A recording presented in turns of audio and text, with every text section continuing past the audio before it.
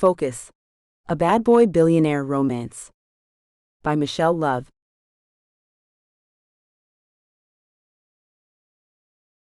The Spotlight. Riker.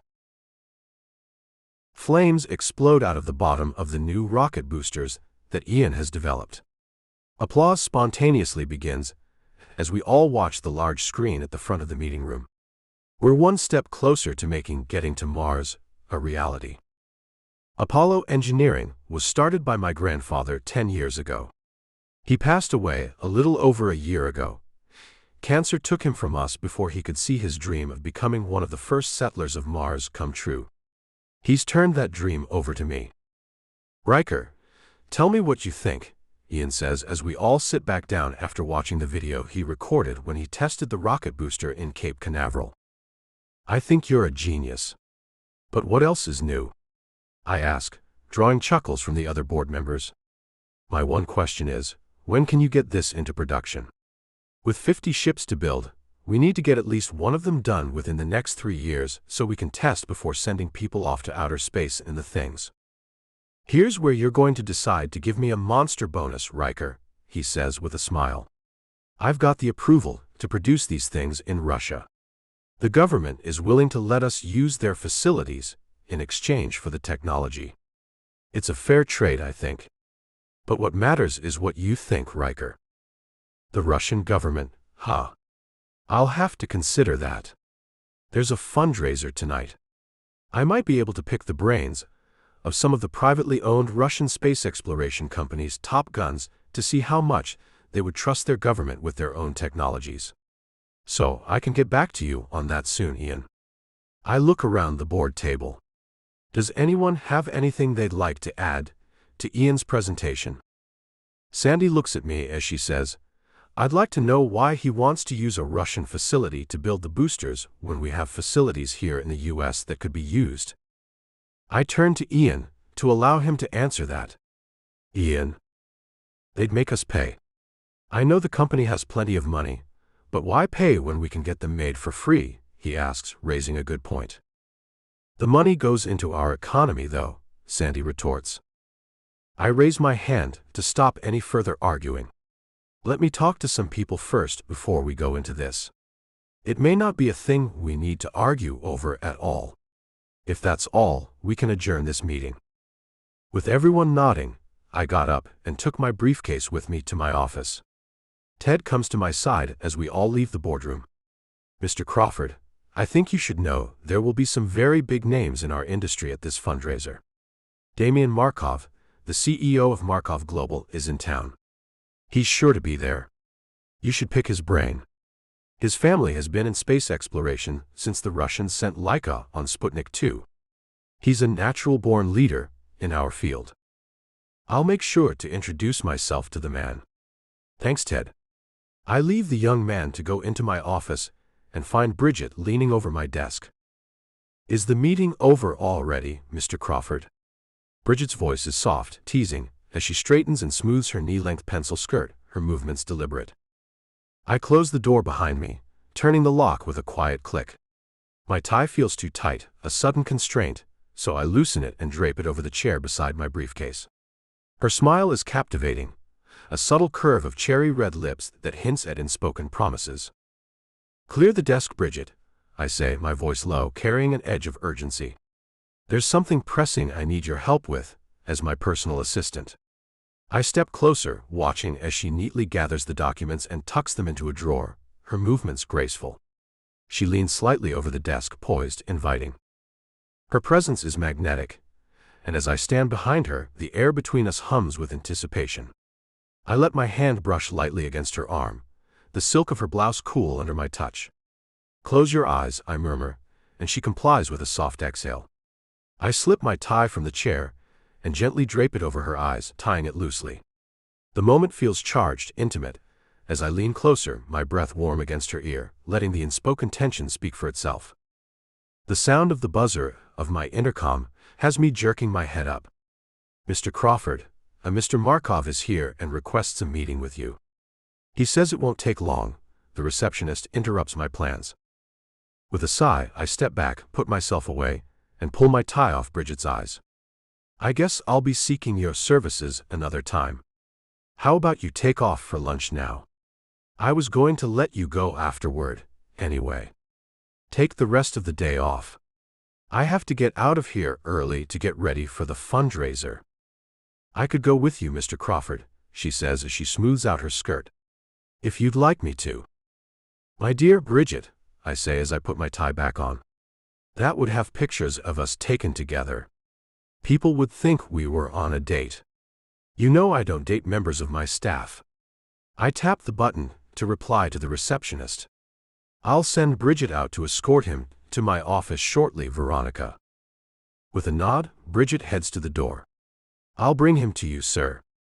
Thank you, I reply, settling into my chair. To steady my nerves, I force my thoughts to stock prices, global conflicts, and the plight of orphan children. Anything to quell the rush of distraction. It's hardly professional to meet someone new while so unsettled. The mental shift helps, and soon the door opens.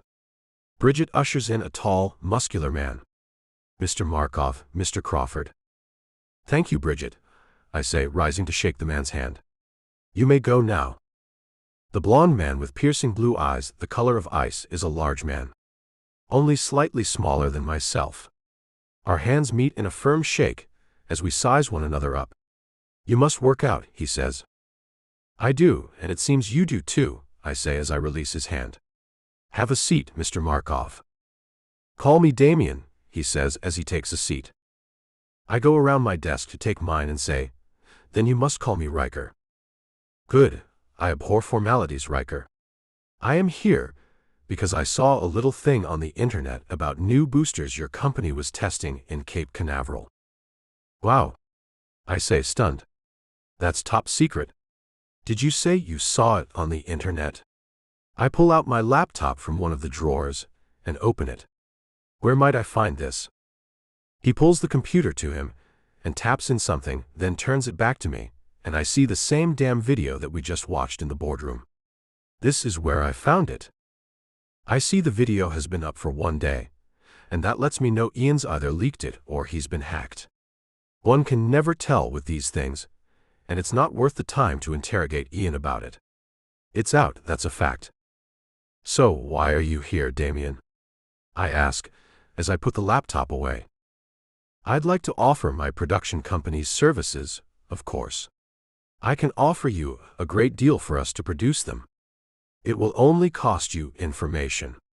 He taps the desk with long fingers as he eyes me. Russia certainly wants every tidbit of information it can get its hands on, doesn't it? I ask him as he sits back in his chair, crossing his arms over his chest. I am not Russia, Riker. I am one man with one company, and I want to get to Mars just as badly as you do. It's been my dream for a while now. I want to start a new life in a new world, and your rocket boosters can help me get closer to that reality. Drumming my fingers on the desk, I ask, what's your deal, Damien? We will produce your boosters in exchange for the technology that you use to make them. That means... I interrupt him. I know what that means. You want to be listed on the copyright. Your company and mine will be the only two to use the boosters. That's right. So what do you say to such an awesome deal? He asks as he smiles, revealing very white and perfect teeth. I say, I have a board that has to make that decision together. I will tell you that we have an offer exactly like yours, though. And already, one of our board members has expressed concern. If you allow me to approach the board, I assure you, I will get their approval. I can be a very forceful man when I need to be, Riker, he tells me, and I feel a bit like he's threatening me. How long will you be in Florida, Damien? 2 weeks. So let's not waste time. He gets up to leave abruptly. I have a lunch appointment. Will I see you at the fundraiser tonight? I'm going, I say as I get up to escort him out. And I'll talk to the engineer who invented the boosters. It is he who has been approached with the other offer. Let me leave you with one thought, Riker. If it's my government who made the offer, you need to know this. They share their technology with all Russian companies. With a nod, I open the door and lead him to the elevator. It was nice to meet you, and I look forward to seeing you this evening. With a nod, he gets on the elevator, and I find myself wondering what I should do. What can I do?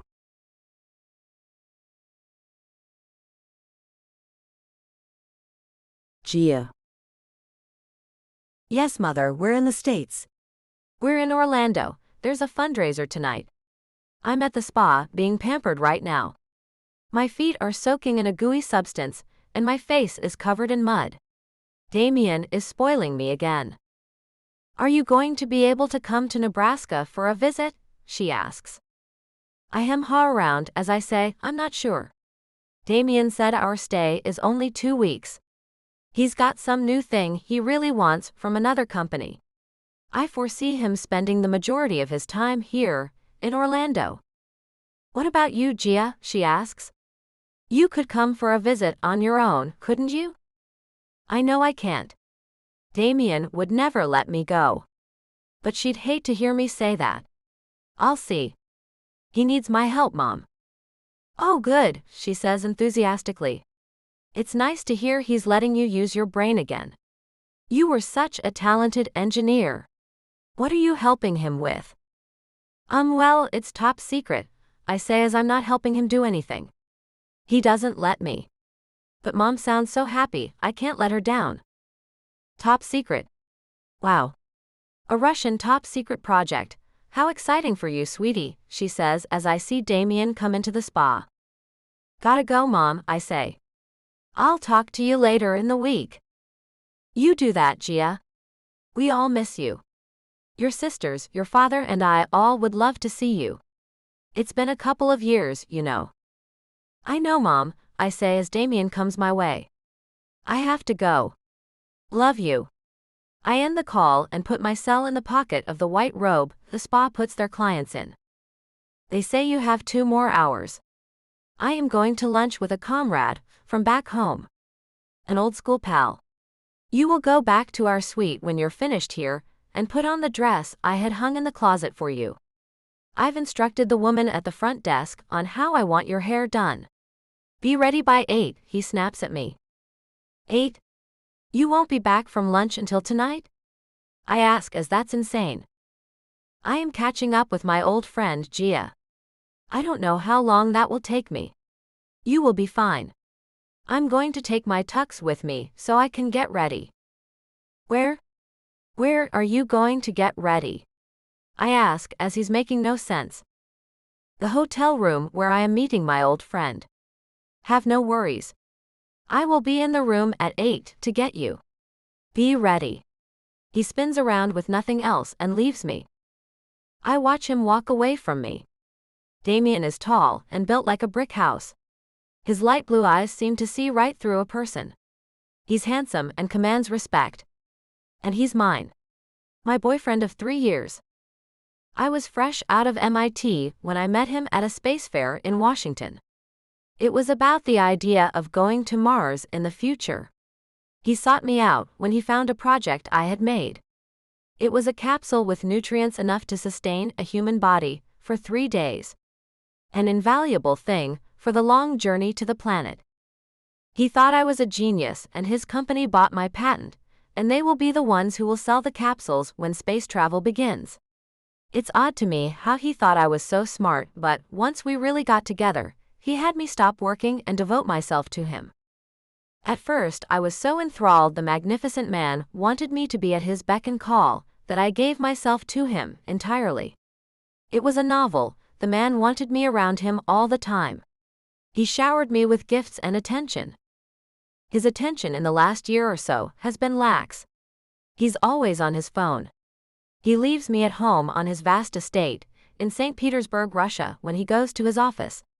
I used to go with him, but he started leaving me behind and that became a trend. He only brought me with him to the US because I'm not a Russian citizen, and I have to leave from time to time. I thought by now he'd have asked me to marry him. But that's never been discussed between us. I overheard him and his father talking once, in Russian, that Damien should marry a Russian woman. His father told him that he could keep me as a mistress. Damien didn't say anything back to his father. I have no idea if that's a thing he thinks I will allow or not. I wouldn't though.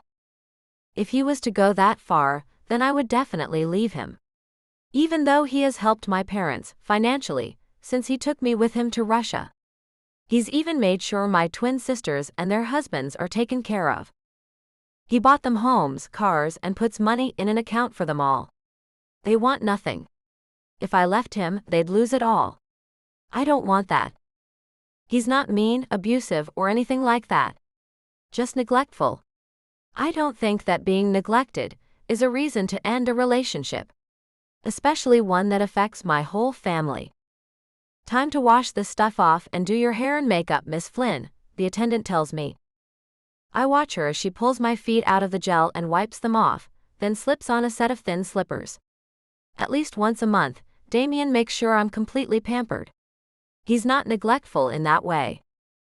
I drive a nice car, wear expensive clothes, and have tons of jewelry. I have all the money that I want. He's a wealthy man and has no problem spending money on me or my family. It's his time he's stingy with.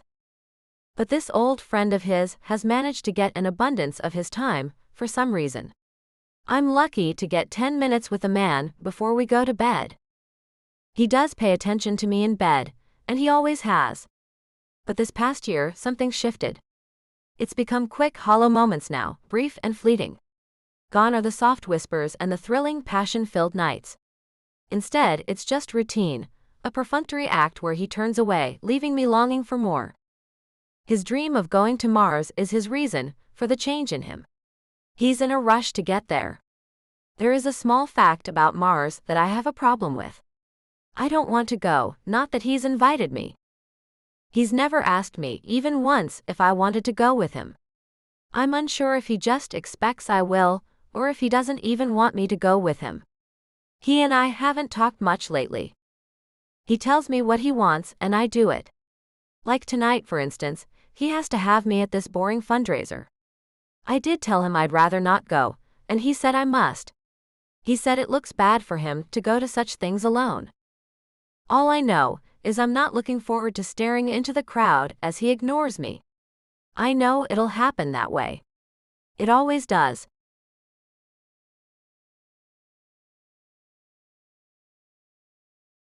Riker. The place is packed as I enter the gazebo of the Central Florida Zoo. Only the wealthiest people were invited. Thanks to my grandfather, I joined that list of the elite a couple of years ago.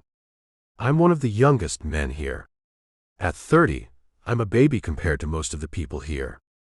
When I took over my grandfather's job as CEO of Apollo Engineering, I gained a massive amount of money as well. The responsibility is high, and the anxiety I can get at times is hard to handle. Hence, my need for a personal assistant who can handle all my personal needs. Bridget was sent to me by one of the other board members when he saw me struggling in the early days. I was a mess, and he sent the woman to my office with a note that said she was my assistant and I could use her any way I needed to. He added at the very end, even physically. She was fine with the arrangement, and I use her about 3 times a week to ease my frustration level. It's great. No commitment, no drama, no worries. I have women I mess around with. One-night stands mostly. I don't like getting too close to anyone. I plan on leaving this planet as soon as I can. Getting attached to someone here would be dumb. My plan is to find someone and settle down after I reach Mars. That way, I can be part of populating that planet. It fills me with a surge of energy to think about being such a huge part of the beginning of a new place for humans to reside. Who knows, maybe one of my kids will end up as the king of Mars. I have no idea how we're going to rule that planet. But I like the idea of kings and queens. I'm old-fashioned that way. The gazebo is lit with white Christmas lights, and I see a monkey is in a nearby cage. The zoo is special to me. They have a breeding program, and plan on sending some of their animals to Mars too. It's going to be so exciting.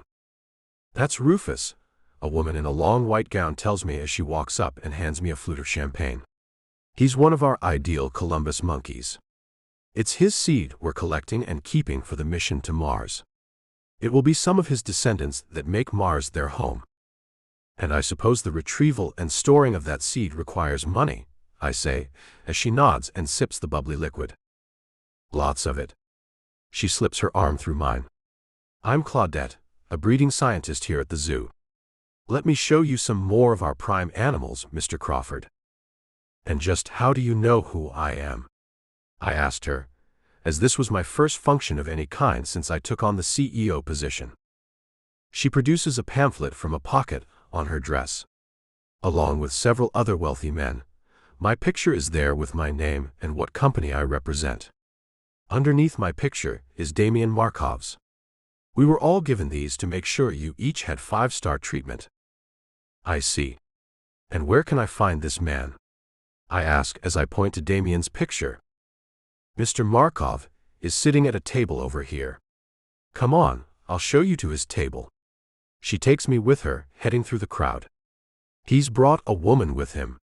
She introduced herself as Gia Flynn, so you'll know who's with him. I suppose you two have business dealings. We might, I say, then see him sitting at a table talking on his phone. I'll take it from here, Claudette. You don't have to worry about my donation. It will be a great one. With a smile, she leaves me, and I look back at the table to find a young woman with dark hair, held up in a loose bun with shiny tendrils falling out of it, sitting down at the table with Damian. And he's not paying one bit of attention to the rare beauty who seems to be in the middle of a spotlight. Nursing a drink in her hand, she looks at the floor and then glances around the place. She seems to be lost. And it's a shame that she's being ignored like that.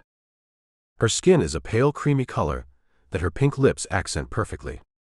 I watch her take another drink, and wish I were the glass that touches her sweet lips. She can't be Damian's date. He's not even looking at her at all. But why would she sit at a table with him if she isn't here with him? Why would she be fine with being ignored? Why am I standing here when I can go talk to her? I move one foot in front of the other and make my way across the floor, only to be stopped by Gary from SimCorp. Riker, great to see you here, he says as he shakes my hand and claps my back. Come here, I have some men I'd like you to meet. I brought my team of engineers tonight. I know they'd love to pick that enormous brain you have. I go along with him as he takes me to a group of men who all wear expensive tuxes like I do, only most of them seem uncomfortable in them. They fidget as I come up to them. One calls out, "Hey, it's Riker Crawford." A laugh erupts out of me, as I had no idea I could command that much excitement from a group of guys. It's nice to see you know about me. They seem in awe now, and converge on me in a circle, fencing me in and keeping me from getting to the gorgeous creature perched on the edge of her chair at Damian's table. She just can't be his date. I'm trying to give this group my full attention, but can't seem to focus on them as I'm so focused on the woman who's looking sad and lonely.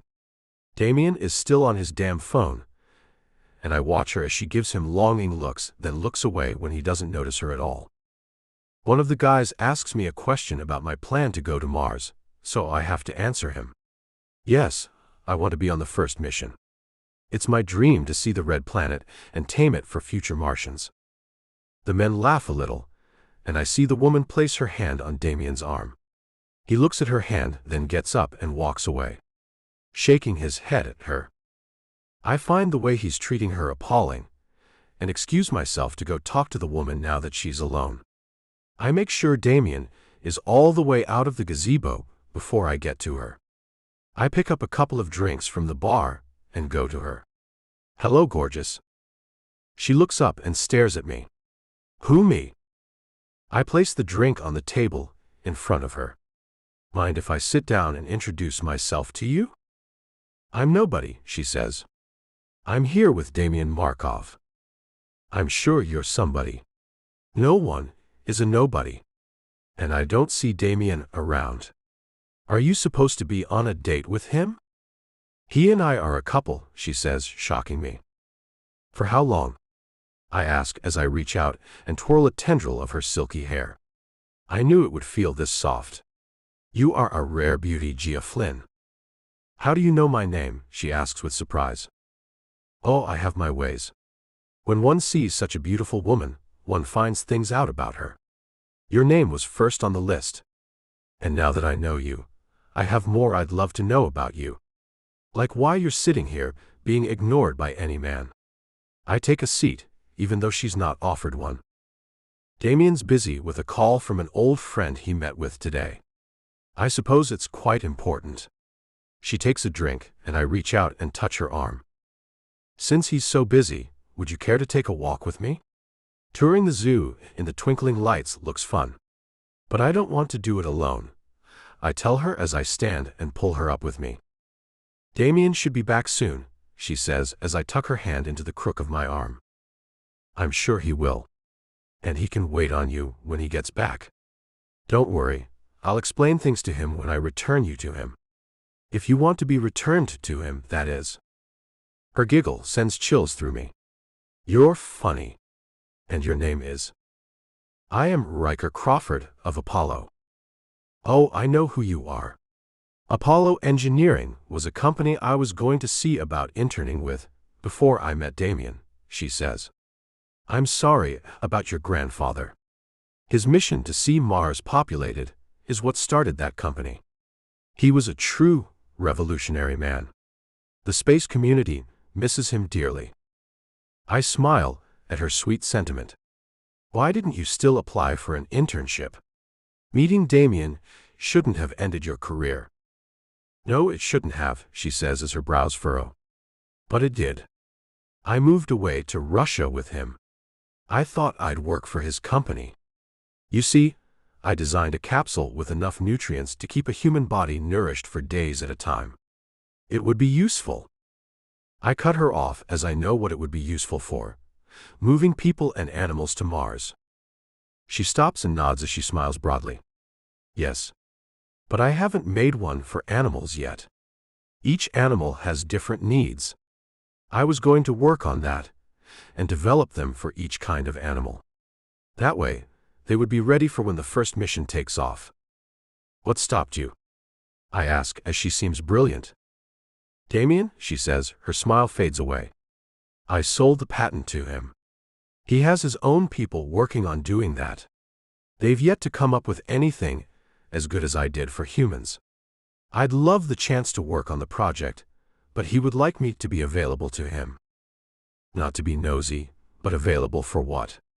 I ask, wondering if Damien Markov is keeping this woman as his slave. She's far too smart to allow that to happen to her. Just be available, not exactly in a physical way.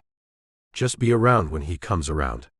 Which isn't a lot anymore, she mumbles. Where are you from, Gia? I ask as I move us along. I'd love nothing more than to hide her away from the man all night long. Nebraska, Blue Hill, Nebraska to be exact.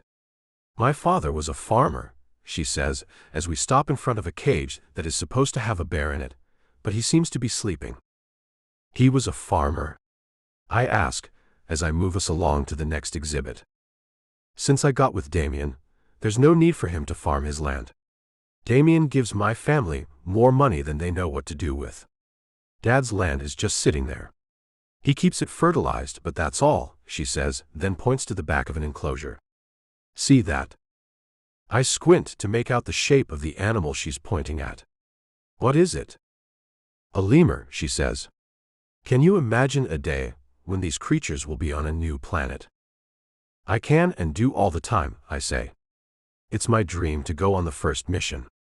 I suppose you'll be accompanying Damien on his first mission. I don't know about that. She walks away from me to the next cage. Getting back to her side, I take her hand and tuck it back into the crook of my arm. And why don't you know about that? I don't want to leave our planet. I'd like nothing more than to help people and animals to get there, though. You know, like the ground crew. She looks up at a sleeping eagle in its huge nest. Eagles flying in a red sky, how cool, huh? We do need people here to make it all happen. It's admirable of you to want to help people get there. I want to be there. I want to have one of the first children born on the planet, I tell her and find her smiling. So, where is Mrs. Crawford? There's not one, I say. There won't be one here on Earth. I'm waiting to meet a woman on Mars. It's there I want to make my life. It's there I want to raise a family. And you'll leave all your wealth to who, here on Earth? She asks, as she peers into a dark cage and jumps back when an owl swoops out at us, screeching to let us know he dislikes being disturbed. I find her in my arms and hold her tight, as I look down at her sweet face. I don't know. I've never even thought about it. I suppose I could donate it to a deserving charity or several of them. You're very generous, she says as she moves out of my arms.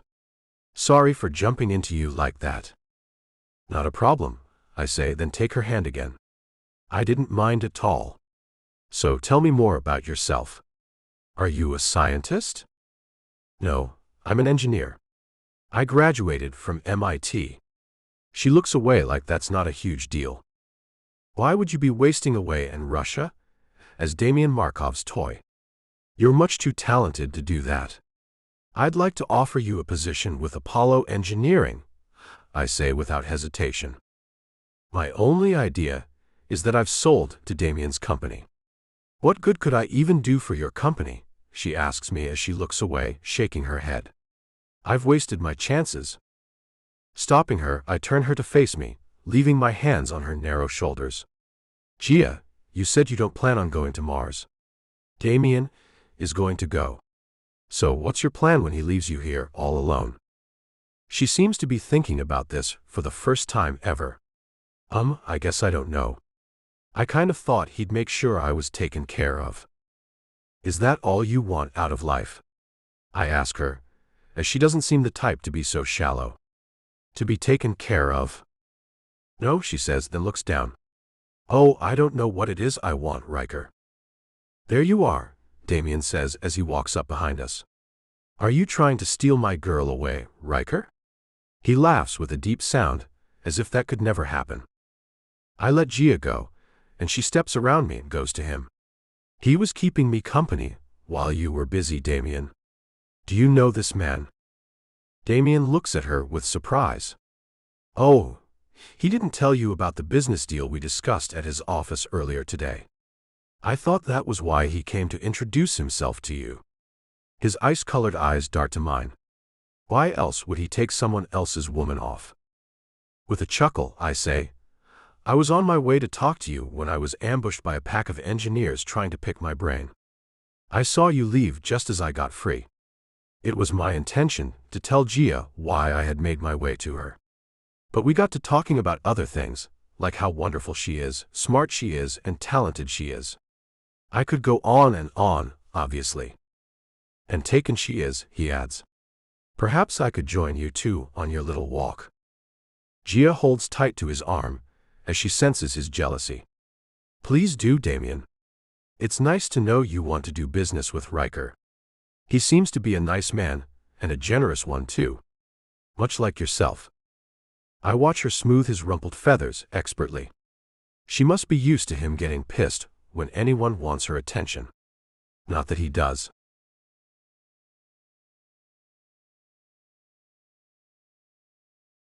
Gia.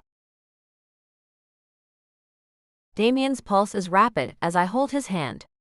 He's never had to see me with another man's hands on me. It seems to be doing something to him. Maybe he'll see he should pay more attention to me, or someone might swoop in and take me away from him. Which one of you would care to tell me about this deal? I ask. Or is it top secret? You don't need to worry yourself with it, my darling, Damian says, then kisses the top of my head. I don't see why she can't know, Riker says. You see, my company has developed a highly effective rocket booster. Damian would like to manufacture it. All he wants in trade for his work is to have rights to it. Not exclusive, I say as I look at him, worried Damian will make a deal with him the way he did with me, not truly understanding I would never get to work on my project again. You'll keep your rights too, won't you? What does that matter to you, Gia? Damian asks me. This is none of your concern. I've pissed him off by asking something, and I don't care. Look, I just don't want him to lose something that's so important. The way I did. You know, in light of you and she being a couple, Riker says as he turns to continue our stroll through the zoo. Couldn't you, at the very least, let her work on the other capsules for the animals? She said your people haven't come up with anything yet. We really could use that sooner rather than later, you know. You have a diamond there, Damien? You seem to be covering her with dirt, though. Damien starts to walk too, taking me up next to Riker, who looks at me from the corner of his eye as Damien says, Gia has no reason to lift a finger. I take excellent care of her and her family. Has she explained to you all I do for them? Yes, she has. You've taken care of their finances. Given them more money than they know what to do with. But aren't you going to be going to Mars? Riker asks, making Damien sneer. His pulse goes insane as he says, so what if I am? She'll be left here alone. Those who have grown dependent on you would be left with no idea how to take care of themselves.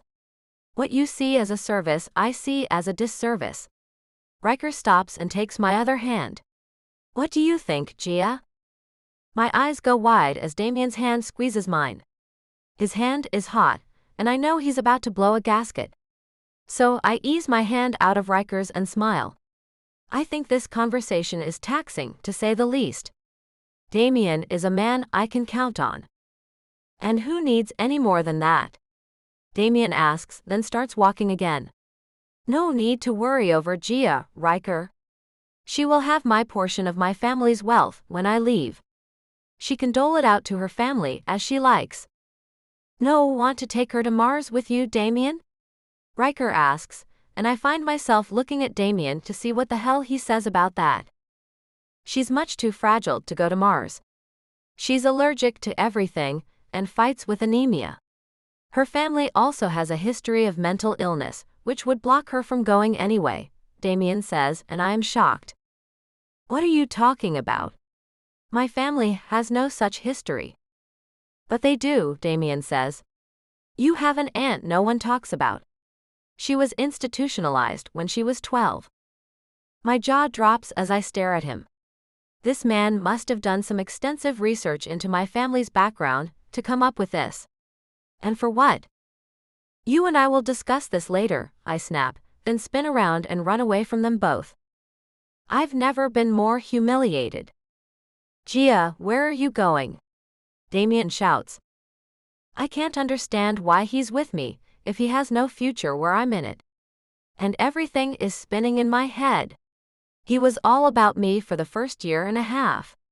Suddenly, he became distant and forgetful, and I was concerned. And I bet it has everything to do with finding out I can never go to Mars with him. Not that I was ever going to go. He'd know that if he ever bothered to talk to me about it. Instead, he played detective to see if I was worthy of going in the first place. He's impossible, and I have no idea why I'm staying with him. A hand on my shoulder stops me and spins me back around. Hey. I find Riker is the one who came to stop me, and I look around him to see Damien is nowhere in sight. Where'd he go? He made a phone call and walked away. Don't let that thing about your aunt get to you, Gia. We all have a squirrel or two in our family trees, he says, then grins at me. I have 5 in mine. His silly grin makes me laugh despite my anger at Damien. I'm sorry for how I'm acting. I really am. I wasn't this person.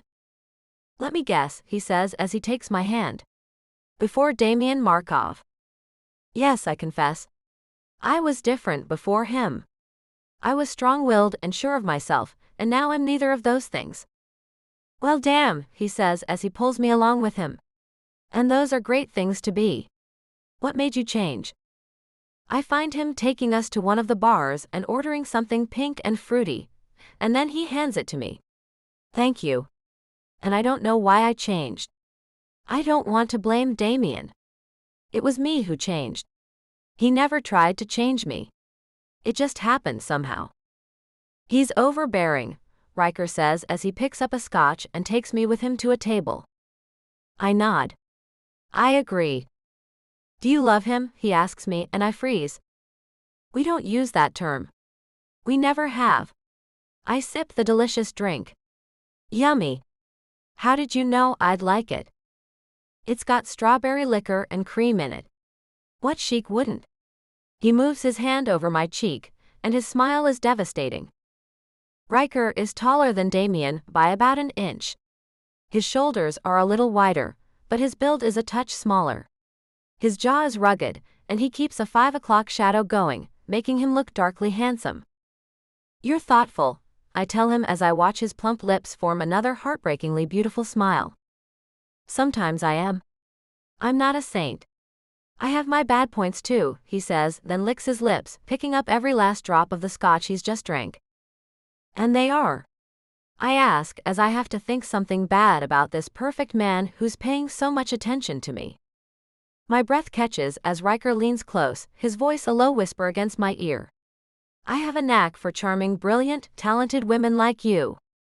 His lips brush the sensitive spot behind my ear, sending a shiver through me. Have you ever stepped out on Damien? I pull back, my voice sharp. No, Riker. I'm not that kind of woman. He leans back with a slow, teasing smile, his dark eyes holding mine with quiet intensity. That's a shame, he murmurs, his tone playful yet provocative. My heart races, my skin tingling with the heat of his gaze. Riker, I say, my voice wavering. Say it again, Gia, he whispers, his eyes glinting. My name sounds sweet on your lips. I hate how his words set my nerves alight in mere moments. Where's the gentleman I was just talking to? Are you always this bold? He shakes his head, his dark hair falling in soft waves. I've got a playful side, Gia. Can I be both charming and a little daring? He leans forward, elbows on his knees, and tilts his head toward the gazebo's edge. You deserve someone who sees you, truly sees you. Damien's not that man. I could be. Leave him or don't, that's your choice. But I want you, Gia, and I think you feel this spark too. Riker, you're being too forward, I say as I look around to see if anyone can hear what he's saying. I know. It's a byproduct of being so damn smart. I'm quick to act. I'll be in that private bathroom, if you care to join me. I watch him get up and stroll to a door just off the wood floor. He leaves it ajar, and I find my body is trying to get up and follow him. Holding myself back, I take the rest of my drink down in one gulp to douse the fire he started inside me. I look around for Damien, and don't see him anywhere.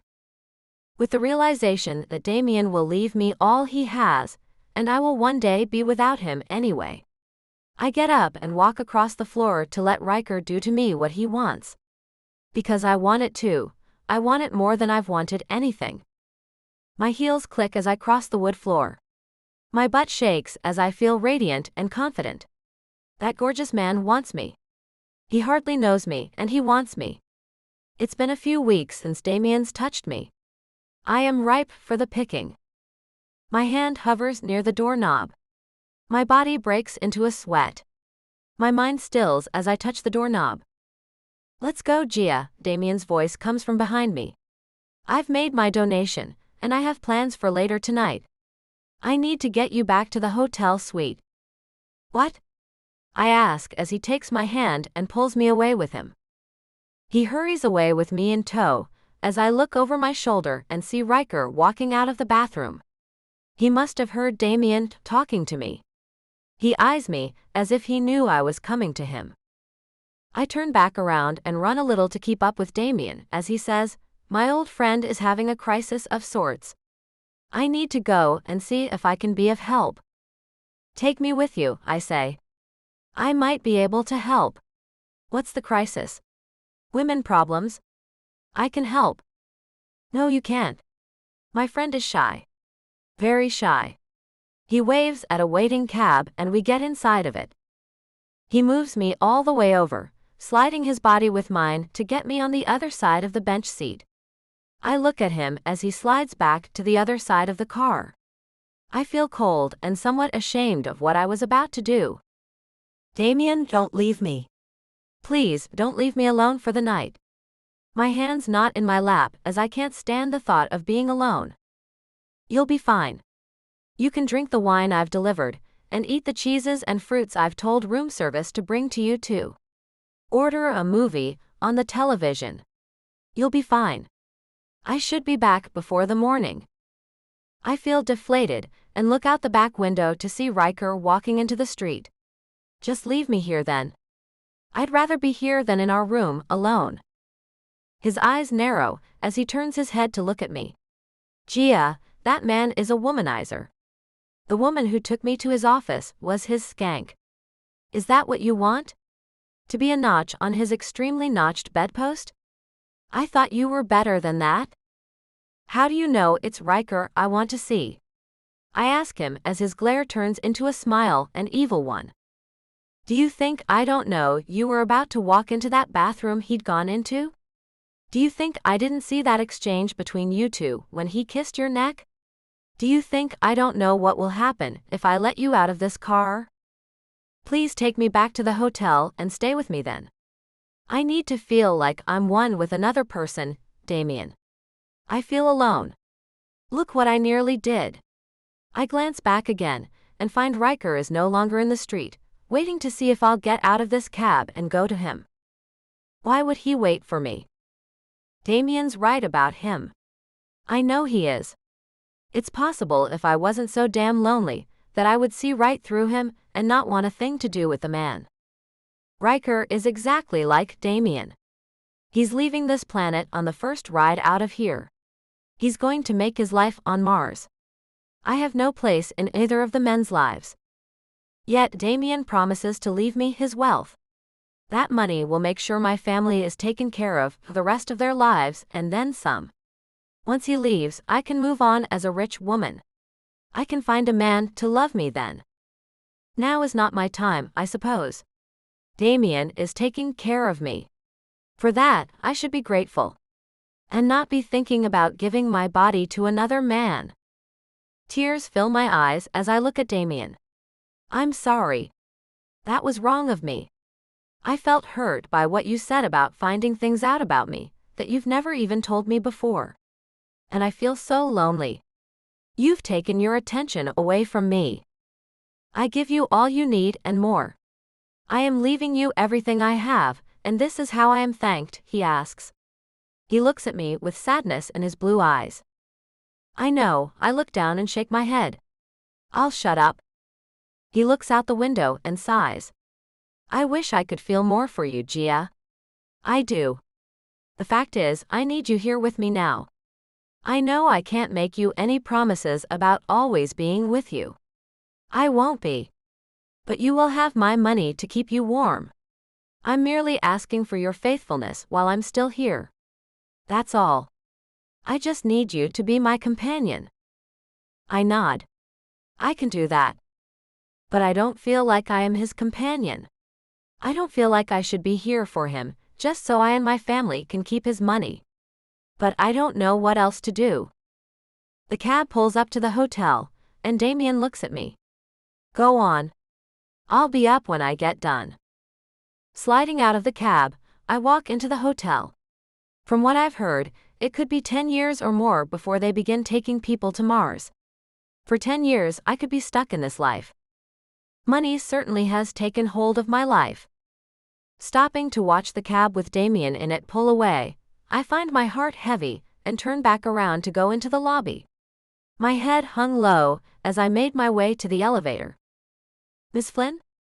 I hear one of the desk clerks call out. Can you come here, ma'am? Looking up, I walk over to the counter. Yes. The young man slides a card to me. His hand covers it. Mr. Markov isn't coming in, is he? No, I say as I look over my shoulder again. Not until later, he said.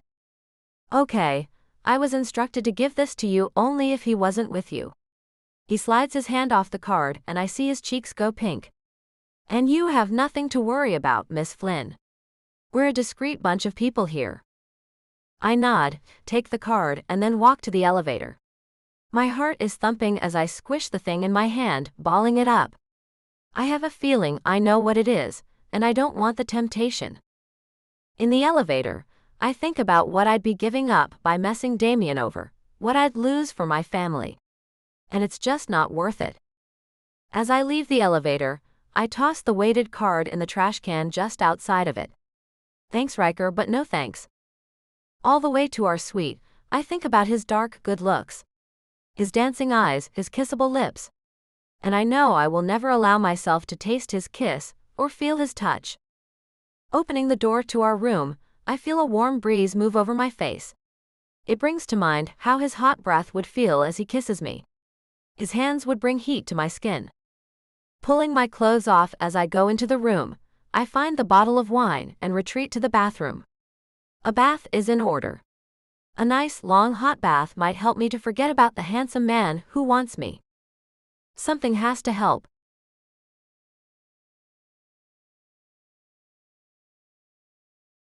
Riker.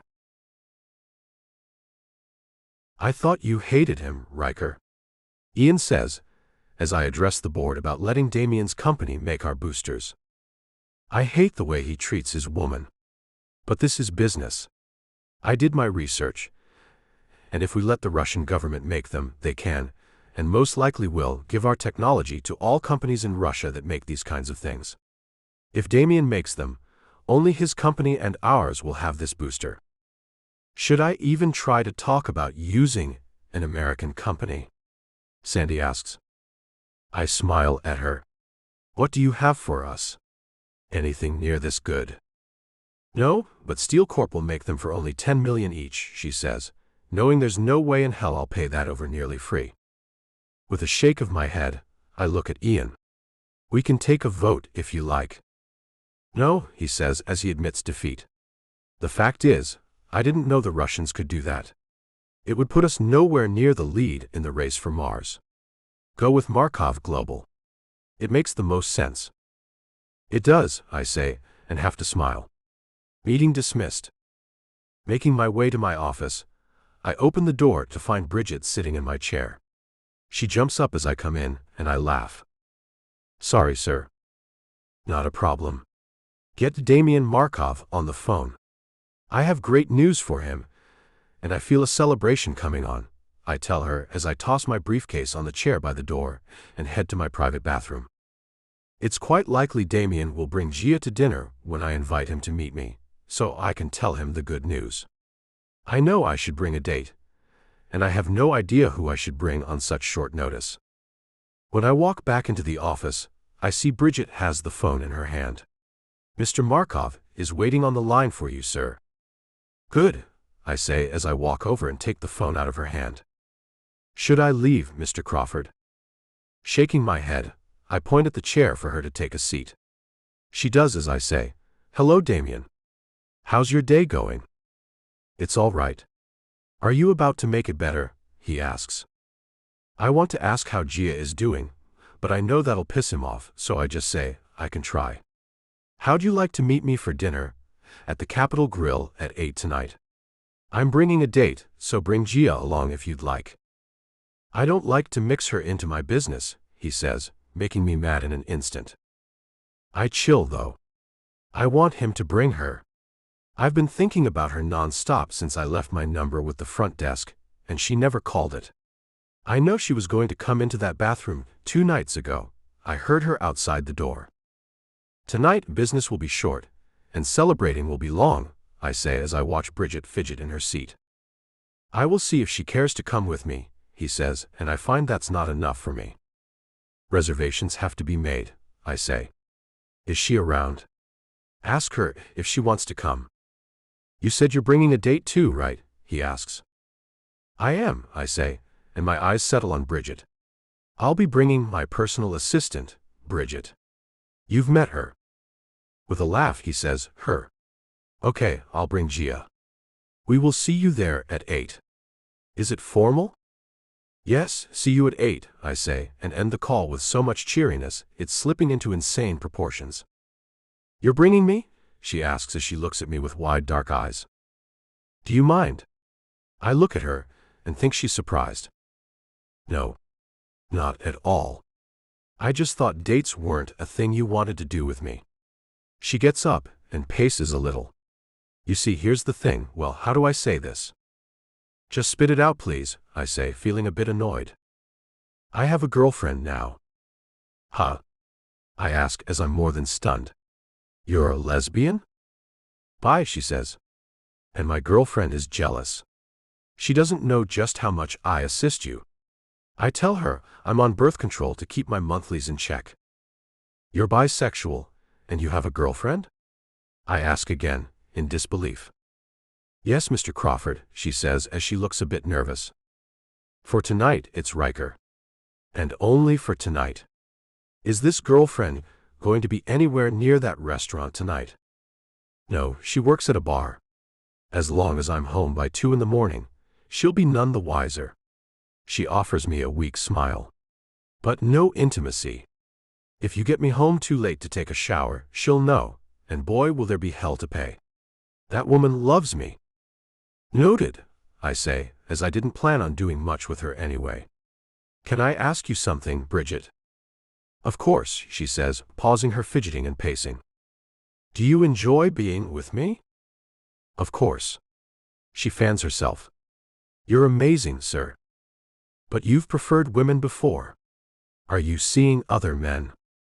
Shaking her head, she says, for the last 5 years it's been only women. Then you came along, and everything changed. I feel more than a bit sick, as she gets nothing out of it, and now I can see that as clear as the nose on my face. I don't want to tell her she's no longer going to be needed, for my frustration releasing any longer. I need her to go with me to the meeting. But it is over. How blind am I?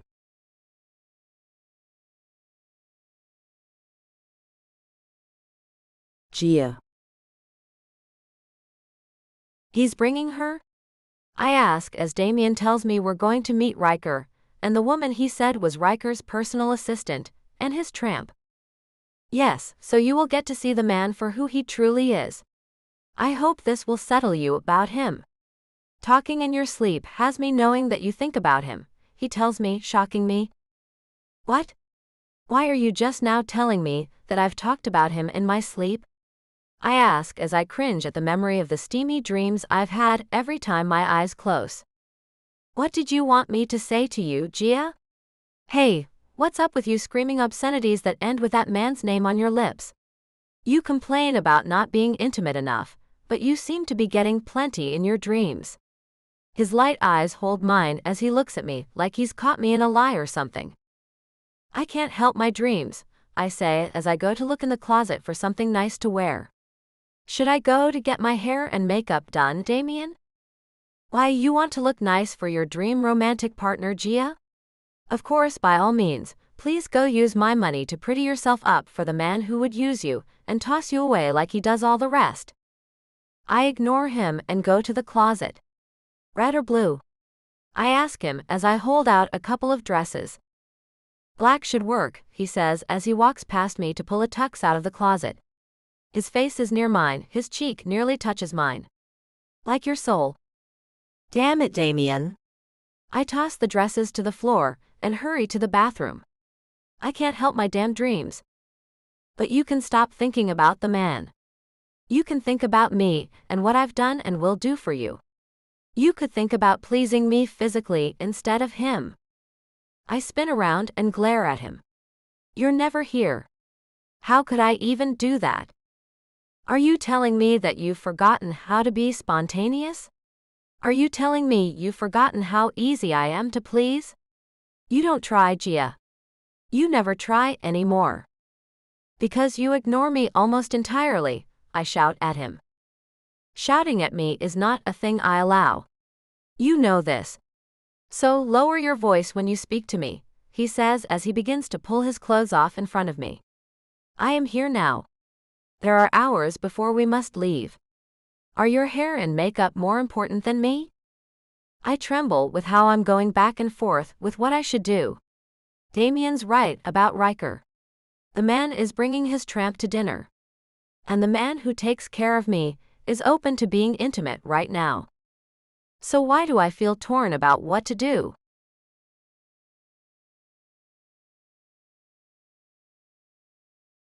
The target. Riker. Waiting in the bar area for Damien and Gia to show up at the restaurant, I feel the air stir as the door opens. A chill runs through me as I turn back to find them entering the dimly lit room. They're here, Bridget. We get up to meet them as the hostess leads them to us. Your guests have arrived, Mr. Crawford. Would you like to be seated at your table now? Yes, please, I tell her and reach out for Gia's hand first. She places it in mine. Riker, how are you doing this evening? Better now, I say, then leave a kiss on top of her hand.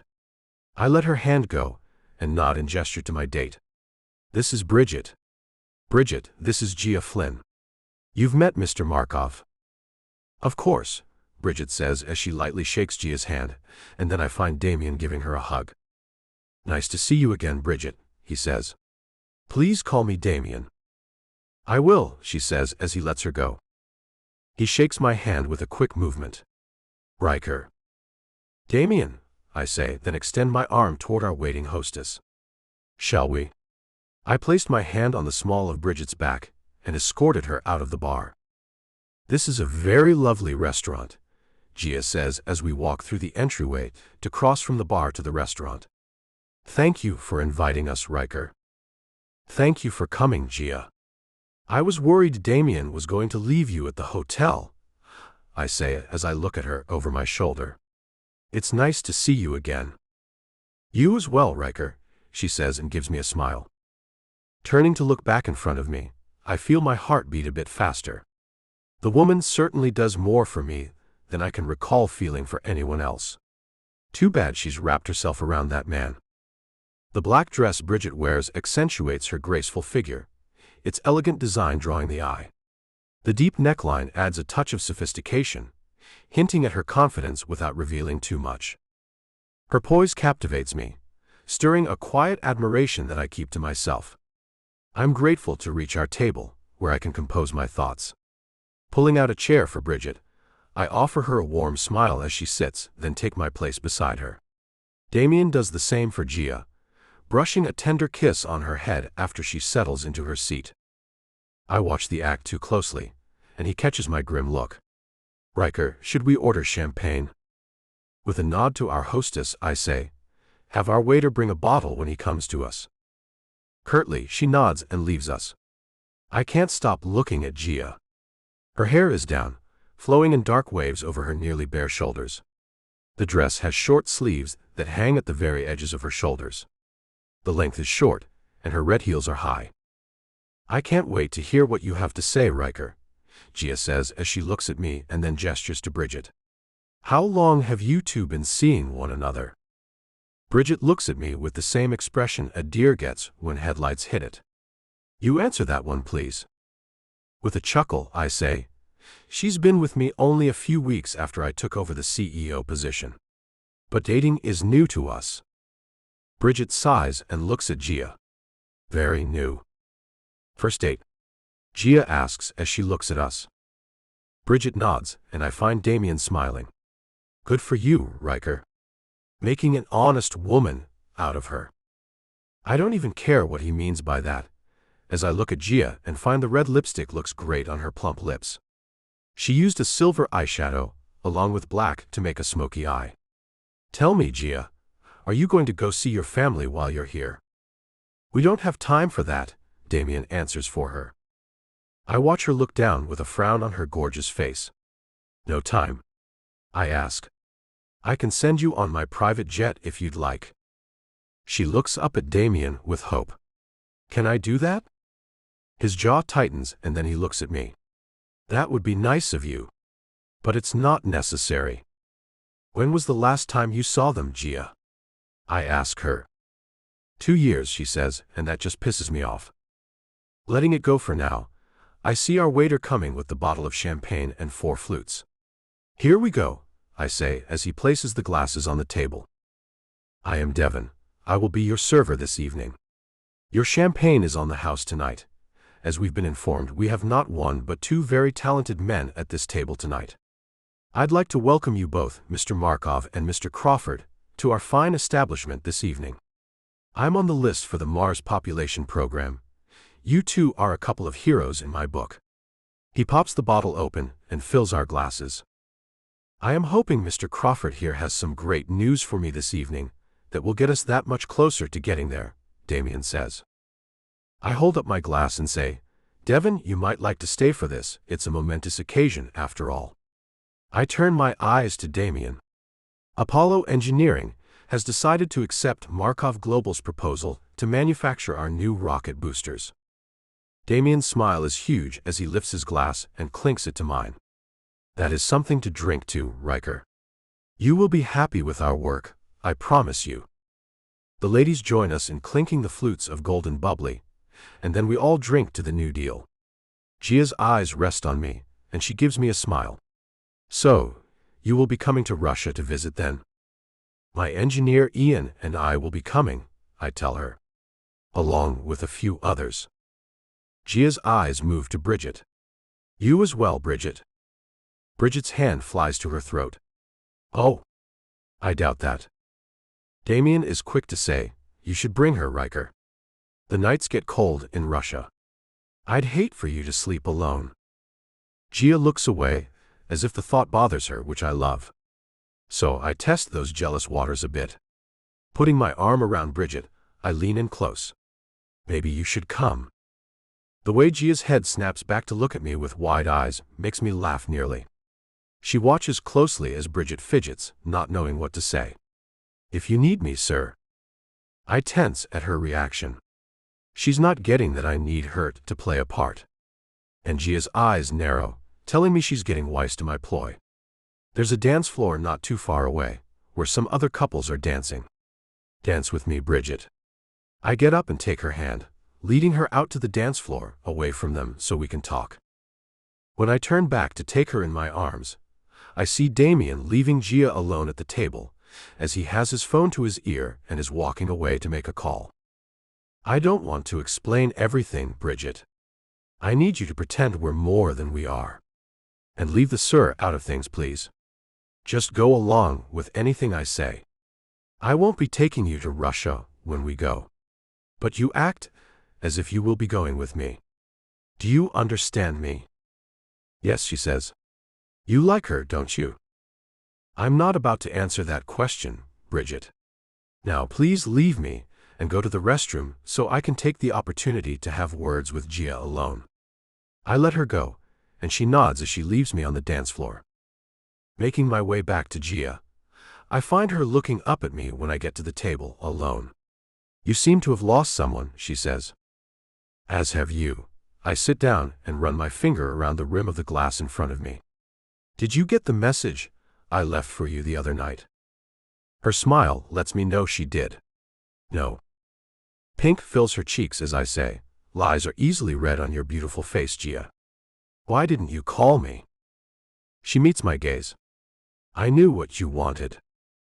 So, again, I am asking you, why didn't you call me? I grin at her. You were about to meet me in that bathroom. But I didn't, and the man who has done so much for me got me out of there so I wouldn't make a fool of myself. I'm quite thankful for that. I'm not interested in becoming a notch on your bedpost, Riker. She picks up her drink, and I notice the slightest tremble of her hand. Getting up, I walk over to her and pull her chair back. Dance with me. That's a bad idea, she says, but then Damien walks up behind her. I had seen him coming, and made my move on purpose. Nonsense, he says. Dance with him, my darling. I trust you. Gia eyes him as she gets up. As you wish, Damien. He winks at her, as I take her hand in mine and lead her away from him. I promise I won't bite unless you ask me to, I whisper as we get to the dance floor. She gasps, as I jerk her body into my arms, making sure our bodies touch so she can feel my desire for her.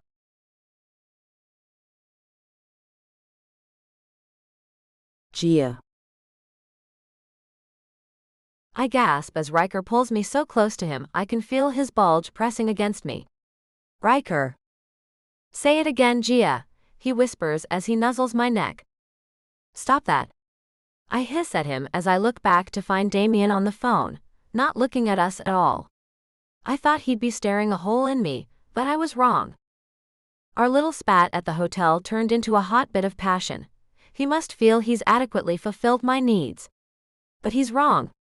Riker brings out needs in me only he can fill. Pulling his head back, he looks at me as we sway back and forth to the slow song.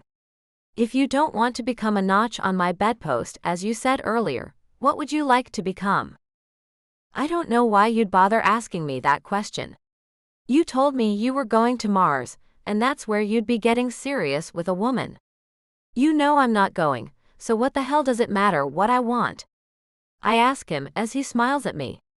I hate how attractive I find him. I'd just like to know, he says and spins us around. Humor me, will you? I decided to scare the man off. I want you to fall in love with me, Riker. I want you to marry me and forget about going to Mars. Stay here with me forever. Leave that dream behind you. He chuckles, then says, You don't expect much, do you? Have you asked that of Damien? Why would I? I ask. He hasn't asked me what it is I want. You know, Gia. The Russians may not be going to allow people with imperfect backgrounds to go to Mars, but America holds no such regulations. You could go with me. His dark eyes glisten as he looks at me and waits for what I'll say next. You and me, Riker. Like a team? I ask as if I'm really contemplating going with him. Something like that, he says, and then we spin around again. So, what would you think about doing that? I mean, he'd be gone on the first ship out of here. I could wait for you to get to me. You seem like you're being serious, I say with a laugh. Riker, you know I can't do that. You can, he says. Those things Damien said about you don't make you unable to go. You should think about it. Let's just pretend for a moment that I do that. You and I get to Mars where Damien is, and then what? I ask as he spins us again. What will he care, he asks as he smiles wickedly. He'll have left you behind. With all of his money, I say, as he seems to have forgotten about that. Money. He shakes his head. You are worth more than that. Why do you insist on thinking more about the financial gains that come with Damien than anything else? You're brilliant, and Mars could use a mind like yours. And it will get it. But from Earth. I can make things for the people and animals here that I couldn't up there. Don't you see the big picture? There won't be labs to work in. Plants to manufacture things won't be available there. Everything will have to be shipped in. With the money he leaves me, I will be able to help the beings that go to Mars. I will be able to make the things that will make life there better. One of his dark brows cock up. I never thought about that. I have, I say, and find him slowing the dance. You are very smart. He licks his lips as he looks at me. That's very attractive. Riker, I know that woman you've brought with you is your personal assistant and your romantic partner. I have no idea what you want with me, other than a quick roll in the hay. But I have my plan, and I'm sticking with it. Damien is part of that plan. I could be the same thing for you. Only better. He looks at me as if that's really a thing I might consider. I don't trust you. I trust Damien, I say, then find the song has ended, and yet he still sways with me as if music is playing. We should take our seats, Riker. Reluctantly, he lets me go. Perhaps, if you just allow me to have a taste of you, then I could get you out of my head, Gia.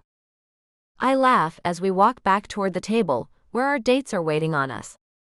I'm afraid you'll have to figure out another way to get me out of your head, Riker. I, too, have to figure out a way to get him out of my head. Being intimate with him will only plant him in my head that much deeper. And I can't have that.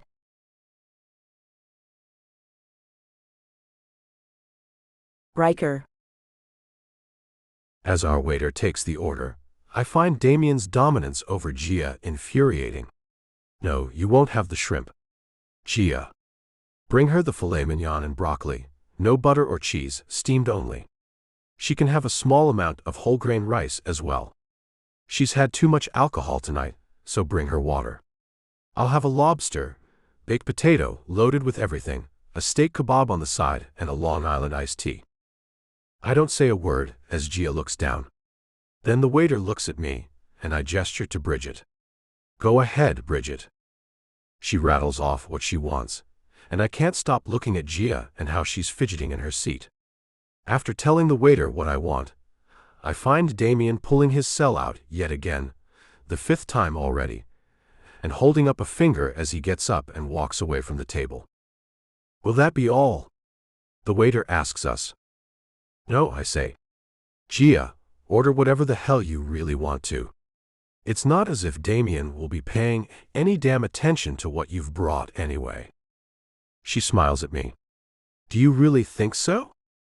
I do, I say as I look at her and see her eyes brighten up. Get what you want. Okay, the shrimp and a loaded baked potato and a glass of white wine, please. I hate broccoli. She smiles as she looks at the waiter. He nods and off he goes. I watch her face begin to glow. You should learn how to tell him to shut the hell up, Gia, I tell her, then lean over to Bridget. Can you leave us alone? I need to powder my nose again, she says as she gets up and leaves. I should learn how to do that, Gia says.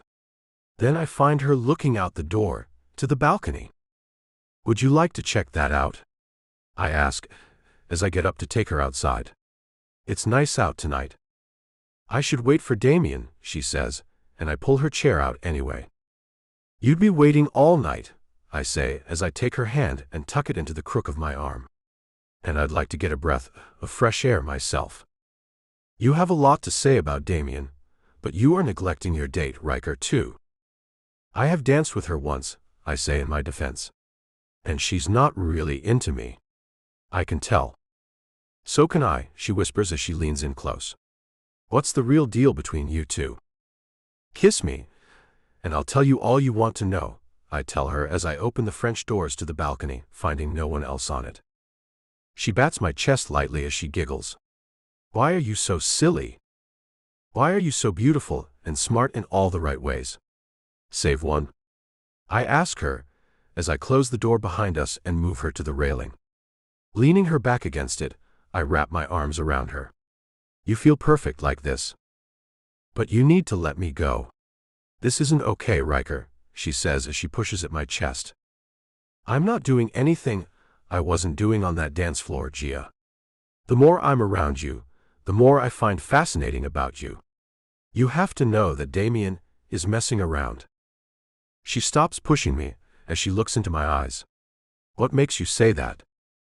Who the hell does he talk to on the phone that much? I ask her as she looks to one side of me. She pushes my chest hard. Here he comes. I step back and watch him open the door. There you two are. Dinner is served, and we need to eat and get out of here. What's the rush? I ask him as we make our way to the door, my hand on the small of her back. He looks at where my hand is as we pass him. I have to get to my friend. Another crisis, I'm afraid. I don't say a word as we go back to our table, but one thought is floating into my brain. Gia will be alone in their hotel room. Too bad, I say. I had planned on having a long evening. But I understand. Friends take precedence. Over everyone, it seems, Gia says as she takes the seat he holds out for her. I sit in my chair and gently elbow Bridget. It seems we should hurry. Damien has things to do. Okay. She leans over and whispers, I can take a cab home. That would be best, wouldn't it? I ask her, and she nods to answer.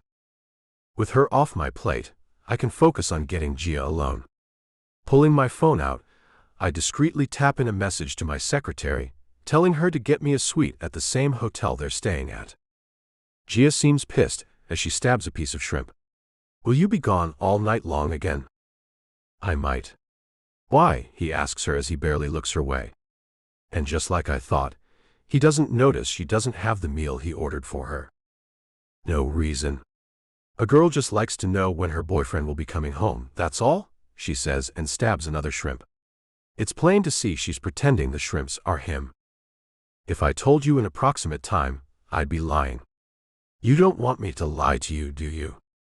He asks her, and I see my secretary has replied back, that she got me a suite and I can check in when I get there. I smile as I put my cell back in my pocket and ask, "If you're in a hurry, Damien, I can have my driver drop Gia off. It's not a problem. I can also get you one of our private cars to take you wherever it is you're going." I have $1 million that says he won't take the car I'm offering him. He hesitates as he is about to eat a forkful of lobster. "Are you taking Bridget home with you for the night?" "Yes," I lie. "We could drop Gia off before we go back to my place. I promised Bridget she could stay the night with me." "Sure, you can give Gia a ride to the hotel," he says, then takes the bite. "And should I call my service about getting you a car?" I ask and watch his head shake. "I'll take a cab. Don't worry about me," he says as he gestures to Gia. "Just drop her off for me. That'll be enough. What time should I be at your office tomorrow to get to the paperwork on our deal?" "Whenever you'd like to.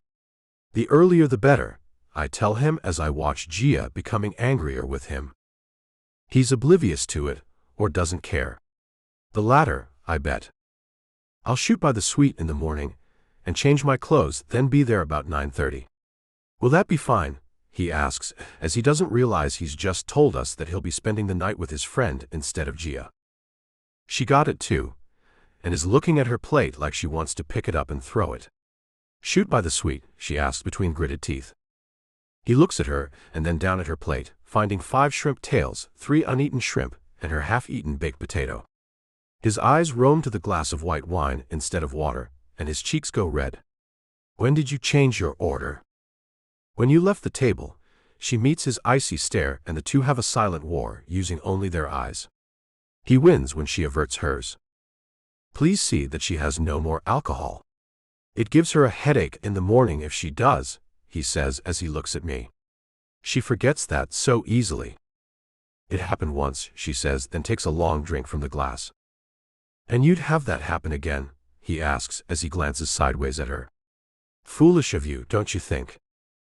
Her eyes roll to one side as she sighs and places her napkin over her plate. It's plain to see she's lost her appetite. And who could blame her?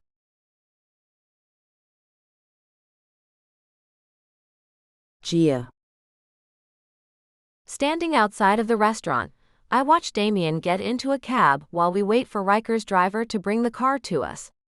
He doesn't even bother to wave goodbye, he just gets on his phone as the cab pulls away. "Have you met this friend of his?" Riker asks as another cab pulls up, and I watch Bridget get into the back seat. Riker hands the driver some money and waves at Bridget as she leaves. "I thought you were taking her home with you," I say as a black BMW pulls up and Riker opens the back door. "Get in and I'll explain why I lied to Damien," he says as he pulls my hand to make me move. "But I don't understand, and I don't think being alone with you is a good idea either." He slides in beside me and closes the door. "We aren't alone. The driver is here." "Where to, sir?" the driver asks.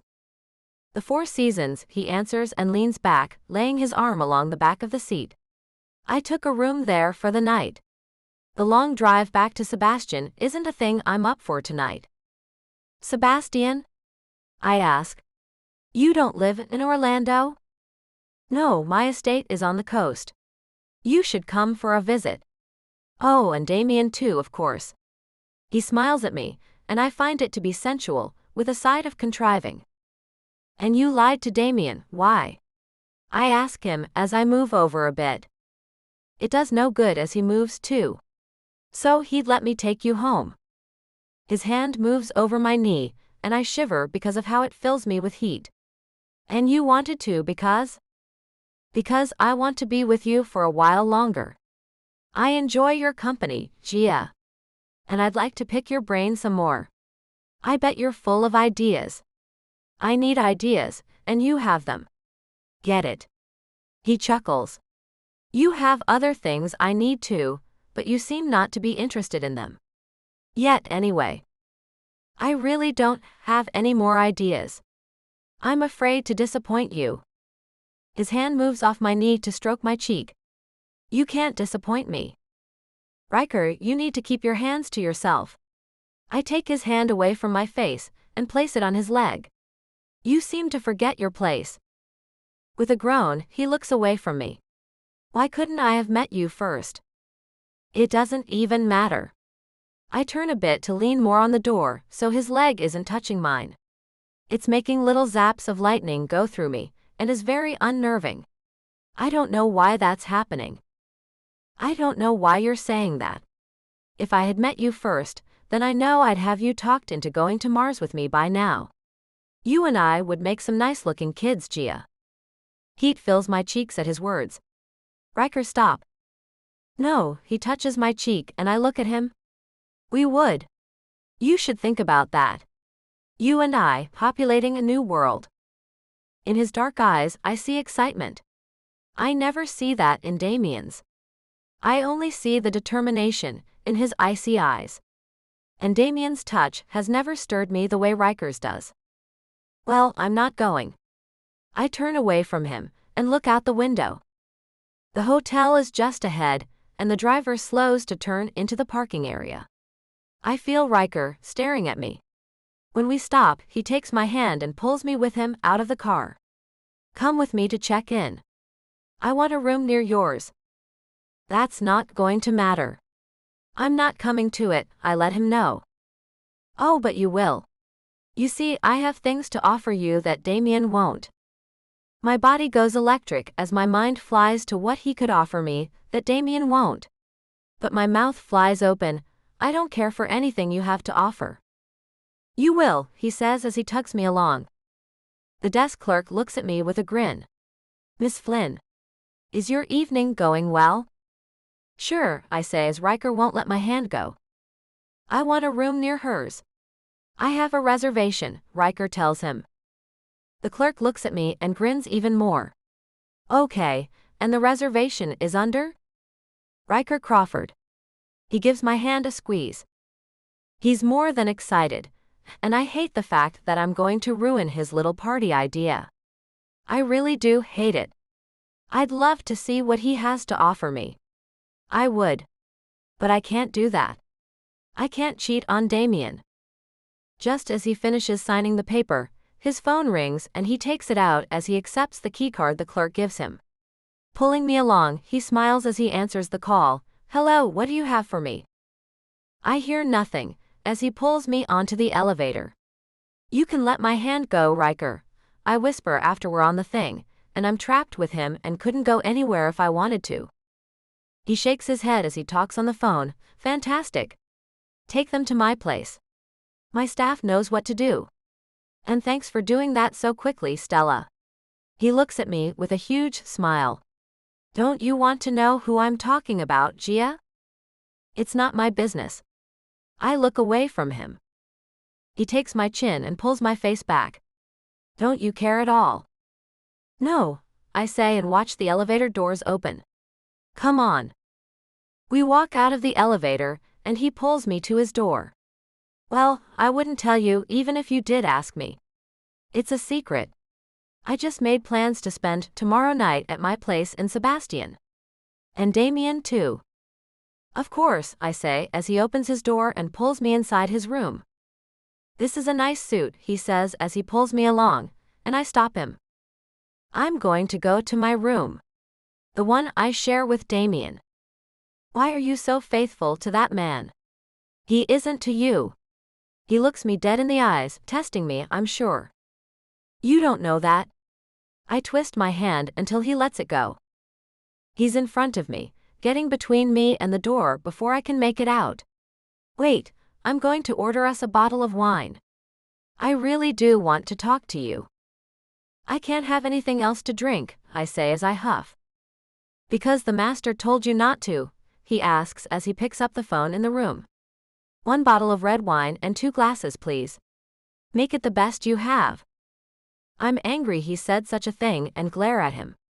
No, not because Damien told me not to. Because I don't want to get tipsy around you. Don't trust yourself, huh? He asks as he takes off his jacket and then his tie.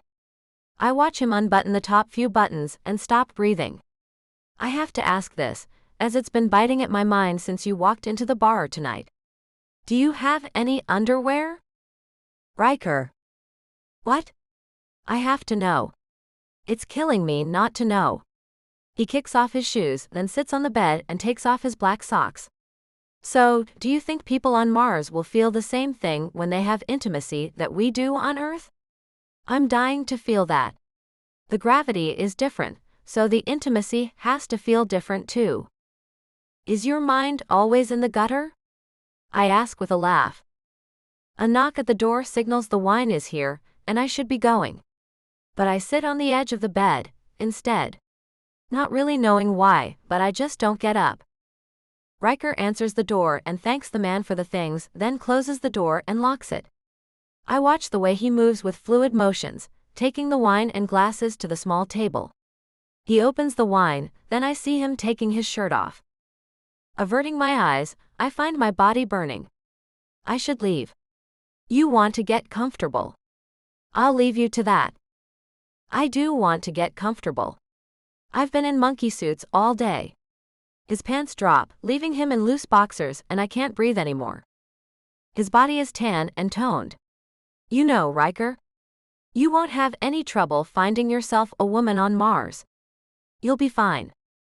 Walking into the bathroom, he comes back with a fluffy white robe on and tosses another one to me. Get comfortable with me, Gia. Shaking my head, I get up and go sit on the small sofa in the corner of the room. I don't think so, Riker. He laughs as he goes to pour the wine into the glasses and comes to sit right next to me, instead of across from me on the other sofa. Here you go, Gia. I was talking to some of my food engineers today, and they told me it would be great to work with you. I'm going back to Russia with Damien. I know that. I'm only asking you to brainstorm with them about some ideas they have. Damien will be at the office, too. You can come with him, get a consulting fee from my company, and help out with the space program. Please. He looks at me like a little kid asking for a lollipop. If Damien says I can, then I will. His cute face turns hard in an instant. I hate that, Gia. I really hate that. What? You can make your own decisions. You just don't. Do you want to do this or not? It's as simple as that. Don't tell me a thing about Damien. Tell me if you want to do it or not. His face is red, and I can't believe how mad he is about what I've said. I want to. You don't seem to understand. Damien doesn't like me in his business. This doesn't have a thing to do with him. This is a consulting deal between you and Apollo Engineering. You want it or not? He gets up, and when he does, his robe opens and he takes it off, tossing it on the other sofa. That thing's too hot. I think your temper has made it that way, not the robe. I can't answer you right now about if I'll do that or not. I have to talk to Damien about it. Then take out your phone and call him. He goes to get my clutch purse off the bed and brings it to me. Pushy much? I take my purse and pull out my cell. Pushed around much, he counters. And for the record, you calling him is even pissing me off. You shouldn't have to ask him if you can use your brain. I stop trying to get my phone out, as what he's saying resonates in my head. I shouldn't, should I? I'll do it, Riker. And thanks. His sigh is over the top, and the next thing I know, he has me in his arms and is hugging me. Finally.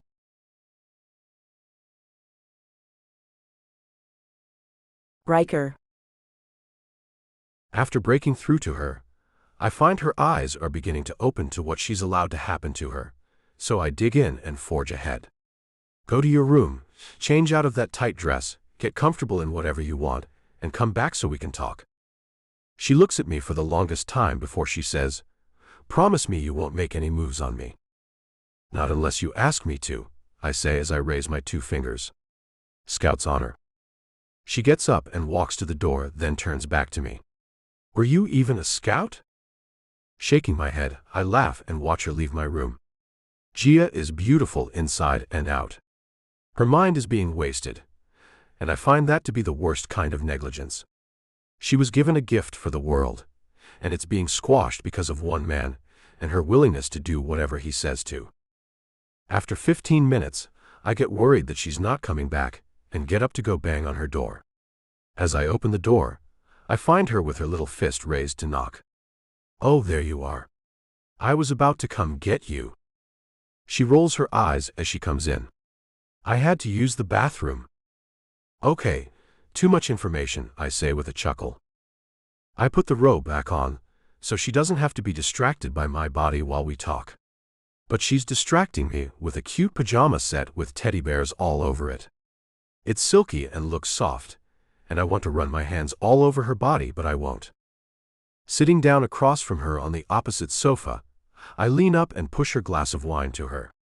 "Here you go, Gia. Now tell me how you came up with this nutrient-packed capsule of yours." She picks up the glass and takes a sip. It's not mine anymore. I watch her go into another place in her head and want to stop her from doing that. Ignore that fact. Just tell me how you went about making that. It's a great idea, you know. I want to know what made you think it up. I take a drink of my wine and see her face change with her thoughts. She's so delicate, mentally speaking. I would blame Damien for it all. She has her part in it too. She allows it. He's not a mean man. He's not threatening to her. He is overbearing, but she can handle him if she wants to. There's not a doubt in my mind. She's handling me, and I'm hard to handle. It all started when I read a paper on nutrition and how our bodies need certain things. Supplements can keep us going when food can't be ingested, she says. And having enough food for the trip, and when we first get there, is going to be hard to do for such a high number of people, I add. Yes, exactly. She sips her wine and looks at me with wide eyes. If a person consumes normal foods every 4th day, the supplement can be taken 3 times every 8 hours for 3 days, and no negative effects were found. I need to do more testing, and where animals are concerned, there's all the testing to do. And we need this for animals too. If I could just work on the project, I know I could get it done. Okay, so you sold the rights to that particular supplement to Markov Global. Are there slight changes you could make in a new product that would allow us to get another patent? We could make it in a pill form, or even a powdered form that could be added to water. It's not the exact same, and we could leave your name out of the patent to make sure you couldn't get sued over it. Her chest rises and falls rapidly as she looks excited. We could do this in secret. We could. No one needs to know that you and I are working together on this. And you would get the money paid to you under consulting instead of engineering. Her eyes go back and forth as she thinks about what I'm offering her. I could stay in Russia and work with you online. If you wanted to. I take a drink and think about how to word the next thing. As a consultant, I could have you flown in once a month to consult with my company. Put you up in a nice hotel, you know, the usual we do for all of our consultants. Her cheeks go pink as she gets excited. I could do that, couldn't I? I have to leave Russia several times a year anyway. And Damien will never marry me to make me a citizen. I could come here to consult. And I could bring new ideas, too. Then her face falls. He'd want my new ideas, Riker. I know he would. Our information has to be kept secret. You will be under a contract not to talk about anything we talk about in our consultations with you. Especially anyone in the space industry. Surely he'd understand that. And surely he won't want me to do this, she says, then takes a drink. Thanks for the opportunity, but I can't. Getting up, I slam my glass on the table between us and go to her, taking her by the shoulders, pulling the glass out of her hand and making her get up. You need to see something. I take her to the bathroom and stand in front of the long mirror. What are you doing? She asks as she looks at me in the mirror. Don't look at me. Watch yourself. Watch your reactions. Answer this question. Do you want to use your brain? Of course, she says, but her eyes go to mine in the reflection of us. Look into your own eyes, Gia. Do you want to make a difference in this world, using the brain you were given to do such a thing? I do, she says as she looks into her eyes. Gia, Do you think anyone has the right to ask you not to help others with your brain? I catch her eyes falling away. No. Look at yourself. Her eyes dart back to meet her reflection. Why do I look like that? I think it's because you've made an idea in your head that you have to be weak where Damien is concerned. His hold on you, with the money he's giving your family, is making you give in to him. I don't even think he wants you to give in to every little thing he asks of you. You do it on your own. Do you really think so? She asks me as she turns around. I do. And I think you need to practice doing what you want to. My hand moves up her arm, over her shoulder, and I take the back of her neck, holding her still. Her eyes dart back and forth as I hold her steady and ease my lips toward hers. Do you want this? She looks at me with wide eyes as our mouths are so close we're exchanging breaths. Not while I'm still with him, I don't. I'm not that type of person. I back away and let her go as she's told me what I needed to hear. She does want me. She just has to make a decision. And I can help her make it.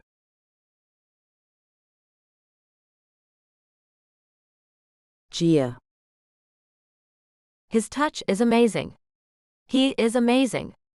And I am in a relationship that I know is going to end. Yes, it's going to end with me having a lot of money, but it is going to end. Why are you bothering with me, Riker? I ask him as we stand toe-to-toe in his bathroom. Because I see inside of you. I see a scared woman who needs to stop being afraid. I know I have a lot of money, and my family has always been wealthy since before I was born. But money isn't everything. It brings security, I say as I search his dark eyes for more. He steps back, and I feel the absence of his energy. He takes my hand and leads me back to the sofa, but he stops and leads me over to the bed. I hesitate as he sits down, pulling me to stand between his legs. Then I move in between them as he looks at me on my level. If your family saw you this way, would they still want you to continue what you're doing? You know I've stayed away from them just so they wouldn't see me like this, don't you? I ask him as he moves his hands up and down my arms.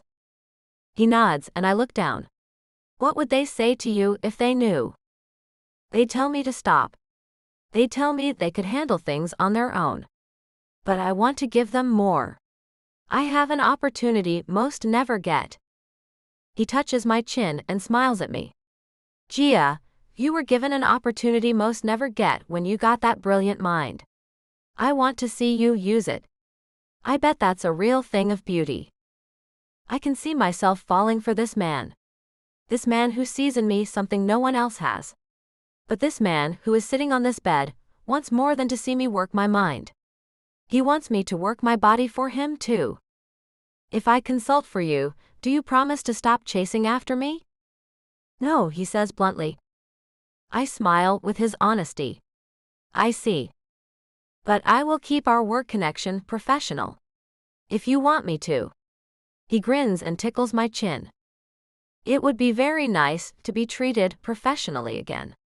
It's been 3 years. I've missed it. I ran my hands through his dark waves and knew they'd be this soft. For the record, I find you attractive. And you love me, he says, then chuckles.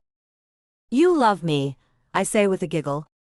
But I am with another man, and I'm not a cheater, he interrupts me. I got it. I'm just happy you're going to work with me. I'll try not to dance around when you tell Damien about it. Yes, please try to contain that joy. I step back away from him, as he's just too comfortable to be with. I should go to bed. Apparently, I'll need to be using my brain the remainder of my time here. That you will, Gia. When I turn to walk away, I feel a slap on my butt and spin around as I gasp. I had to. It was right there. I promised to behave at work. Shaking my finger at him, I back away to the door and give him a wave before I leave. Good night, Rogue. Good night, Ravenous. I'll see you in my dreams. My heart stops as I think about the dreams I've been having about him, and they're sure to be glorious tonight. I hope Damien doesn't come back tonight. I can relish the dreams for once. Leaving his room, I make my way across the hallway and go inside the room to find Damien watching the door. "And where have you been?" He holds up my cell phone and then drops it on the bed. "Well, damn."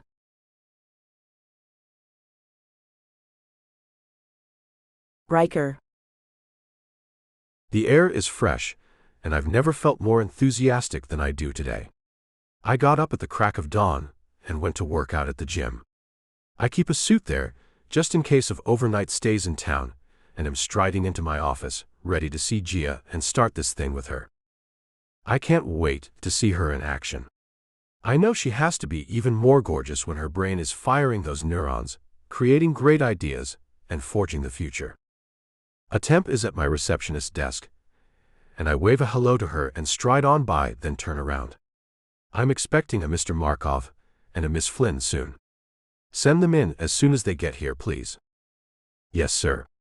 She makes a note of the names, and I walk into my office with a grin on my face that won't go away. I see Bridget waiting in my office, and am reminded that I need to make her useful elsewhere. Good morning, Bridget. How'd it go, Mr. Crawford? She asks as she pulls my chair out and stands behind it. Well, I'd like to ask you about something, and I need you to be honest with me.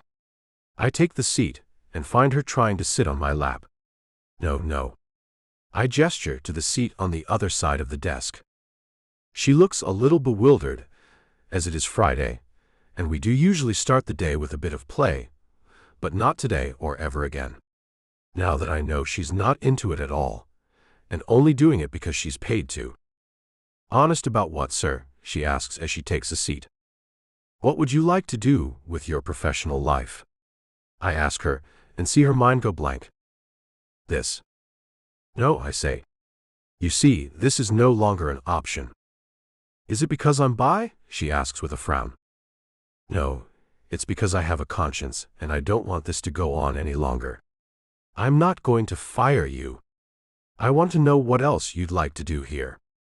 I can type, I guess. I could do that.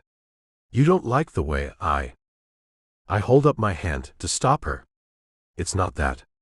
I promise you. So you can type. I can put you into data entry. I'll make the call, and you can get over there today and start. It'll be the same pay and everything. Okay. Well, yes, sir. I guess so. Are you sure you no longer need my services? She looks at me with a blank expression. Did that Gia woman become your girlfriend? No, it's not about her. It is, and it isn't. Anyway, get your butt down to the 3rd floor and ask for Cindy. She'll get you going. I pick up the phone as she leaves my office and find her turning around. Thanks, Mr. Crawford. You really are a good guy. I give her a thumbs up and make the call to our data entry department. Cindy, I'm sending my personal assistant, Bridget, to you. Put her to work in your department. Her pay will stay the same, so don't bother with payroll. Treat her well, please. After a promise that she will, I hang up and find my intercom buzzing. Mr. Markov, to see you, sir. Send him in. I jump up and go open my door and greet them. When I open it, I only see Damien. Where's Gia? Not coming. You and I need to set some ground rules. He moves past me and walks into my office as I stand stunned. I close the door and go to sit down, as he's already planted his butt in a chair. Is she okay? Why in the hell would you think it's okay to have her in your hotel room? He asks me. We were talking business, I say, as it's true. In her pajamas? He looks at me like he's looking right through me. It was late. I take my seat and square my shoulders. She and I had a consulting deal, and I'm holding her to her word. No, you aren't, he says, and squares his shoulders too. She's not going to be involved in this thing we have going on any longer. Tonight, I wanted you two to come out to my estate. I wanted you to spend the night, I tell him as he shakes his head. No, that will not be happening. I'm having my lawyer meet us out there. He's from Sebastian, where my home is located. That's why I set it up out there. It's necessary, Damien. I know you want her. Okay. I know this. And I'm no fool. You think, just because I am going to Mars and she isn't that, I should have no problem letting her go. Well, I do have a problem with it. Look, I'm going to Mars too, and I get your point. You want a companion while you're here. The thing is, G is smart. She can really be a help to the future of space travel. Let her use her brain, Damien. That's all I'm asking. You want her, he shouts. I stop and think about what the hell to say to that. It's true, after all. She's very committed to you, is all I can come up with. I can't trust you to be professional with her, he says, and gives me a look that tells me I might not win this battle. I will. I promised her that. I want to see her use that talented brain of hers. I swear that I want that more than anything else from her. I look straight into his eyes, so he knows I'm telling him the truth. I tell you what, Riker, we will go out to your place for the night. If I can see you treat her professionally, I will reconsider letting her consult for you. If you flirt at all, I will not allow her to work with you. Standing up as his words have pissed me off, I say, allow her? You don't own her. I pretty much do. Can you act professional or not? I can and will. We will all ride out to my place together. I've hired a limo for the trip, I tell him and watch his eyes glow.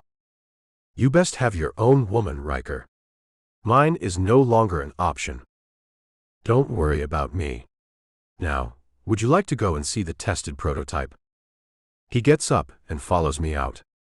I have to admit, I've never felt more tested than he's making me feel. And I pretty much hate it.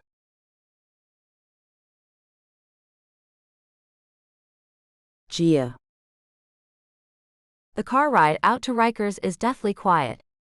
I sit next to Damien, while Riker sits across from us and looks everywhere but at me. So, you said you have guests at your home, Riker? I ask, as he's been way too quiet with me. Yes, is his one-word response. I knew Damien was going to tell him that I couldn't take the consulting job, as we fought like cats and dogs over that last night when he caught me coming into our suite. But I didn't know he'd be this mad at me over that. Are they nice people? I ask, just to get him to talk to me more. I hope so, he says. I don't know them. Then why did you invite them? I ask, as he's very nervous and acting so oddly. I have my reasons, he says, then opens the mini fridge and pulls out a beer. Beer, buddy? He holds one out to Damien, who shakes his head. Riker closes the fridge without offering me a thing.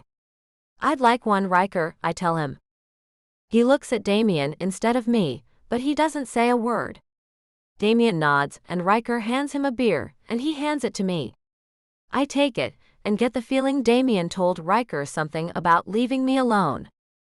Sitting back and taking a long drink of the beer as I look out the window at the sun setting, I wonder if I like that he did that or hate it. It's bad enough he refused to let me take the job, but now he's gone and made Riker afraid to speak to me. So I push it further and keep talking to Riker. Were you mad when Damien told you I couldn't work for you? Hell no, he says way too fast. Really? I ask, as I know he had to be. I told him you'd be mad. Nope. He's the boss, Gia. He's your boss. He takes a long drink, and I know it's to keep him from saying what he really feels. I look at him and keep looking at him, and find there's no way he'll look at me. Then I find Damien's hand on my leg. Leave him alone, Gia. I clamp my lips shut, itching to take them both down. This is stupid, I say, then down my beer. Can I have another, Riker? If Damien says you can, he tells me as he finishes his two and holds out his hand for my empty bottle. I'll throw that away for you. I lean forward and hand him the empty bottle, and graze his fingers as I do. Can I have another, Damien? No, he says, and I sit back with a pout on my lips. I catch Riker barely glimpsing at me, and he doesn't get himself another beer either. Solidarity, I suppose. The rest of the ride is made in silence as Damien texts someone, and Riker stares out the window, and I stare at him. I will find out what happened between them.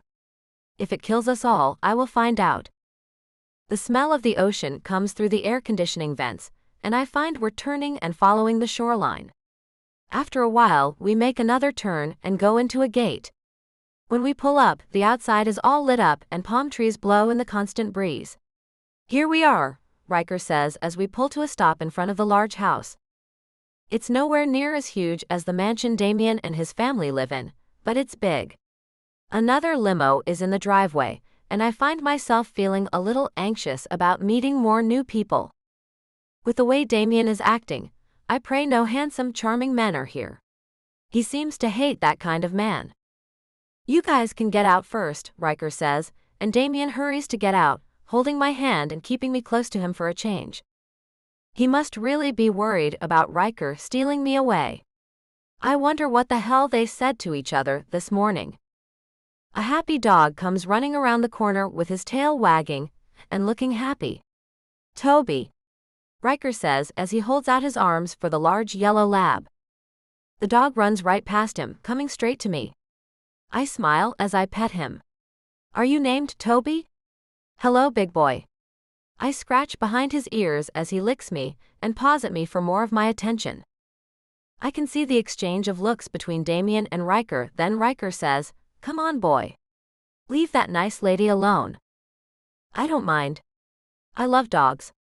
It's been forever since I've seen the one I had to leave behind when I moved away with Damien. Lady's a Brittany Spaniel, and I missed her so much at first. The front door opens and I look at it to find a white dog with brown spots hauling ass out of it. She heard your voice, sweetie. I look up and see my mother standing in Riker's front door. Mom, the Brittany Spaniel jumps up and down at my feet. Lady? Surprise, Riker says, I flew your whole family in for the weekend. What the hell? Damien says. Oh my gosh. I scream as I pick up my dog and run to hug my mother. Tears are stinging my eyes as I collide with her and hug her and the dog. I can't believe you did this, Riker. Thank you. I can hear Damien as he says, yeah, thanks a lot, Riker. Sarcasm isn't a thing a Russian man hides well. Damien can be pissed, but I'm not going to let that get in the way of enjoying the weekend with my family and my dog. My twin sisters come out and join our hug, then I hear my daddy say, leave a few kisses and hugs for your old man, sissy. Mom and my sisters, Fancy and Nancy, let me go and I put Lady down and go to my dad. He takes me in his arms and I find myself bawling like a baby as he hugs me and whispers in my ear, it's been too long, String Bean. And I know it has. 2 years is far too long to stay away from those you love and who love you too. When Daddy lets me go, I find myself turning around and through the tears I see 2 hulking men standing behind me. I move so quickly, he doesn't have a chance to get away from me. Throwing my arms around Riker, I say, thank you, Riker. You've made me happier than I've been in forever. I kiss his cheek, and then I see Damien's face as I wipe away my tears. And I know there will be hell to pay for this.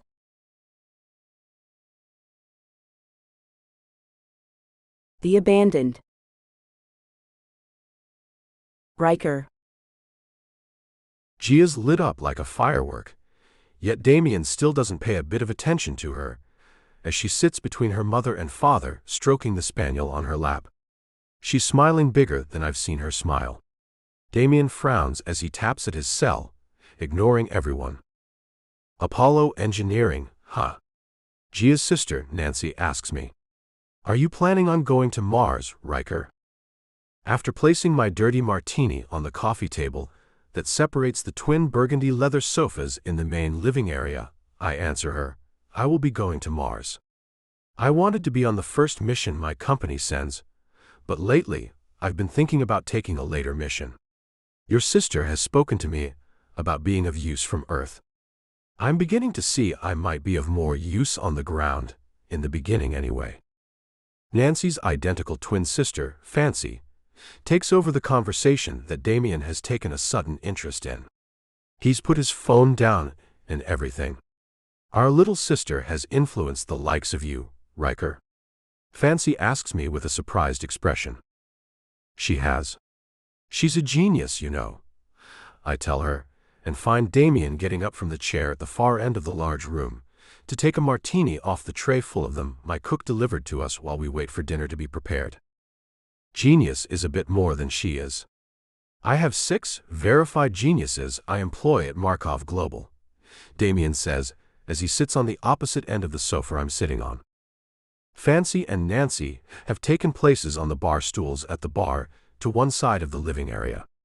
With a quick glance across the table, I notice Gia is completely in another world with her dog and parents. She's paying no attention to us whatsoever. Would you two consider yourselves to be in competition to see who can get to Mars first? Nancy asks, then sips her martini, peering over the edge of the glass at me. With a nod in Damien's direction, I say, we all are competitive. You have to be in the space industry. But we're helping one another as well. And I thought we'd be on Mars around the same time, Damien says, then looks at me.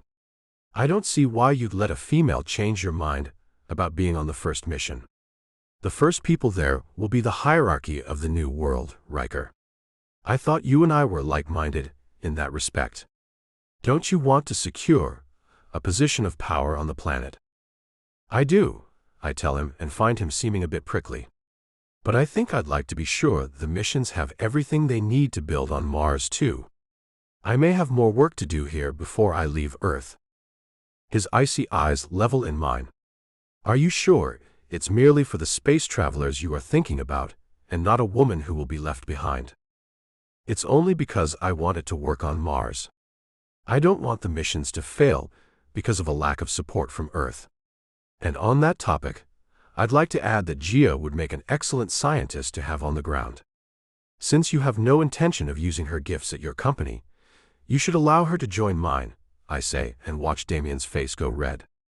This is not the time to discuss business, Riker. Gia can do as she pleases once I leave. But she will be a wealthy woman, and working won't be a thing she needs to do, Damien says, and I see Nancy looking worried. Riker, I'm sure our sister will do what she feels is right, Nancy says as she looks from me to Damien. Damien makes sure we're all taken care of, after all. He's a generous man who loves our sister with all his heart. He'd take her with him to Mars if she'd go. Oh, I say as I look at Damien. You didn't tell them about their faulty DNA. Faulty? Fancy asks. And with the word DNA said, Gia and her parents look up and join the discussion. There's no need to talk about that, Gia says, then puts the dog down and smooths out her black skirt, which is a nervous habit I can see she has now. Riker, you're playing dirty. You need to stop. Looking down like a scolded child, I know she's right. I apologize. I'll check on how much longer dinner will be. Getting up, I find Fancy's hand on my arm as I pass by her and her sister. We have children, Riker. What about our DNA? She asks me. I look at Gia, instead of answering her sister. I will leave that up to you to share or not, Gia. Then I leave the room, and feel a weight on my shoulders for some reason. Maybe it's because Damien won't let Gia do what's best for herself. Maybe I feel like I should be doing more to stop the man from squashing her. But she is the one who allows it. Now that I can see what her family is like about the man, I am beginning to understand it a lot better. They all depend on him. Their financial security is all on Gia's back, and I find that unfair. Instead of going to the kitchen, I sit at the dining table in the dark and empty formal dining room. Placing my head in my hands, I find myself feeling desperate. I desperately want Gia to find her true self, and I might be pushing too hard at her to do that, but I don't know any other way to get her to see what she's doing to herself. The click-clack of high heels echoes through the hallway, and into the room comes Gia. Her eyes are searching, and I know she's looking for me. Riker, there you are. I have to make this quick, as Damien has excused himself to freshen up. Getting up, I meet her in the middle of the room, and place my hand on her arm. Just to touch her sends millions of tiny sparks through my body. The way her eyes move to where my hand is, tells me she feels something too. Gia, you look lovely. I've wanted to tell you that. I looked forward to meeting with you this morning, and when Damien came alone and gave me the news that he wouldn't let you work for me, I nearly came unglued. That's what I wanted to talk to you about. See, he was in the hotel room when I left your room, and we had a hellacious argument. He gave me the chance to walk away from him last night. He told me I could leave him and go to your room, and he'd never bother with me again. You should have done that, I say as I move my hand up her arm until I find her soft cheek and stroke it. She leans into my touch, then looks up at me with shining eyes. But I didn't. I have more responsibilities than most. My entire family relies on Damien. And I do respect the man. My lips quiver as they ache to touch hers. Her body is close to mine and heat fills me. Taking her hand, I take her with me to go to one of the spare bedrooms on the first floor. Can we be alone for a little while? I ask her as I tug her along with me. No, she pulls up short, stopping me. Riker, you have to stop this. I'm not about to go anywhere private with you. Damien and I are on shaky ground. Did you hear what I just told you? I did. I turn around to face her and see a shadow moving down the hallway. Letting her hand go, I whisper, someone is coming. She steps back and says, so, when is dinner going to be ready? Daddy has to take his medication soon. He needs to eat. Clever, I whisper. Soon. Come with me to the kitchen, and let's get a definite time on that. We can grab him something to eat, if it'll be much longer. Riker, Damien calls out as he comes into the dining room. Just what do you think you're doing? Great.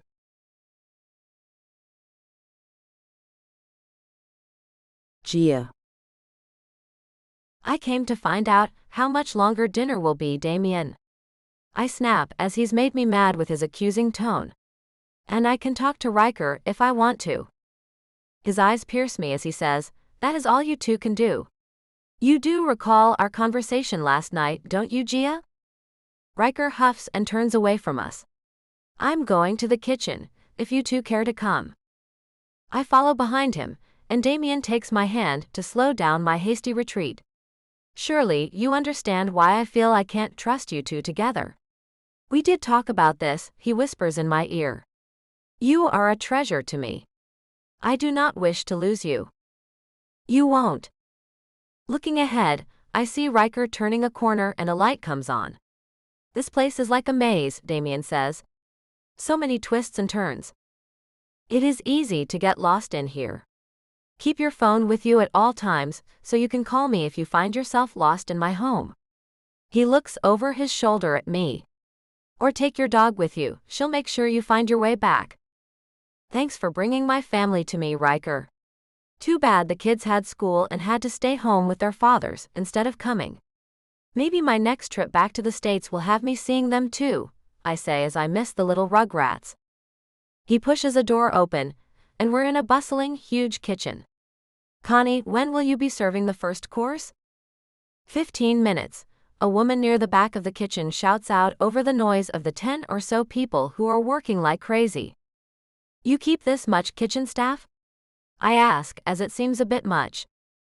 Riker smiles as he turns to look at me. This isn't my staff. This is the staff from Per Se in New York.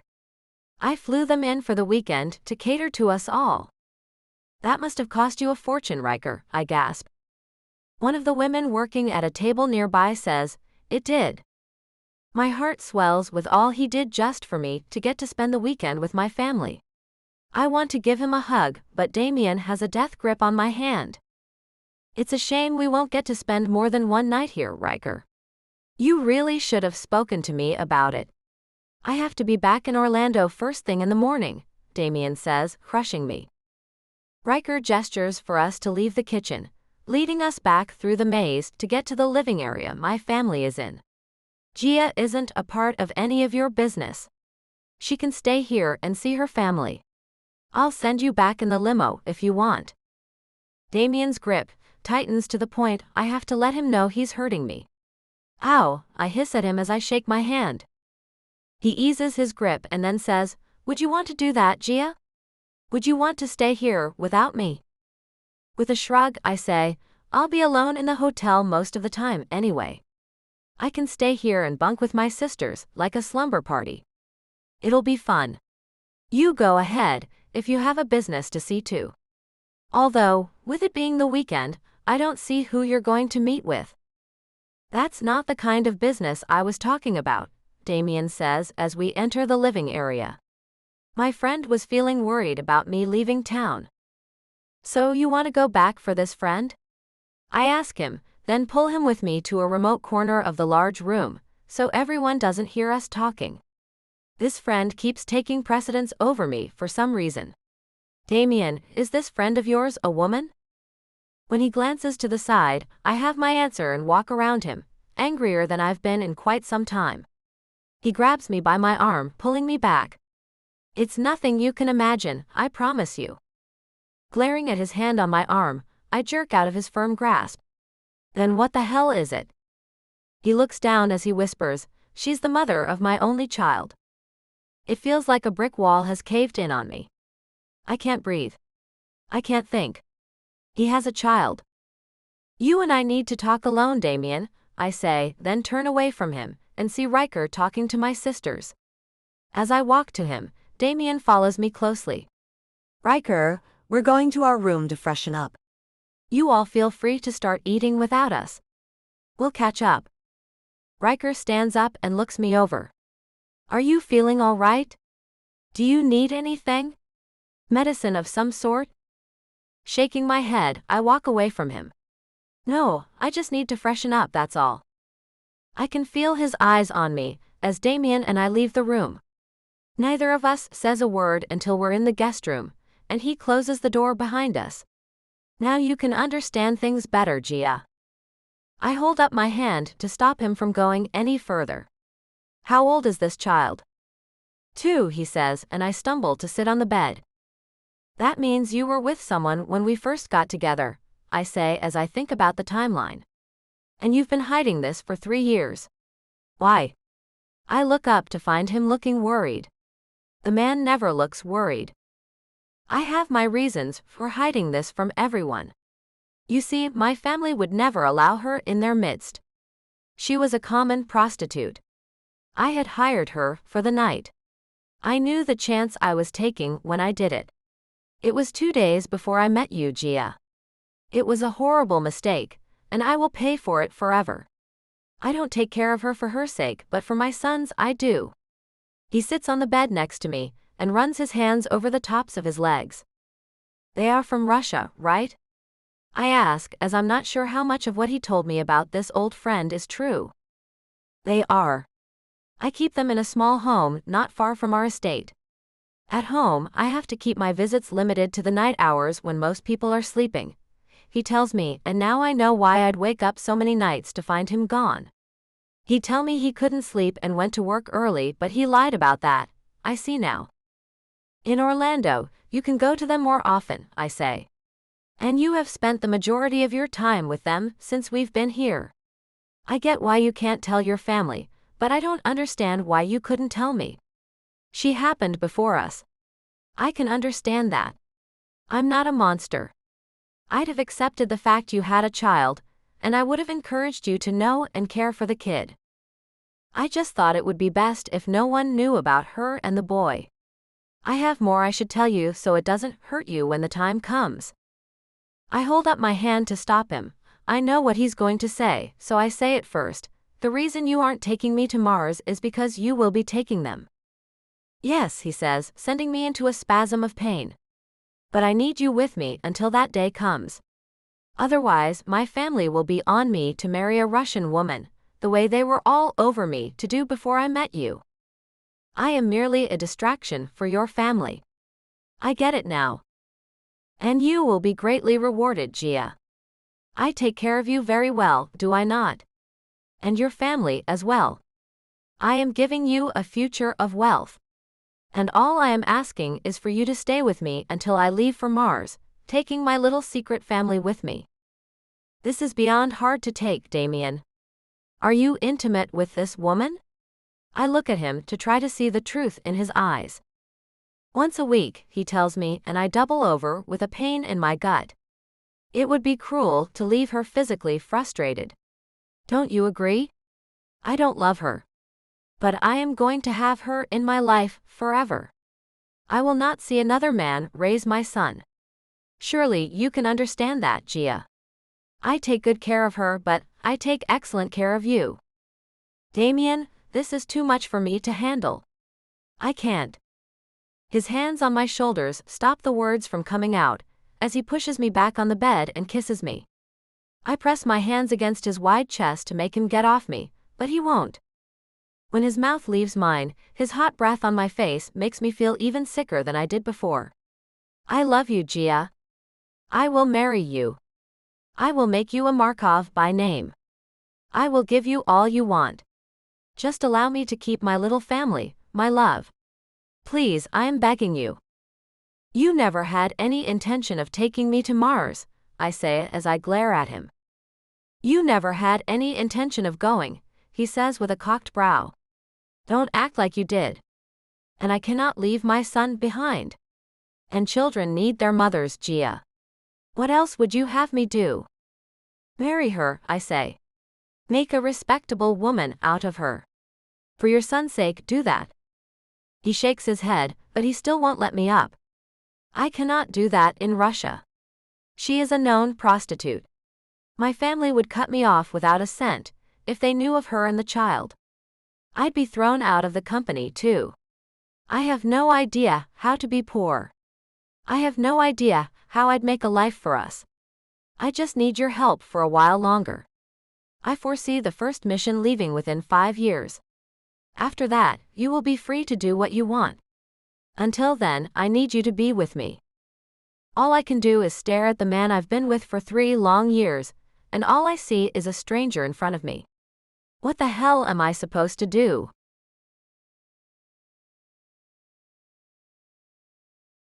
Riker. With dinner over and the hour growing late, I find everyone retreating to their bedrooms to get some sleep. More than once, I've caught Gia looking at me with a forlorn expression. She hasn't been the same since she and Damien went off to their room for nearly an hour. It's doubtful they were in the room doing anything physically stimulating. Heading to my bedroom, at the opposite end of the house from the guest rooms, I overhear Gia saying, "I have to let Lady out to use the bathroom. I'll be back inside in just a bit, Damien." "Okay, I'm going to take a shower anyway," he says, and then I hear the door closing sound. Heading back to the entrance room, I find Gia with her dog, Lady, just like I expected to. "Hey," I say as I step in front of her and open the door. She nods and walks out with the dog, who runs off to sniff around. "You should be in bed, don't you think?" she asks me as she leans on a palm tree near the front door. "I think you look troubled, Gia. I think I wouldn't catch a wink of sleep if I did go to bed." "Tell me your troubles, doll," I say with a chuckle, then lean against the tree too. Our shoulders are nearly touching, and I can feel her energy from here. "On the upside, I will be staying here for the weekend. And thank you again for that, Riker. Really thank you." Her eyes convey to me more than her words. She is thankful. "And how did you accomplish that feat?" I ask. "How did you get Damien to decide to stay? Or dare I ask?" She giggles, and a blush fills her cheeks, turning them a light shade of pink. "He's not staying. He will be going back to Orlando to hang with his old friend. But I got his approval to stay here. And a stern order to watch myself with you. You, my friend, are not to be trusted. Can you imagine him thinking that about you?" "Me?" I ask with a high pitch to my voice, as I press my hand against my chest and give her a devilish grin. "Oh, you can trust me." Her eyes hold mine for a long moment, then she looks away. "I bet I can." The sense she has a lot on her mind is a thing that has me asking more, so why the long face? She touches her face as she answers, "Is it that obvious?" "To me it is," I tell her, then take her hand away from her face and hold it. "You should talk about it." "It's not my story to tell," she says, then looks away again. "Did he tell you something that upset you?" I watch her closely and see her eye twitch. That answers my question, but I wait to see what her response will be. Sometimes things happen that are out of our control. And sometimes we find ourselves in situations that benefit all while being painful for some. Do you understand what I'm saying, Riker? She looks at me with the need to be understood. You are the one who's being caused that pain, I say, and she nods. But I'm okay with that. It means more to me that a certain person has someone in their life. My part in it is a bit like a martyr, but I'm okay with that. She looks at her hand, the one I am holding, and adds, Damien told me he loved me. He told me he'd marry me.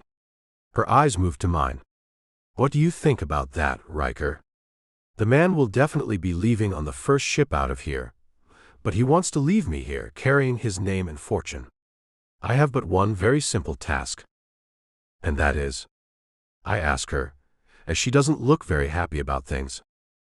I am never to get pregnant by him, and I am to remain faithful and a dutiful wife. In return, I will have myself and my entire family taken care of forever. A cheap price to pay for such a grand thing. Don't you think? You don't want me to tell you what I think about that. I let her hand go and walk around the tree to come up behind her. My hand at her waist, I whisper in her ear, And did you tell him that you loved him? My lips graze her ear and she shivers. I don't lie, she says with a sigh. So, the man knows you don't love him, and yet he still asked you to marry him. That's unusual, isn't it, Gia? I ask, as I move my arms around to encircle her and draw her back to me. The shadows hide me, so even if anyone looks out a window, no one will see me holding her. She doesn't try to get out of my hold, and leans her head back to rest on my chest. Unusual, and complicated as well, Riker. It seems I am to live my life in limbo, until a way to get to Mars is found, and Damien leaves this world to go to another. Seems kind of unfair, I say, then venture so far as to leave a kiss on her neck.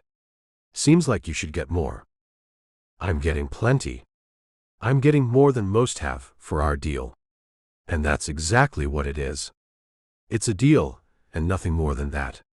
But I will have to keep up the appearance of being a happy couple, a doting wife, a vision of what his family wants. I could give you more, Gia. I want to give you more, I whisper as I kiss along the length of her neck. She reaches back to run her hand through my hair as she sighs. Riker, were I a lesser woman, I would give in to you in a heartbeat. I hold my family close to my heart. And you are a playboy with one thing on your mind. Once you've had me, you will lose interest, and I will have lost everything. If it wasn't for my family, I might risk it. You seem to push all the right buttons. And I am sure to fall head over heels in love with you, while you will have your taste of me. All too soon, you'll be moving on to the next delicious female who catches your attention. Her idea of me pisses me off, and I pull away from her. Staying in the shadows, I hiss, Your assessment of my character isn't a thing I like. Am I wrong, Riker? She asks as she looks up at the night sky, full of bright and twinkling stars. You too will leave this world, and I will be right here. Am I to pine away for you when you go? At least I can honestly say, Damien's leaving me to go to Mars won't hurt that badly. If I allowed you to get as close as you'd like, I have a feeling your leaving would devastate me. You act as if you can't go. You can. I've told you, I will take you. Why do you have to be so stubborn about it? I ask her, as she's making me furious. You are the one who is being stubborn. It's you who is trying to force something. I've made my pact and I will stand by it. She turns and looks at me. That's the kind of person I am, Riker. If I tell you I will do something, then I will. Tell me you won't marry him, I say as I reach out for her to come into the darkness with me. The tips of our fingers touch. I maneuver them up until I have a solid hold on her hand and pull her to me. Holding her close as I lean against the wall to stay hidden from prying eyes, I find it hard to stop myself. I want to kiss you, Gia. I want it more than I've ever wanted anything. But you won't, unless I give you my permission, she says as she looks at my lips. Resting my forehead on hers, I say, Give it to me, Gia. I can't. Even now, I feel my heart pounding harder than it ever has. You are my one temptation, Riker. You are the one thing I have to learn to deny myself. For my family's sake. I can take care of them. I will take care of them, I tell her as the need to feel her mouth is overwhelming. I don't trust you, she says, then I feel the dog at my feet, bumping against our legs and yapping that she's ready to go back inside. But you trust him, I say as I graze my lips over hers. Her sweet breath is intoxicating to me, and I feel lightheaded and want to fall into a drunken state as I taste every inch of her. I do. We should go inside now. I've been too long out here. Holding her tightly, I say it once more. Tell me you won't marry him, Gia. I meant my voice to come out much stronger. Instead, it comes out like a plea. I've never pleaded with anyone. I'm not going to marry him. I don't have to. He merely wanted to let me know he would if I needed that from him, which I don't. I have no want to try to divorce a man who's left the planet, so I can one day marry a man I love. Her words send me to a place of joy and hope. Good. I'm glad you're being smart about that. You're an extremely smart woman, except where relationships are concerned. And I'm sorry you don't understand me. Let me go inside first, just in case Damien is waiting and watching. With that, she leaves my arms and opens the door. She and her dog go inside, leaving me alone in the dark and feeling sick to my stomach. My head is spinning, and my world feels as if it's coming undone. If this is love, it certainly sucks.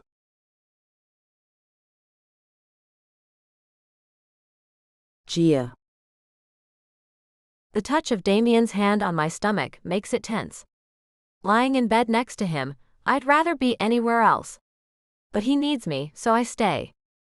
With a kiss on my cheek, he moves his hand lower, and I see where he's headed and can't believe the man. Damien! I hiss at him. Do you think I actually want to be intimate with you, after what you've told me? Gia, nothing has changed except now you know the truth. It doesn't mean anything needs to be different between us. As a matter of fact, you knowing what you do and still staying with me actually makes me care even more for you. His lips run over my shoulder as he turns over to lean his head on his hand and look down at me.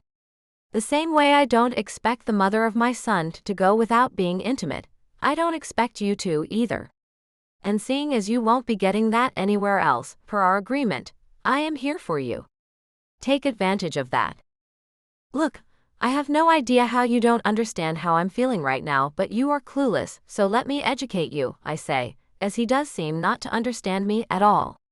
The man I have thought was faithful to me has just told me he's slept with another woman every week during our relationship. The kid I can get past, the sleeping with another woman I can't. Are you telling me that you and I aren't going to be intimate again, because I can't take that? He looks at me with a grin on his face as if he's being cute. I like your body, and I like the way you make me feel. Are you going to lie to me and tell me you don't like it too? Measuring my words as I don't want to annihilate the guy, I tell him, it's a thing I find satisfying. That said, I don't feel like doing it at this time. When my emotions are all over the place with your news, I feel like crying. His smile grows, and I find him more than a bit insensitive. You care about me, Gia. I can see it now. I mean, I knew you had to care about me and stay with me all this time, but I wasn't sure how much you were staying because you liked me, or if you stayed so I'd take care of your family. What you're saying now means you have real feelings for me. And that's sweet. He leans down and kisses me. I don't stop him. I should, but I don't. I can't even explain to myself why that is. I can't seem to do anything but give to this man. Whatever he wants, I just give it to him. My body goes numb as he moves forward with his plan. I suppose he needs it to feel like we've made up. But we haven't exactly done that. I'm going to accept the fact he has a kid and another woman who will be on the sidelines, while I get to take center stage where his family is concerned. And as he kisses me and nudges me to bend to his will, I do as I've always done and bend any way he needs me to. And for what? For the financial safety my family gains from this? When it ends, he rolls off me with a deep sigh. I roll over and close my eyes and try to fall asleep to end this hell of a day. Tomorrow morning, he will leave, and I will be alone with my family, thankfully. I need some time to think. I should be getting more out of this deal. Riker is right. Perhaps I should get my own side of the relationship, which no one needs to know anything about. It's only fair after all.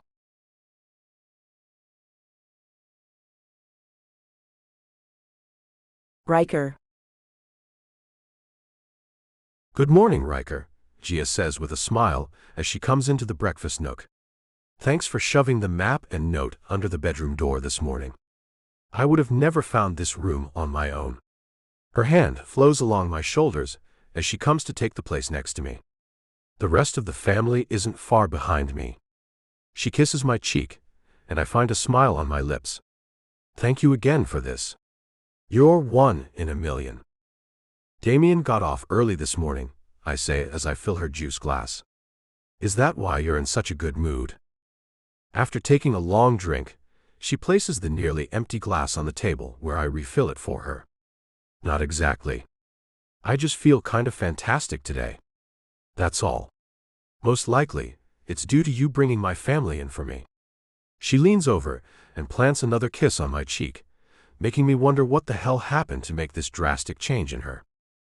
Well, I'm probably going to make you do flips with this, I say, then take her shoulders to keep her seated. I'm taking you all to the beach today. Her eyes go big, and she claps her hands and I get another kiss on the cheek. Thank you. You are the best, Riker. You're welcome. And I'm happy that you're happy, Gia. I kiss her cheek and find her moving at the last second, and my kiss lands on her lips. Oops, she says as she turns her head. I kiss her cheek and have an odd feeling that wasn't an oops at all. The sound of her family coming down the hallway has me leaning back in my seat, and in no time the small breakfast nook is buzzing with excited conversation as we all talk about going to the beach on such a sunny and gorgeous day. Gia's nearly glowing as we leave the room after enjoying the delicious breakfast that was prepared for us. And Gia took the reins easily when I handed them to her. She made the order for what food they'd be preparing at the beach for us for dinner. Lobsters, clam, shrimp, and mahi-mahi will all be made for us on a grill down by the water. I foresee a moonlit stroll with her this evening. I know, I'm happy to have Damien out of our hair for the next 2 days. As her family goes off to dress for the day at the beach, I take Gia by the hand and lead her with me on the pretense of helping me get together leashes and other things for the dogs so we can take them with us. Lady's never been to the beach, she says as we look through drawers for the elusive leashes. I know I have, but I can't recall where I put them. I bet she'll love it. I find a black leather collar studded with rhinestones and hold it up. I have your collar. Now, I need to find a couple more for the dogs. She laughs and bows. You want to be my master, Riker? She's joking, of course. The fact she lets Damien rule her isn't a joke, though. I take her chin in my hand, lifting her back up to eye level. You don't need a master, Gia. You're perfect just the way you are. No training is required. Her lips quirk up on one side as she looks at me. Thanks. You know, I have to say, I think you're pretty perfect yourself. Finding the errant leashes and collars, she opens another drawer, quickly takes out a handful of leashes and holds them up while eyeing me. You certainly have a lot of these things. You sure you're not into some kinky stuff, Riker? I've been known to dabble, on occasion. If you care to come with me to my bedroom, I could show you a thing or two. I chuckle, but I mean it. If she'd go, I'd be down for that. Not right now. We're supposed to be getting ready for a day at the beach, remember? She asks, as she picks out a red leash for her dog and a blue one for mine. I follow along behind her, admiring the view and happy to know I'll soon be seeing her nearly naked. I had something delivered to your room, I tell her, making her stop and turn around. What? Her eyes sparkle a bit with curiosity. Something I want you to wear today. It's tiny and red and will look great on you. I push a lock of her hair off her shoulder and let my hand rest there. A bikini? She asks with a frown. Because I only wear one piece. Why is that? I ask her as I move my hand down her arm and then over to her waist. You have a smoking body, Gia. Damien. She stops herself. Damien doesn't like you to wear bikinis? I ask her as I pull her close to me. She nods and I lean in close. He's not here, is he? And I won't tell on you. Can your family be trusted? She giggles and says, I suppose you're right. Don't take any pictures, though. He'd be furious. And we can't make Damien mad, now can we? I stare into her eyes until she closes hers. You don't understand. Educate me, Gia. Letting her go, she takes a step back and shakes her head. Maybe another time. I honestly don't want to think about him, today or tomorrow. It'd be great if you wouldn't talk about him at all. I need a little Damien-free time. And with that, she turns and walks away, leaving me wondering what the hell has gotten into her.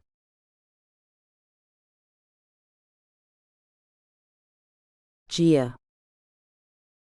Salty air and warm sun seem to be just what the doctor would have ordered, had I went to one to get a cure for what ails me.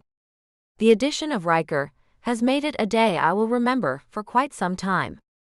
My dog is playing with his in the gentle surf. My mother and father are strolling, hand in hand, along the shoreline.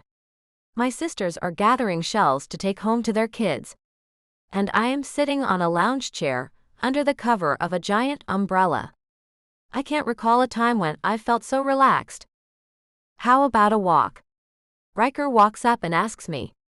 The sun's getting pretty low in the sky. A walk on the beach, at sunset no less. Well, I won't blame you if you accidentally fall in love with me if you come with me.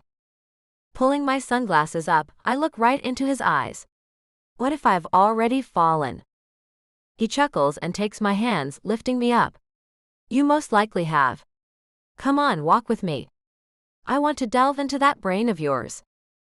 I don't want to think today, I whimper as he keeps hold of my hand as he leads me to walk in the shallow water. Our bare feet make tiny splashes with each step, and I find it odd how much I like the way our feet look, walking side by side like this. Can you imagine what it will be like to swim in water that no one or thing has ever swum in before? He asks me, and I see he's going to talk to me about going to Mars with him again. Riker, I want to ask you something. And I want you to be honest with me. I always am, he says, then pulls our clasped hands up and kisses mine. Ask me anything. Is it selfish of me to want what Damien has? His money, he asks. Well, that and one other thing, I say, careful not to spill Damien's secret to Riker, who would most certainly not keep it to himself. What's the other thing? No, I can't tell you that. I just want to know if it's selfish to want the same thing your boyfriend has. Like, he has a motorcycle, so you want one? That kind of thing? I weigh that idea and then nod. Yes, he has something, and I find it unfair that I don't get to have one too. If that's how he wants to be. Come on, he says as he stops and takes both of my hands and turns me to face him. Tell me what he has that you want too, but he won't let you have. Just something. I really can't say. But I have no choice except to let him keep this thing he has. If I was to get something like it, it would have to be kept a secret.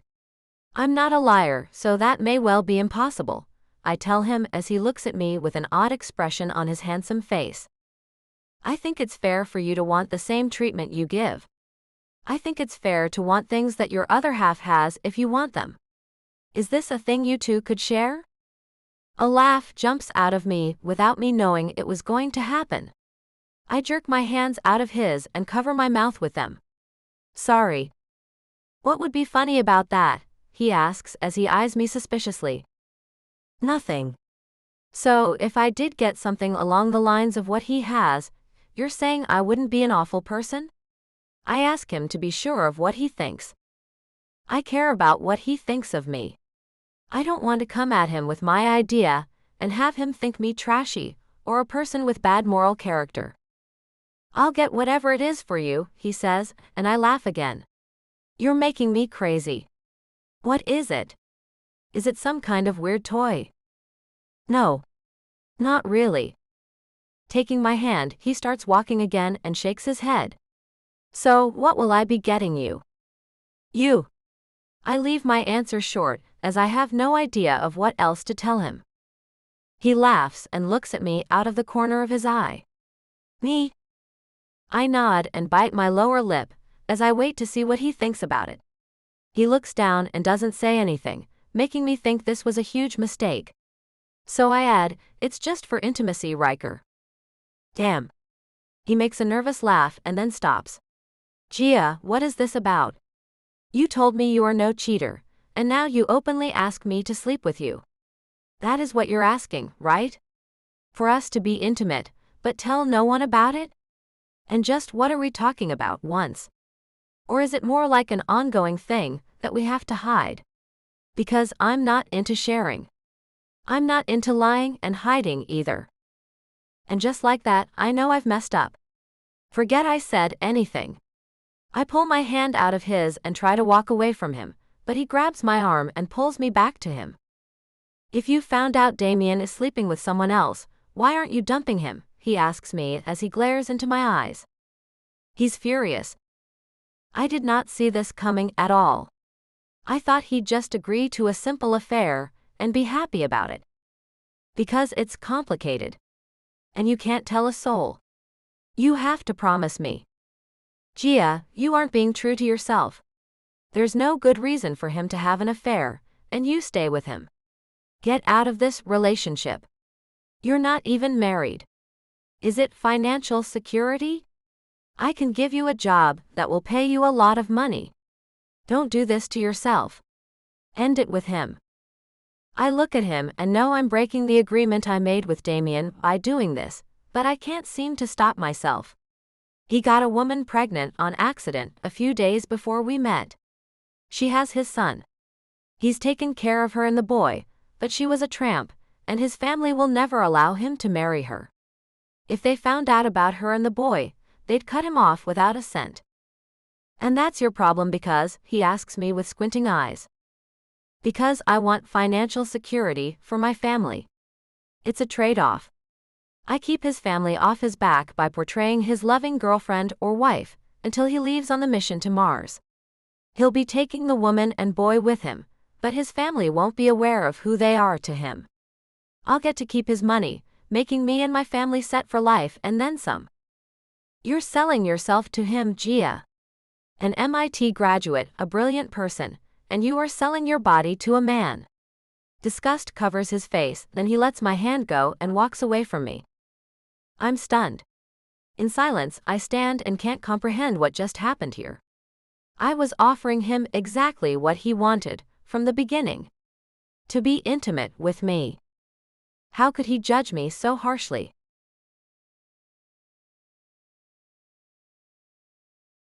Riker. Rain has set in as I head back to Orlando. I politely left Gia and her family alone at my place and told them I had pressing business to see to in Orlando. I told her family goodbye and told her I would send a car for her and make sure she was returned to the room she shared with Damien at the Four Seasons. I don't want to see her anymore. She may be brilliant, but she's so broken that I don't think it's possible to fix her. I've made arrangements to go out this evening with a young woman I met at a club a couple of months ago. I need someone to take my mind off Gia. The driver pulls to a stop in front of the restaurant I'm meeting Yolanda at, and I get out. I put on one of my best suits before I left my home. Gia looked at me with a sad expression and told me goodbye. She could tell I was going to go out once I got into town. Her face is haunting me, and I have to do something to get it out of my head. She's a terrible person. Just as I walk into the place, I see Damien, and he has his little secret family with him, it looks like. Making quick strides to him, I decide to see what he tells me about the woman and child who are with him. He scans the room, then he sees me heading his way. Riker, hello. Damien, I say as I gesture to the short woman who is nowhere near as pretty as Gia is. Who do we have here? He doesn't falter, used to this I suppose, as he says, this is Svetlana and Friedrich. My good friend from back home didn't feel well, so I took his wife and son out for dinner. The woman looks down at her son, and I can see she's also used to being introduced this way. "Nice to meet you both," I say and pat the little boy's head. The child looks just like Damien. How he's gotten away with this in his hometown with his family around is shocking. "And you're back in Orlando because," he asks me. "I have a date I forgot about. She's meeting me here. I'm going to send a car for Gia on Monday when her family leaves. She'll be delivered to the hotel," I inform him, then see my date waiting at the bar for me. "You seem agitated," he says. "Did anything happen that I should know about?" I want to blurt out that he turned a fantastic woman into a blithering idiot by what he's done, but I can't do that, so I say, "No, the trip was long because of the rain. I felt bad for leaving my date waiting for me. I'll be staying in town for the rest of the weekend. I'll see you on Monday to finish hashing out our deal. You should make time to come to Russia later in the month," he tells me. "I will," I say, knowing I will have to see Gia now and then with this business he and I have. But I'm not liking it one bit. With a wave, I leave and go to the bar. "Took you long enough," Yolanda says as I approach her. "It was raining. I'm sorry. Did you have more important plans?" I take her hand and lead her to the host so we can be seated. "I might have." "Why such short notice, Riker?" she asks me. I stop and pull her close to me. "I needed someone to help me get some other person out of my head, and your name came to mind."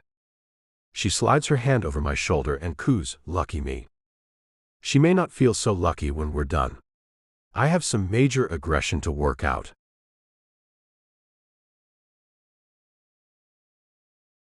Gia. I'd rather not, Damien. I tell him as he's getting ready to go to see Riker for a lunch meeting that he wants me to go to with him. "I just got back and I need to rest. My family said to tell you goodbye. They hope to see us soon. Maybe you should invite them to see us. Maybe they could do that sometime," he says as he straightens his tie. "I saw Riker at a restaurant on Saturday night. He was on a date." My heart fell because I had a feeling he was going out. "Oh yeah? I had them with me, Gia. He may tell you about that. That's the reason I'm bringing this up. I told him they were my sick friend's family." "What are their names?" I ask him as I fall into a chair. "Svetlana and Friedrich," he tells me. "I'm sure Riker will use that to try to get at you. Tell you I'm on the prowl." "I wouldn't worry about that," I say, then look around the room for something to drink.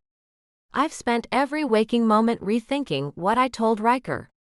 And in none of the scenarios did I envision him going out with another woman and seeking her attention instead of mine. Was she pretty? I find myself asking him. "Svetlana?" he asks me. "Sure," I say, but I meant the woman Riker was with. "She's not unattractive. You have more beauty than she does." "And the woman Riker was with?" He looks at me with a frown. "Why would you care?" "Why not?"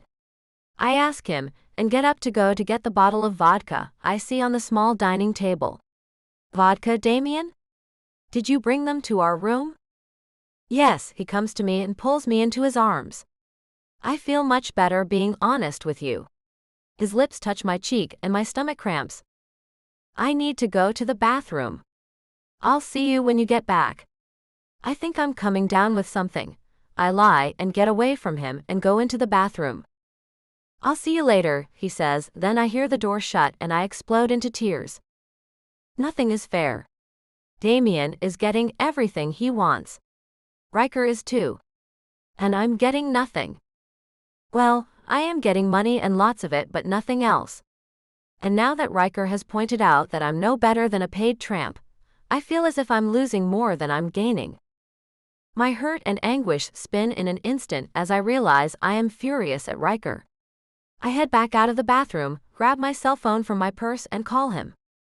It rings 4 times before he answers it. "Gia." "Riker, why did you go and find another woman?" "I'm a free man, Gia." "Is that all you wanted to know? How can you judge me?" You're no saint yourself.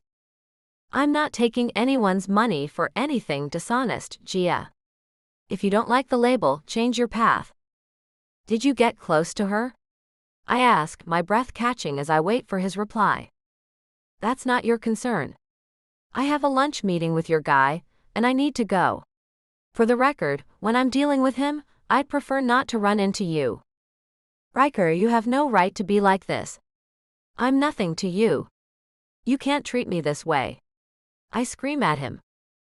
You know something, Gia, he says. You can manage to bring up anger in you where I'm concerned, but not where Damien is concerned. You should really think about that. Why do you suppose that is? Because I love you and I don't love him, Riker, I say. Then I end the call and throw the phone at the wall, busting it. I love you. Damn it.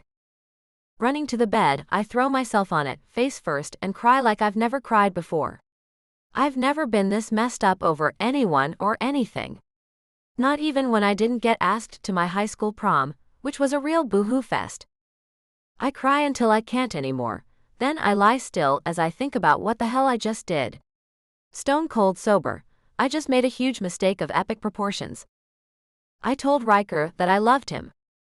I've gone crazy, that's what's happened to me. I'm insane. Clearly. Riker is going to meet with Damien, and I know he'll tell him what I said. I know he will. He's the kind of guy who will do that just to split me and Damien up. And he'll state that he did it for my own good. I know he will. I need to tell Damien first. That's what I need to do. But I broke my damn phone. Looking around the room, I saw the hotel landline and picked up the phone. It's been forever since I used one of these, and I have to really think about remembering Damien's cell number. I finally remembered it, and called him. He answers on the first ring. Hello. Damien, it's me, Gia. Why are you calling me from this number? Where is your phone? I broke it. I tripped, and it flew out of my hand and hit the... I stop lying and think about what I'm going to say. That's a lie. I threw it at the wall. I've done something stupid, Damien. I hear a voice in the background say, Is that Gia? Is that Riker? I ask him. Yes, he just walked in. Why did you throw your phone at the wall and break it, Gia? I'll tell you why, I hear Riker say, and I fall to my knees. Gia, why does Riker know why you would throw your phone? He asks me with a stern tone. I don't know what to say, Damien. This should be discussed between you and I. Tell him not to talk about it, I say, and hope Riker will do what Damien asks him to. I should let him tell me, Gia. Goodbye. He ends the call, and my hope of telling him before Riker does. An odd sensation washes over me, fear mixed with relief. Damien will end this thing we have. I won't be looked at by my family quite the same way anymore. Their worlds will be turned upside down, as will mine. Dad will have to scramble to get the farm going again. I have no idea what my sister's spoiled husbands will do to make money. I won't have the option of working for Apollo Engineering any longer. Getting up, I go and get my purse to look inside of it. I find my wallet and see all I have to my name is $200. I'm broke. I have no place to go, and no way to get anywhere anyway. My eyes go to the vodka on the table, and I make my way to it. Filling a small, clear plastic cup, I sit in a chair at the table and try to think about what my next step will be. I've never felt more alone. Abandoned. It occurs to me that I should just leave before Damien gets back and we have one ugly scene. I need to pack and go. But to where? My family is in Nebraska. So far away. Why did I do it? Why did I say those words to him? Why would I sabotage myself this way? I've never made bigger mistakes. I've always calculated my plans and actions, and this time I went off without thinking, and I've cost me and my family everything. The vodka burns as it goes down my throat. Then the pain of it ebbs, and I begin to feel a bit numb. I want this feeling. I don't want to feel a thing anymore. I don't want to feel unloved anymore. I don't want to feel used anymore. I don't want to feel anything anymore. How could I have gone and messed up so badly?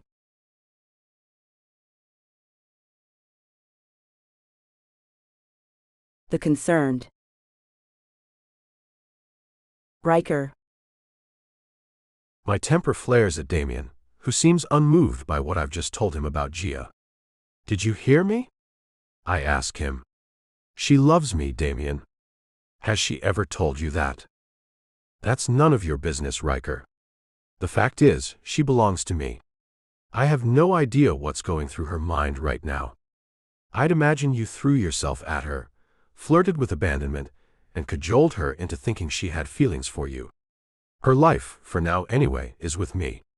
She knows that, he tells me, then sets his briefcase on the small table in a private section of the restaurant we're having our meeting at. His blatant disregard for Gia's feelings is anything but okay with me. You speak as if you own her. This is the second time you've said something like that. You do realize I can pay her too, don't you?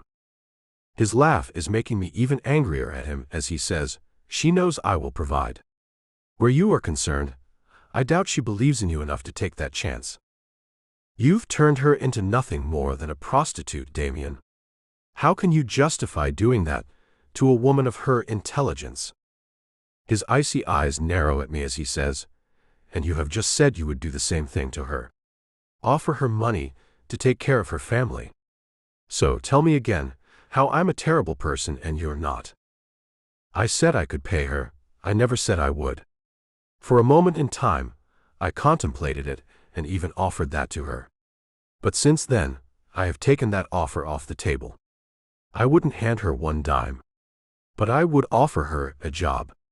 One that pays her what she's worth, and not a penny more. You see, she needs to learn her self-worth. You took that away from her when you pulled her into your life, her and her family. You surrounded her with all you think she and they will ever need, and you did it for your own selfish reasons. Love not being one of them. He looks at me with a lackluster expression that tells me he's not worried one damn bit about me as a rival. You tell me why she'd leave me for you then. If you don't plan on giving her all I have, then why would she put her family in that precarious position, Riker? The answer is, she won't. You have her bound to you, and it's unhealthy for her. I take a seat across the table from him where he's taken one, and try to get into his head. He has to have a soul in there somewhere, so I push the parent button. He doesn't know that I know he has. If you had a child, and someone was crippling them the way you have done to Gia and her family, what would you do? I don't think of what I'm doing as crippling anyone. I have a vast amount of money left here when I go to Mars. Someone should have it. And she is my companion in the meantime. I offered to marry her. Did she tell you that? She did, and she told me she wouldn't be marrying you, I told him. Did she tell you that? He looked away for only a moment, letting me know she had not told him that. She hasn't told me one way or the other. It matters not. It's a thing I was doing to make her feel more secure. Did she tell you that I told her I love her? His eyes cut to mine, with a curious expression filling his face. I nod. And she told me she did not tell you those words in return. She does not love you, Damien. She is in love with me. Yet you want to keep her. You want to keep her dependent on you. And you expect me to sit back and accept it all. If she wants to leave me, she can. I won't stop her. If that's what you mean. But when she finds you offer her nothing, I don't see that happening. Do you? He asks, then opens his briefcase and pulls out a ton of papers. Here is the contract for manufacturing the boosters. This is the real reason for our meeting this afternoon. Gia was never on the agenda. Tapping my finger on the table, I pull the contract over and begin to read it. I have to let this thing with Gia go. He's right, she won't leave him for me. Not when I will refuse to hand her or her family a damn thing. It's not that I can't, it's that it's not good for any of them. My lawyer will have to read this first before I sign it. I'll take it home with me and read over it, then get it to him and then back to you. You will be leaving at the end of the week, right? I ask him. Yes, on Sunday. Can you get it back to me by then, or will I need to extend my visit? I'll have it to you. But I want you to know that I'll be sending Gia a formal letter asking her to join my team and work for Apollo Engineering as a food engineer. She will have this week to make a decision about taking the job or not. And I will not be talking to her on my own. I want her to know she has other avenues she can choose without intimacy being a part of it. His eyes close as his face goes red, and now it seems I've made him angry. My offer must be a thing he's worried she will accept. When his eyes open, his color has returned to normal, and his words come out clean and crisp. Do what you want. With a nod, I open my briefcase and put the vast amount of paperwork the contract consists of into it, and close it. Thank you for allowing me to treat Gia like a fellow human being, Damien. Sarcasm is not a thing you wear well, Riker. You and I both know she won't take the job. She has no place to stay. The money my company paid for her invention was spent long ago. Her only money is the small amount of cash I have given her. She has no car, no home, and no way to put a roof over her head to stay here. And if you offer her those things, then it will be you who is taking care of her the way you are accusing me of doing. It will be you who makes her your prostitute. I don't look at her in that light. Gia means more to me than that. You wouldn't understand, though. People helping people? I ask him as I get up to leave, tired of him and this conversation. I suppose that's how you think of what you're doing. It is. We're here to help one another. I can help her and her whole family. She can help me with mine. It's a win-win. We enjoy each other's company, and we enjoy being intimate with one another. Another win-win. I can see you enjoy digging into her. You enjoy watching her squirm with your flattery and flirting. But you offer nothing deep the way I do. You offer her no security the way I do. You only offer her a job. Go ahead, make her your offer, Riker. I'm sure your heart won't be broken when she turns the offer down. You do have other women who tend to your needs, after all. Your heart isn't in Gia's hands. Your heart isn't in her hands either. I watch him as he blinks a few times, as he realizes he doesn't have anything more than a financial hold on her. And apparently, I hold her heart in the palm of my hand. What should I do with it, I wonder? Leaving the room, before he can say another word, I find him coming up behind me at a fast pace. Get in touch with me as soon as you have the contract signed. I nod, and he walks faster to get ahead of me. He seems to be in a hurry to get somewhere. Back to his hotel room, no doubt. Back to work on Gia's head, so she won't want my offer. It wasn't my plan to make her one.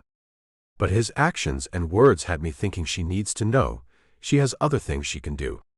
But the problem of not being able to give her a place to live and upfront money is an issue I didn't foresee. But then again, the woman is smart, and I'd assume she's resourceful when she needs to be. All I can do is put the ball in her court. I can't make her hit it.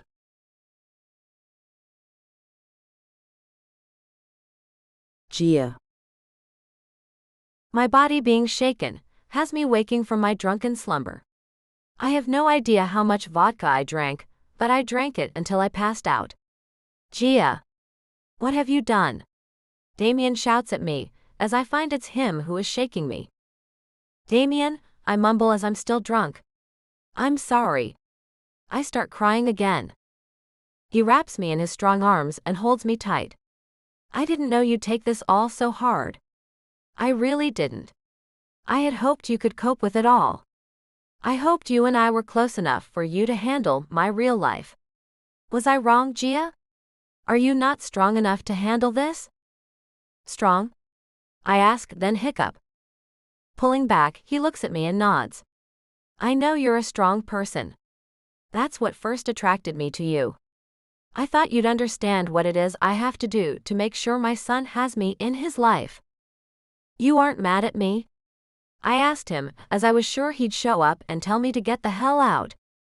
I'm not happy with you right now. I mean, you've obviously been seeing Riker behind my back. But you can stop doing that, can't you? He's just a playboy. He's not ever going to be the kind of man you need. The kind of man who offers you a lifetime of security for you and your family.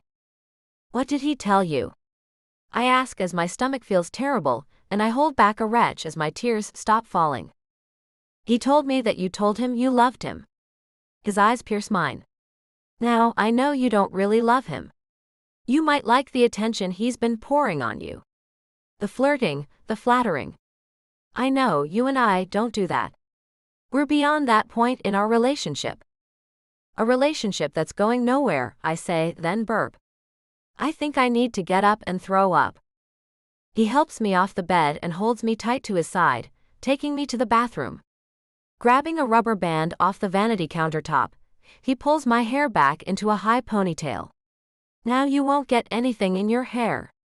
Should I leave you? I nod and he goes out of the bathroom, closing the door behind him. Getting on my knees in front of the toilet, I let it all come up. I don't know what I was thinking about drowning myself in alcohol. It didn't solve a thing, and now it seems Damien isn't tossing me away like the rubbish I feel I am. When I get it all out, I wash my face, brush my teeth, and go back to find him watching television. He smiles as I come out and pats the place on the sofa next to him. Taking the seat he's offered, he puts his arm around my shoulders and pulls me closer, giving my cheek a kiss. Do you feel any better? Not really. How can you be okay with what I did, Damien?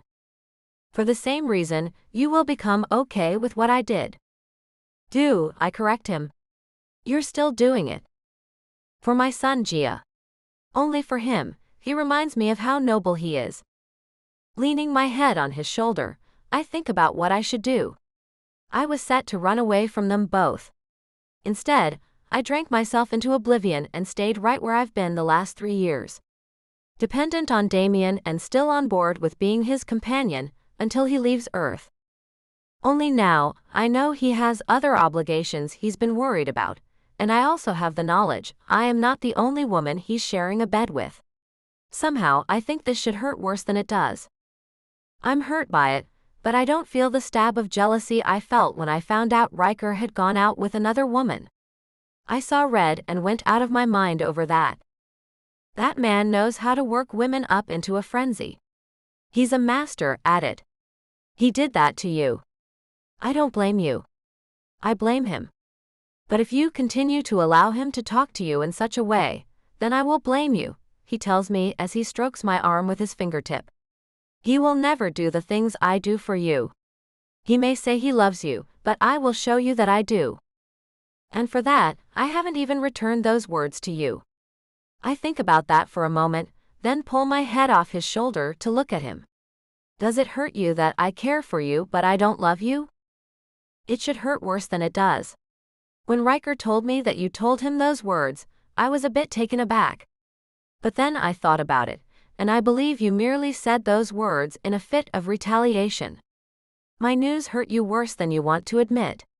You haven't known that man long enough to know if you love him or not. And I can tell you now, he's shallow and not a person you can count on. He's all talk, and his only actions would be physical. You're better than that and smarter. I am, aren't I? I ask him as I search his eyes for the truth. That news did mess me up. And I did a stupid thing, and now that I think about it, it was because I wanted to let you feel what it feels like. But I don't need to do that to myself. I need to make this situation work. Do you trust me to do what I've told you I will for you and your family, Gia? He asks me as he squeezes my shoulders. I do. Do you feel like you are selling yourself to me, the way Riker says he thinks you are? Do you? I ask as I bite my lip. He shakes his head. I do not feel that way. I never did until he threw that at me. He thinks I'm a tramp, Damien. He told me that to my face. He's wrong. You and I know, we are much more to one another than something that simple. And now I think you and I need to make this thing even deeper. I want you to meet Svetlana and Friedrich. I want us to be more like a little family. I would have much more time with my son if we could figure out a way for her to be incorporated into our lives. My stomach lurches again, and I jump up and run to throw up in the bathroom again. Damien just keeps pushing me one step further. I swear the man isn't going to stop until he has us both in his bed with him every night. After another bout of nausea, I clean my face again, brush my teeth again, and go back into the room to find him watching television like nothing is wrong. Vodka doesn't agree with you, Gia. I suppose you forgot about that. His eyes cut to the side to look at me. It's so unattractive. I'm sorry, I find myself apologizing. Damien, I need to be honest with you. This thing with the other woman is a thing that's hard for me to take. I need your help, and you're telling me you won't give it to me? He asks me as he turns off the television. After all I've done for you? I take care of your mother and father. Not to mention your sisters, their husbands and children? And all I am asking is for you to make nice with Svetlana. Pretend you want her to be our personal maid. That way, she and Friedrich can live in our part of the estate. I can see my son every day. But you don't want to do that for me, or for a young boy who needs his father? My stomach twists with what he's asking of me. Then I make him an offer. If I do that, then I will take a bedroom away from yours. You and she can share a room, and be what it is you will be when you leave anyway. I'll be what you need me to be in front of your family, but nowhere else. I don't want intimacy to be involved. It's making me feel bad about myself. You don't care that I want you in that way, he asks me, then gets up and takes me in his arms, swaying a bit with me and then placing his lips on my forehead. I don't want to lose what we have at all. I merely want to add to it. Are you telling me that one day you will be wanting to add her to our bedroom? No, I'm not saying anything like that. I will still keep you two separate in that way. I'm not trying to make you do physical things you don't want to. I don't want you both at the same time anyway. I shudder as I think about what he's asking of me. I am to let you have your cake and eat it too? And in return, I will leave you billions of dollars to ensure you and your family have more than a lifetime of monetary gains. I just want more time with my son. Like I told you before, I don't think it's fair to leave any woman physically frustrated. Especially if you're asking her not to look for that attention elsewhere. I nod, even though I don't understand entirely. I get that he's from a place where families rule over everyone in them. I get that he needs help, and that he's willing to pay for that help. I get it all, but I don't know if I can do this to myself. What I was putting up with, being in a loveless relationship for my family and myself, was hard enough. Putting up with a man who is sleeping with another woman may be the straw that breaks the camel's back. Or my sanity.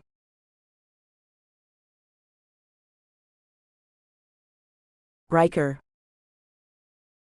After checking with a few places, I've found that if Gia looks into it hard enough, she can find places that will let her live for free until she gets on her feet, especially if she has a job, and Gia will have a great one that will pay her after 2 weeks of working for my company.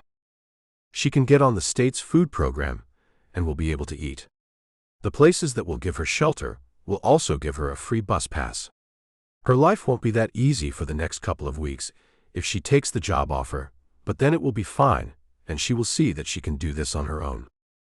I think it will bring her to a place that's much more mentally healthy for her. Her parents have a family farm they can get back to with a little ingenuity. There are grants her parents can get from the government that I can help them find and fill out. I'm sure her sisters and brothers-in-law can figure out how to get jobs. Surely those men worked somewhere before Damien took over their lives, spoiling them. The whole family will be better off than they were. Well, not financially, but they will be better off than they are now, mentally speaking. That's if she decides to turn over a new leaf. I might be disappointed in her. I most likely will. I know that. I know that the chances of her walking away from all that money are slim. There's just something about her that makes me want to help her find the woman I know she's lost. I'm sure that woman is remarkable. Smart, funny, secure.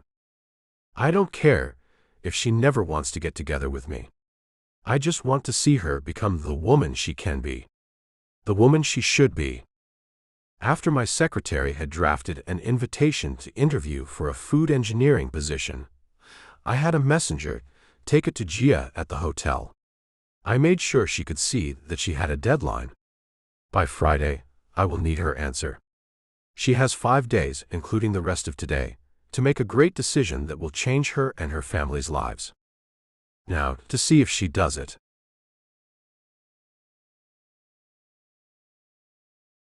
Gia. A knock at the hotel room door has me wondering who it could be as Damien goes to answer it. A frown is on his face for some reason. It makes me think he has an idea of who it is. As he opens the door, I see a young man with a large manila envelope at it. This is for Miss Flynn. He hands the thing to Damien and leaves, leaving me wondering even more. For me? I ask as he brings me the package. Riker sent it. To lure you away from me, he says, then tosses it on the sofa next to me. Here, look at it, don't look at it, I don't care. I'm sure he thinks he can offer you more than I can, but can he be trusted? Looking at the envelope but not touching it, I think about how Damien will really feel if I open it to see what Riker is offering me. I'm sure you're right, Damien. Just throw it away. The man has caused enough trouble as it is. I need to learn how to ignore him. He has my head a mess, after all. That he does, Damien says, and comes to pick up the thing and takes it, then throws it in the trash can near the door. I'd like to invite Svetlana and Friedrich over to the room, so you can get to know one another. Swallowing hard, I find myself feeling ill again but say, okay. Why do I do stuff like that? I don't want to deal with this right now. Maybe not ever.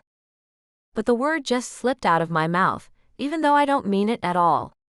I can't think of how I'll take being around her. I know she has a place in Damien's life, but damn. They're just a few doors down. I'll go get them, he says, then leaves. I jump up and go to the bathroom.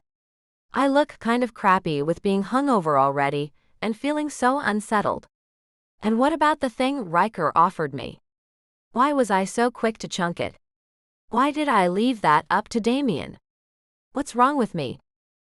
I run back out and take the thing out of the trash and hide it in a drawer. Maybe I will look at what it is later, when Damien's not around to watch me. The door opens just as I close the drawer and I turn to find Damien coming in, carrying a little boy who looks so much like him. There's not a doubt in my mind the kid is indeed his. A short woman, plain and looking more than a bit sheepish, is following them. Damien beams at me. This is Friedrich. The boy is shy and hides his face in Damien's shoulder. He's adorable, I say as it's true. Then I look at the woman, who won't look up at me. Svetlana, it's nice to meet you. She looks up at me, revealing dark eyes with shadows beneath them. Life must not be as easy for her as it has been for me, and that makes me feel sorry for her. Hidden away like she's been must be hard. It is nice to meet you also, Gia. Damien has told me all about you and how you are helping him to keep us in his life.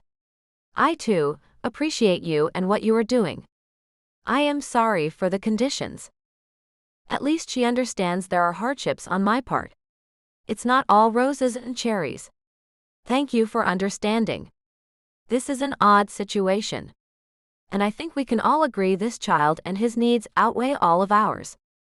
Damien's smile doesn't fade as he says, see Svetlana, I told you, she's 1 in a million. I don't feel like 1 in a million. I feel like a pushover. Walking away, I take a seat on the sofa and they follow. Damien coaxes the 2-year-old to shake my hand, and he finally does.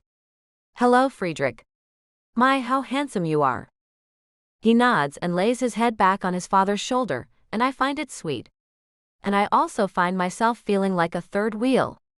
If the place was bigger and there were more rooms, I'd excuse myself and go hide away from the little family that is Damien and these people. What you are doing is beyond selfless, the woman tells me. I can't say I'd do the same if I was in your shoes. Nonsense, Damien says, then gives her a stern look. And what have I told you about talking that way? So he rules over her too. Interesting. We should all go out to dinner, I say as I get up to find some clothes to change into. I'm starving, and we might as well start being seen together in public. Once we go back to Russia at the end of the week, this charade will begin. I think it's best that way. We can say I found her here. We can say she was working for Riker's staff, and I asked her to come work for us. You're getting ahead of yourself, Gia, Damien says. She has family in Russia. I will come up with a plausible story. He already has, she says as she looks at him with a frown. You have not told her everything? Not everything. He looks at me with a grin. You see, I've already called home. A place has been readied for them. I told them you hired her and had her brought to us in America to interview her. She filled out an application at a temp agency and I answered it, under your name back in Russia. My name? I ask as I feel a bit violated. Yes, I wanted nothing to come back to me. So the story is that you hired her, and we will bring them back with us on the company jet. What does he call you? I ask Damien as I gesture to his son. Mr. Markov. I find that appalling. Yet he knows who you are to him, right? No, Damien says, then looks at the child's mother. I am merely his mother's friend, who comes around a lot and pays special attention to him. But when you leave to go to Mars, you will tell him the truth, right? I ask. The boy's mother nods. That is when he will be told. So you see, that's not to be talked about. You do understand. I nod and say, well, with the story told to me, then we can still go get something to eat. And you need a new cell, don't you? Damien asks as he sets the boy down and hands him something out of his pocket, a little toy to play with. I could use one, I say, then go into the bathroom to freshen myself up. I can hear them mumbling, and can't quite make it all out. I know she's about as happy with this as I am. She's not keen on another woman being around her son. I can hear her telling him that I am not to get close to their son. Damien agrees with her, and I feel left out. Why bring me into this, and make it where I have to virtually ignore a child? Why do this to me at all? Why am I allowing it? I grit my teeth, and look at myself in the mirror. What's wrong with you? Do you think you deserve this? A light knock on the bathroom door has me looking at it, and I open it to find Damien standing there. She'd rather not join us. She wants to keep things very separate. I think she's afraid our son will get close to you. The same way I want no other man in his life, she wants no other woman. With a sigh, I walk out of the bathroom, finding them gone, and say, how is this supposed to be, Damien? Am I to ignore the kid and her, or what? Treat her the way you'd treat any of our maids and their children. He takes my hand and leads me out of our room. It'll all work out. You'll see. I'm not happy with this situation at all. But I can't seem to tell him that. I can't seem to find my voice. I can't begin to understand when I lost myself. I guess around the time he gave my family all the money he did.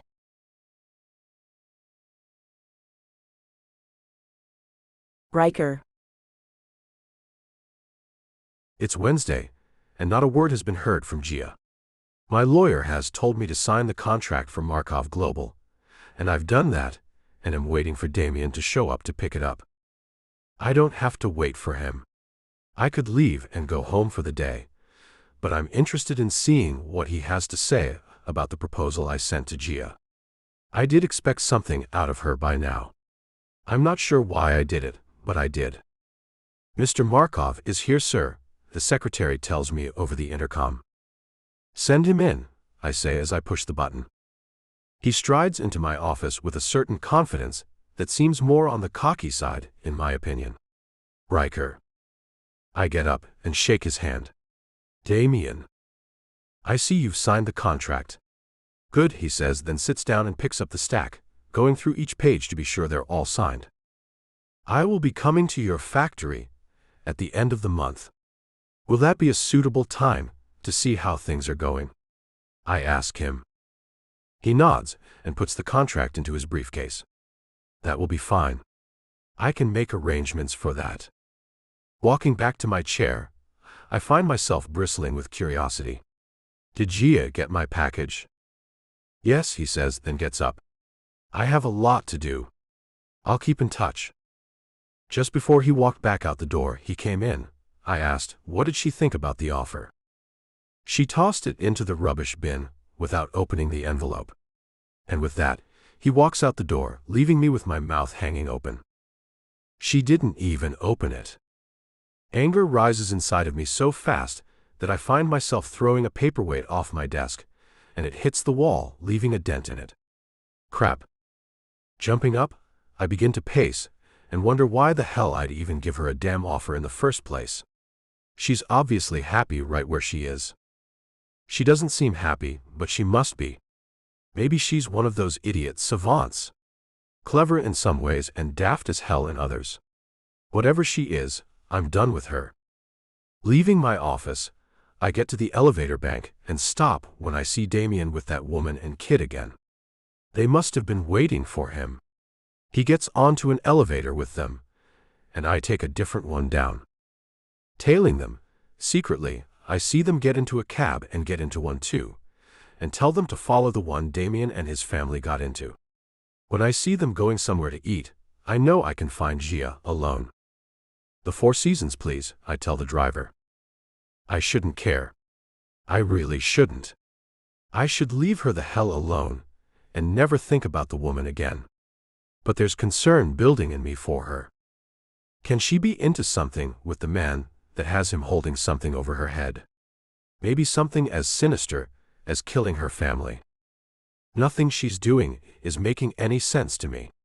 I know I've had money my whole life, but would middle-class people really go this far to ensure great wealth for them and their family? I can't see it. I just can't. Not when her father was a successful farmer, and she could be a successful food engineer. Now, if everyone was stupid, I could see it. But none of them are. There just has to be more to it than what she's told me. There has to be. The cab pulls up to the hotel, and I pay him, then get out. Going straight up to their hotel room, I knock on the door, and finally can breathe normally when I hear her say, "Hold on a sec." I don't say a word, worried she'll hear my voice and not open the door. When it opened, I could see by her surprised expression that I was right on the money. Gia. No, she snaps, then tries to close the door. It's too late. I'm inside and holding her arm. You didn't even open my letter, I ask as I kick the door closed behind me. Let me go. No. Why would you not even look at what I have to offer you? I ask her as I shake her a bit, then stop myself and let her go. I'm between her and the door. She's not going anywhere. I saw no reason to see what you wanted to give me. You told me what you think of me. She turns and walks away from me.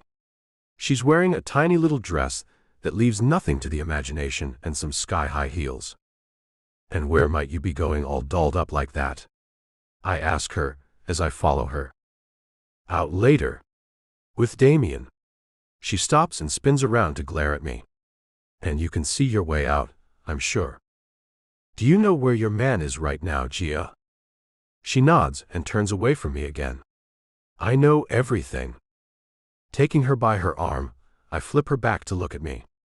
And this is all okay with you? No, but it is what it is, she says, and I can see behind the face full of makeup that she's conceded to the man. She'll do whatever he wants her to, just as long as he pays her in the end. Gia, I'm concerned about you. You're too smart to do this.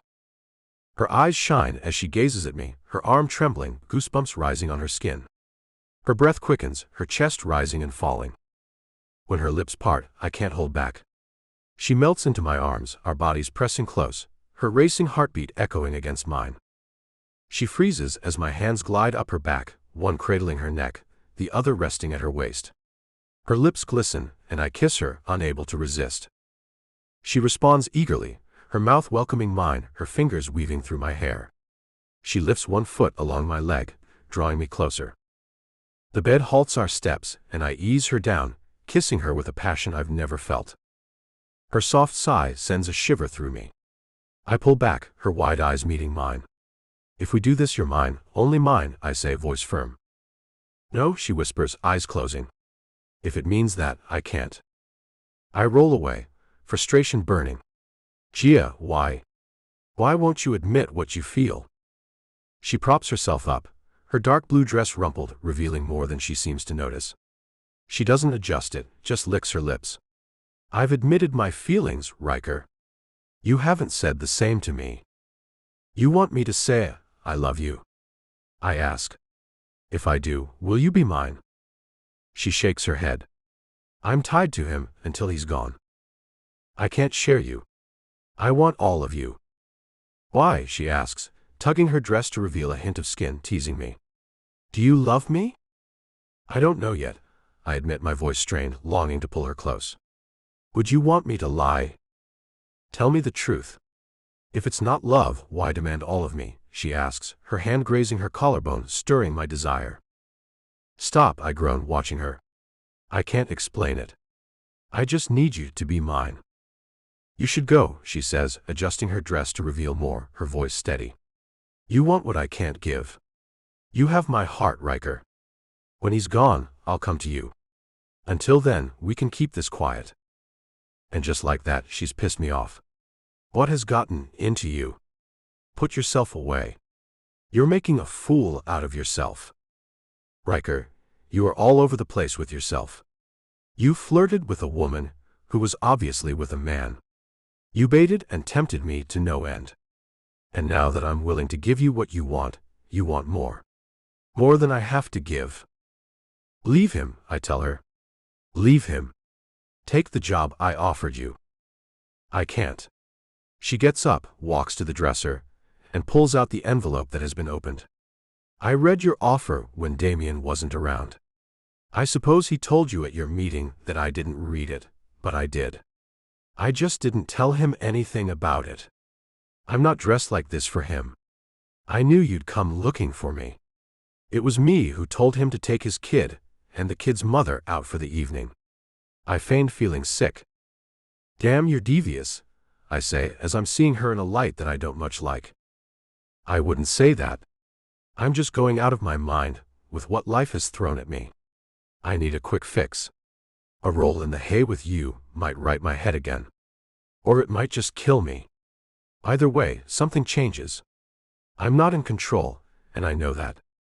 You are in control, I tell her, and see she is swaying in the breeze here. You can have a job. I want you to do the rest on your own, to prove to yourself that you can. The way she looks at me has me worried. Her chest rises and falls with her breathing, like the process is almost too hard for her. If you could feel the weight I carry, you might understand me better. It feels like an elephant is on my shoulders. There's not just my family to think about any longer. There's this little kid. A kid I feel so sorry for because he can't know that Damien is his father until they leave this world. All because of money. That isn't your problem, I tell her, and go to take her in my arms again as I can't seem to stop myself from doing it. Baby, listen to yourself. You're letting him make you think only you can help him with the things he's gotten himself into. The poor kid, Riker. This poor little, innocent kid will live in poverty. Sure, he'll have his mother and father, but at what cost? It's a few years of my life. I can handle it. I know I can. But it would be so much easier if I had you as my little hidden secret. I am not a man who hides, I tell her as I cradle her in my arms. And you should not be a woman who martyrs herself for anyone. Not even a child. Has it ever occurred to you that Damien isn't being honest with you?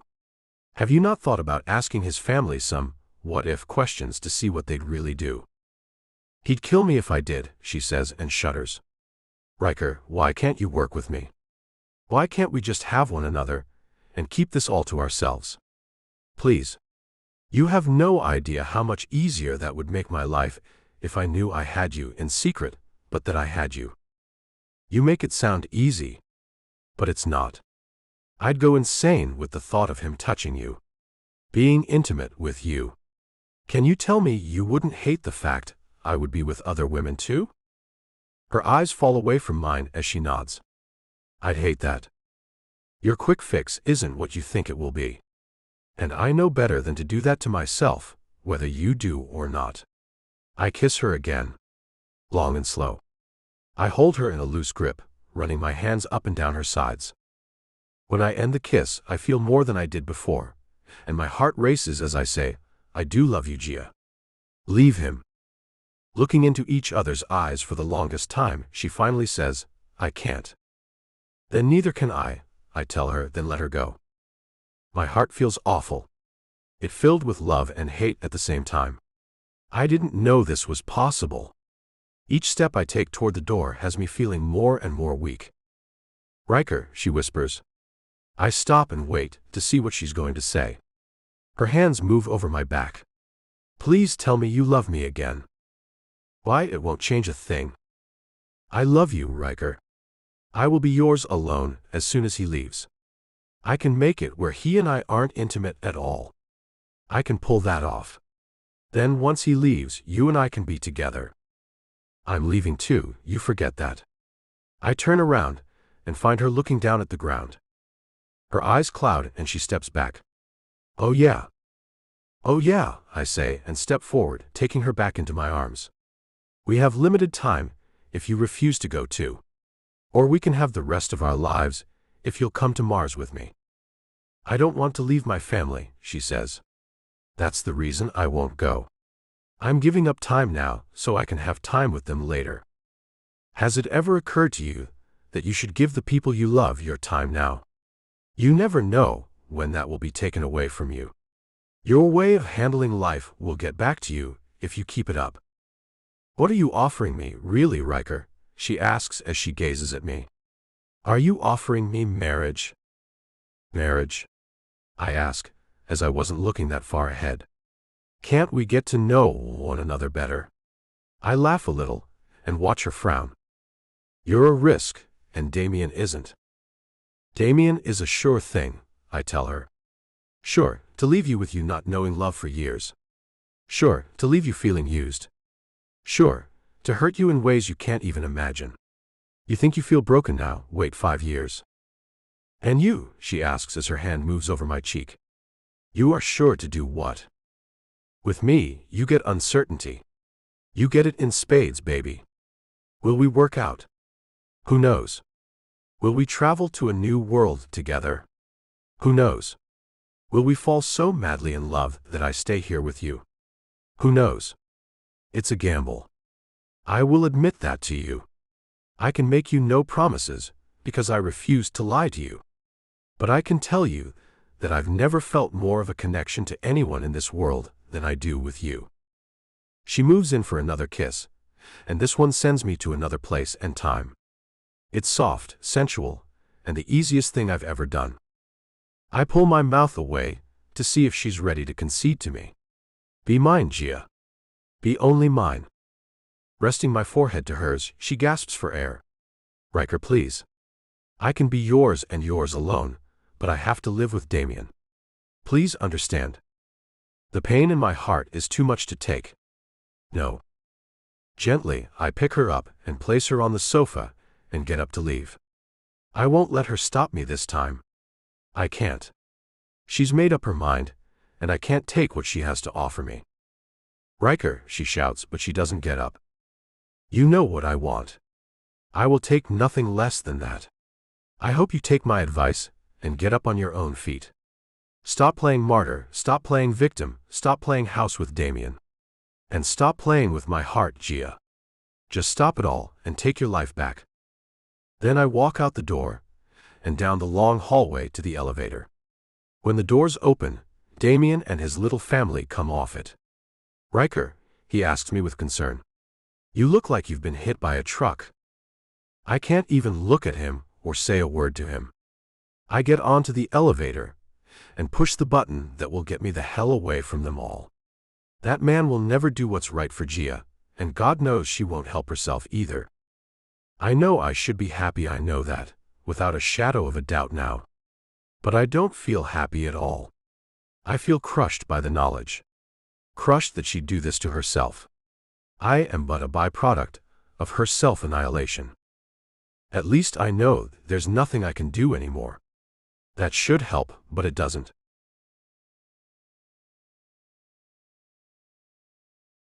Gia.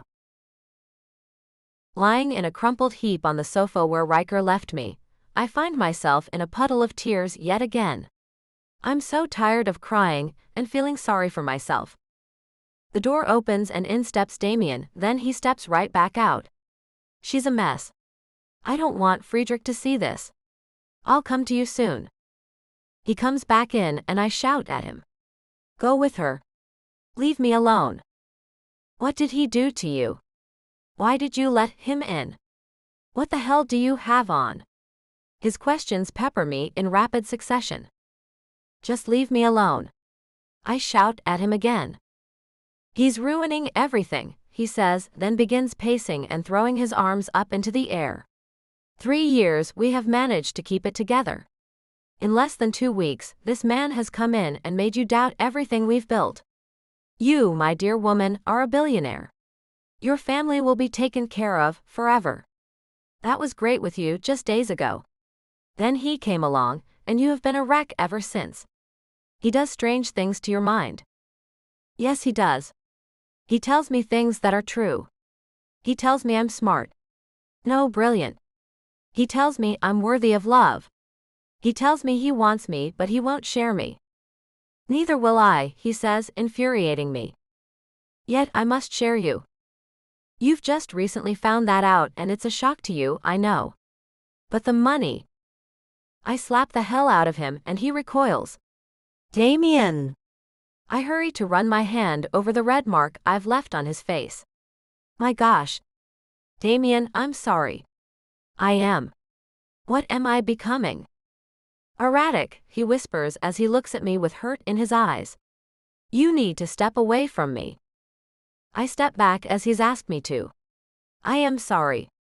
I am. Riker makes me crazy. Yes, he does. His influence on you is appalling. He rubs his cheek, then goes to sit down on the edge of the bed. I need to think about things, Gia. I can see it running through his head.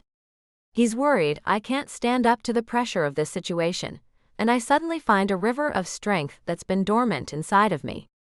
You can count on me, Damien. I'll get a grip. This thing with the new woman is going all over me. I'm a mess. Riker is pushing buttons and it's all been too much. When we get home, things will even out. I can pretend I don't know a thing about Svetlana and your son. I need to act like that anyway, don't I? We need to get you home sooner rather than later. I don't think Riker will ease up on you. Not the way I saw him looking. He's fallen for you. He gets up and walks into the bathroom as he rubs his cheek. My heart pounds like crazy in my chest, and I wait to see if it will hop right out and leave me chasing Riker down. He's fallen for me. How can I leave here? How can I turn my back on him? I have my family to think about. Riker said it himself. He's a gamble, and Damien isn't. Riker isn't promising me a damn thing, and Damien is. I have to get back to my life in Russia with Damien. He walks out of the bathroom. The only way this is going to work is if you never see him again. Once I'm gone, I don't care what you do. Until then, you will stay away from that man.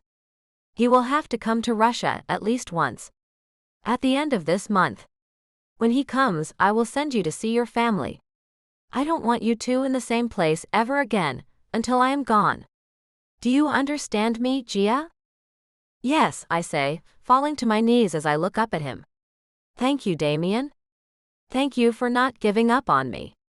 Love is fleeting, and financial security is forever. Thank you. His face is stern as he looks down at me. We will need stricter rules. I'll need your cell, and you will only be allowed to call your family when I'm around, to make sure that's who you're talking to. Agreed? I nod. Yes, agreed. Get it for me. I want it now. You are weak where he's concerned. I get up off my knees and hurry to get him the phone he just bought me from my purse. Here, I say as I hand him my phone. I'm sorry I'll have to be so strict with you. This is too important not to be. My son is at risk. I understand. I do. I never understood more than I do right now. Riker is making me something I'm not. When I give my word, I mean it. I never go back on it. I gave it to you. I am yours until you leave. Whatever that entails. Yes, whatever that entails. Now, it means you must ignore what I will be doing under the roof I share with you and my family. You must only think of the money, and not your foolish pride. The term foolish pride echoes in my brain. Is it really that I'm feeling? I don't think so. I think it's more than pride. But I'm not about to argue with Damien about the words he's used. Not after all I've done. Go wash yourself. I'm going to make the arrangements to leave as soon as possible. I have to go to help Svetlana get the things together. You can handle getting our things together. I'll be back soon. I can't wait to leave this place and that man. It's amazing how much change he's made in you in such a short amount of time. I can honestly say, I never saw this coming from you. You're always level-headed and business-minded. I nod and watch him leave as he shakes his head in confusion. I too am confused. Why would I let anyone get in my way of what my goal has been? Secure the wealth, then let my real life begin. That's been the plan since Damien told it to me. As I go to wash away the makeup my tears have ruined, I have to face myself in the mirror. Turning a blind eye to the weak person I'm looking at, I wash the black trails of mascara off my cheeks. The smudged red lipstick Riker helped to destroy is washed away too. My stomach clenches when I see a red lip imprint from his lips after he kissed me and got my lipstick on him. Across one cheek, the mark is there. Perfect and memorable. I fall against the wall, my back to it. Staring at the place on my cheek, I close my eyes and relive the kisses, the feelings I've never had before and may well never have again. His touch made my body warm and liquid in an instant. His mouth on mine felt like I was attached to an electric socket. Only it was Riker, filling me with something I didn't know existed. Raw power and what has to be love. But if it's real love I feel and that he felt as well, how are we walking away from it? It is rare, isn't it? Filling the sink with cold water, I plunge my face into it. I have to stop thinking. I've kept my brain shut off for 3 years, what's 5 or so more? When I come back out of the water, I dry my face with a hand towel and feel my mind has gone quiet. It took some time to silence it in the beginning, but I must have gotten used to it. I can do it again. It shouldn't be a problem. All remnants of the man who has messed up my head are gone. I see no traces of him, and with no traces I can put him out of my mind. I step out of the bathroom and freeze as I see him standing in the middle of the room. I will not give you up without a fight. Riker, we're leaving. All of us. I have to get away from you. I won't let you go. Riker, I whisper as he falls to his knees. Stay. Please stay, Gia. Tears fall from his dark eyes and I don't know what to do. If Damien comes back in here and finds you, I don't know what he'll do, I tell him as I stay right where I am. I'm not afraid of him or what he'll do. I'm deathly afraid of you leaving with him, and me never seeing you again. It's been less than 2 weeks, Riker. We're being delusional. We don't love each other. We do, he breathes out. I've never been more certain of anything. I'm going with him. I've made up my mind. I've been weak where you're concerned. I have to stop being weak. You are being weak where he's concerned, Gia. It's not me, it's him who is baiting you, leading you, manipulating you. It's him, not me. My mind is spinning, and a part of me wants to run into his arms and go away with him. But that part of me knows better than to do such a thing to my family. I'm sorry, Riker. You have to go. We're leaving soon. I'm going to Russia with him. There is nothing you can say or do to stop that.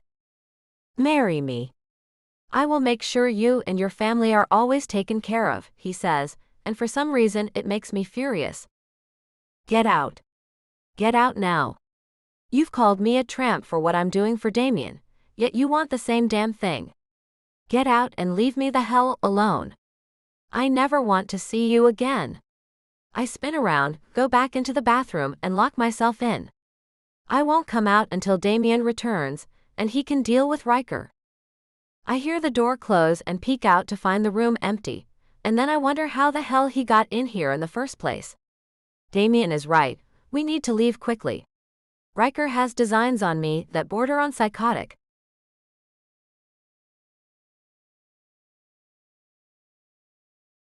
The reactor. Riker. Wafting trails of smoke dance around the dimly lit bar I've found to drown my sorrows in. Gia is leaving, and there's nothing I can do about it. Another shot, mister? The bartender asks me as he picks up the empty shot glass. No, I think a nice large glass of bourbon with a splash of Coke is in order. I need to erase someone from my brain. You're a professional. Do you think that will do the trick? The pale barkeep chuckles as he goes to get me what I've asked for. It sounds like it might work. I watch him fill the glass with ice, then pour the amber liquid over the clear cubes, making them crack and pop. Fissures are left behind, marring what were perfect blocks of ice. Adding a touch of Coke, he brings the drink to me and places a straw on the bar next to it. So, who needs to be erased? A female who has given away her soul, so her family will never have to worry about money again. I take a small sip of the liquid that's still warm despite the ice. The skinny man pushes a bowl of peanuts toward me, but I merely look at them, not taking any. I know who you are, Riker Crawford, CEO of Apollo Engineering. And I know you are planning on being on the first mission you're able to get going. Out of here. So what do you care if some woman has sold her soul to make sure her family is well off? I shouldn't. I know this. But she's a brilliant person, and she's squandering her gifts. And she's leaving true love behind for the sake of money. I take another sip, then pick up a handful of peanuts. You are her true love? He asks me as he sweeps away some dust that came out of the bowl as one picked up the peanuts, and I place them on a nearby napkin instead of eating them. I am. And she's admitted her love to me. But she's still going to be with the man who will see to her financial security. You're a rich man yourself. Why not offer her what he has? He asks me as he makes his way to serve another patron who looks to be enjoying themselves as they tap away on their cell. I did, and she got mad at me. But I can't blame her for that. I did kind of let her know. I thought it was wrong of her to let the other man buy her like that. I'm at a loss with this woman. She has me turning myself inside out over her. As he comes back my way, he says, "You should stop doing that. She's going to do whatever it is she wants to. It sounds as if you need to let it all go." I nod and take another drink. The alcohol isn't burning my throat anymore. The numbing action has set in, and I feel unsettled still, but that's begging to wane. I should let it all go. I should be thinking about better things. More important things. I have more to do than most. Looking at the glass, I find I've drank more than half of it and I should stop while I'm still functioning. Placing 100 on the bar, I get up and give the man a nod, then leave the bar and walk out into the sunlit day that's gone on as I've wallowed in self-pity. People walk up and down the sidewalks as I watch life go on. And I know my life will surely go on without Gia in it. But I'd love it if she'd never leave it. Walking toward my office building, I find my mind wandering, and the thought of making a fuel out of corn moves in and settles there. The fuels we're working with now are burning at a fast rate. Diesel is the slowest burning fuel, but we need to add more to it, to extend it even further. The addition of a corn biofuel might be the key. The missing link. My steps increase with my excitement, and I hurry to get to my office and my computer to research the different types of corn that could be used to make the new fuel. As I step off the elevator, I get an idea. Johnny and Donna Flynn. Gia's parents. They have farmland that is lying dormant, but has been kept fertilized for a few years. That land would be perfect to try out a new breed of corn. Getting into my office, I quickly turn on my laptop and get busy looking up information about corn and its use as a biofuel. Then I make a call. "Hello, Riker." Johnny Flynn answers his phone. "How are you doing on this fine day?" "I'm doing fine, Johnny. I was thinking today about corn, and you happen to have an unused farm that might just help me to develop a crop that could be used to make what we'll need to get us to Mars. What do you say to me and some of my engineers who are making a visit to your place to see what we can do with it?" "That sounds exciting," he tells me. "When would you like to come?" "As you know, we're wide open." "This weekend sounds good to me. And I want you to know, this could be a very profitable thing for you and your family. If we get the results, I think we might. Can you handle that?" I ask him, and wait to see if he's as dead set on not using his brain as Gia seems to be. "Do you really think so, Riker?" he asks me, and I can hear a bit of nervousness in his voice. "I wasn't doing so hot with my farming before. This will be different. Your crops will be in a contract. We will buy the product at a specified price, no matter what. You see, it will be our engineered seeds that make the corn. You won't be expected to make anything. We will do that, and take care of all the work that goes into raising the crops. We'll lease your equipment, and employ the people you trust to do the work the right way to ensure a healthy crop." Gosh, I think I'm loving this idea, Riker. I really am. This sounds exciting, and being on the Mars missions is something that'll go down in history books. Count us in, son. You come on up here to Nebraska whenever you want to. We have a big old farmhouse. We can put you and up to 10 more people up while you're here. Donna and the girls will love cooking for you all. So don't you dare think of booking yourselves a motel. You hear me? His hospitality is overwhelming, and I find my heart is pounding with his generosity. Will do, sir. Thank you. I'll be in touch later today to let you know the whole plan. This is exciting. It is. It's not the money I care about, but being a part of the process to get people to another planet that has me so enthusiastic, he says. I know money isn't an issue for you, and this may well ensure it never is, Johnny. Talk to you soon. Bye. I end the call and have a river of energy flowing through me. If this can happen, Gia's family can depend on themselves to make a legacy and financial security all on their own, eliminating at least that weight. I don't know how long she'll see Damien's illegitimate son as her burden to bear, but at least the major one may soon be lifted. And now, I think I need to fix the damage my emotions have caused. I've never had any trouble keeping my head on straight before. I can't blame Gia entirely for how I've acted. I need to make amends with her. Calling her next, I wait to hear her shriek at me or curse me. Riker. Damien answers her phone. Gia isn't a person you should be calling. I had something I wanted to say to her. I'd like it if you gave her the phone, please. I tap my finger on my desk as I wait to see if he'll do as I've asked. No, he says, very simply, and it makes me mad, but I hang on to my temper. Damien, I know about your secret family. I don't want to let your secret out, but if you keep me from speaking to Gia, I will. She told you. He asks me as if that's inconceivable. She did. So give her the phone, or the media will get wind of what you're hiding, I threaten him. When he hangs up on me, I look up the phone number for one of the local television stations. He will not get away with what he's doing if he expects to take Gia down to do it.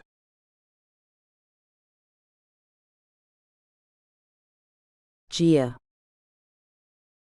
After a shower to clear my head, I started packing and got my head back on straight. This nonsense with Riker got out of control, and I feel much more put together. The door to our hotel room opens and Damien strides in, tossing the cell phone at me. Call Riker and see what the hell he has to say. You told him about my son. He's threatening to go to the media about it. I don't know why you did that, but it will be up to you to fix it. I catch the phone and feel frozen inside. Damien, I save it. Call him and hurry up about it. And be nice.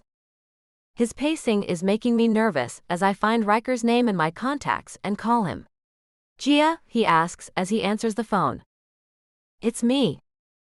Ask him if he's called the media yet, Damien directs me. I heard him, Riker says. Tell him I haven't yet. He hasn't yet, Damien. I relay the message. Riker, why would you threaten that? I'll do whatever I have to, Gia. But that aside, I didn't want you to leave thinking about how we left things. That's not who I am. I think you and I are kind of a mess about one another. I don't like to think of myself in that light, and I'm sure you don't like it either. I don't like it at all, I tell him as I watch Damien take a seat, visibly relaxing with the information that Riker hasn't played that card yet. Glad to hear we're on the same page about this. I wanted you to know I called your father. You did what? I ask him as his words have sent a chill right down my spine. Not about you, he assures me. About making a special crop of corn to use as a biofuel. I wanted to tell you about that before you left for Russia. I would also love to have your input on that, but I won't force your hand on that. If you do have any idea or knowledge about corn being used in conjunction with other fuels, I'd really like to have your help with this. If we find something that will work, it will mean we're that much closer to getting a mission underway. I see. Well, thank you for asking, but I'm afraid I'll have to leave myself out of that. Out of what? Damien asks me, suddenly looking nervous again. Give him what he wants. Gia. Putting the phone on mute, I hiss at him, he's not forcing me to do it, Damien. Chill out. He gives me a harsh look and then says in a low voice that has a lot of menace behind it, you will do as he asks. You are the one who told me my secret, and you are the one who will have to accept the consequences of that. It means you are in that man's hands now, just as much as you're in mine. A shiver runs through me at what he's just said. And I have to shake my head to clear it, then answer Riker, who's calling out, Gia? Are you there? Taking the phone off mute, I answer him, I am here. Sorry, I accidentally hit the mute button. About your offer, can I think about it? Damien narrows his eyes at me, letting me know he expected me to take the offer. But I'm not about to fall into Riker's hands. Damien has no idea how hard it is for me. You can. And I don't even need you to be here. You can simply help by emailing me your findings. I know you want to be with Damien, he says, and I find that odd because he knows it's not what I want, it's what I have to do. So I can work from Russia? I ask him and nod at Damien, who nods back. I can do that. Great, he says. I'm going to your family's farm this weekend. It's a shame you're leaving so quickly. It'd be great to have you there. I look at Damien and relay that information. He huffs, then says, you can go. I will stay here with my son and his mother. We will all leave once you get back. He has us over a barrel. We have to do what he asks. I mute the phone again to say, Damien, he doesn't sound like he's threatening anything. He's asking and being very cooperative. He's going to get what he wants. You don't see it, but I do. Go with him to Nebraska, Gia. There's no other choice, no matter what he's telling you. Taking the phone off mute, I say, Riker, Damien thinks I should go with you to my family's farm, so I will. You do understand this is strictly business, right? Damien pulls his hand over his face, then gives me another dirty look and a scowl. He's pissed. Yes, I do realize that, Gia. Thank you. This is for the better of our people after all, he says. If it's okay, I'll call you this evening after getting with some more of my engineers. I'll bring by a consulting contract for you to sign this evening. Or better yet, I'll send a messenger with it. You do that, bye, I say and end the call to deal with Damien, who seems furious. And he's right to be. I am so sorry. Don't. Don't say you're sorry, Gia. You have me by the balls. He gets up and starts pacing again, and I cringe and move to sit on the edge of the bed. It's not me. He spins around and is up in my face. His words are hot on my face as he says, "It is you.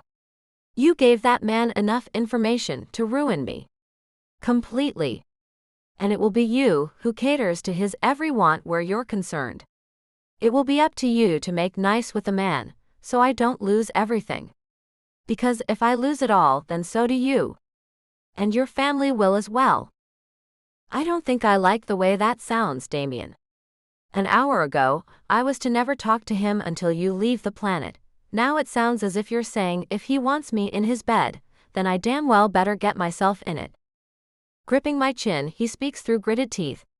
That's exactly right, Gia.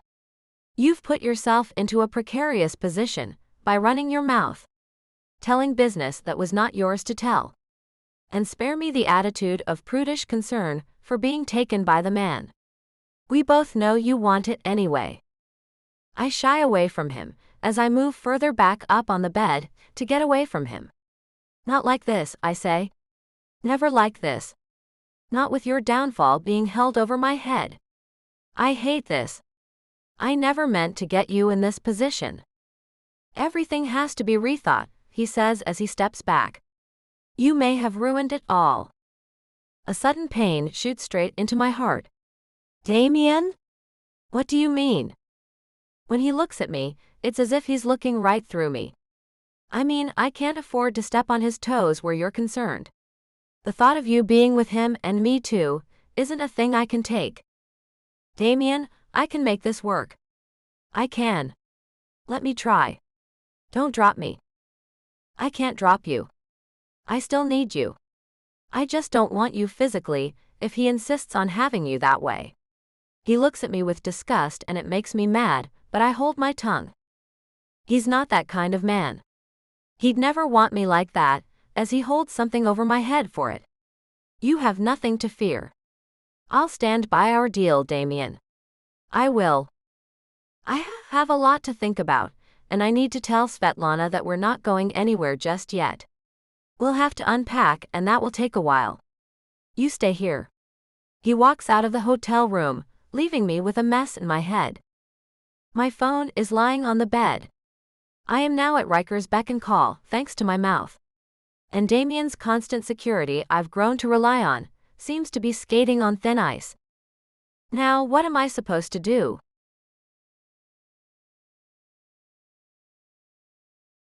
Riker.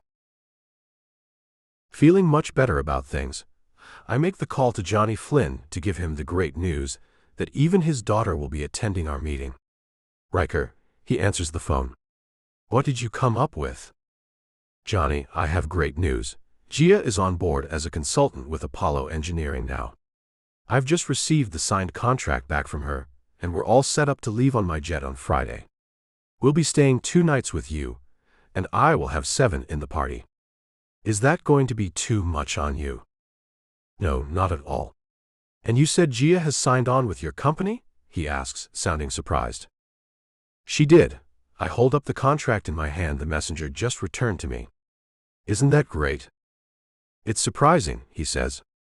She's never worked since she and Damien got together. I thought he didn't want her to. I'm sure he didn't. I managed to sweet-talk him into letting her do it if she wanted to. It seems she wanted to work. She's brilliant, you know. She is. And it's going to be good for her to work. She didn't act like the same old Gia when we spent the weekend with her. Thank you for that, by the way. I think all Gia needs is to use that brain of hers again, and that girl you knew will be coming right back to the surface. She's just buried her true self to morph into what she thinks Damien wants. But Damien can take her for who she really is, or he can move on, I say, as I run my finger over her signature at the bottom of the contract. Move on? Her father asks. Is that something that might happen with her taking this job? I don't want to interfere with anything between them. I didn't mean it the way you took it. They'll be fine, I say, but I'm pretty damn positive they won't. And they shouldn't be. Gia shouldn't be a pawn in the man's ploy, to distract his family from what he's done. I'll have a car bring us in from the airport. See you around 5 or so. I'll call you when we hit the ground. Great, bye. With the call ended and all my plans settled, I sit back in my chair and put my hands behind my head. Things may work out after all. Putting one's mind to work and shoving emotions to one side really works much better than living on emotions alone.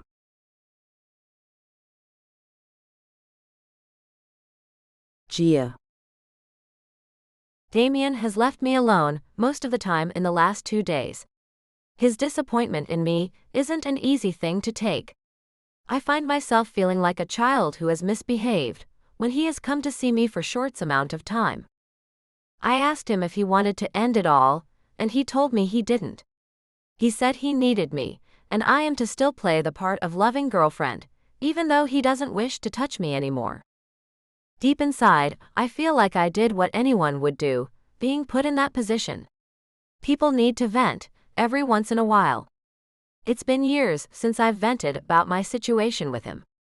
When you add in that he's been unfaithful the entire time and is using me as a cover, well, I had to vent. But to tell Riker was stupid. I could have talked to my sisters about it. I told Riker for my own selfish reasons. And now my selfishness is going to bite me in the butt. My cell rings and I see that it's Riker's new assistant, Tony. Riker himself hasn't spoken to me. He's let others do that for him. He's keeping things very professional. I like it, but then again, I don't. Before I can say a word when I answer the phone, Tony starts talking. Miss Flynn, I hope you're having a pleasant day.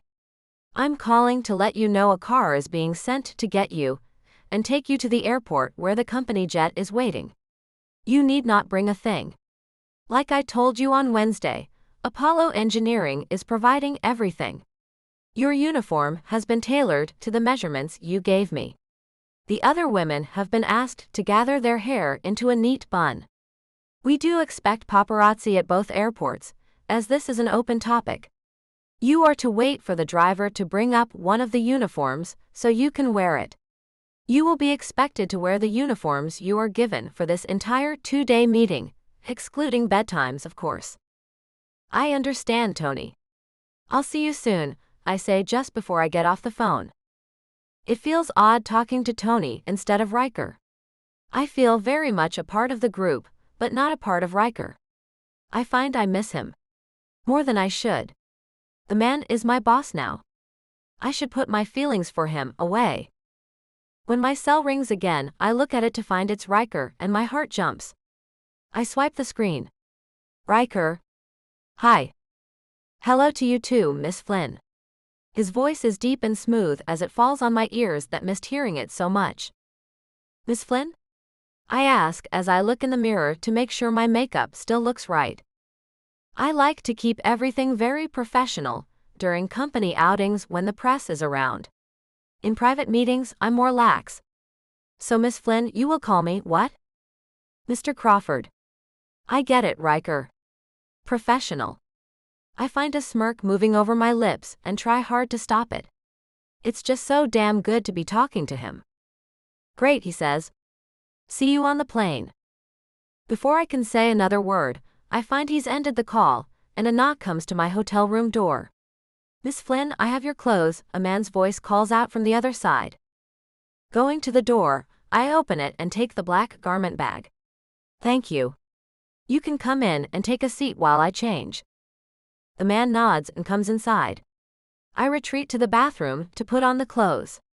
In the privacy of the bathroom, I unzip the bag and pull out a skirt that looks to be knee-length and pencil-shaped. A military type of jacket is to be worn with it.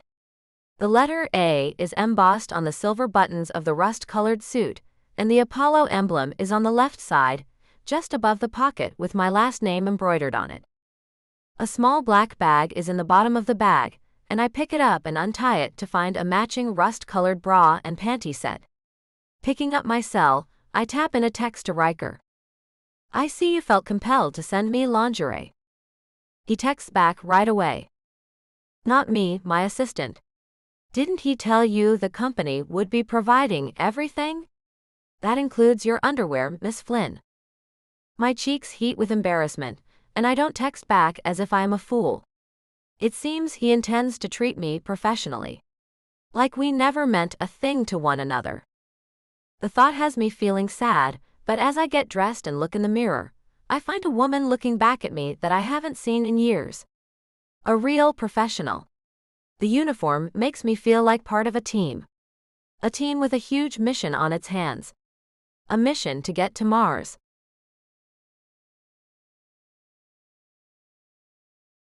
Riker. Sitting at the back of the cabin, I watch Gia as she comes aboard. Her dark hair is slicked back into a tidy bun, just like the rest of the women I have on this team. Tony hops up from his seat at the very front and quickly introduces her to everyone as he leads her back to sit across from me. She was the last to get here, meaning we'll be leaving soon. Looking at my tablet, I pretend not to notice her as she shakes everyone's hands and greets them. I can see a rosiness to her cheeks that's been missing. Her smile is confident, and so is her grip. It's been such a short amount of time, but I see something inside of her shining brightly. She's in her element. For the first time in years, she's where she belongs. I offer her a curt nod as Tony says, "You'll be sitting here, Miss Flynn. Once we're in the air, drinks will be served. Do you have a preference?" "Red wine," she says, then I cut my eyes at her. "Try something different, Miss Flynn. Something you might have wanted to try for some time, and just haven't yet." Tony was a bartender while he went to college. I made sure we have a full bar on board for him to work with. Her eyes dart to mine as she asks me, "Any suggestions?" I look at Tony and nod. Give her some ideas. "How does aged rum, ginger and vanilla sound to you?" he asks her. She smiles at him. "Very good. Then I'll bring you a drink called Midnight Oil." When she nods, he leaves us and goes back to his seat just as the pilot comes over the speaker to let us know we're taking off. "It's a pleasure to be working with you, Miss Flynn. I'm looking forward to it." She nods and smiles shyly. "I look forward to working with you too, Mr. Crawford." We put on our seatbelts as we've been instructed to do, and I find myself thinking about her and I, leaving on the first mission to Mars and how I wish she'd consider it. But I hold my tongue.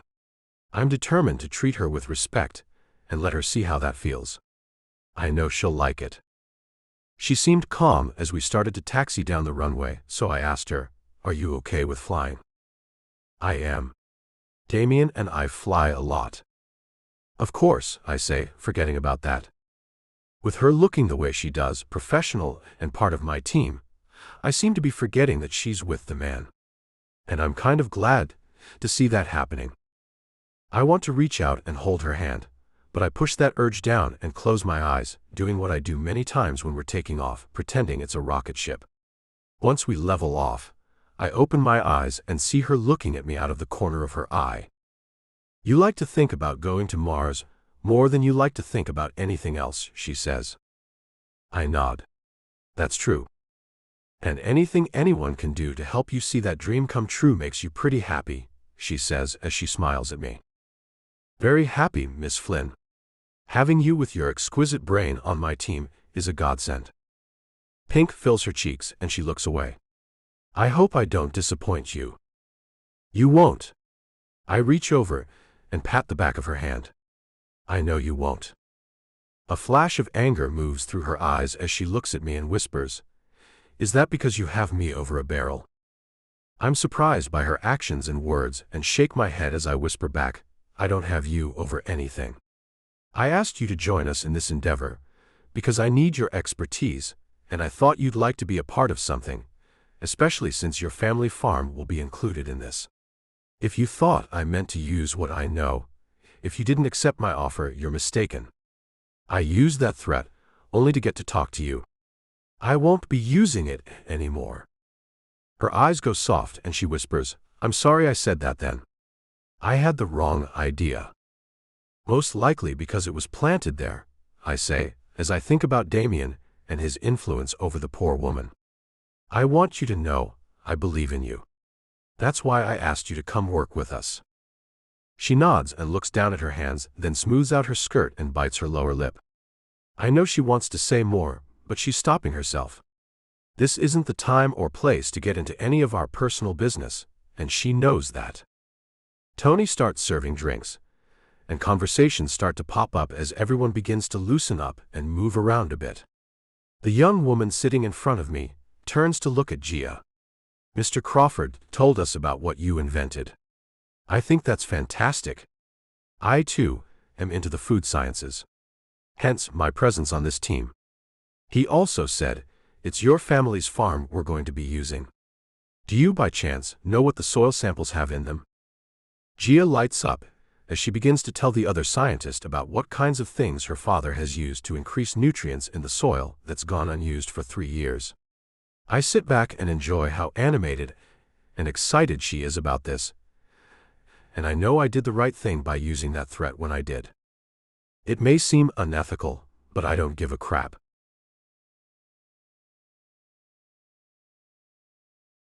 Gia.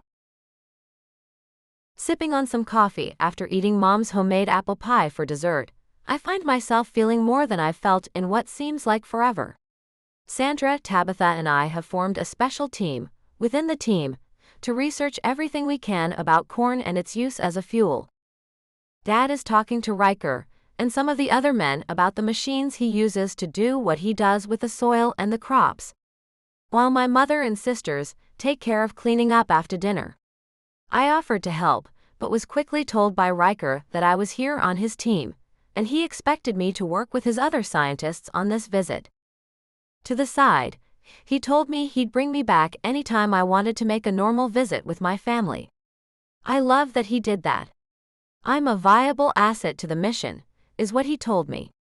It made me feel pretty damn special, and I haven't felt that way in a very long time. What if we infused nitrates into the seeds? Tabitha asks as she writes things down on a tablet in front of her. It could be done, I say as I lean forward and tap into my tablet and bring up a site that shows every part of the seed there is and just how others have engineered them before. I think I can get us some time at the local co-op. I worked there one summer when I was in high school. The old men there have more knowledge than we'll ever get out of the internet. The girls hold up their hands for high fives, and I give them what they're looking for. Our attention goes to Riker as he stands up and announces, "Bedtime, troops. We'll get at it again at first light." Murmuring is all I hear as everyone gets up and heads to the bedrooms my mother doled out to us all. I got my old room, of course. Before I head out, I go to find myself a bottle of water to take up to my room and find Mom in the kitchen. "Hey Mom," I say as I come in. "Thanks for doing all of this." She nods, then I see her gesture behind me and find Riker is there, which I didn't know. Apollo Engineering is paying us well to host this conference. No thanks are necessary. "You are?" I ask Riker as he moves past me to get a bottle of water himself. He reaches into the fridge and pulls 2 of them out, handing me one. "Apollo is," he corrects me. "This is business, Miss Flynn." Mom laughs at him calling me that, and she shakes her head as she leaves us alone in the kitchen. "Good night, guys." I'm headed to bed. We both say our good nights to her, and I open my water and find Riker looking at me as he takes a drink. "I think I like you calling me that," I tell him as I turn to head up to bed. Good, he says as he follows me. "You liked today, didn't you?"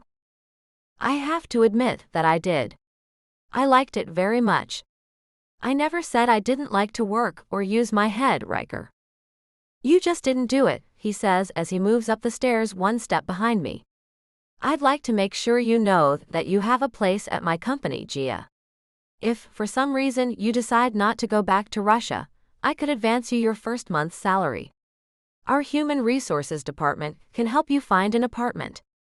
There are several really nice complexes that give our workers discounts on rent. And you would be issued a company car as a traveling consultant." That's a lot to think about. But I will think about it, Riker, I tell him as I stop at my bedroom door.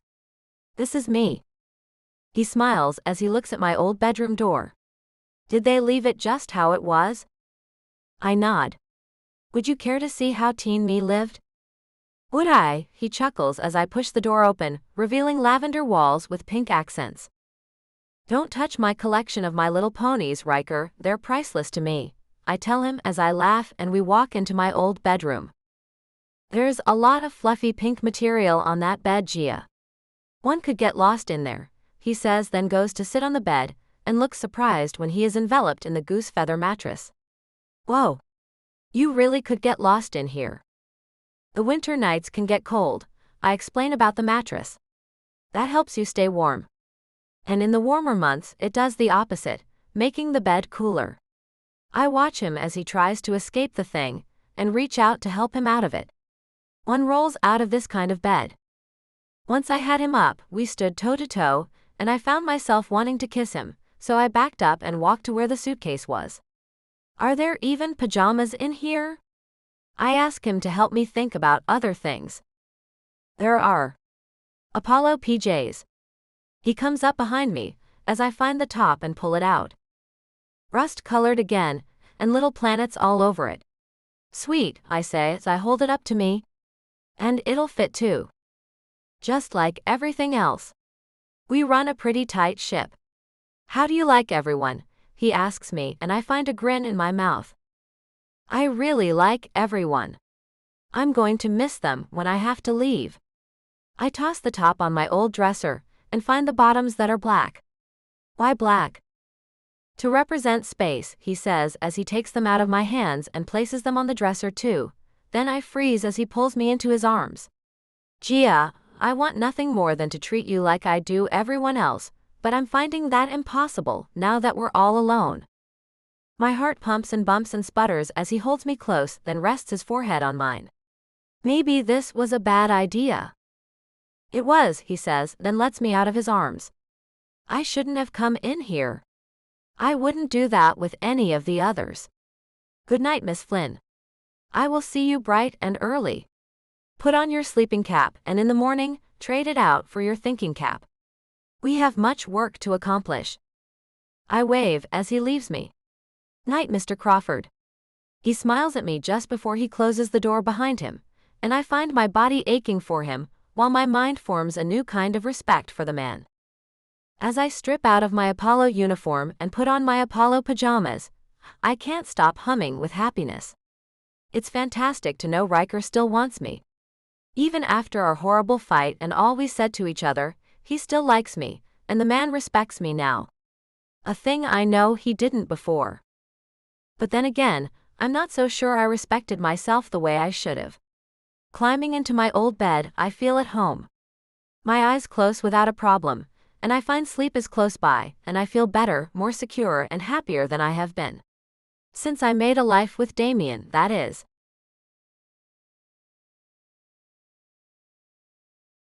Riker. I don't know what any of you guys think, but that damn rooster is an idiot, and he's mentally living in another time zone, it seems. He went off way before dawn, I say as I sit down at the breakfast table. Gia laughs, then says, "That kind of sound is what you will most likely wake up to in the mornings on Mars, you know." She moves around behind me, placing a cup of piping hot coffee in front of me. Her body barely grazes my shoulder as she does, and it sends heat all through me. I want to grab her and pull her onto my lap and give her a good morning kiss, but the uniform she has on reminds me of why she's here, and I give her a nod instead. "Thanks for the coffee, Miss Flynn." "You are welcome, sir. My mother said to tell you all the eggs are nearly done. Then breakfast will be served." She takes the seat next to mine, and I can smell her clean, fresh scent wafting into my nostrils and making me have a hard time thinking. "Miss Flynn, since you grew up here, do you know how to drive any of those big machines we saw in that barn out back?" one of the men asks her. She smiles and nods. "I can probably get my father to show you how to drive them if you guys want." A couple of the younger guys nod enthusiastically, and I look back to see Gia grinning like crazy. Again, I am reminded just how in her element she is with all of this.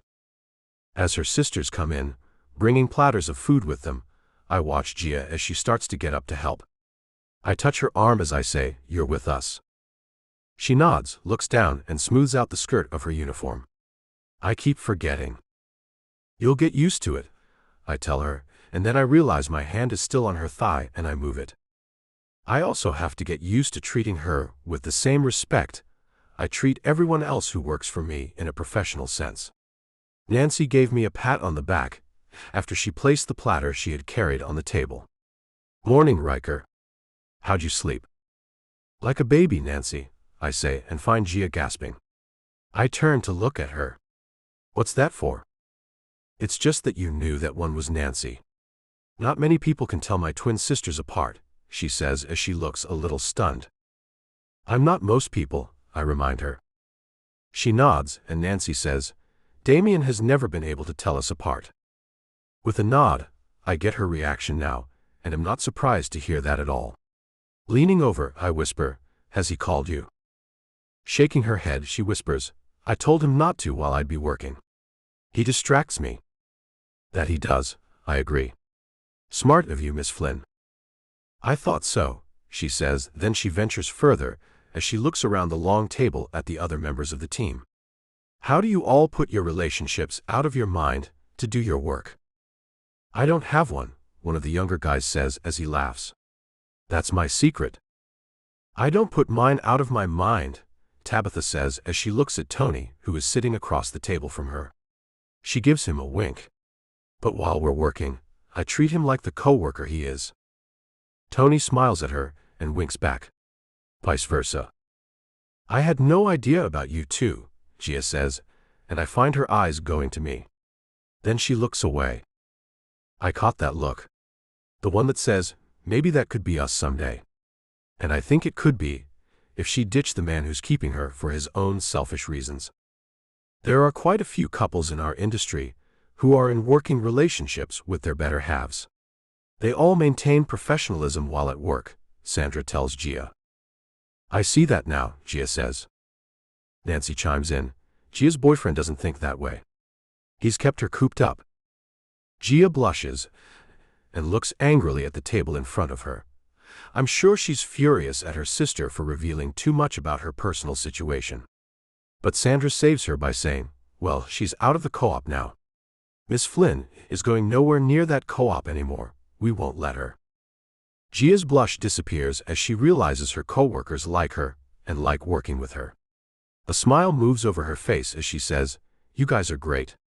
I do not want to go back to the co-op. And I won't be." My heart does a bit of a dance as I wonder what that really means.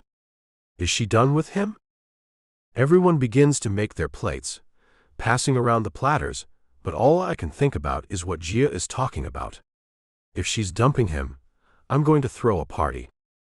"So, are we going to that co-op after breakfast?" Sandra asks Gia. "If you want to, we can," she says, then turns to look at me. "I'm sorry, unless you have other things you want us to do, Mr. Crawford." "No, that'll be fine. Find your niche and explore it. That's what we're here to do. Figure out things, then go back into the office on Monday and share our ideas and how we can put them all into action," I say, then take a bite of bacon. "Monday?" she asks, and I nod. "I'll just make sure the other women have my notes. I have to leave for Russia on Monday morning." I nearly choke on the bacon, as I thought she just said she wouldn't be cooped up anymore. She pats me on the back as I cough, then she picks up my juice glass and hands it to me. "You should drink this." Taking the glass from her, I take a sip to calm myself. That bacon went down the wrong way. She smiles, clueless as to why I had the choking fit. "You should chew more," she says, then turns her attention back to her plate. I'm not sure how to ask her without sounding whiny. With her, I can't always trust my voice to come out with authority the way I can with everyone else. So I keep my question to myself for now. With breakfast finished, we all go our separate ways, but not before I tell everyone to meet right back at this table for lunch at noon to discuss what we've accomplished. As we all walk toward the front door, I find Gia walking next to me at the back of the pack and placing my hand on her arm. "Can we talk sometime today?" "Alone." She looks at me with a bit of worry in her expression. "You sure that's a good idea?" "Not really," I say. "But I need to talk to you." "After lunch?" she asks me.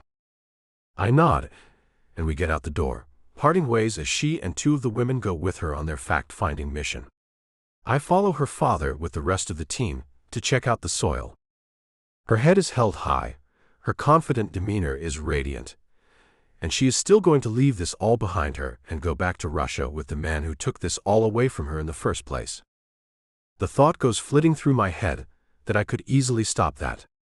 She told me she thought I was going to tell the media what I know about Damien's son to have a power over her, which I know I could do.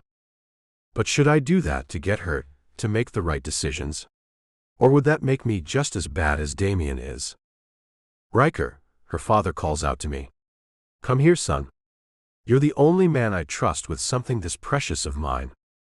He's talking about one of his many tractors, but his words bring back into my mind that Gia is also a thing he holds precious to him, and I decide to let her make her own choices without my interference. If this is meant to be, then Gia will come to her senses and decide to stay. Maybe I need to commend her more, to make her see just how essential she really is to us. Maybe I need to let her know that she has me in more ways than one.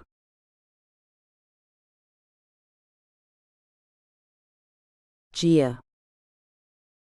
The day was so full and busy that Riker and I never had a free moment to talk about whatever it was he wanted to talk about. And even though I know this is most likely going to test my self-discipline, I'm heading to his bedroom to see if he still wants to talk to me.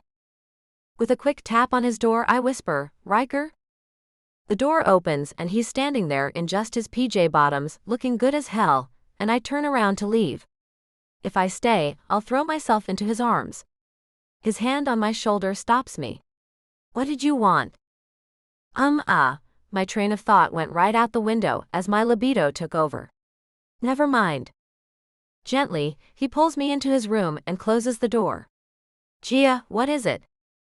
"Could you put your shirt on?" "You're very distracting," I say, then close my eyes so I can't see him anymore as heat courses through my entire body, settling in the intimate area I'd like to see him be a part of. He chuckles with a deep sound and moves away from me. "There, you can open your eyes now." I sigh as I feel both relief and sadness at the same time as I see he's put the pajama top on. "Thank you. I'm trying hard to make changes in myself. I don't want intimacy to rule me where you're concerned." "We haven't been intimate," he reminds me. "Yeah, I know that. It's just," I stop and shake my head. "Let's talk about something else. What did you want to talk to me about this morning at breakfast?"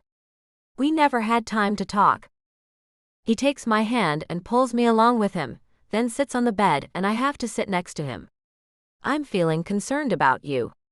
You seem to be very happy doing this with us, yet you plan on going back to Russia. I told you all the company would do for you, and you want to leave anyway. I know you have your deal with Damien. Here's the thing. He can't make you go with him. You have options regarding where he's concerned. You can keep your deal with him about his money, and you can make appearances in Russia to do that while still working with us." "He'd never go for that," I say, as I know he won't. "He would if I told him to." "I think you know that," he says as he takes my chin in his hand. "But I would only play that card if you wanted me to. I'd much rather you take the option of letting him and his money go. You see, your family will have financial security with this project. If we can make fuel out of what your family grows, they will make a ton of money. And so will you. My scientists are some of the top paid people in this industry. Gia, you are qualified to get that huge pay too." "His son," I say, and no, he doesn't care about that at all. "I get it." "I do," he says. "But he really isn't your concern." I nod and no, he's not my concern. "Riker, you might think I'm crazy, but I'm afraid. I'm afraid things might not work out in this industry." "Things will work out in this industry. That aside, Gia, there are no promises in any world. There are always gambles. It's the people who work hard and can accommodate themselves in any situation who have fruitful lives. And I want you to know that I have more to offer you than just a career. I want you to know that you have me too. If you want me, that is. If you want time alone, I can give you that too. I have you. He nods. You hold my heart in your hands, Gia. I'll walk through fire for you. You would? I ask, as I've never known a man who'd do or say that. As he nods and moves in close, I recall that he's leaving when he can, and I put my finger up to his lips. But you will leave me. He sighs and stops trying to kiss me. We can see what the future holds. I want to go to Mars, but you don't. But what about our time here? What about we take this time and see what happens? I'll tell you what will happen. I will never want to leave, and you will. End of story. And when you go, there is every chance your company will begin to decline, and all who work for it will go broke. Now, I'm not saying I might not change my mind someday about Damien and his money. As a matter of fact, he and I have had a parting of the physical ways, and there may be more parting to come. He stops me with his finger on my lips as he asks, You two aren't being intimate anymore? Thanks to you, I say and give him a smile. And I'd like to say thanks to you for that. I haven't wanted him at all since I found out he cheated on me this whole time. But he was adamant that we would continue with our physical relationship too. Once you threatened him, his tune changed quickly and in a hurry. What does he think? He asks me. I mean, what does he really think? He thinks you're holding his secret over him. He told me I was to make nice with you and do anything you say to. I watch him go pale, and he moves to the floor on his knees and takes my hands. Gia, I never want you to think you ever have to do a thing with or for me. I really only meant that threat, to get him to let me talk to you. I'd never threaten you with a thing. I swear that to you. Taking one of my hands out of his, I run it through his hair. I know that now. I didn't ever think you'd do such a thing. I know you're a better man than that. But you know Damien isn't a man to be argued with. He told me that he knew you'd want me to be intimate with you, and he told me I had to do it if you asked for it. Then he said he couldn't touch me if he knew you did, so he wouldn't be touching me anymore. Which is great with me. Let him go, Gia, Riker says with a tremble in his voice. Please.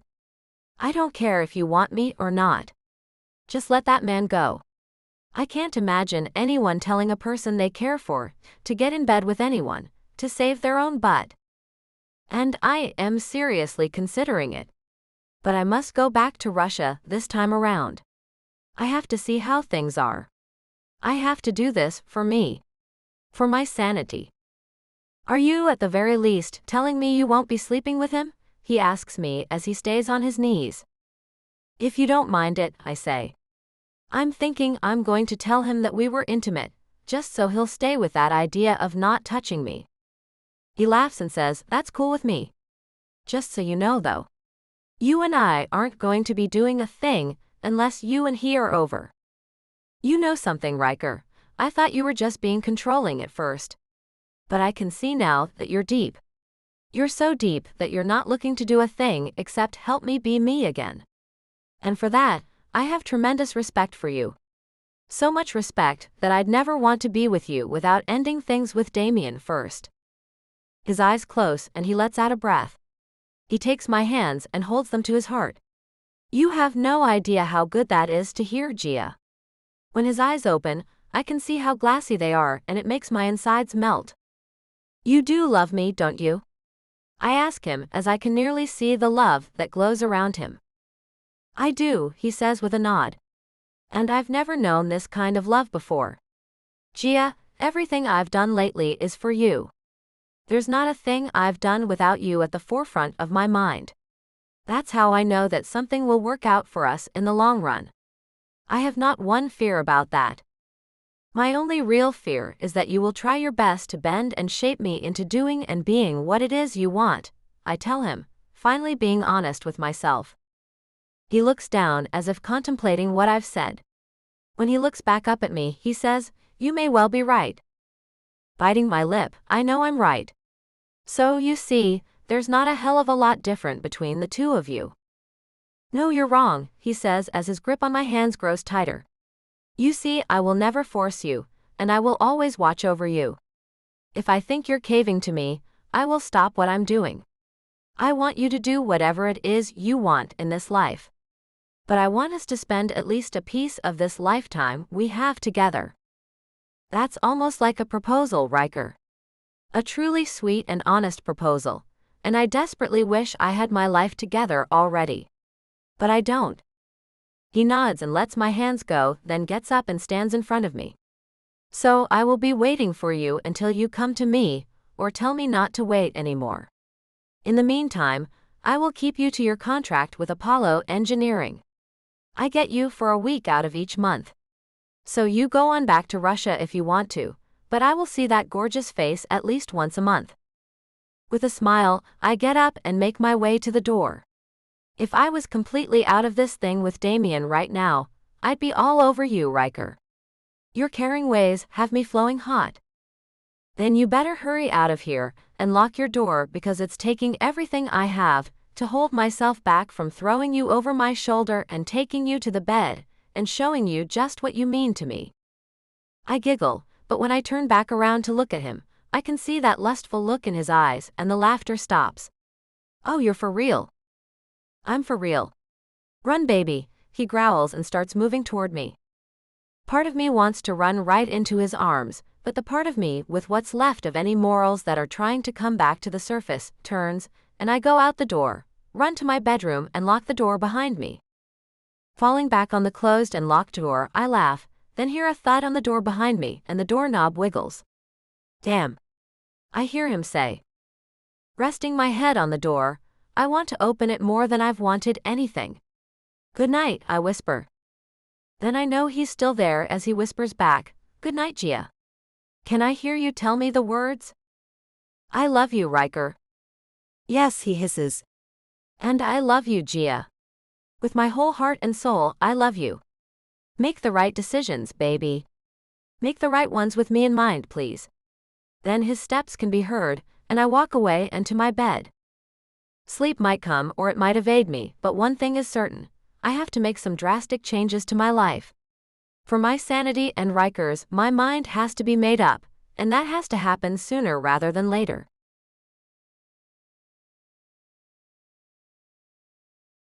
The departure.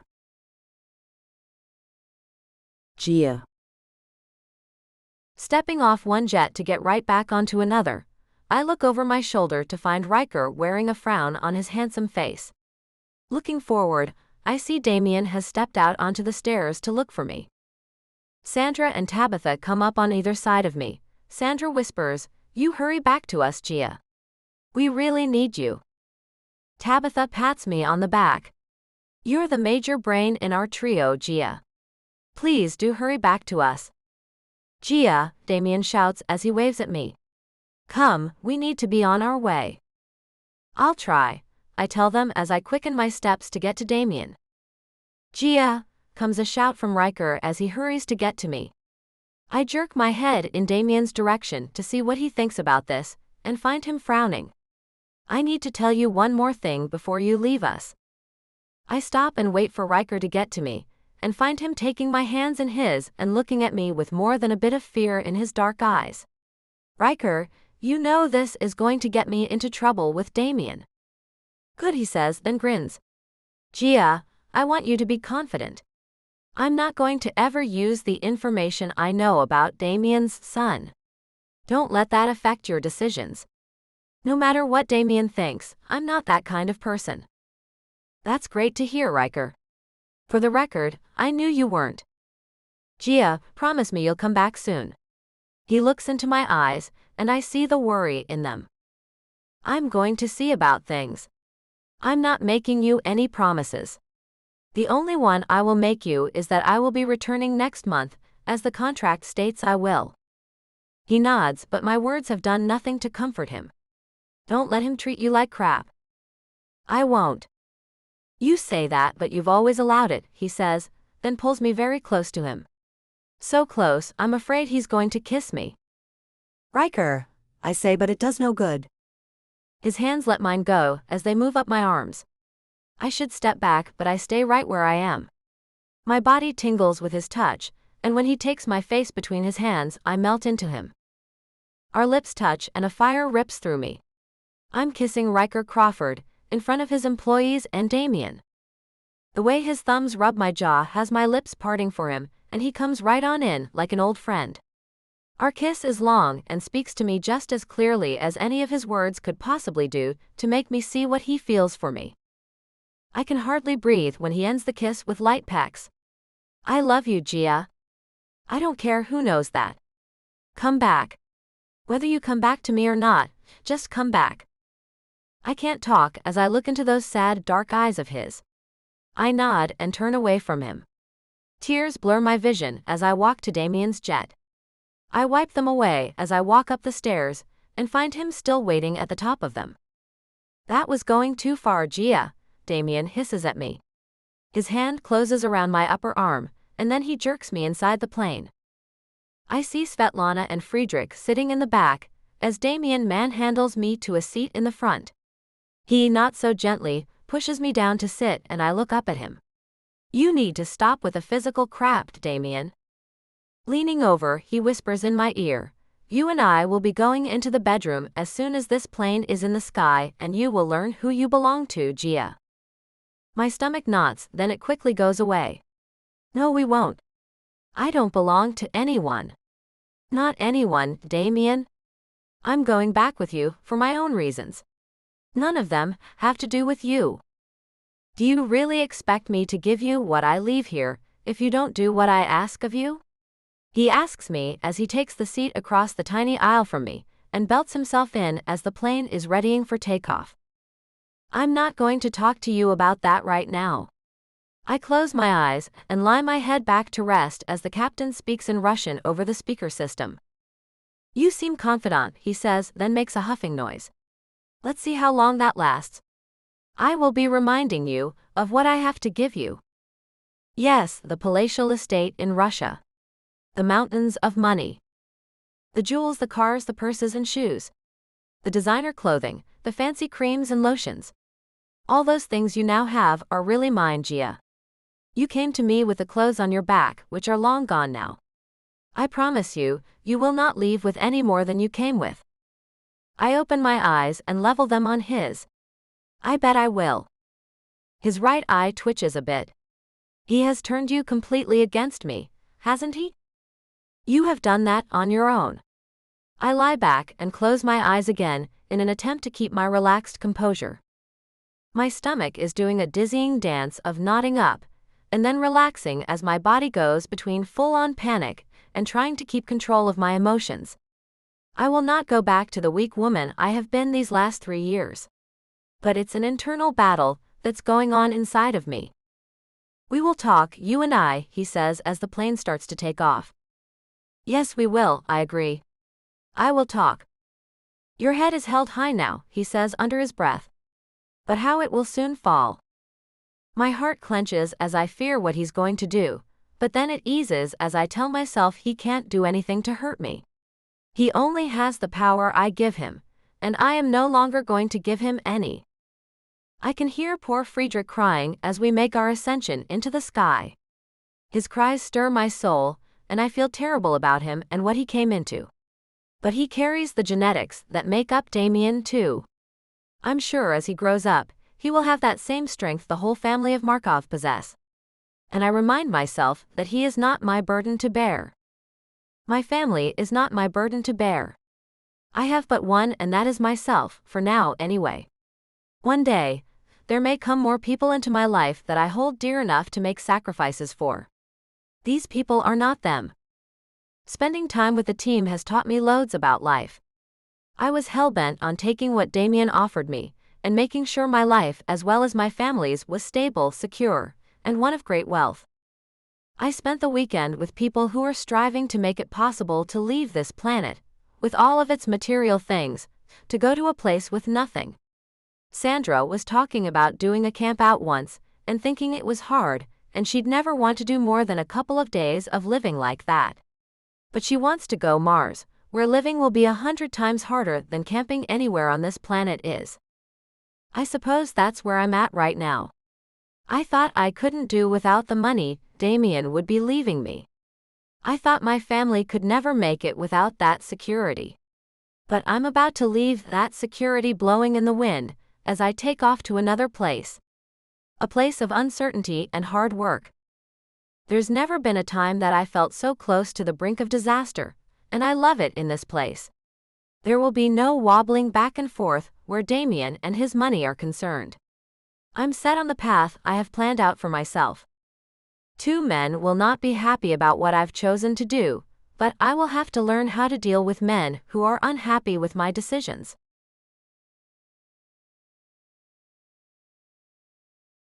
Riker. It's been 2 weeks since Gia left with Damien to go back to Russia. And she's not contacted me even once. I've given her space and left her alone, but my heart is aching to hear her voice, so I'm calling her on the pretense of work. While the workday is over, being at 6 in the evening here, it's just beginning in Russia where it's 8 in the morning. Gia Flynn's assistant, can I take a message? A young woman asks me as she answers Gia's cell. Ah, I stammer as I have no idea what the hell is happening or who this is. This is Riker Crawford. Oh yes. Mr. Crawford, Miss Flynn has a consulting contract with your company, Apollo Engineering. What may I do for you today, sir? Can I speak with her? She's in court today. That's why I have her cell. I'm not sure when she'll be out. I will leave her a message to call you. Is this an important matter that needs immediate attention, sir? No, not really. She can call me back whenever she gets time. Where is she? I'm not at liberty to give out that information, she says with quipped words. Will there be anything else, Mr. Crawford? Is she in the States or Russia? I tap my finger on the desk, as not knowing is making me crazy. That is not my information to divulge. I turn on my charisma and charm to see if I can get more information out of this tight-lipped woman. You sound pretty. Mind me asking where I might find you? It's nearly lunch, and I've yet to find a lunch date. Maybe you. Sir, I am well aware of your relationship with my employer. If you would refrain from speaking to me in a flirtatious manner, that would be appreciated. Also, I am quite smart, and am completely aware that you are seeking information about my whereabouts so you can obtain Miss Flynn's. She will be given this message when she gets out of court. Good day, sir. Good day, I say as she ends the call. Well, I'm not stopping there. I call her father to see what he knows about his daughter, her whereabouts, and why she's in court. Riker, her father answers. How's it going, son? Great here. How about with you, Johnny? Fine, just fine. Did you get those soil samples back yet? He asks me. Still waiting on them. I needed to make sure you emailed your banking information to payroll so they could set up the direct deposit for you. Yes, that was done already, he says. How's Gia? Pops out of my mouth. Good, I suppose. I haven't talked to her since you guys left that day. I thought she was working with you, Riker. You should know how she is. I haven't talked to her since that day, either. Do you know if they made it back to Russia? Well, now that you're saying something about it, no. You don't think something's happened, do you? A plane crash, he says. No. I stop his bad train of thought. No, I talked to her assistant. She's fine. Alive, no crashing. It's just that I don't know where she is. Her assistant, he asks. Your company gave her one, or what? Or what, I tell him. She must have gotten one on her own. I called to discuss some business with her, and the lady who answered her phone said she was in court. And I suppose you don't know anything about that, either. No, not a thing. Well, okay then. I guess I'll have to call Damien. I need to set up the dates. I'm going over there at the end of this month anyway. You do that. Let me know what's going on with my baby girl. We've gotten used to not knowing anything or hearing from her for months at a time since she's been with Damien. It sure was nice to get to see so much of her while she was in the US this last month. Thanks for that, Riker. Yes, sir. You're welcome. I'll let you know what I find out. Bye. I end the call and make the next one to Damien. His cell rings and rings, then goes to voicemail. So I call his office phone. Markov Global, Mr. Damien Markov's office, a secretary answers. Is Damien in? I ask. Not today. He is out for the entire day. May I take a message? Let him know. Riker Crawford called to set up the dates for my visit at the end of the month. You can give me that information, she says.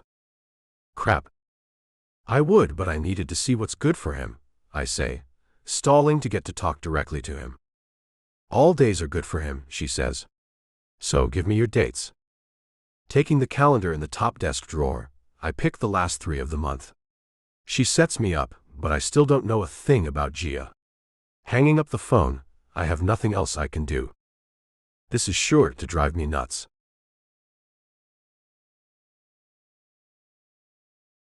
Gia.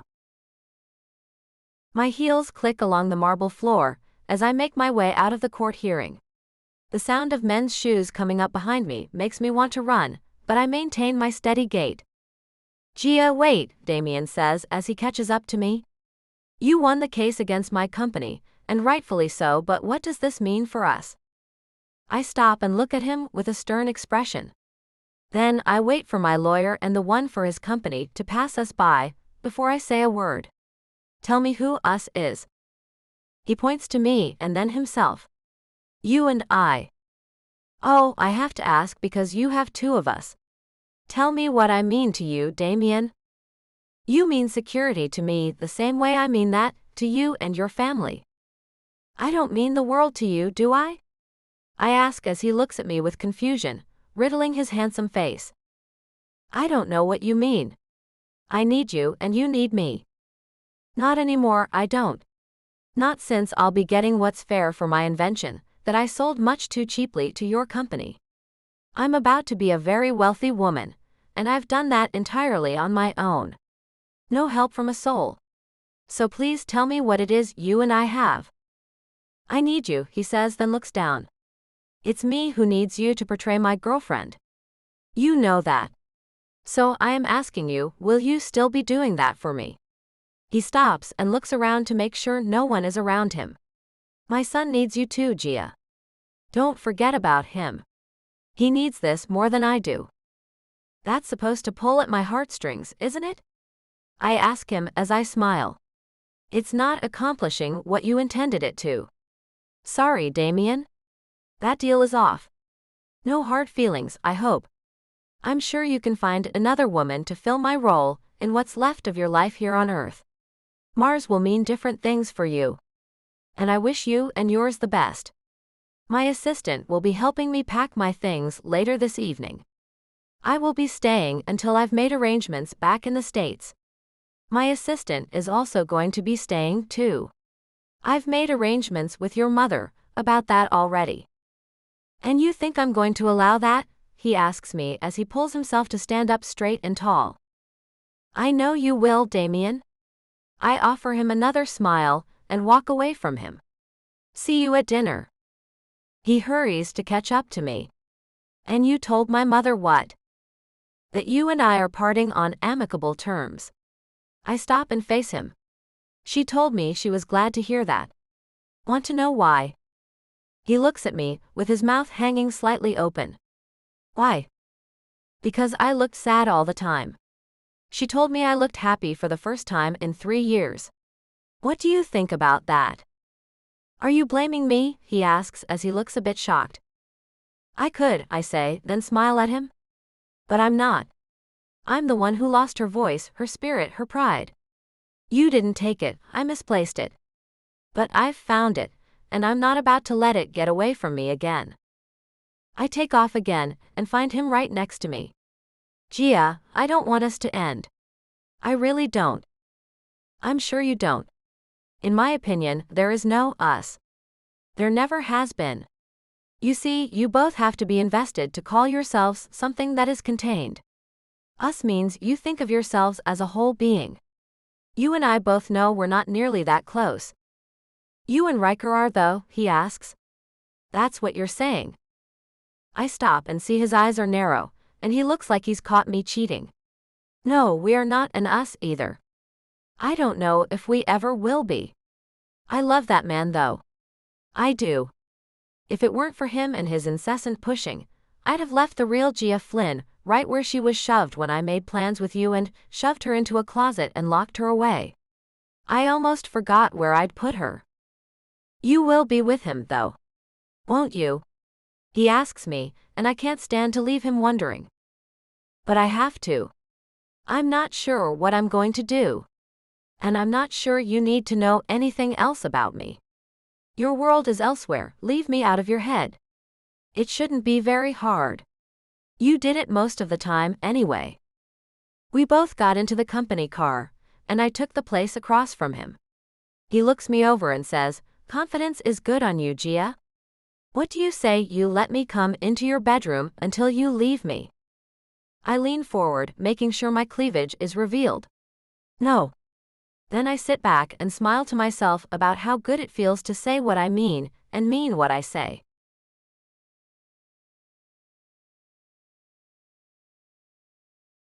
Riker. My eyes fly open as my cell makes a dinging noise that tells me I have a text message, and I roll over to pick it up off my bedside table. I have to rub my eyes to get them to focus and see a text has come in from Gia. I hurry to open it and read it. I know it's late, so I didn't want to call and wake you. Things are great with me. I will be seeing you the first week of next month. I'm making huge changes, and I thank you for helping me find myself again. I love you to the moon and back. I call her since I know she's available to talk and sigh as I hear her sweet voice say, "Riker, I woke you up anyway, didn't I? Sorry." Don't be. I've been wanting to hear your voice. So you're doing great. Better than great. I've turned over a new leaf, and no one will ever be taking advantage of me again. I'll tell you all about it when I come for my monthly visit. I've added a couple more clients for whom I'll be consulting. Don't worry, boss, they aren't in the space industry. I won't be sharing our secrets with them.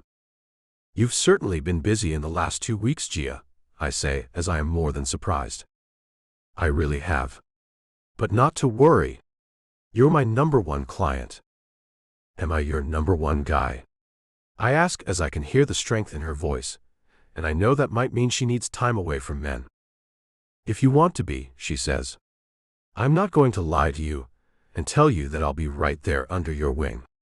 I'm going to be doing what I need to do to fulfill myself. That means I'm jumping headlong into a career where I can use the information I've collected in my life to make a difference in this world, and in your company's case, other worlds too. I want to be your #1 guy, and you can be my #1 girl if you want to. Because I love the way you're thinking, baby. Do you need any help? I mean, I know I told you to do it all on your own, but if you need help, I am here for you. That's really nice of you to offer. I know I can count on you for anything. I've got it handled, though. I've gotten my life together. With the help of a lawyer, I renegotiated the sale I made to Markov Global. Let's just say, I'm catching up to you very quickly financially. Wow, I say, more than a bit stunned. I'm glad to hear you've righted that wrong. So, money isn't a worry for you any longer? No, it's not. And I've moved the burden of my family off my shoulders as well. They all have ample opportunities with Apollo Engineering, and it will be up to them whether that works for them or not. I'm not going to sell my soul for them any longer. If they realized I was giving up myself for their financial security, they'd tell me to stop, I'm sure. I am too. They really do love you, baby. I can't wait to see you again. I miss you in a way I didn't know was possible. And I'm proud of you in a way I never knew was possible too. Thank you. I'm pretty damn proud of myself too. Her voice is so confident and strong, it's hard to believe it's only been a couple of weeks that's made such a change in her. I'm going to get some rest now. I can finally sleep well, now that I know you are more than okay.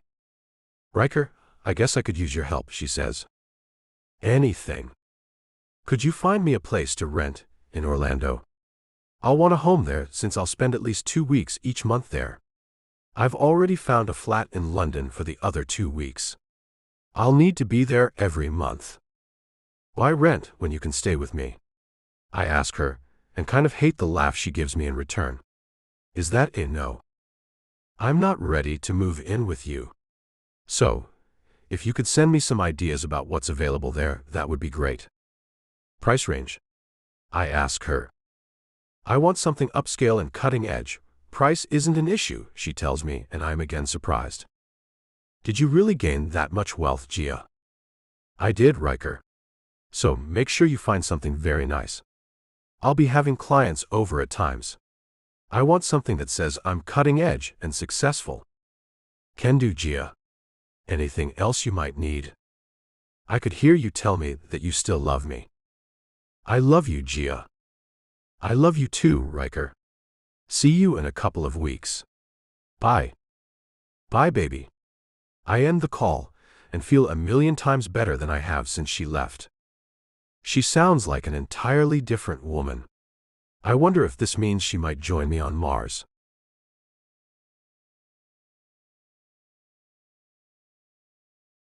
Gia.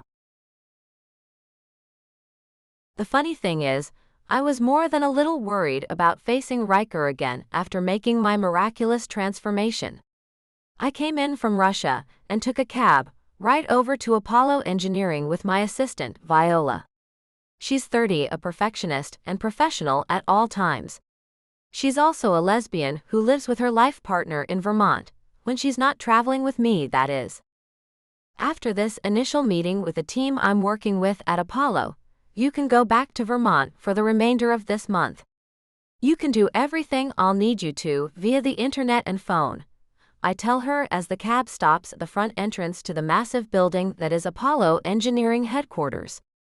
Lois will be pleased to hear that, Viola tells me with a stoic face. Her dirty blonde hair is pulled back into a very tight bun, and her gray pantsuit is impeccably pressed. Her ever-present clipboard is in her hand as we slip out of the cab. I'm sure Mr. Crawford will allow you to take the company jet back home, I tell her as we walk to the elevator bank in the main lobby. Baby, I hear coming from the left of us. I turn to find Riker with his arms outstretched, and I find myself frozen. Oh my gosh, he's even more gorgeous than I recalled. I move in slow motion as he hurries to me and finds myself enveloped in his strong arms and warm embrace. I would love it if I never had to leave it. Riker, I've missed you. You better have, he says, then he gives me only a quick kiss. He looks into my eyes and his twinkle with excitement. I'll give you a better kiss when we don't have so many people staring at us. I cut my eyes to either side of us and see that we do indeed have many onlookers. I'm going to hold you to that, Riker.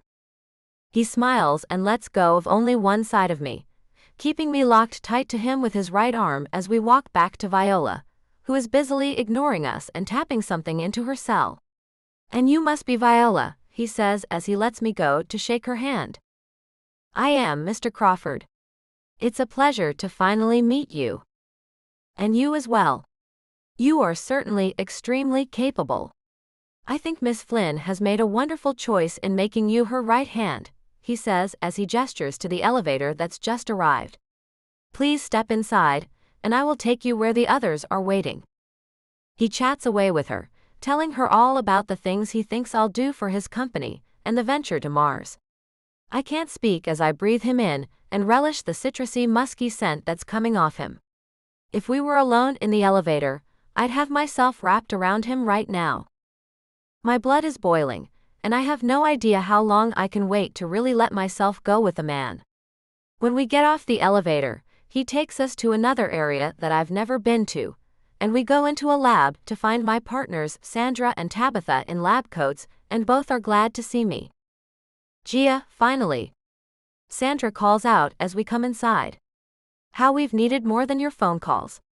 I hope you're ready to work your butt off for the next week. I will leave you all to your work, Riker says, then gives me a gentle squeeze before releasing me entirely. And you and I will be eating lunch together. I'll be back to get you at noon. I smile and nod, then remember what I wanted to ask him. Riker, do you think you could have the company jet take Viola to Vermont? I'm releasing her for the remainder of this month so that she can work from home. I need her for only a couple of hours, and then she can go if you have the plane available. I do, and I'll get that set up right away. I'll come back in when I have it all set up, and I'll have one of our cars take her to the airport and see her on our jet. He looks at me with a certain depth to his gaze. It gives me another chance to stop in and look at you anyway. With a kiss to my cheek, he turns and leaves, and I'm left breathless with a foggy brain. I wonder just how long it will take, Tabitha says. I shake my head to rid the cobwebs that have taken it over. How long will it take?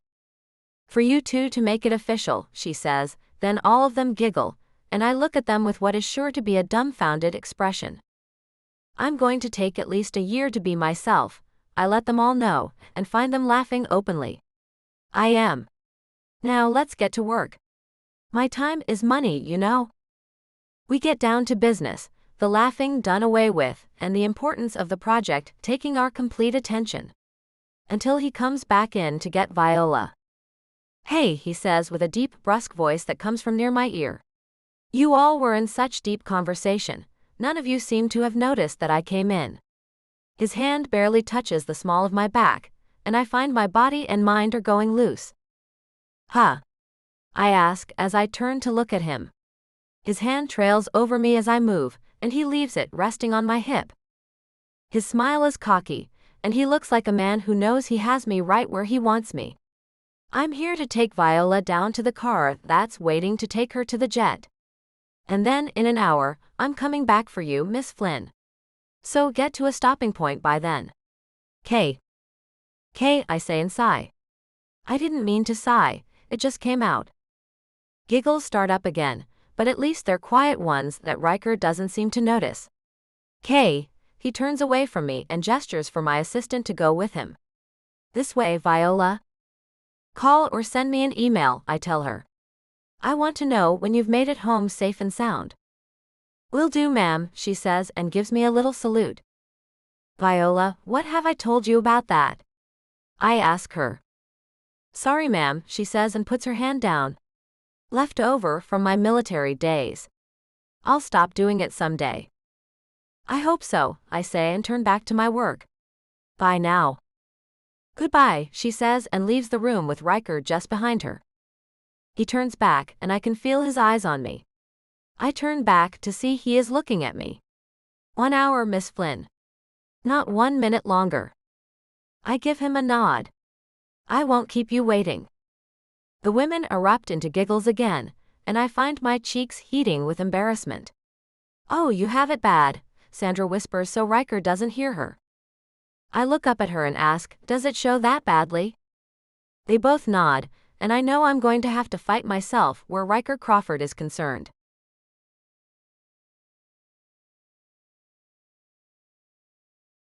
Riker.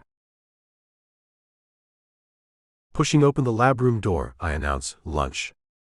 Gia spins around with a giant smile on her beautiful face and comes straight to me, ditching the lab coat along the way. I'm starving. Take a 2-hour lunch, girls, I tell the others, and they nod at me. I can't help but run my arm around Gia's waist as she gets to me. Taking in a deep breath, I inhale her essence. She smells like love and sunshine, and I don't know if I will ever get enough of that scent. It feels as if I'm walking on air as I lead her back to my office. Did you forget something? She asks me as we head in the wrong direction from the exit. No, I made us a picnic, I tell her and open my office door. A red and white checkered blanket is lying on the floor. A wooden picnic basket is sitting on one corner. A bottle of red wine and a couple of glasses are next to it. I have soft music playing on a speaker that my cell phone is playing songs I picked just for this lunch. I dim the lights a bit before I close and lock the door. Her eyes are wide as she looks at the pristine scene. Riker, this is lovely. I can't wait any longer. I push her long hair to one side and press my lips to the side of her neck as I run both arms around her and pull her back to me. Nowhere nearly as lovely as you are, Gia. I have missed you more than I knew was humanly possible. It was made worse by knowing you were merely a few doors away from me, but I had to give you time to work. I turn her around in my arms and look at her. Trailing my finger over her plump pink lips, I sigh as I have missed seeing her face. Riker, she asks as she draws my attention from those luscious lips to her sparkling eyes. You do realize I have to be true to myself, don't you? Whatever that entails, I say. I have to tell you how much more I feel for you now that you've made such huge strides. I'm not about to get in your way. I only wish to be at your side. She blinks a few times, then says, "That's beautiful." You are, I say, then I can't wait one more moment and I kiss her. My mind goes to another place as her kiss takes me away. Her touch does something to me no one else has ever done before. She tastes like mint. And just as I'm about to do something naughty, I stop my kiss and rest my forehead on hers. Our breaths mingled as the kiss went deeper than I believe either of us knew it would.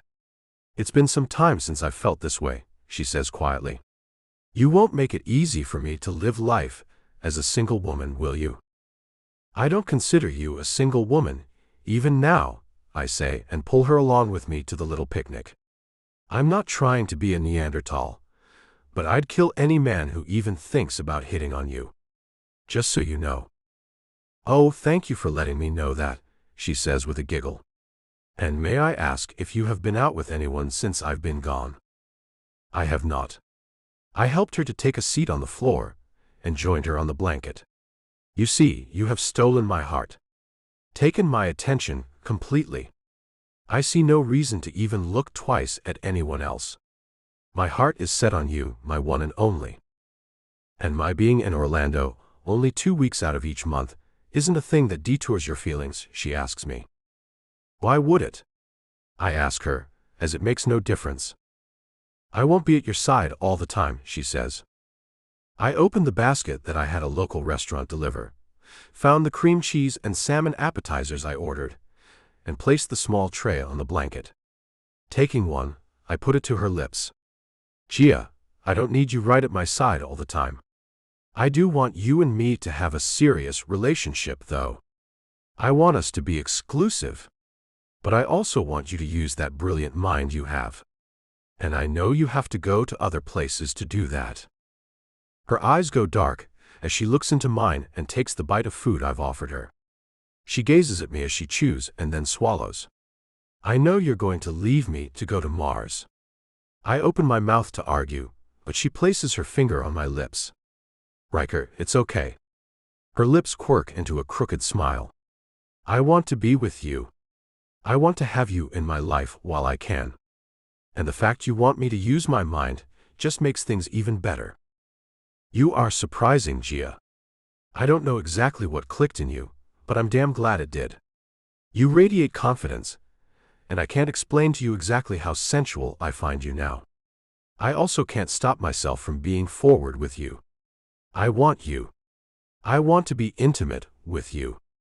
I want that so damn bad, it's almost all I've thought of. Honesty, huh? She asks, then leans in close. Her lips move softly over my neck, all the way up to my ear. I want that too. Forget lunch, I growl as I grab her and push her to lie back on the blanket. Our lips meet as I unfasten her blouse, her fingers working on my shirt. Our clothes fall away, discarded as our kiss deepens. I meant to savor this, but our hearts are leading, and every moment feels perfect. My hands cradle her curves, her breath quickening beneath my touch. I knew she'd feel like a dream. Her hands deftly undo my pants, sliding them down while I ease her skirt off, her body rising to meet me as I unzip it. A sigh escapes me as her touch finds me warm and sure. Our lips part, urgency driving me to shed the last of our barriers. Our gazes lock, breaths heavy, skin glowing with anticipation. There's a shower nearby. No worries, I murmur, drawing her close, kissing her with a passion I've only imagined. Riker, she gasps, fingers weaving through my hair as I cherish her deeply. Her movements urge me on, her sighs growing until she clings to me, trembling with emotion. Unable to wait, I draw her near, our bodies uniting in a rush of warmth. Darling, you're everything, I whisper, lost in her. Her arms wrap around me as she says, "You feel at home." I've never experienced such intense emotions before, and when a single tear falls from my eye and lands on her cheek, I know, without a single doubt, that she is the one who was meant for me. And I have no clue how I'll be able to leave her when things are ready to go to Mars.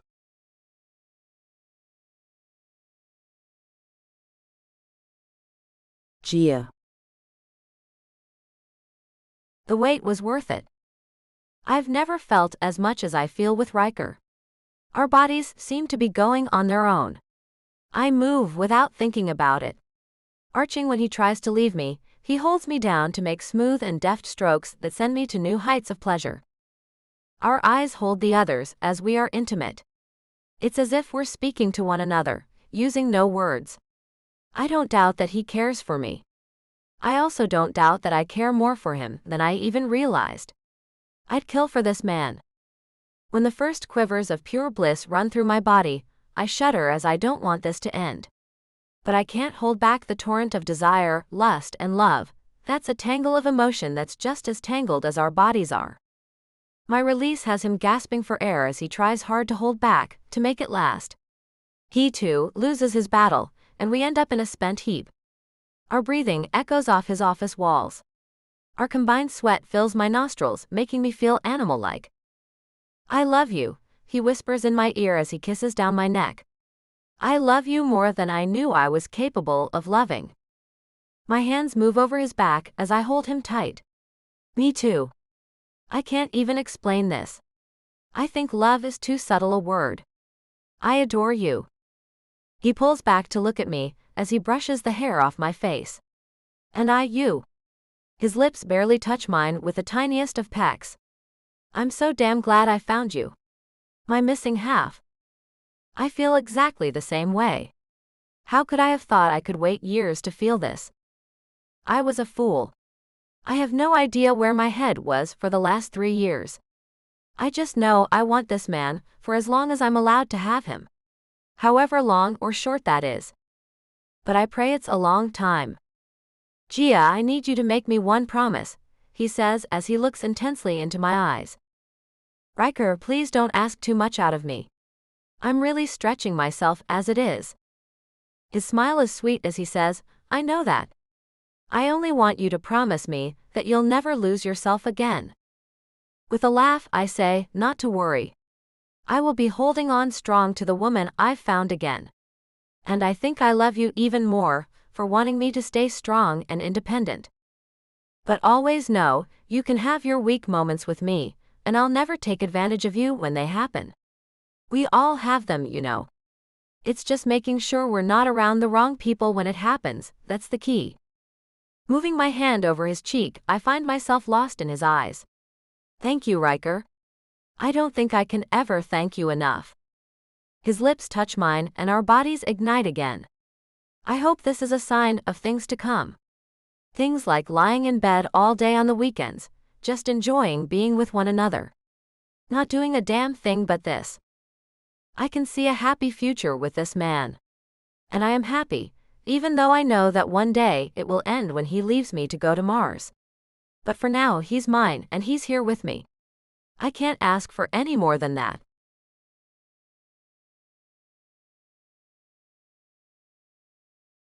Riker. As the rain makes the tin roof of the shed we're standing under, I hold Gia's hand as the rocket lifts off the ground and heads up into the sky. It's the third test of using the new rocket boosters with the weight the actual ship will weigh. A year has flown by, and we're getting closer with each passing month.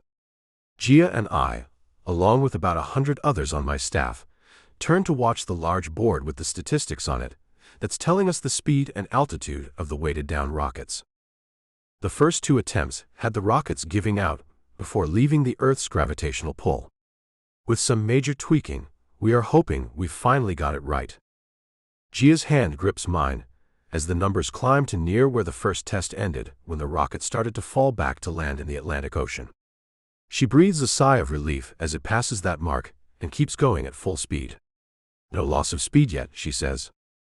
I give her a sideways glance to let her know not to say another word lest she jinx it. I'm not normally a superstitious man, but I'm on pins and needles here and grasping at anything. Be careful, Gia. She nods, knowing how I feel about things, and keeps her eyes on the board. The mark where the second test failed comes up, and the thing is still moving on. 3 minutes later, it's reached the outer atmosphere, and the rockets go out as there's no need for them any longer. Gravity is no longer pulling at the cylinder they took up. Cheers ring out, and Gia jumps into my arms.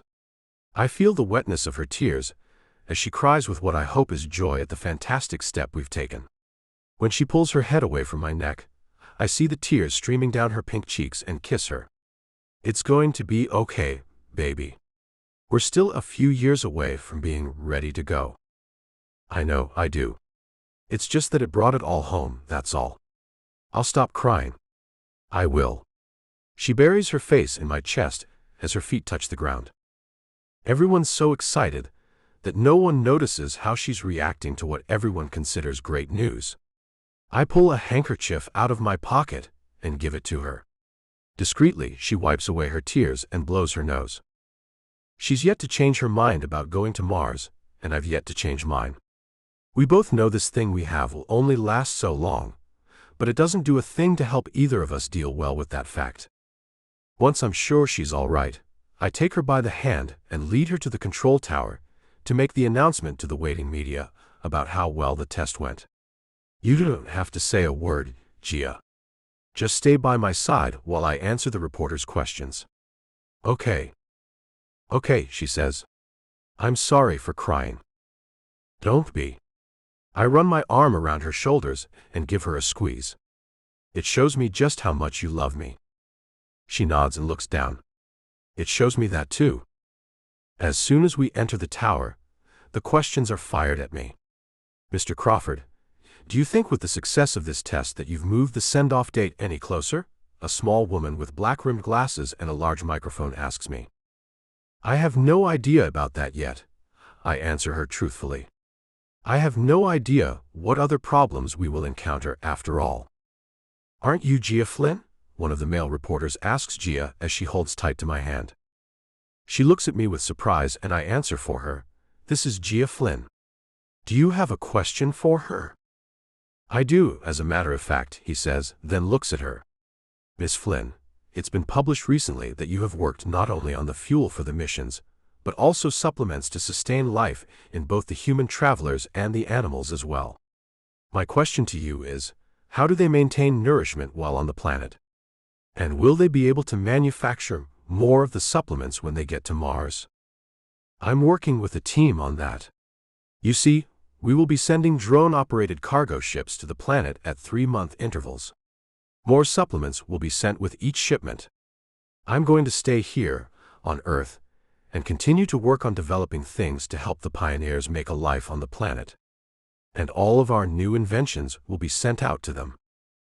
His eyes move to me, and he asks, Mr. Crawford, it's long been known that you will be on your first mission to leave for Mars. It's also been obvious that you and Miss Flynn have a strong relationship. Have you changed your mind about going to Mars with Miss Flynn staying here? I look at Gia and find her looking down with a sad expression on her pretty face. I hate to see it. I'm still going to Mars. And her expression only looks sadder. Miss Flynn and I have discussed things, and we prefer to keep our personal lives out of the news. More questions come, and I answer them when I notice Gia's hand going loose in mine. She inches away from my side, until suddenly she's no longer there, and I'm looking around to see where she's gone. Mr. Crawford, is it true that Markov Global is using these rocket boosters too? A tall lady asks me. They are. We shared our technology with them, so they would manufacture the rockets for free. I expect them to be on the same timeline as our company. And that's all the questions for today. The next thing we're working on is the actual ship. A test will be done when that's accomplished, and then we'll get ready for the actual trip to Mars. Thank you all for coming today.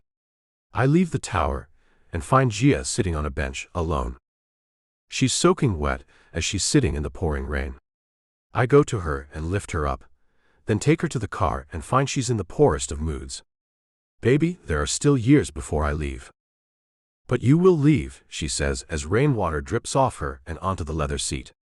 I think I've been like an ostrich with its head in the sand this last year. I haven't let myself think about you leaving at all. And now it's obvious to me that you will leave me. You will leave me alone here, and I don't know how I'm going to take it. I'm taking the thought of it very badly. You could always come too. There are others who can do what you do here on Earth. You could start training people to take over. You should do that. You should teach others so you can come with me. When she looks up at me, I see how red-rimmed her eyes are, and it physically hurts me. I don't want to go. I don't have that pioneer spirit. A person needs to do well there. I think I'd go insane in a place like that. I'm not exactly spoiled rotten to the basic things like running water and electricity, but I am spoiled to things like technology and access to information. And I do know that I'd be more help from here. I know she's right too. That's what makes this so damn hard.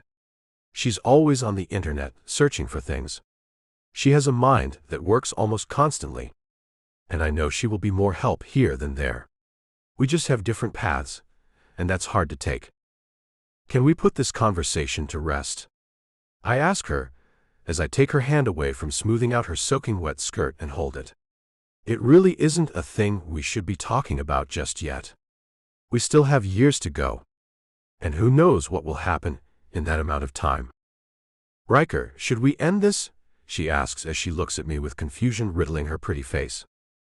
You know it's going to hurt me to leave you behind too, I tell her as the driver takes us back home to Sebastian. I just recently talked her into moving in with me and letting the rental in Orlando go. She's only been living with me for the last 2 weeks, and now she wants to end it. I know that. That's why I think we both might be better off ending it now, before we fall even more in love with each other. I don't want that. Why should we hurt ourselves like that? I ask her as I take her face in my hands. Anything can happen. Neither of us knows for certain what the future holds. I know this though. I love you now, and I always will. I don't want to live my life without you, not ever. I'm positive about that. When the time comes, both of us will know without any uncertainty what the right thing to do will be. Please don't talk about ending what we have, baby. That would kill me, I'm pretty sure. I leave a kiss on her cheek, and she finally smiles. Me too, she says, then wrapping her arms around me. I know, it is years away. I'm being foolish. I'll stop. We have each other now. That's what really matters. It is what matters. My cell rings, and we both look at it. I let her go pull it out of my pocket. Damien. She sighs and goes to look out the window. Tell him I said hello. I chuckle at her sarcasm, then answer his call. I just heard the news, he says before I can say a word. That traveled fast, I say in surprise. I pay one of the reporters to send me information immediately. You will be sending a complete report to Markov Global, won't you? It is part of our agreement. I will. It could take a week or more to get all the data, but you'll get your report, I tell him. I saw a picture of you and Gia during the press conference. She looked terrible. How's she doing with this? He asks, and something inside of me spikes. I hate it when he asks about her. She'll be fine. It just brought things home to her, I say as I reach out for her and pull her to my side again. Being with you has done nothing more for her than when she was with me. She will lose you too. In the end, he says, and she overhears him as she's so close to me and looks up at me. He's wrong. Being with you has made my life into something I didn't know it could be. I'm thankful for you, Riker. I'm thankful for every moment I get to have with you. And I'm sorry for saying anything stupid about ending it before we have to. I love you. She kisses my cheek, and I know things will work somehow. They have to. I'll get that report to you as soon as I can, Damien, I say. Then end the call so I can pay attention to the most special person in the world to me. I'm thankful for you too, baby. Her hands flow over my shoulders to hold me tightly. Riker, tell me one thing. Anything, I say as we look deep into each other's eyes. Tell me that you'll never forget me and what we shared while we had the chance. How could I ever forget this? I ask her, then kiss the tip of her nose. I can see it happening. I can see you getting to Mars and being excited about that. I can see you finding a woman to be with and making a family there. I can see time going on and you move on. I can see it all, and it's like a burr underneath my skin. It pricks at me at times like these. I just need to believe that you will always keep me with you in your heart. And in the end, when we both leave our worlds, maybe we can meet in the place all souls go to when our lives are over. Her words are making my heart ache. I can't even think about making a family with anyone but her. Yet I know we'll never have that. Not when I'm leaving. I'd never leave a family here. One of the reasons I find it so easy to say I'll go to Mars is because I have no close family left in this world. But suddenly, I'm seeing that I might. Gia is as close as any family I've ever had. Falling in love with her just may have been a terrible mistake, taking me away from what has been my goal since I found out it might be possible to go to Mars during my lifetime. Gia, I don't think it's possible to forget a love this strong. And you've brought up some other things that don't seem possible to me. Our relationship has spun things in a direction I didn't see coming. I know that. I can see it in your eyes. You will have trouble leaving me, she says, then looks down. Like I said, if you think we should end this. I stop her with a kiss, then end it and say, I think we might think about ending what we currently have. Her body sags as she leans against me. I thought as much. With a chuckle, I add, not in the way you're thinking. In the way of making this more permanent.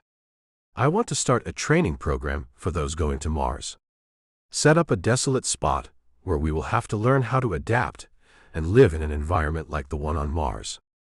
And you could be right there with me, learning how to acclimate yourself to it as well. I think if you knew more about what to expect, you'd find a sense of adventure and join me. Her head shakes, but I see a little light in her eyes as she makes the gesture. That's crazy. Is it? I ask. Or is it genius? I'm going with the latter. Come on, Gia. Think about it. We can set up something that will really be of help. And you've always said you want to help the people who go to Mars. Well, how can you really be all that much help if you lack a basic understanding of how life there will be? And your expertise in doing research will be invaluable to this project. Her eyes dart back and forth as her mind is sparked by what I'm saying. I think there definitely needs to be a training program. And I think you'd be perfect to help me and some others set it all up.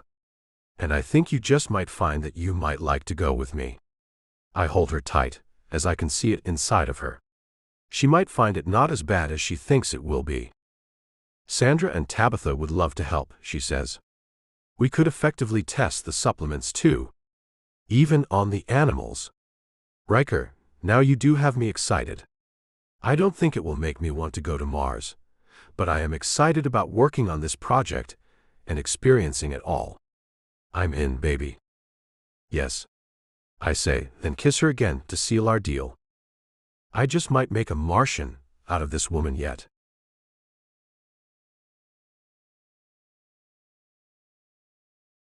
The Liberation. Gia. Red-orange light filters into the dome, making a pretend Martian daytime for the test site. 10 acres have been stripped of anything but dirt. A dome made out of reddish polymers was constructed to cover the area.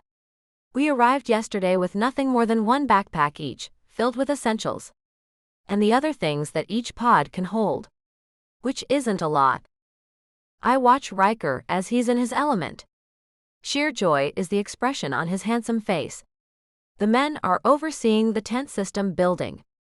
It's large and each couple or individual has separate private rooms. A huge tent with a bunch of smaller tents inside of it, essentially. 50 people, all scientists or engineers, signed up for the 6-month test. I was a lead developer in the plans to make this test, which we hope will be a success. 6 of the women are in charge of digging the 2 latrines. 3 more are putting up the mechanism, which one of Apollo Engineering's top engineers came up with, to pull water out of the air. Now, we know the conditions won't be exactly the same, but the idea should work on Mars.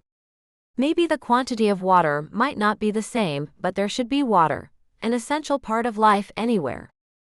I'm working in the group that's making the garden. This will be our primary food supply. All of us went on vegan diets to ready our bodies for the change in the foods we eat. It was discussed at a world forum about how people should eat on Mars. The overwhelming decision was made that only plants such as herbs and spices, vegetables, and fruits are to be taken to the planet. No meat will be eaten there.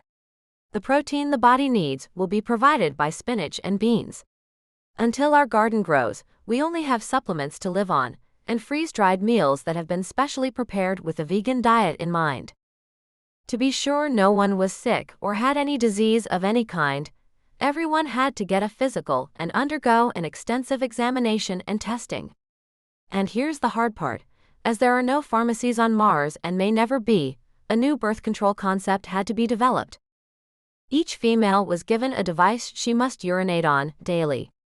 It reads the hormone levels to determine if she's in a fertile state or not. If she is, then she's to refrain from intimacy, unless she and her partner want to have a child. There are 3 couples here who are pregnant right now. They'll all be delivering within the 6-month period, so we can see how all that goes. The first woman is due in 3 months. 2 of the people who signed up for this test have been trained in basic medical services and have delivered babies at the local hospital to gain some experience with that task. Cloth diapers and breastfeeding will have to be done by them all and all who go to Mars. Back to the old ways of doing things, a thing I'm not keen on, but the pregnant couples are all looking forward to that for some strange reason. My eyes wander around, looking at all the people working busily to get things set up. Last night we all slept on the ground, and that was not comfortable at all. Riker cradled me in his arms the whole night, keeping me mostly off the ground. I think he's trying to show me just how much he'll take care of me, if I'll go with him. He gives me a smile and a wave, as he catches me gazing at him. With no shirt on and the light glistening off his magnificent body, he's something to look at. I blow him a kiss and he acts like he catches it, making me smile and my heart skip a beat. He's just so damn cute. Settling into a squat, I get back to planting the seeds for the lettuce down one long row. One of the women who are in charge of the cooking calls out, "Breakfast?" Everyone stops what they're doing and heads to the area where the makeshift dining area has been set up. Riker meets me there and takes my hand, delivering a kiss to my cheek. "You look pretty today, Gia. I like what you've done with your hair." I giggle at him and pat the bun on top of my head. Most of the women opted for the bun style. A few got theirs cut really short, which I thought was kind of dumb. As it grows out, it'll look pretty bad. Riker got his cut a bit, but he's going to let his hair and beard grow out, he says. I expect to have a caveman by my side in no time. I run my hand over his still short hair. I like what you've done with yours too. I kiss his cheek and love the way he's smiling, and smells kind of musky from all the sweat he's built up while doing all that manual labor on the tents. You love this, don't you? He nods as he picks up a tin plate with some unappetizing white and gray food on it. Plus, the pill that will add some real nutrition to the meal. Here you go, baby. He hands me the plate and gets one for himself, then we go to get our cups of water to drink with it. Thank you, I say as I laugh. And to think just yesterday we were eating at a 5-star restaurant, and look at us now. We walk over to where everyone sits down together on the ground, and takes a seat Indian style to join them. Chatter is all I hear as everyone talks about the progress they're making. The tent will be up before night falls. And the solar panels seem to be charging, even in the dimmer light. Have you checked yourself today? With raised eyebrows I ask, what do you mean? I checked myself. He grins sheepishly and whispers, you know, with a stick? Have you checked your urine? Is tonight a go for us? Oh no, I haven't yet. I'm kind of waiting for the latrines to be built. Most of the females are waiting for that. We're not like you guys, who don't seem to mind trotting over to the edge of the area to let it all go. He nods as he takes the pill first. I get it. But you will make sure, right? I'm kind of red hot for you, baby. Something about all this hard work and the idea of you and me working together on this has me kind of crazy for you. I'm not extremely happy that this is making him so hot for me. I can see it in his eyes. He thinks this might make me change my mind. I know it won't. I'll make sure I get that done before we retreat to our little cubbyhole in the tent. As he takes the last bite of the tasteless food on his plate, he leans in and whispers, "And cleaning up after our long day will probably have you aching for me too." I laugh a little as he's just being so cute and adorable. So, you think a little sponge bath from you is going to make me ravenous for you? With a low growl, he nips my neck. I hope so. Hey Gia, do you think we'll be able to send larger trees to Mars? The cook, Jana, asks me. I think we should make a companion drone full of larger trees that can go with the first shuttle. The ones we brought won't make fruit for at least a year. And that environment will be different. At least we can streamline the cross-pollination process with this test. Great idea, babe. Riker holds up his hand for a high five, and I laugh as I give him one. You're already learning from this experience, and it's only been a day. What else will your brilliant mind figure out? I can't wait to find out. He gives me a quick kiss, then gets up and holds his hand out to help me up. Back to work. I nod and go with him to put our plates and cups in the tub, so the kitchen staff can clean them up for lunch. We only have the exact number we need, nothing will be wasted. I get another quick kiss, then Riker heads out with the other men to finish up the tent, and I head back to my garden work. Looking around as everyone gets back to their specific tasks, I have to admire everyone here. They're all so dedicated and excited. It's rubbing off on me. But I still can't think about leaving my family behind. It's bad enough I have to stay away from them for 6 months. Don't even get me started on what would inevitably happen if I did go to Mars when I had to have a baby, sans pain meds and technology.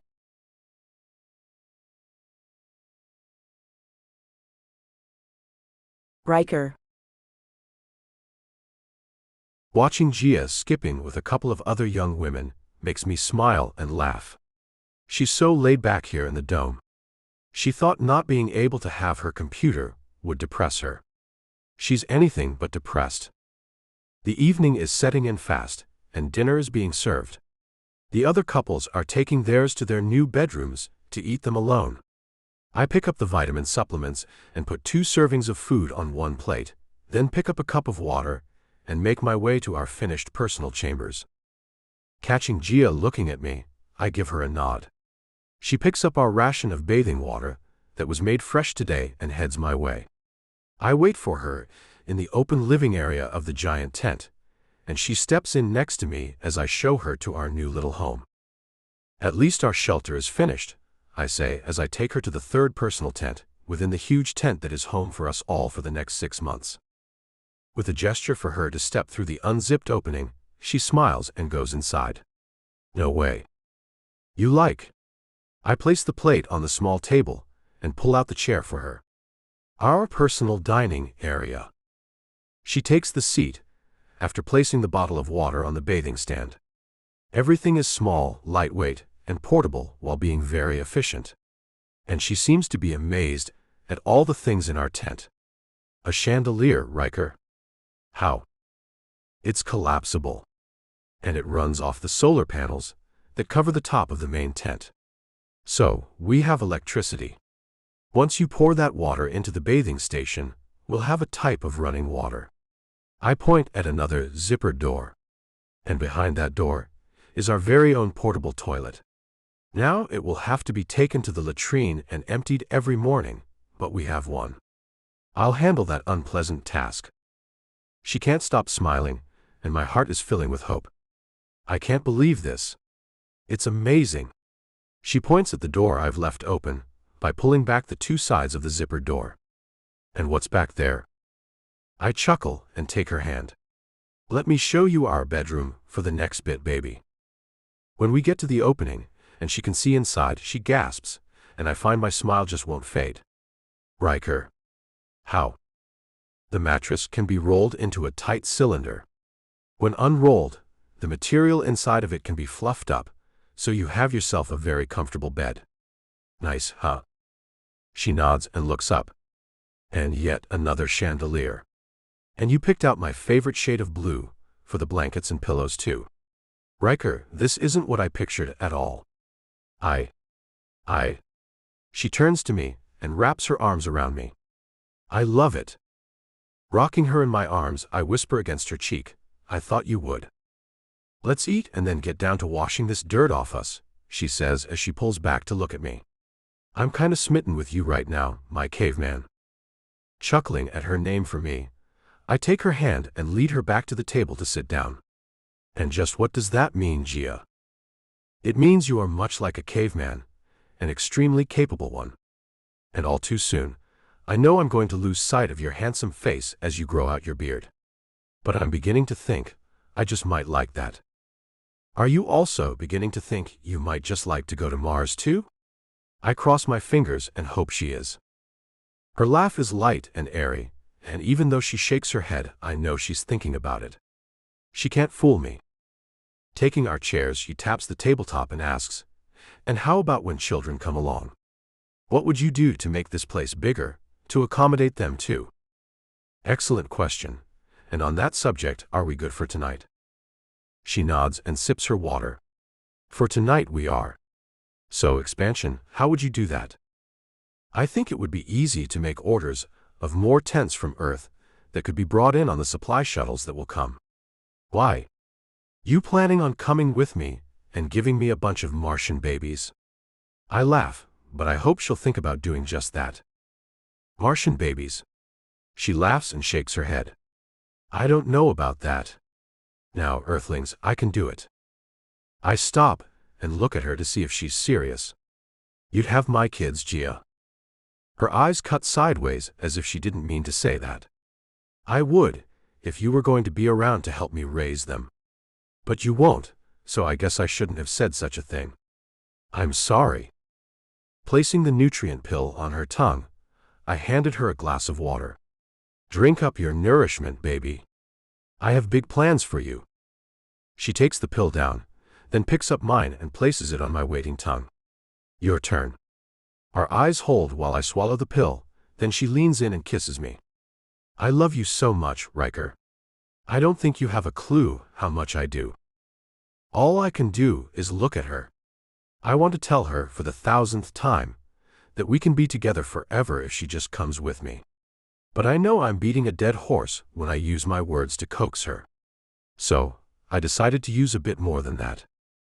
I pull the band off the bun that's holding her hair in, and run my fingers through it to loosen and free the dark waves of silkiness.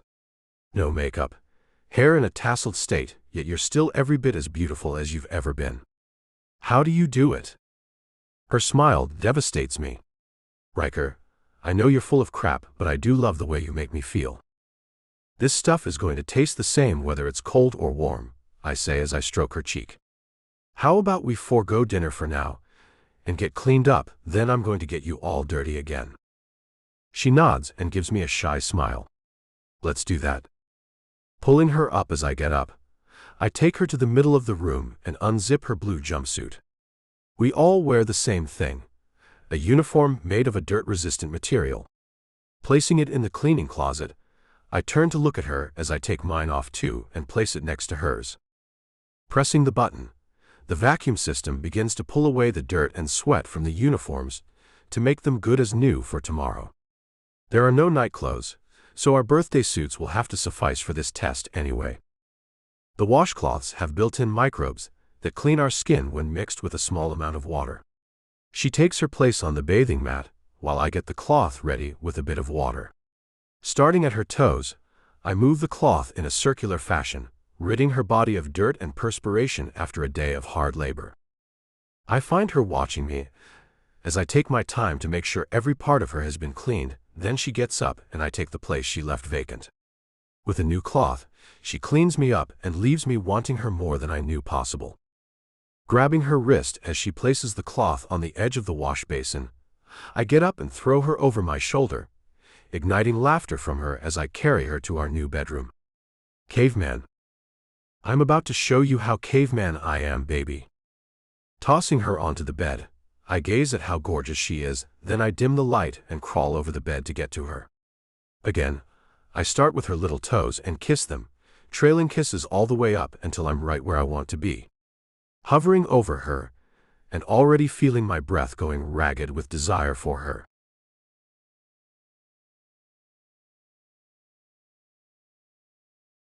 Gia. Her eyes gleam, arm trembling, goosebumps prickling her skin. Her breath quickens, chest rising and falling. When her lips part, I can't resist. She melts into my arms, our bodies brushing, her heartbeat racing against mine. My hands glide up her back, one cradling her neck, the other resting at her waist. She stills and I kiss her, soft but urgent. I pull back, eyes locked. If we do this, you're mine, only mine.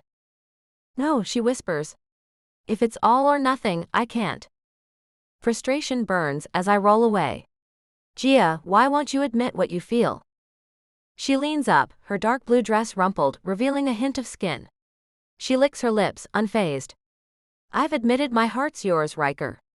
You haven't said the same. You want me to say I love you? I ask. Will that make you mine? She shakes her head. I'm bound to him until he's gone. I can't share you. I want all of you. Why, she asks, adjusting her dress, teasing with a glimpse of skin. Is it love? I'm not sure yet, I admit, longing to hold her. Would you want me to lie? Tell me the truth. If it's not love, why demand everything? She asks, her hand grazing her collarbone. Stop, I groan, captivated. I just need you to be mine. You should go, she says, revealing more skin. You want what I can't give. My heart's yours, Riker. When he's gone, I'm yours. Until then, we can keep this secret. Her gaze holds mine as I hover over her, our bodies barely touching. Tell me, I whisper. Reaching for me, she tries to pull me closer, but I catch her wrists, pinning them gently above her head. Her breath hitches as I meet her eyes. I love you, she murmurs, softening. Tell me who you belong to, I say, my voice low, brushing closer, warmth sparking between us. You, she breathes, arching slightly, but I keep my distance. Riker, please. My lips claim hers, but I hold back, keeping her just out of reach. When she tries to wrap her legs around me, I pull away. Stop. She lowers her legs. Please, Riker. I flash a teasing grin, kissing her neck with gentle nips, stirring her further. She shifts, and I give her a firmer nip. Be still, Gia. With a frustrated sigh, she surrenders, trembling under my touch. Our eyes lock as I draw closer, savoring the moment. With a slow, deliberate move, I pull back, then ease forward again, gentle and steady. She sighs, wanting more, but I keep the pace slow, drawing out every sensation until she's trembling. Her body surges with a powerful wave, and she bites her lip to stay quiet. My own restraint falters, her intensity pulling me in. When I pull back, leaving her breathless, she cries, no. I shift beside her, propping myself up, tracing her stomach with a gentle hand. I watch her ride the wave, then lean in, kissing her softly, one hand brushing her cheek. Her breath steadies, and she feels like a treasure in my arms. My lips trail to her shoulder, tender and slow, while my fingers graze her arm, blending warmth and longing. When my hand slides lower, brushing her side, she gasps, surging again. I ease back, letting the moment fade, watching her glow. Naughty girl, I tease, flipping her gently to her back. I lift her to her knees, facing me, and pull her close, kissing her deeply, stirring her further. Her sighs fuel my passion, and I hold her tighter, lost in her. Yes, baby. Riker, she gasps, pressing closer. Fiercely, I hold her, our connection burning. Emotion overwhelms me, and tears prick my eyes as we move together. My grip tightens, keeping her close. She cries out, trembling again, and I stay with her, unwavering. My voice is low. Give yourself to me, Gia. My pace steadies, and I kiss her, deep and slow. Her response pulls me under and I hold her as we both shake, breathless. Gia. Riker. I draw her closer, her warmth anchoring me as we ride the final wave together. Panting, I rest against her until our breathing slows. My heartbeat steadies and I kiss her cheek, rolling to her side. I pull her to face me, tucking my leg between hers, wrapping her in my arms, holding her close. I can't ever leave you, he mumbles with sleepy words. My eyes closed and I couldn't believe what he said. What does that mean? I'm met with soft snores as he's worn himself out completely. I'll get no answer tonight and maybe not even tomorrow, as he seems kind of love-drunk. Surely, he didn't mean he wouldn't be leaving me and the earth behind him.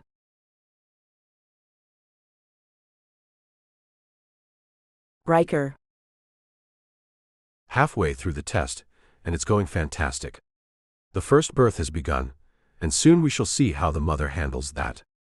The group is clustered around the outside area we've created, kind of like an outdoor bar. Sans the alcohol, which we don't have any of. You know, the trip to Mars is only 8 months long, Alan, one of the engineers, says. I don't see why shipments of good food and drinks couldn't be sent to us. If we made more drones, do you think it would be possible to get more shipments? I play with Gia's hair, which I've let down as she sits on my lap. She surprises me as she speaks up. The drones, like the shuttles, will be out of fuel when they get to us. I mean to Mars. I don't know how many we can get. Apollo Engineering will be building ships that never return, and the people on Mars will have to figure out what to do with the massive vessels. We could build homes, like apartments, out of them, another woman offers. Gia looks at me over her shoulder, and I kiss the tip of her cute little nose, as I totally catch her Freudian slip about her being on Mars someday. She smiles at me and runs her hand over my bearded face. I think it should be of the utmost importance to see just what burns on that planet. So we can make fuel of our own there, she says, further insinuating herself as a future Martian. And just how will revenue be created to make all these ships? Gary from Logistics asks. I have that under control, I say. Not to worry. Tons of money has already been invested to make sure Apollo Engineering stays not only afloat, but prosperous. The last thing we want is for the company to go under while we're trapped on another planet. Plus, I've added on affiliate partners to make sure there's plenty of money. Gia looks at me with a smile and mouths, thank you. I added her family farm on as an affiliate partner. That way her family can sell their uniquely modified corn to us, and after it's processed in the plant we built to do that, they are the ones who can sell that fuel under the wing of Apollo Engineering, making money for them and us. A few more affiliates like that, and the company will be set. With a laugh, Gia says, hell, we may even be able to use all the extra hair you men seem to be growing to burn and make fuel from, too. I watch Donnie, a certified genius, get a bright look on his face. Hey, why didn't I think of that? I don't really think you guys can make enough hair to have enough fuel for even one trip from Mars to Earth, Donnie, Gia says with a laugh. No, not just hair, he says with a smile. Our excrement too. Yuck, we all shout, as his idea just sounds nasty. No, not yuck, he says. You'll see. I'm about to make an experiment. He looks at the other two men who have IQs near his. To the latrine. They all get up and run toward the bathrooms as the rest of us shudder at the thought. You can leave me out of that experiment, Gia mumbles.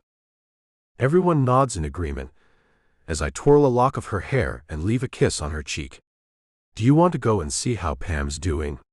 Maybe give her a pat on the back, or whatever one does to help a laboring mother. She nods, and we get up to see how things are progressing with the first birth in the dome. Holding hands, I swing them between us. Things are so simple, and yet so complicated, aren't they? She asks me. I nod. Life is life, no matter where or when. Nothing is easy. And nothing worth having is ever easy anyway. A special tent was set up with laboring mothers in mind. Soothing sounds come from an audio box with a pre-recorded track. A small blow-up swimming pool was brought in, just in case any of the women wanted to float in the water. Some say it helps ease the contractions or something like that.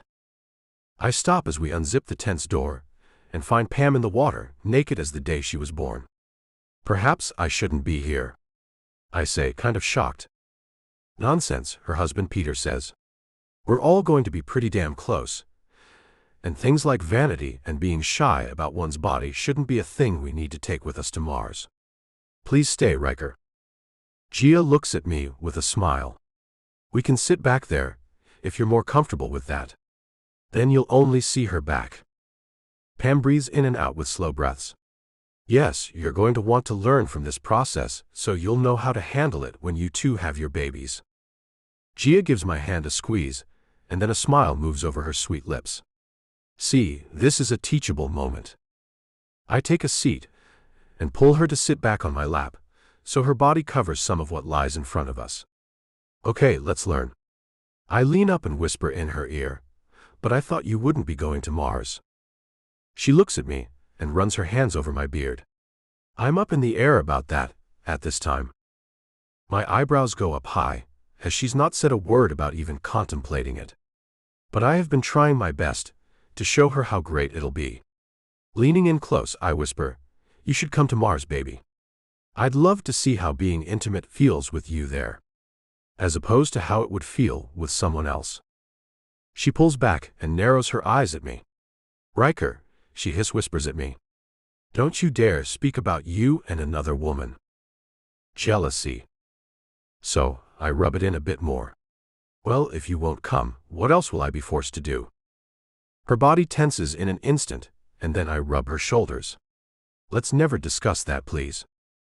I shrug and continue to rub her shoulders and move my hands down her back, feeling the tension slowly leave her body. As I half-watch Pam and Peter work together to help her ease her discomfort, I think about what I want. Venturing further, I whisper to Gia, I'd like to have the first baby born on Mars. She looks at me as if I'm crazy. The first one? And how would you even accomplish that? Tell the rest of the people to hold off while you impregnated your woman? No, no one would listen to me anyway. I've never thought about how I'd do it. I just want it, that's all. It would be nice, is what I'm saying. You know it takes 8 months to get to Mars, and if you were, say, a month pregnant or a little less, then you could have the baby on Mars. Then we'd most likely have the first baby. She clicks her tongue at me. You've thought about this, haven't you? I nod, run my hand over the back of her neck, and pull her in for a brief kiss. Extensively. But what about the fact I haven't signed on for that yet? Also, let's just say I do sign up for it. Am I to wait until we can go to Mars to have a baby? I ponder her question. Getting to Mars is about 5 years away. That does seem like an awfully long time to wait. But then again, why would we have to? There are no rules saying kids can't go to Mars too. We could take whatever kids we already had, I say, earning a frown from her, and subject them to that kind of rough life. She shakes her head, and I try to go in another direction. You'd be bringing a new baby into that too. But I don't think life will be rough at all. The first few days, while we set everything up, we'd live on the shuttle, just the way we'd have to as it takes us there. There'd never be any real hardship like we had the first night here in the dome. She nods and looks like she's thinking about things. You're most likely right. I didn't think about that. Pam makes a little scream, and Peter looks at the woman who's been trained to deliver babies. What does that mean? It means she felt a little bit more than she was feeling. Let me give her a check. I close my eyes and bury my face in Gia's back. As the woman puts her hands in place on Pam, I'd rather not think about it. Tell me when this part is over. Will do, Gia says. Her hand moves over my back as she watches the process. You've effaced and are now at 10 centimeters. When you get the urge to push, you can. I open my eyes and feel a rush of adrenaline. Is she about to have the baby? Margie, the midwife, looks at me with a smile. She is. You two should come up here so you can see this better. It's not nearly as bad as your imagination makes it. With a tug at my hand, I find Gia has me in tow, and off we go to get a better view of something I never imagined wanting, even a bad view of. But here I am, watching a woman give birth in a blow-up swimming pool. Do you have to give birth in the water? Gia asks. The midwife shakes her head. You can do it however you want. Some squat, some like to lie on the bed. It's whatever you feel comfortable with. She nods and asks, the baby can't take in a breath if it's under the water. Won't that be bad for it to come out like that? They generally don't try to take in a breath until the air hits them, the midwife says. Gia nods again. I think I'd like to have our kids the traditional way. In a bed. Preferably in a hospital with an epidural. Yeah, that sounds good to me. When a horrible shriek comes out of Pam, Gia turns and buries her face in my chest. Oh my. I close my eyes as a streak of red has shot out into the pool. Oh my. It burns. Pam shouts. Why does it burn so damn bad? You're probably stretching very fast as the baby's head crowns. If you rip at all, I have the things I'll need to stitch you back up, Margie says. Do you have something to numb her, if you have to do that? Gia asks, but doesn't pull her head out of my chest. Her arms are wrapped around me, holding me for dear life. I do. Not to worry, Margie says.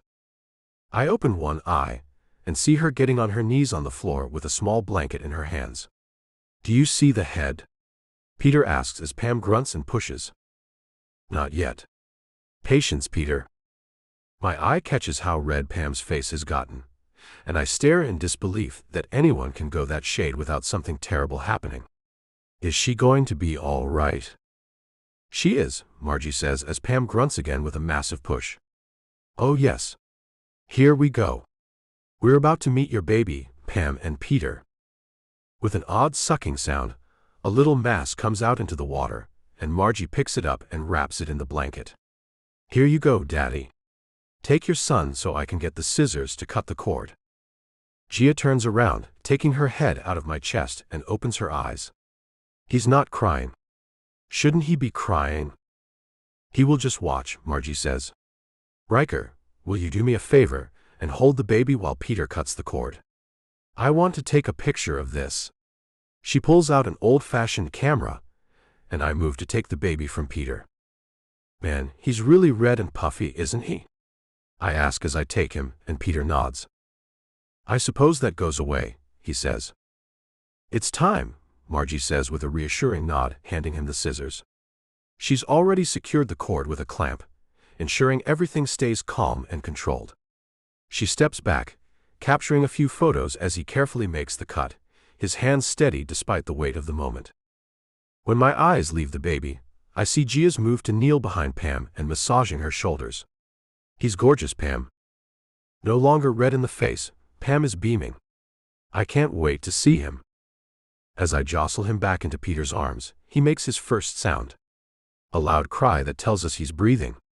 I follow him to take the baby to show Pam, and find Gia with tears in her eyes as she looks at the little baby that's wailing away now. She gets up and comes to me, wrapping her arms around me and wailing like the baby is. Oh, Riker. I hold her, hug her, and take her out of the tent so the new little family can spend some time alone. Baby, it's okay. Why in the world are you crying? We stop, and I take her by the chin to make her look at me. I want that. I want you and me to have a family. Then let's do that, I say, then pull her back into my arms. Marry me. And tell me you'll come with me to Mars. I can't, she says, then cries some more. You can, I tell her as I move us to a more remote area so no one can hear us. What if I make it possible to travel back to Earth too? With a sudden jolt, her head shoots up. Could you? I really don't know if I can do that, but here it goes, I might be able to. If you could make that happen, then maybe, just maybe, I could do that. She jumps up and down and claps, and now I feel bad. Trying to slow her enthusiasm, I take hold of her narrow shoulders and look her in the eyes. The important thing is you and me being together. Can you agree about that? She looks at me for a long time. So long, I think she might be about to tell me something I don't want to hear. Her lips part and she says, "I don't know what I'd do without you." Pulling her in for a tight hug, I kiss the top of her head. "Me neither." Now that we're in agreement on that, let's get some more things straight. "Like?" she asks as she pulls back to look at me. "Like, I want you to marry me when we get out of here. I want it official. And where I go, you go. Along with whoever we create along the way. I know you have your family here, but I promise I'll do everything possible to make sure you see them again. I swear to you, I will try. That's going to be my #1 priority." "You really want to marry me?" she asks with a sideways smile. "This isn't how I planned on proposing to you, at all. But yes, I want to make you my wife. Change your last name. Put my ring on that finger. And every other cliché that goes with that." I laugh and she does too, making my heart pitter and patter. Her sweet smile fades away, and she looks off to the side. On Mars, Damien will be there. Not in our settlement, he won't. And what the hell does that matter? I don't care. He's not going to be able to come between us.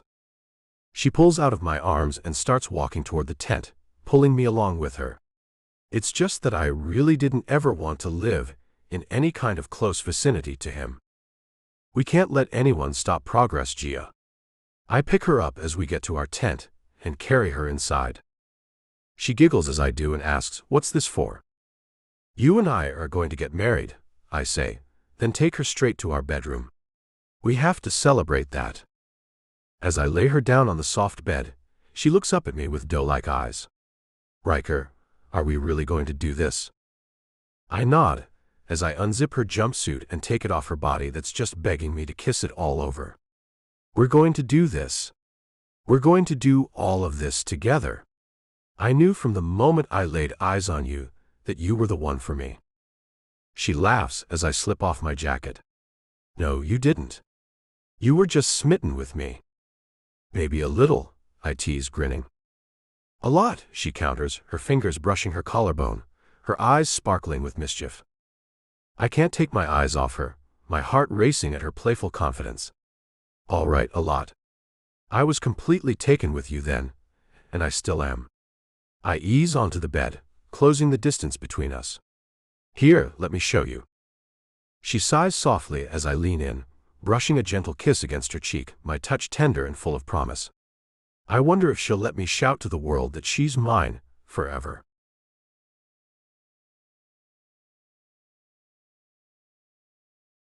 Gia.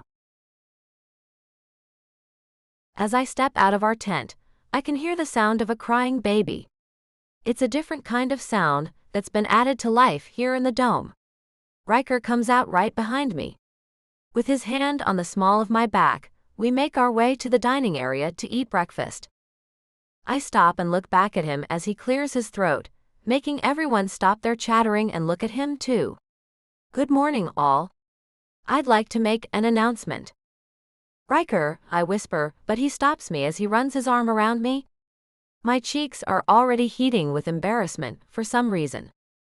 "Gia and I will be getting married when this test is over, and we leave here. I want you all to know you'll be invited to our wedding. It will be a lavish affair with tons of great food, dancing, and drinking." Cheers rings out, and people come up to us, congratulating us and giving us hugs. I find it a little overwhelming, as I'm not used to being the center of attention. The little trio of people who've made a makeshift band come up to us after we take our seats. Their leader, Dylan, smiles at us as he tells us, "We'd love to play at your wedding, guys. Let us know what songs you'd like us to play, and we'll start practicing them right away." "How sweet," I say as I take Riker's hand and hold it tight. "We'll discuss that and get back to you very soon." With a nod they leave us, and Riker pulls our clasped hands to give mine a kiss. "I caught you off guard, didn't I?" I wag my finger at him. "You could have told me you were going to do that." "I did tell you that last night, didn't I?" he asks me with a sheepish grin. Leaning in close, I whisper, "You know damn well I'd have a hard time recalling anything that was said last night. You wore me out completely." He makes a low growl, igniting heat inside of me. "And more's to come later on." Riker, you're insatiable. I am. And you're all I crave. Damn, who knew becoming engaged would make one so passionate? Shaking my head, I say, you're silly. Over you, I am. He pecks my cheek, and we find Sabrina bringing our plates to us. For the happy couple, I've spritzed up your breakfast this morning for this special occasion. I do hope you think about letting us cater the reception and the rehearsal dinners. I find a few leaves of spinach on top of the freeze-dried, scrambled fake eggs and give her a smile. Thank you for the lovely breakfast, Sabrina. Of course, we'll consider you and your team. With some real food, you could do wonders. Enthusiasm is bubbling in her eyes. We'll have to get together sometime soon to make the menus. Yes, we will, Riker says. I'm setting the wedding date for 31 days after we leave the dome. We'll go get our marriage license and marry the day after the 30-day waiting period. I don't want to waste a minute. Sabrina smiles. How sweet. I'll catch up with you guys later, after you've had time to make your decisions. Just so you know, I make excellent chicken and beef recipes. Noted, I say, and I get to eat the tasteless food. I wanted to talk to you about breakfast too. Do you have a second? I do. I think we should get away from the freeze-dried breakfast foods. The garden has come in well. Do you think you could come up with some vegetable-based breakfasts so we can get away from this other food? You know, something we don't think of as breakfast food? Maybe roasted eggplant with a tomato and basil puree. Or yellow squash with pearl onions made soup style. We need to make up menus only using what we grow. I got you. Because we'll use up all the freeze-dried food on the trip out anyway. She nods in agreement. Yes, and my team has been working on plans to grow the plants as we travel so that when we get there we can transplant them. That'll help us to set up much more quickly than we did here.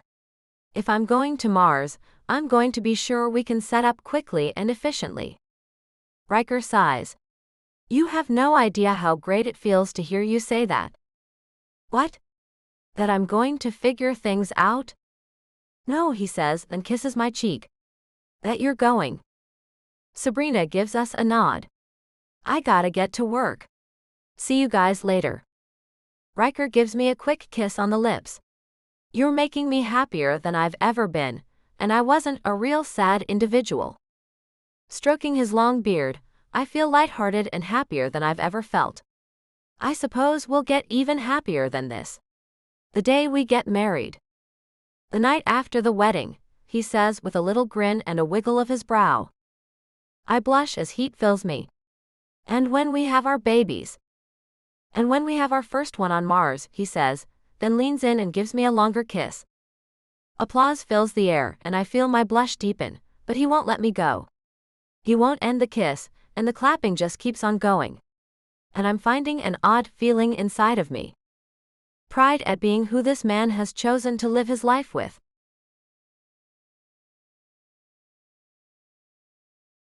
Riker. It's the last night in the dome. The lights have been dimmed. Gia and I have cleaned up after a long day, and she's looking like a goddess as she lies on the bed. I move in next to her and kiss the warm spot right behind her left ear. Tomorrow, we'll get up and leave this place behind. First thing is to go home and change clothes, go to the courthouse and apply for that marriage license, then go buy you a fat engagement ring and our wedding bands. She sighs. Riker, this is unreal. It's very real, baby. I take her mouth with a sweet kiss. Her arms run around me, taking me close to her. The sweet kiss grows into something a bit more heated. She ends the kiss with small pecks. Get on your back. Knowing what kind of heaven she's about to take me to, I roll over and let her have her way with me. Her soft lips move over my stomach, inching down to where I'm ready and waiting for her. She makes a brief pause to tickle my belly button, making me giggle a bit, which I hate to do in the heat of the moment. Gia. With a playful giggle, she pauses, teasing, party pooper. Her light-hearted mood is infectious, but when her hands wander too close to boundaries I've set, I shift the dynamic. Sitting up, I scoop her around the waist, flipping her gently over my shoulder until she lands on her back facing me. Her eyes sparkle with mischief. Feeling playful, baby? She bites her lip, gazing up at me. I was, but I think I'm ready to behave. Good, I murmur, tracing her lips with my finger. She kisses it softly, her eyes locked on mine, and a slow grin spreads across my face. So, you want it like this? She nods, and I lean closer, brushing my lips against hers. The warmth of her breath pulls me in, and I kiss her deeply, savoring the moment. Her hands rest on my shoulders, urging me closer. The connection sparks, and I lean over, bracing myself, letting the rhythm of our kiss deepen. Baby, I'm caught up in you. She holds me close, her touch firm, urging me to stay. You like this, don't you, Gia? Her murmur sends a shiver through me. Her fingers graze my back, and the closeness overwhelms me. I tremble, lost in her. Easing back, I brush my lips across hers. She smiles, wiping her cheek with the back of her hand. My turn. Absolutely, I say.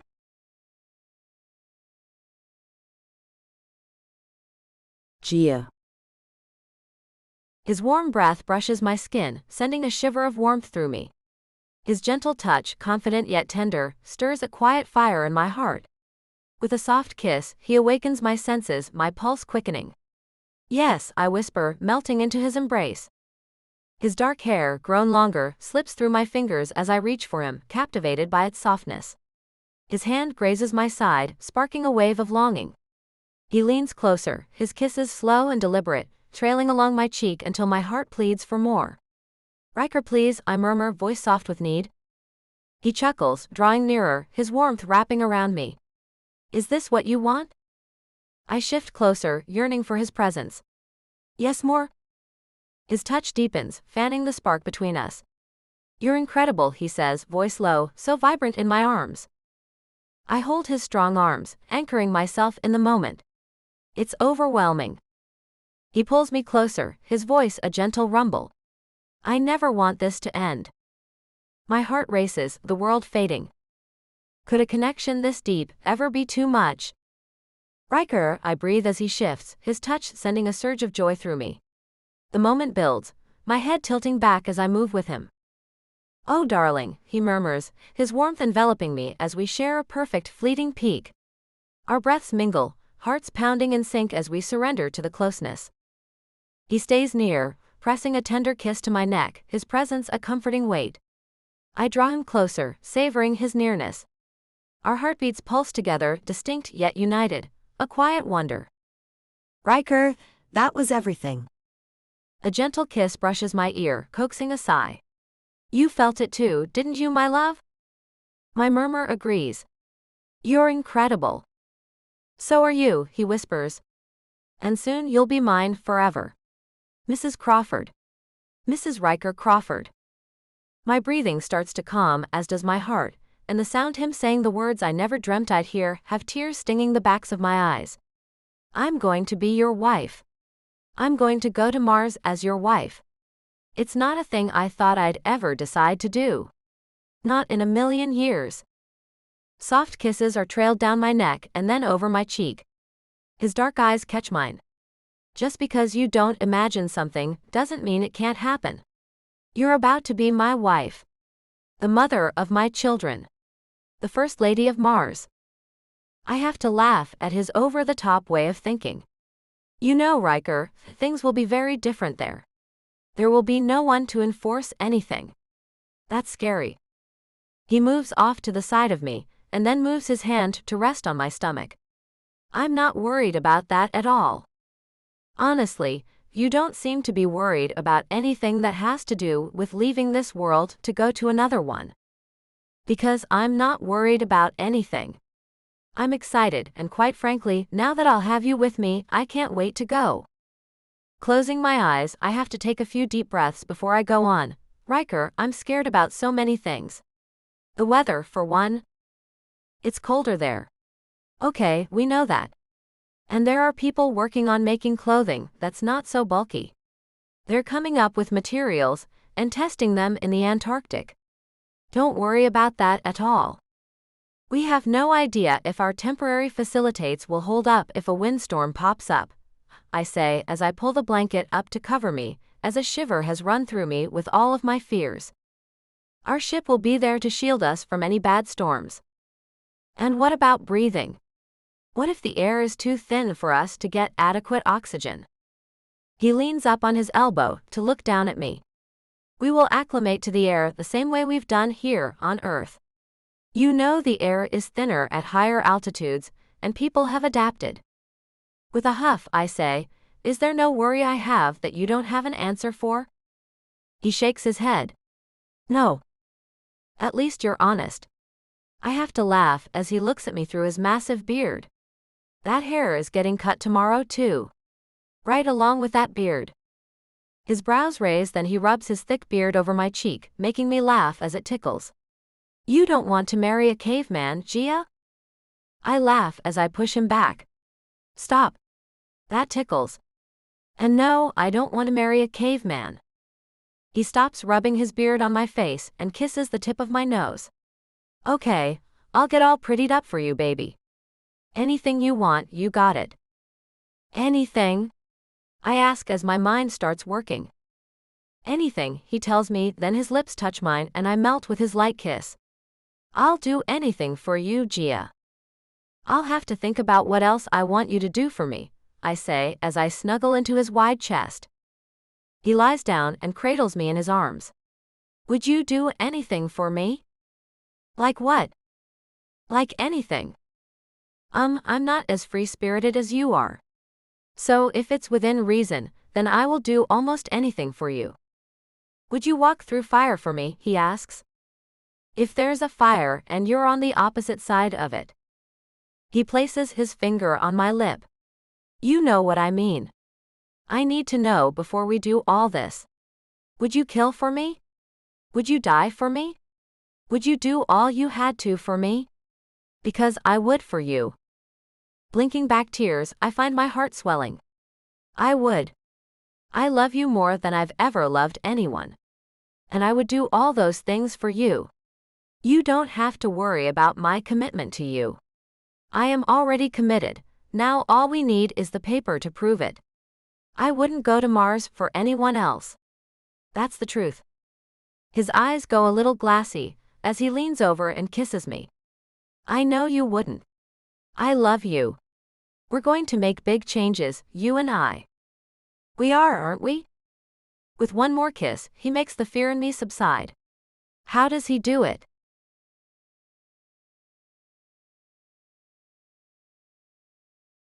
The Redemption. Gia. Lilacs and gardenias tied into small bouquets make a scent that calms me. You look amazing, my sister Fancy tells me as she enters the dressing room. I feel amazing. I can't believe this is happening. It seems fast and insanely slow at the same time. Such an odd feeling. I look at my reflection in the long mirror that's surrounded with lights. Handing me a glass of white wine, my sister Nancy looks in the mirror too, adjusting the blue ribbon in her dark hair. It got messed up when I walked to the car to get the wine. The wind's terrible today. At least this is inside, Fancy says as she pours herself a glass. A toast, ladies. I take my glass, as does Nancy, to meet our sister in the middle of the dressing room. Don't make me cry, Fancy, I warn her. Her smile does nothing to convey to me that she'll keep her sentiment short and sweet, instead of long and sappy. Not to worry, baby sister. Now, let's raise our glasses to add another member to our ever-growing family. She pats Nancy's bulging tummy. Along with the newest baby to enter our family, Riker Crawford will be joining us. Thanks to you, Gia, for finding that man has meant great things for us all. I want to wish you many years of happiness with the man who has brought you back to us. You had been gone for a while, and we love having the old you back. Nancy takes over, as often happens when the twins have something to say. To you, Gia. The savior of the family. She taps her glass to mine, then so does Fancy. I find myself near tears, and the things they said weren't even remotely sad. Why do I feel like crying? Did you too feel this way? They laugh and hug me, Then Nancy hands me a handkerchief. It's nerves, honey. You're completely normal in that aspect. I dab at my tears so they don't go cascading down my cheeks, ruining my makeup. I felt so calm up until now. Fancy hugs me, then hands me over to Nancy, who takes over the hug. The door opens and Mom comes in, taking me next. Oh, my baby girl. Mom, please don't say anything to make me cry anymore. I sniffle. Now why would I do such a thing, she asks me, then lets me go. Your father is talking to your young man right now. Giving him the speech he gave your brothers-in-law on their wedding days. Oh my, I say as I go and take a seat. Why, Mom? It's his way of making sure the men who marry his daughters know what he expects out of them. I think it bonds them all. Riker will be a part of the pack now. Nancy beams as she adds, my hubby likes him a lot. They had a lot of fun at the bachelor party. That's what my husband said too, Fancy says as she puts a necklace around our mother's neck. Gia bought these for us, so we'll all match. Mom's hand goes to the pendant that's dangling from the platinum chain. Are these real diamonds and sapphires? They are. I gesture to the earrings in the box on the vanity. And don't forget to put the matching earrings on too. Those are to be kept forever and handed down, you guys. I don't like to talk about price, but those cost me a pretty penny. I expect you all to do the right thing with them. I'd like to see my nieces wearing them on their special occasions. How can you do that? Nancy asks me with a frown. You're going with him to Mars. He's working on figuring out how we can make trips back and forth. Who knows? Maybe one day you all will decide to visit us. Mom laughs as she shakes her head. Not me. Not ever. I'm afraid of heights. I don't know how I'd feel about looking out a window and seeing nothing but space. Nonsense, Mom. You ride in the jet. You do just fine. I get up, stand next to her, and look at all of us in the mirror. We all clean up nicely, don't we? With a sigh, Mom says, you three are my pride and joy. Gia, you have to start your family soon. I want to get to see those grandkids for a while before you take them away from us. My heart aches with her words. It's not a thing I really want to do. I wish like hell there was an easier way to do something like start life on a new planet, while still being able to see the ones you love. Don't go, Mom says as she takes my hand. Talk Riker into staying here. You can do that. He loves you like crazy. He'll do it for you. Mom, he's so committed to going. You have no idea. He was so lit up the entire 6 months we were in the dome. He was born to do this. I swear he was. It wouldn't be fair to marry him and then peck at him about not going. I know it'll be hard, but I have to go with him. Mom nods and looks sad, making me feel sad too. I know. Fancy hands Mom a glass of wine too. Drink this, and let's not talk about things that will happen in the future. By the way, Doug and I have talked about going too. Mom's eyes nearly popped out of her head, and she choked on the wine she was taking a sip of. I pat her on the back as Nancy takes the glass before she spills it. No. No, Fancy.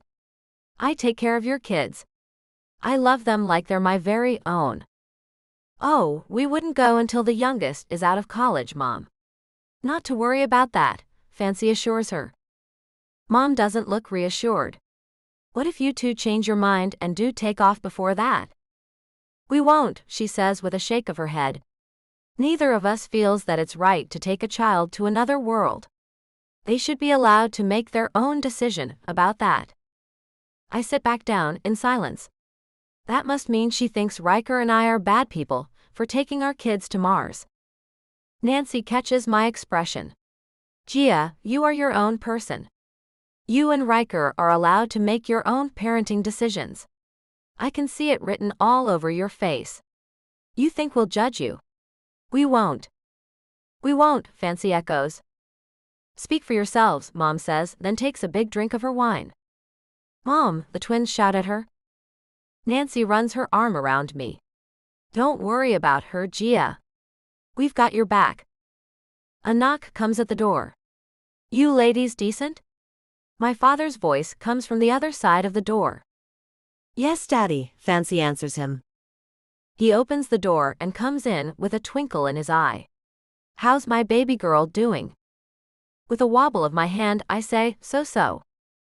Mom's giving her the guilt treatment over going away to Mars with any grandkids she might have. Help her out, Dad, Nancy tells him. I will.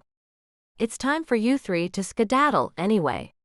Riker and his best man are already standing in their places, waiting on this pretty young lady. Heat flushes my body, and I find my breath is ceasing. All ready?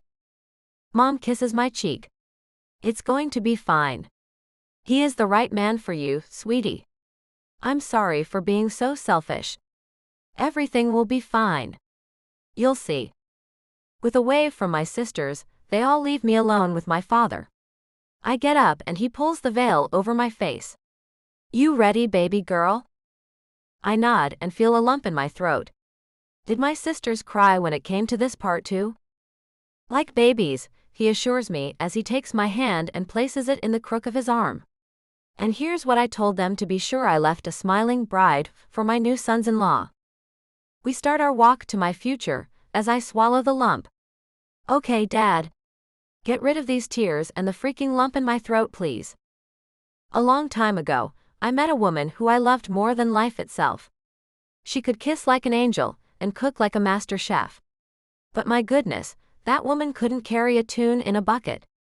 And Lord have mercy, did she love to sing. And not quietly either. No, she sang loud and proud, as if her singing was any good at all. I swear the cat scattered when she'd start up. I smile as I know what he's talking about. Mom does do that. And that's what love does to you. It helps you keep on loving someone, even through their faults. If I never got to hear her caterwauling again, it would devastate me. Crazy, huh? We get to the back of the large main church, and I find a smile covering my face. The lump is gone, and I can see Riker from here. Oh gosh, he's one handsome man, isn't he, Dad? I'd say so. And he's getting himself a gorgeous bride. You might be biased, Dad. Not me, he says with a chuckle. The wedding march starts up, filling me with chills. I'm really doing this, aren't I? You really are. I'm going to miss this. You're the last kid I get to walk down the aisle. The end of an era. You're making me messed up, Dad. Oh hell. Sorry, baby girl, he whispers as we go down the aisle, one slow step at a time. Just remember these words. Marriage is a compromise. Laughter cures most things. Men can be bigger babies than actual babies. Especially after they get married. Don't ask me why. It just happens that way. My smile has returned, and we're at the place where my father kisses my cheek and passes me off to my soon-to-be husband. Take good care of her, Riker, Dad says, then looks at me. I love you, Gia. I love you, Daddy. When Riker takes my hand, the calmness fills me again. I have no worries where he's concerned. And I doubt I ever will.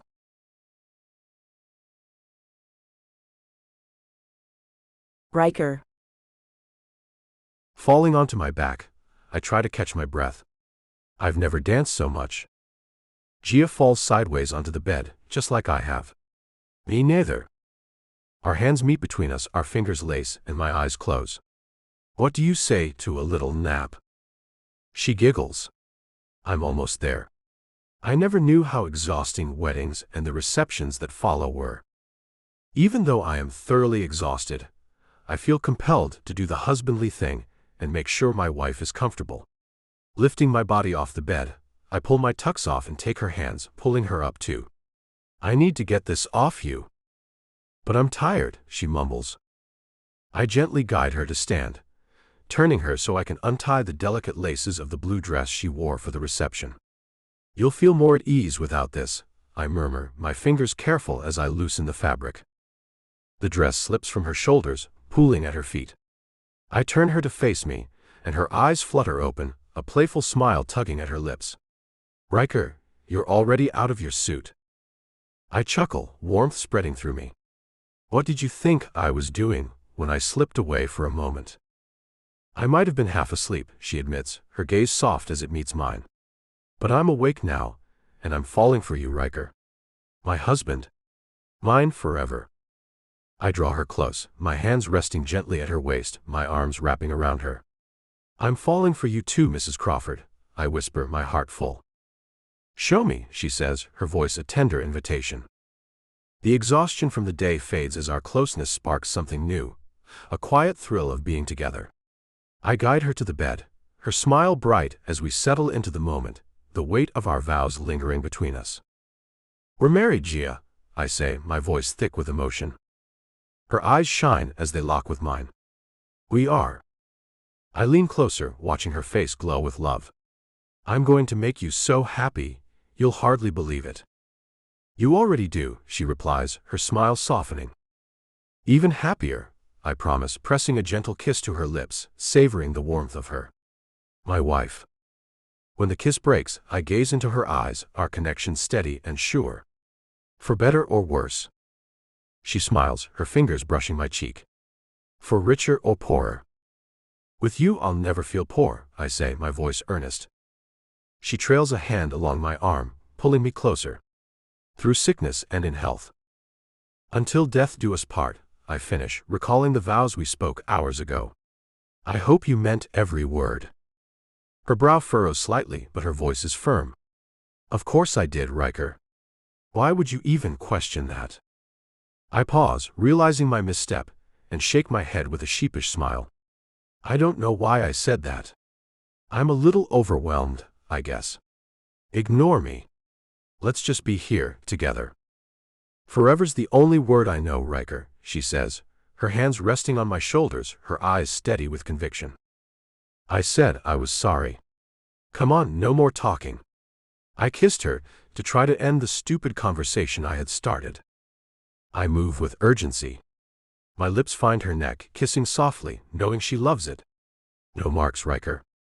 We're off to Bali, tomorrow. I want to wear a swimsuit without a trace of you. I soften my kisses. Sorry, darling. Cradling her knees, I lift them to draw closer, feeling her surrender completely.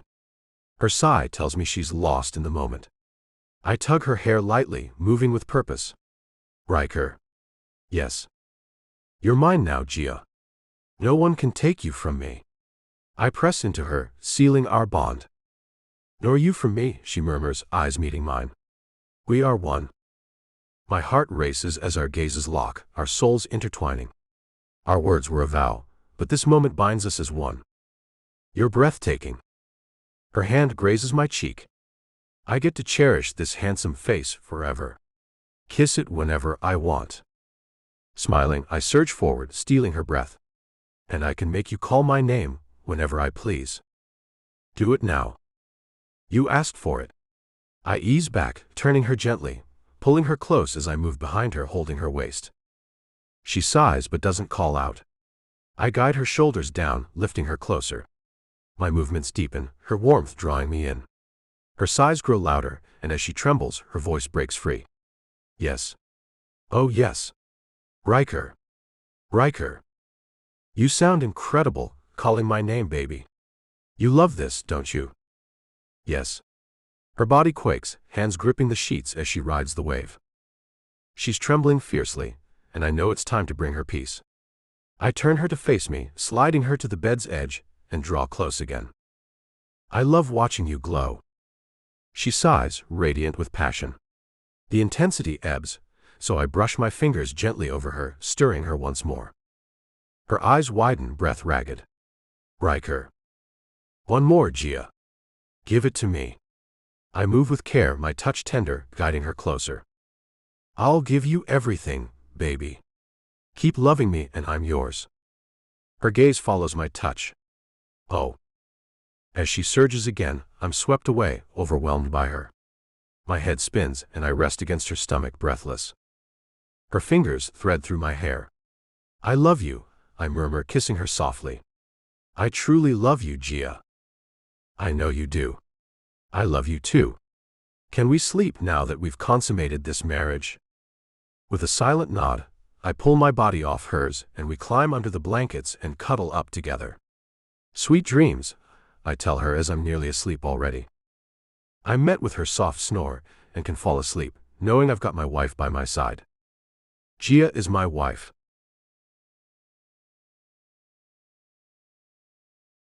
Gia. A shaft of bright light hits me directly in my right eye.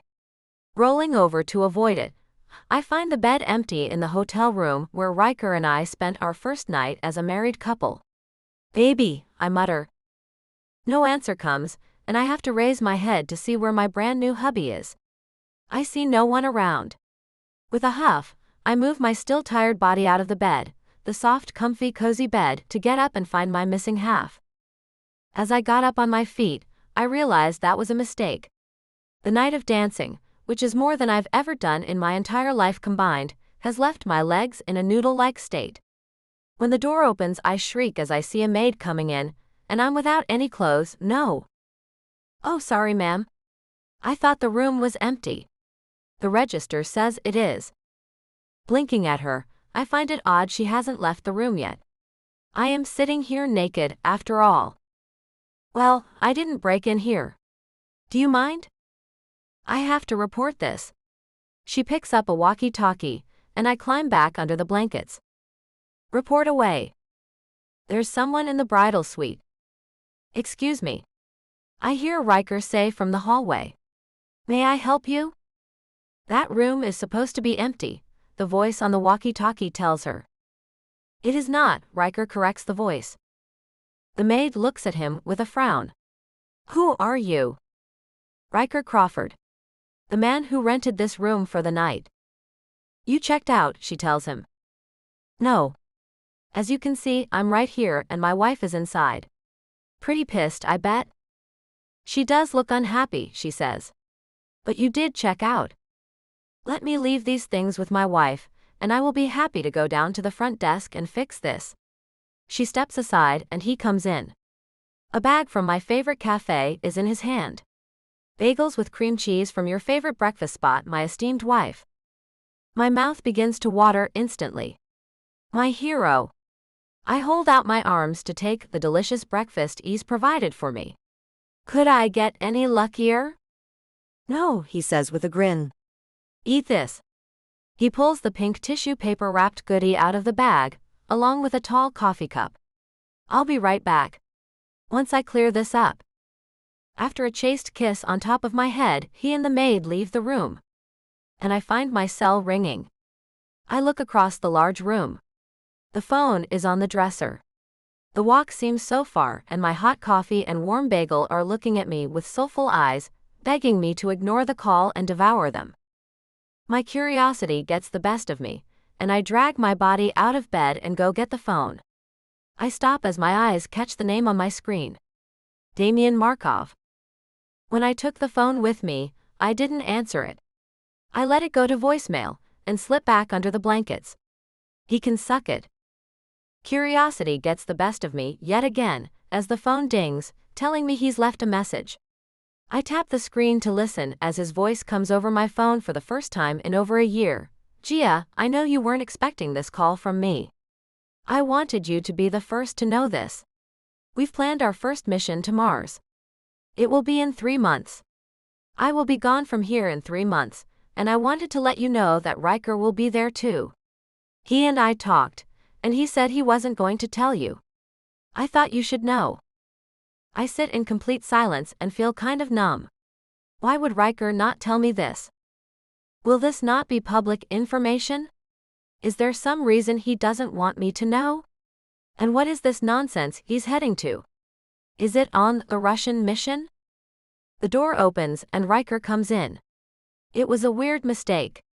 Someone actually called in and said he was me. He told them I forgot to stop by the front desk and check out, but that you and I had left. Crazy, huh? Yep. That's all I can say. I'm stunned. Hey, I expected that bagel to be crumbs by now. What's up? He runs his finger over the bagel that I'm not hungry for at all anymore. I feel sick. Hung over? He grins. More like run over. I give him a blatant stare. He walks away from me, looking pretty guilty. You seem kind of mad. I wouldn't call it that. Sitting at the table, I notice he's staying away from me. What would you call it? I toss my cell at him. Well, toss is an understatement. I throw it directly at his head. What the? He catches the phone. Gia, what the hell are you doing? Press the voicemail. He does, and he hears the call I just got. I watch him go a bit pale. That creep. What the hell happened? Why the hell didn't you want to tell me? I pull the blanket up even more to cover myself, feeling naked and even violated for some damn reason.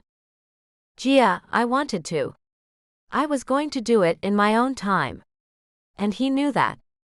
Riker, what's going on? Are you not going to take me? When he shakes his head, I pull the pillow over my face so he doesn't see me crying. I feel lied to. I feel betrayed. I feel stupid. His hands run up my arms, then he pulls the pillow away. Baby, the World Space Exploration Center has made a mandatory decision. A group made up of only 6 men will be on the first mission to Mars. Upon our arrival, if we can make a go of things, then others can come. No, I say with a soft voice. You can't go. The men were handpicked. Riker, you can say no. I don't want to. I can only stare at him. My heart has stopped. I'm asking you not to go. Don't.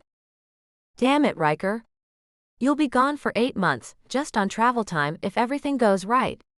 Then you'll have a tiny team to get things going. No. No, you can't go. You can't. It may take a year or more to make sure it's safe there. You see, a research craft came back with evidence of water. It also came back with evidence of what might be life.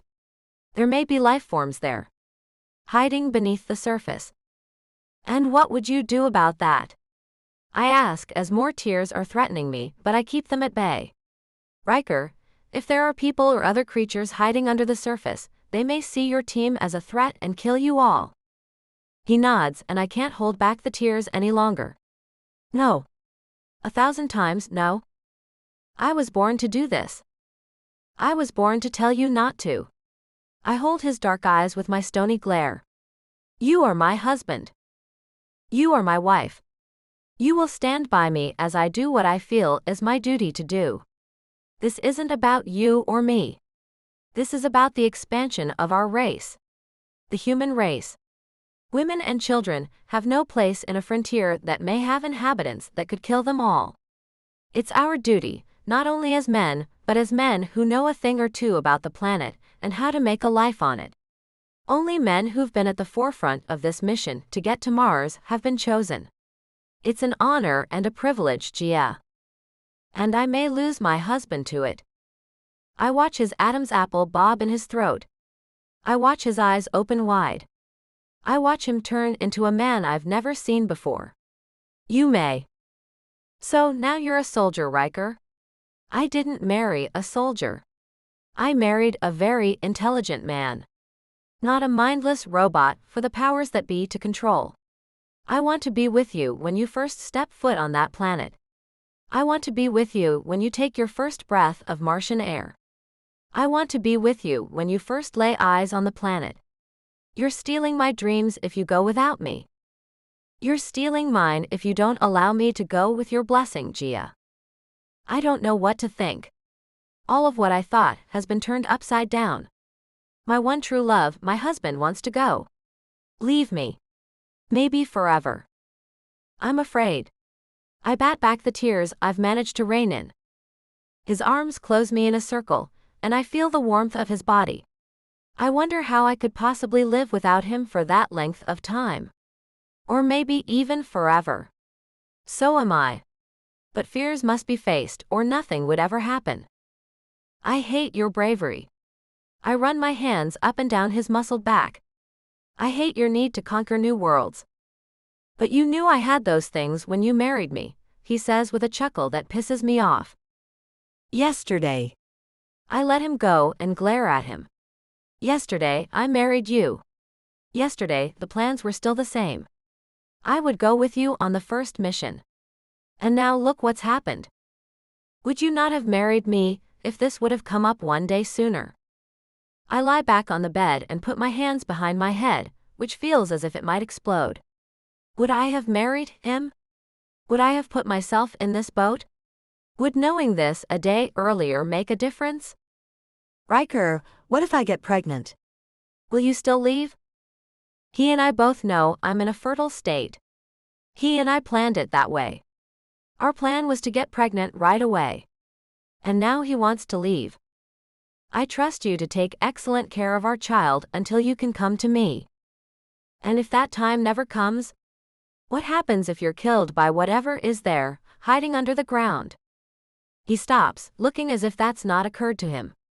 I suppose they'll give us weapons. Are you going to kill them all?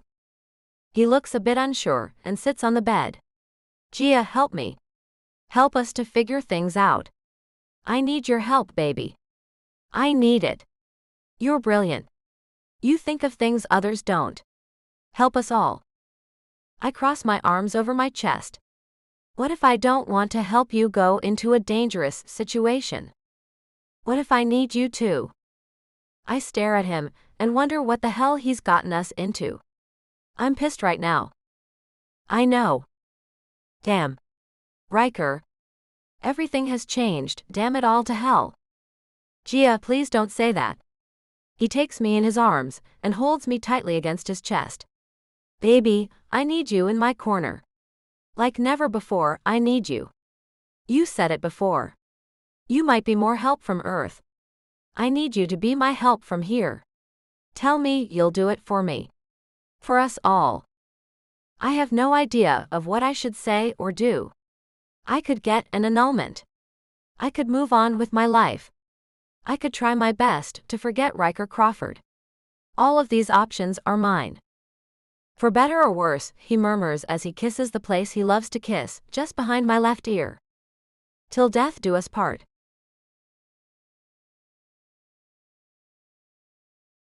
Riker. The first meeting of the team going to Mars is over. The plans are set, and NASA retrieved the information and gave it to us.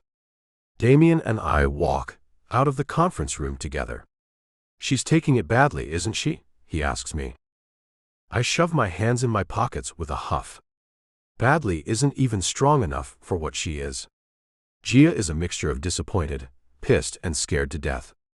It makes for a shaky, cranky, erratic woman who cries, throws things, and screams like a banshee over things that don't amount to a hill of beans.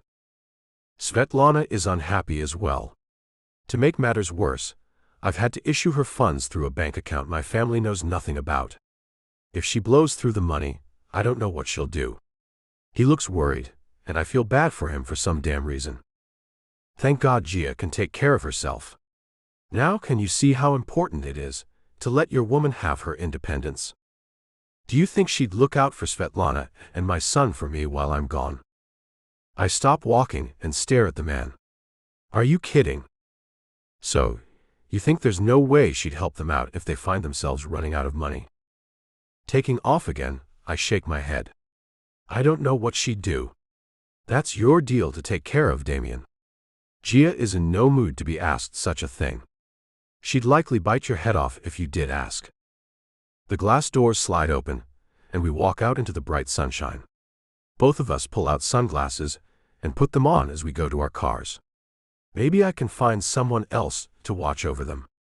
Damien looks away as he heads toward his rental car.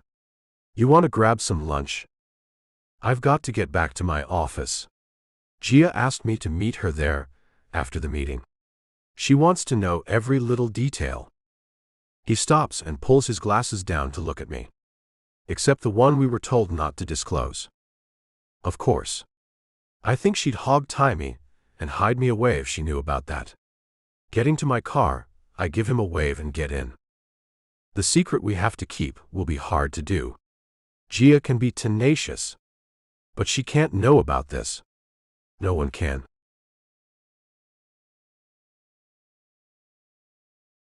Gia. The 3 months have passed far too quickly. In 5 days, the mission to Mars will leave, taking my husband away for who knows how long. I lay on our bed, watching Riker as he came out of the bathroom, rubbing his head with a towel to dry his dark hair. You look cozy. He tosses the towel away, and it lands on the floor. Don't just leave that there, I snap at him. I've been snapping at him a lot since he told me he was leaving. I feel a tiny bit of guilt as he goes to pick up the towel and places it on the back of a chair. Sorry. I hate how sad he's looked lately. But I also hate how sad I've been feeling. When are you going to talk to me, Riker? I do talk to you, Gia. He climbs into the bed, pulling the blanket up, then fluffing his pillows before he lies back on them. No, you don't. I huff, then turn over on my side. The fact is, I have something to tell him, but I can't seem to make myself say it. It wouldn't change a thing if he knew it anyway. I'm just so mad at him for going on this damn mission that it consumes me. I feel his hand running over my shoulder. Can't we get along these last few days, Gia? Can you pretend I'm not leaving? Flipping over, I look at him as tears trickle down my cheeks. No, I can't pretend that. This is hard enough as it is, without adding denial to this recipe for disaster. You've been dreaming lately. Talking in your sleep. He wipes my tears away. I have. You have. You're hiding something from me. I deserve to know. I should know. He looks at me for a while, then says, I am hiding something. And I'm not at liberty to discuss it with anyone, other than my team and our supervisors. If I could tell you about it, I would. It's dangerous. More dangerous than most people are aware of. And you want to walk right into it. Why? Someone has to do it, Gia. They're training you all for battle. A battle cannot be won by 6 men. So tell me why you'd go on a suicide mission. I don't understand. It's not a suicide mission. We're all being trained and given what we need to win the battle. If there is one. No one knows for certain if there will be one. Sitting up in the bed, I cross my arms over my chest. If there is one, how will you be able to retreat if necessary? No one has made any plan for that. Because you know there's no retreating. I hope you won't worry. We do have plans in place, but there are some things no one knows about. I feel confident in our training and our gear. Can't that be enough for you? No. My stomach growls and he looks at it. Hungry? Did you eat anything at all today? I shake my head. Food isn't sitting right with me lately. I do take the capsules though. I'm being nourished. As if you care. I huff and lay back down, pulling the blanket up. I do care, Gia. His hand moves through my hair. I'm not going because I don't care about you. You know that. I don't know anything except you're leaving me, and I may never see you again. That's all I know for sure. The urge to spit out what I should tell him fills my head as he runs his hands through my hair. I'm not really leaving you. You don't know, but you'll never see me again. For all you know, you may be following me sometime next year. I may be following you before that, I let him know. You see, I've signed up for a mission too. I'm in the second group. When his hand freezes, I know I've surprised him, but he's not pleasantly surprised either. The second group? I wasn't aware there was going to be one. And how long have you been keeping this from me? A week. I was approached a week ago. And you're not aware of it, because a private company is funding the project. There will be 20 of us. You can't go, Gia. That private company isn't privy to the information we have from NASA. You can't go. He pulls me over, so I have to look at him. There's more to Mars than others are aware of. I am going. If you're going, then I'm going too. I'll be right behind you, baby. I have to make a call, he says, then gets out of bed. No missions other than ours can be sent. There is no governmental control over this, Riker. I sit back up and watch him as he takes his cell and leaves the room. I suppose he can't talk in front of me. I suppose there's a huge cover-up or secret about Mars that only a select few can know. And that tells me more about the danger that's lurking there. My stomach goes tense, and I jump out of bed and run to the bathroom. My nerves have gotten the best of me lately. I've thrown up so many times in the last week that it seems at times like I have a virus. I hear the bedroom door close as he comes back in, and then I hear him come into the bathroom. "Baby, are you sick?"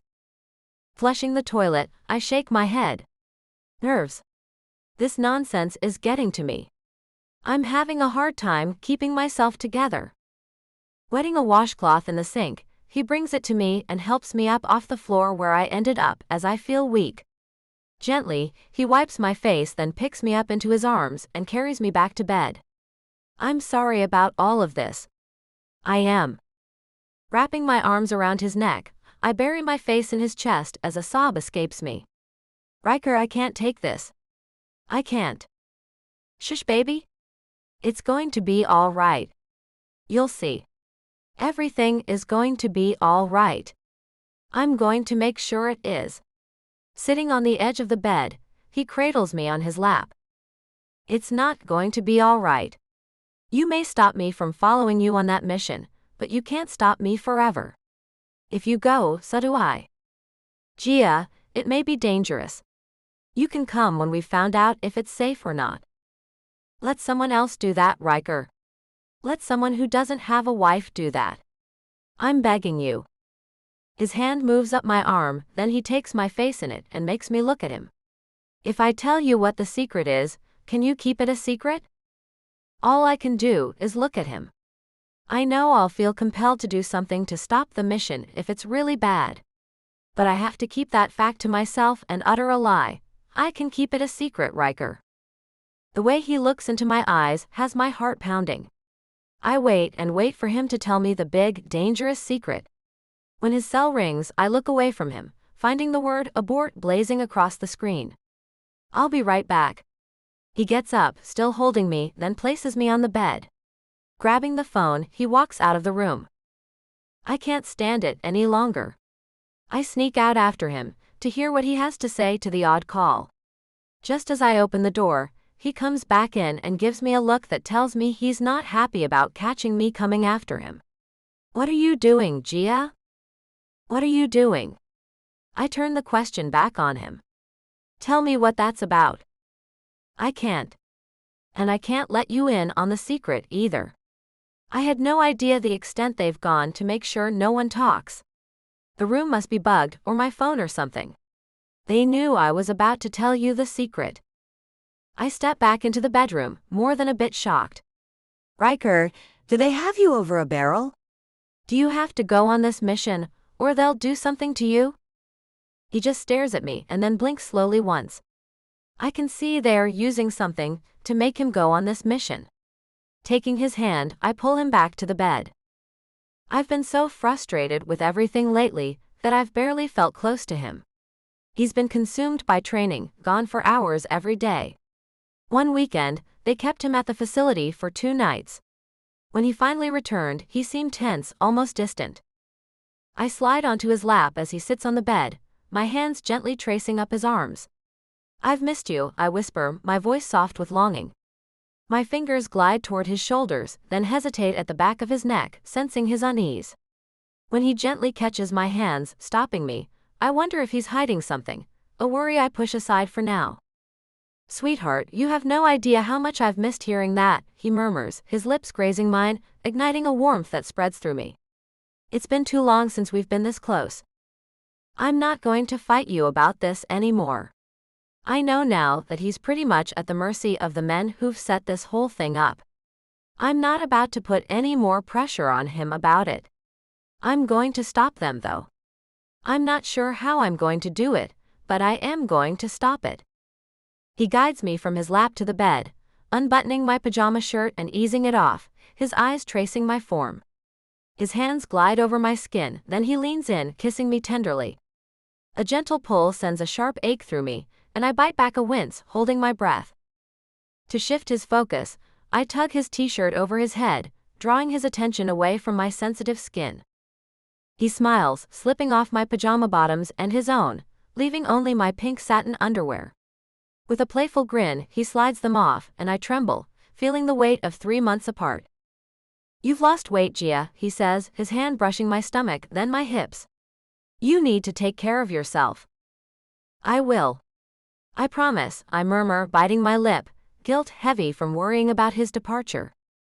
His hands rest gently on my shoulders as he leans closer, his lips meeting mine in a tender kiss. A wave of warmth fills me, deepening my longing to reconnect. Our kiss lingers and we draw nearer, our embrace reflecting a shared need to mend what's been strained. I hold him tightly, grateful for his presence. "Gia, my darling," he murmurs, his voice soft with affection.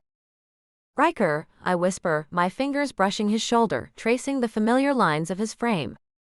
He shifts closer, his touch steady and reassuring, stirring a quiet comfort within me. His lips graze my cheek, a gentle gesture that sends a shiver of warmth through me. Each moment strengthens my determination to keep him safe from the mission he's bound to face. I lean into him, my hands resting on his arms, conveying trust and care. One hand slides to his shoulder, the other to his neck, seeking closeness. My fingers pause at a small, unfamiliar bump, and he gently guides my hand away. It's subtle, a tracker perhaps, or something more. He's concealing it, unable to explain. Guilt washes over me for my earlier distance, my sharp words. I should have understood the weight behind his decision. "Gia, I love you so much," he whispers, his breath warm against my ear. "Riker, I'm so sorry," I say, my voice breaking as tears spill. Regret grips me, but I know I must help him. No wealth can free him, but my mind, his cherished part of me, might. Relief and love surge within me, and I speak his name softly, our hearts aligning. We hold each other, finding solace in a bond I've held back too long. Riker, I love you. "I love you, Gia." Now, I have to figure out what I have to do to save him.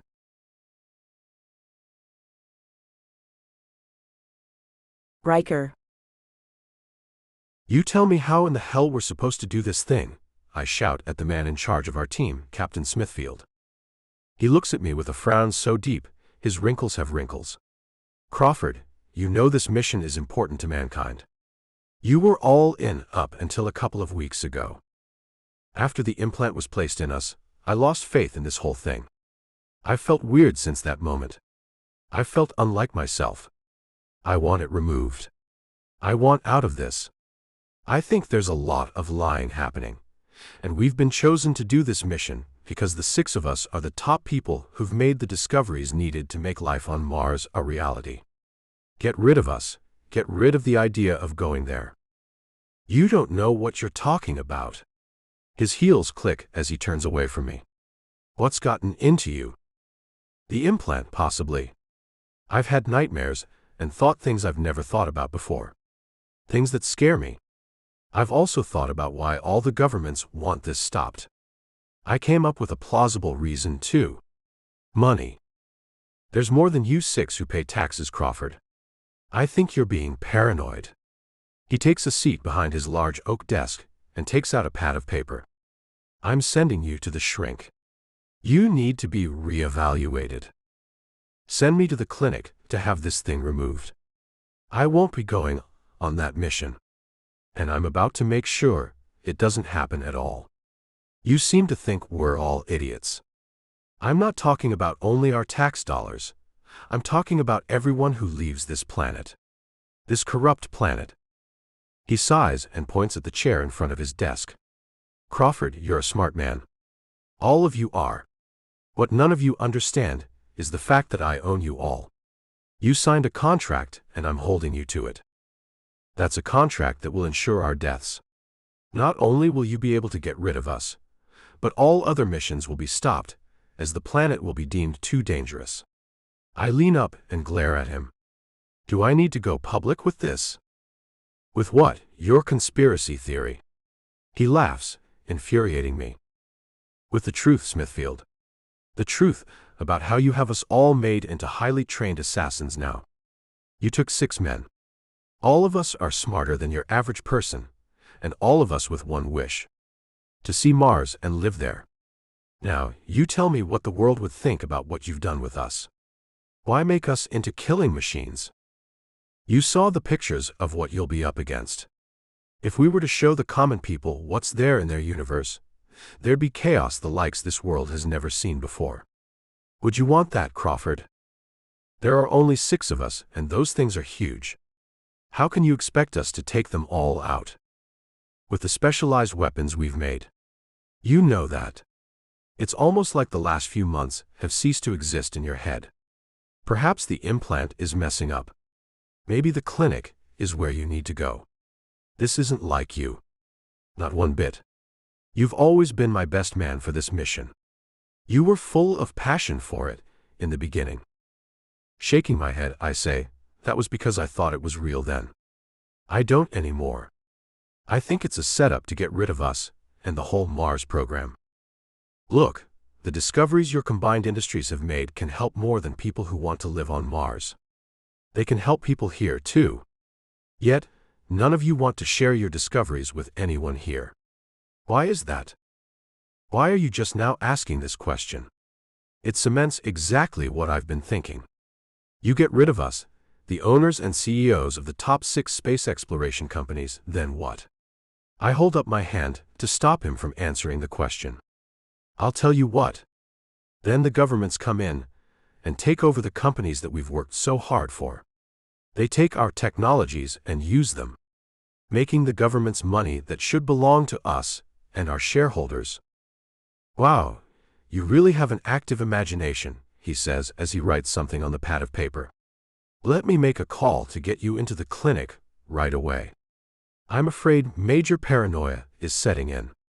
That implant needs to be replaced. I'm not letting you out of the contract you signed. If I have to keep you here for the next 3 days until the shuttle leaves, then I will. Sitting back, I cross my arms over my chest and smile at him. You do that, and my wife will tear this place apart to find me. I'm supposed to be afraid of a little woman? He asks with a laugh. You should. She's kind of a pit bull when it comes to me. I can see he's not taking me seriously. I know he can keep me here. I can't even leave this office without him opening the door, using his retina. But I can count on Gia to find me. She knows I'm here after all. A knock at the door has me looking back at it, and he hits a button under his desk, then leans over. A green light moves over his eye, then the door opens. 2 men in camouflage uniforms come in, and I see where we're headed with this. These men will escort you to the clinic where a new implant will be inserted, and the old one will be removed. I hope to see you back to your normal self soon, Crawford. Either way, you're going on the mission. I look at the mindless goons and ask them, do either of you think it's right to send a man to outer space without his consent? And with possible mental issues, as the captain thinks I'm having. Neither looks at me, both look straight ahead. I look at Smithfield and smile. And you're going to tell my wife what exactly? That we're quarantining you all until the shuttle leaves. For health reasons. None of the other men are in the facility at this time. So, I have my doubts about him being able to get them to come in and submit to being held here for their last few days on Earth with their loved ones. You do that. I turn around and walk out of his office, flanked by the men who will make sure I get to the clinic. No one has any idea that Gia and Damien have a past. She will call him when she gets this news, I'm sure. Then we'll see what happens. I never thought I'd be happy about her having a past with that man, but things always seem to happen for a reason.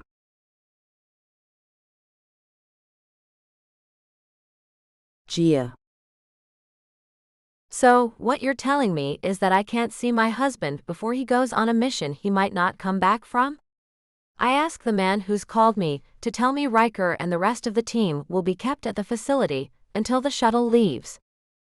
There will be a brief chance to talk to him when they leave this facility to get on the shuttle. This is for their health, Mrs. Crawford. And why did this suddenly occur? Our doctors decided this. You can come to the liftoff in 3 days at 9 in the morning. See you then. He hangs up, and I'm left shaking as I hold my phone in one hand and the pregnancy test I just took in the other. I drop the phone and look to find out what the results were. Positive. And I can't even tell the baby's father the good news. Picking my cell back up, I call the only other man I know who's on the team with Riker. "Hi," Damien answers his cell. "It's good to hear from you, Gia. I'm glad you've called." Okay. I hesitate, as I'm not sure what the hell to say. "Damien, how come I can talk to you but not my husband?" "What do you mean?" "I mean, I just got a call from Captain Smithfield that said all of you are being kept at the facility for the next 3 days, until the shuttle leaves. For health reasons. So, why are you able to have your phone but Riker's not?" Confusion is threaded through his deep voice. "What are you talking about?" "I think something's wrong, Damien." "I'll go up there and find out what's going on," he says. "I'll get back to you soon." "Wait. What if they keep you too?" I ask him, as I'm starting to get really worried about this whole thing. Even more than I already was. I don't see how they could do that. I wanted to ask you something, though. Do you suppose it would be too much to ask you to watch out for Svetlana and Friedrich while I'm gone? And could you make sure they make it onto the Russian shuttle when it leaves? Really? I ask him, as that kind of is too much to ask of me. Yes, he says with a soft tone. It's hard for me to leave here without them. Unfortunately, it's necessary for everyone's safety. Damien, what's the deal with Mars? What is it that you 6 are supposed to go and do what will ensure the safety of all others who will come after you? I'm not at. I interrupt him, liberty to discuss that. Yeah, I know. I just thought for a moment that you might want to let me in on it. I know you all have had some type of an implant placed at the back of your neck. I don't know where you'd get a silly idea like that, Gia. I hear another ringing sound in the background. Can you hold on a minute? I'm getting another call. I can hear him as he answers the other phone. Markov here. And why is that, sir? I am currently on my private cell phone with her right now. She's wondering why I'm not being kept at the facility, Captain Smithfield. When did you decide to do that? Is he okay now? I see. Yes, I can go in. Can you give me a little while to tell some people what I'm doing? A half hour. Yes, sir. Damien? Gia, I have to go. I'm sorry about this. I really am. See if you can't find it in your heart to do what I've asked about my family. You're the only one who knows who they are to me. Try to get them to me on Mars. Damien, something's not right. What's happened to Riker? What have they done to him? I think you know I can't discuss that with you. He's all right. Just know that. I have 30 minutes to get to the facility. I have to get going. Please do as I've asked you to. He ends the call, leaving me hanging. With another phone call, I make my way to grab my purse and head out to the facility that's taken over by my husband. Hi, I'm going to need your help with a situation. Are you still dating that news reporter? Yes, why? My colleague from work, Brittany, tells me. Can you grab him and meet me at 405 East Callahan Street? I'm going to need the media's help to get to the bottom of this mission Riker's been asked to go on. It seems he's been forced to go, and now he's being kept at the facility under false pretenses. Oh my, she says with shock. I'll get him and meet you there. Ending the call, I get into my car and start it, then I stop and think about how much time Riker's been spending locked in his office, and how his office is always locked now. Getting out of the car, I head back inside to get into his home office to see if he's been hiding anything from me. Of course, I find the door locked, so I go get a knife out of the kitchen and run it between the doorframe and the lock, jimmying it open. Taking the knife with me, I find the top drawer of his desk locked too, and I stab at it until I get it open too. A file is in it, and little else. Pulling it out, I open it, and find a picture of something that looks out of this world. A huge creature with giant teeth and sharp claws, the likes of which I've never seen before. And there are dozens more of them in the background. I pull it out and see a page behind it that reads, "Objective: get rid of these creatures before population begins." So that's what they're sending them to do. Kill these things so others can go there. Not my man, not him.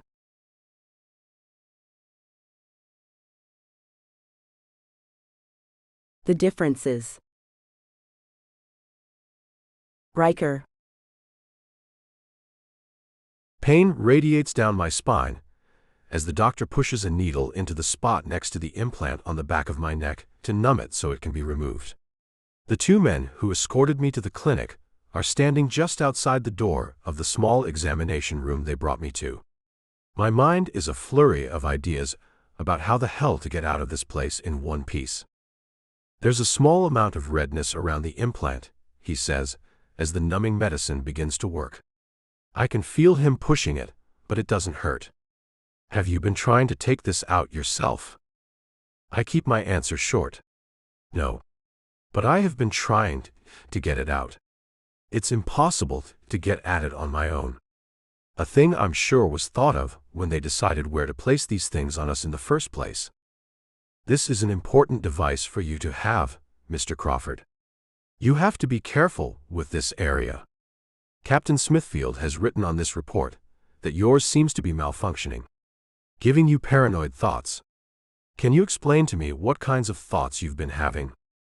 Hesitating as I think about what to say, I finally ask him, "How long have you been a part of this organization?" "Not long," he says as he goes over to pick up a tray of surgical tools. A sharp scalpel catches my eye as the overhead light catches the silver object, making it gleam. A bit over a year. When the team was formed. I thought the pictures from Mars with the creatures just got back to NASA 4 months ago. I watch him pick up the sharp scalpel and grit my teeth as I know he's about to slice my neck open. "Oh yes, they did," he says, "and I think I've caught onto something."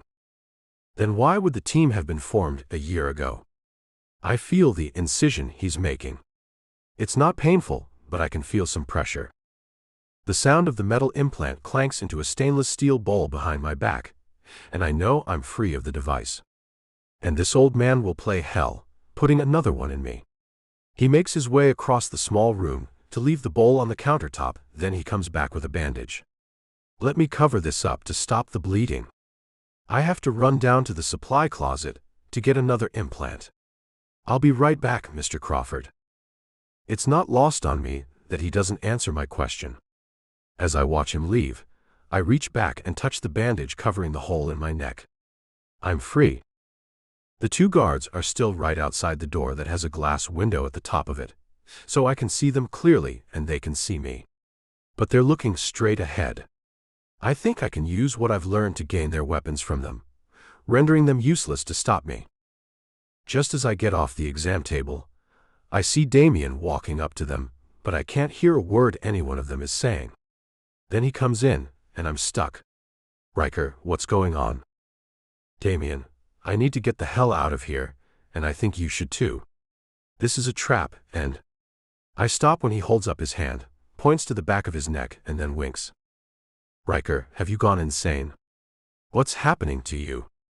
This is crazy talk. I heard your implant went haywire." He walks over to where the bloody scalpel is and takes it, cleaning it with alcohol. "After a new implant is inserted, you'll be back to normal." He comes to me and hands me the surgical knife. With a nod, he turns his back to me and holds up his hair. Going along with him, I say, "You don't understand, Damien. They mean to kill us all. I think even the pictures are a hoax. It's as plain as the nose on my face what they want. They want us all dead, ending the plans to leave this planet, taking away citizens from every country, taking away tax dollars." I make a quick slit and use the sharp instrument to take the implant out. "That's just insane, Riker," he says with a pained sound to his voice. I take the implant and toss it in the trash and get a bandage. Putting it on the wound on the back of his neck, I whisper, "You take the guard on the left and I'll take the one on the right. We need to get their guns and go to the nearest exit." "Got it." We move with quick strides to the door. When I pull it open, Neither of them turns around, thinking it's just Damien leaving. With a quick slam of my fist to the side of the guard's head, I knock him to the ground, and in no time I have his gun out of the holster. Damien and I stand in front of the men, who don't even bother to get up off the floor, staying right where we laid them out. One of them shakes his head. "We're not about to try to fight you two. We know you've been trained." "Good," I say, then Damien and I turn to leave. The doctor meets us in the hallway. With one look at the guns we have, he turns around and goes into another door, leaving us alone. I say we get to Smithfield and set him straight, Damien says. No reason to leave the others in harm's way. With a nod, we head that way and stop when we see an open door, leaking light into the dim hallway. A couple of women are inside, looking at a projection screen. There are pictures of the creatures from Mars that we've never seen before. It's obvious they're unaware of us as they talk. The blonde says, "If we add in some red in the background, it'll look more realistic." I found this overlay of red dust blowing around. That'll give a good effect. "These will be released to the media after takeoff," the woman with dark hair says. "It's such a shame we have to lose some of those men." Yeah, the Russian's attractive. I'm thinking about seeing if I can get a little taste of him, since they're all being kept here for the next 3 days. I'm sure they'll all be seeking a little female interaction before leaving forever. I know Crawford is married, but do you think he'd be desperate enough to give me a romp? The dark-haired woman asks. My stomach is nodding, and Damien puts his finger to his lips as we fall back to hide on the sides of the door so we can listen some more. I overheard the captain saying the boosters have been rigged to explode just before they reach the outer atmosphere. That's when the media will get these pictures, along with an explanation of why they were being sent. They'll all be labeled heroes, and the missions to Mars will stop there. I look at Damien. I knew it. And with what we've just overheard, we move with stealthy silence to our captain's office. Voices come from the hallway that's intersecting this one, halting us. Markov's transmission has stopped. "We have to find him," Joel, another man who's scheduled to be with us on the mission, says. "The clinic is the last place where he was. Do you suppose Crawford took it out for him?" Clayton, another man slated to be with us on the fated mission, asks. Damien and I slip into a room to hide. At this point, we need to get to Smithfield, and then the other men can have their implants removed. Getting to the captain is the #1 priority at this point. We hear their footsteps go past the door, and wait until we can no longer hear the clicking of their shoes as they go down the hallway. Moving to a window, I look out into the parking lot and see a news van. Waving Damien over, he sees it too. I wonder what's up. "How much would you like to bet that Gia's behind that somehow?" I ask him. He nods. "She called me. That's why I was called in, I think. I wasn't on the phone with her, but a few minutes later, Smithfield called me and told me I had 30 minutes to get here. He knew I was on the phone with her. When I figured that out, I knew the implant was more than merely a tracking device. I feel like an idiot for falling for all this nonsense in the first place, and even allowing them to put that thing in me," I say, as I wonder what the hell I was thinking. Why would I ever agree to leave Gia here, all alone? None of it makes any sense to me now. Not any of it.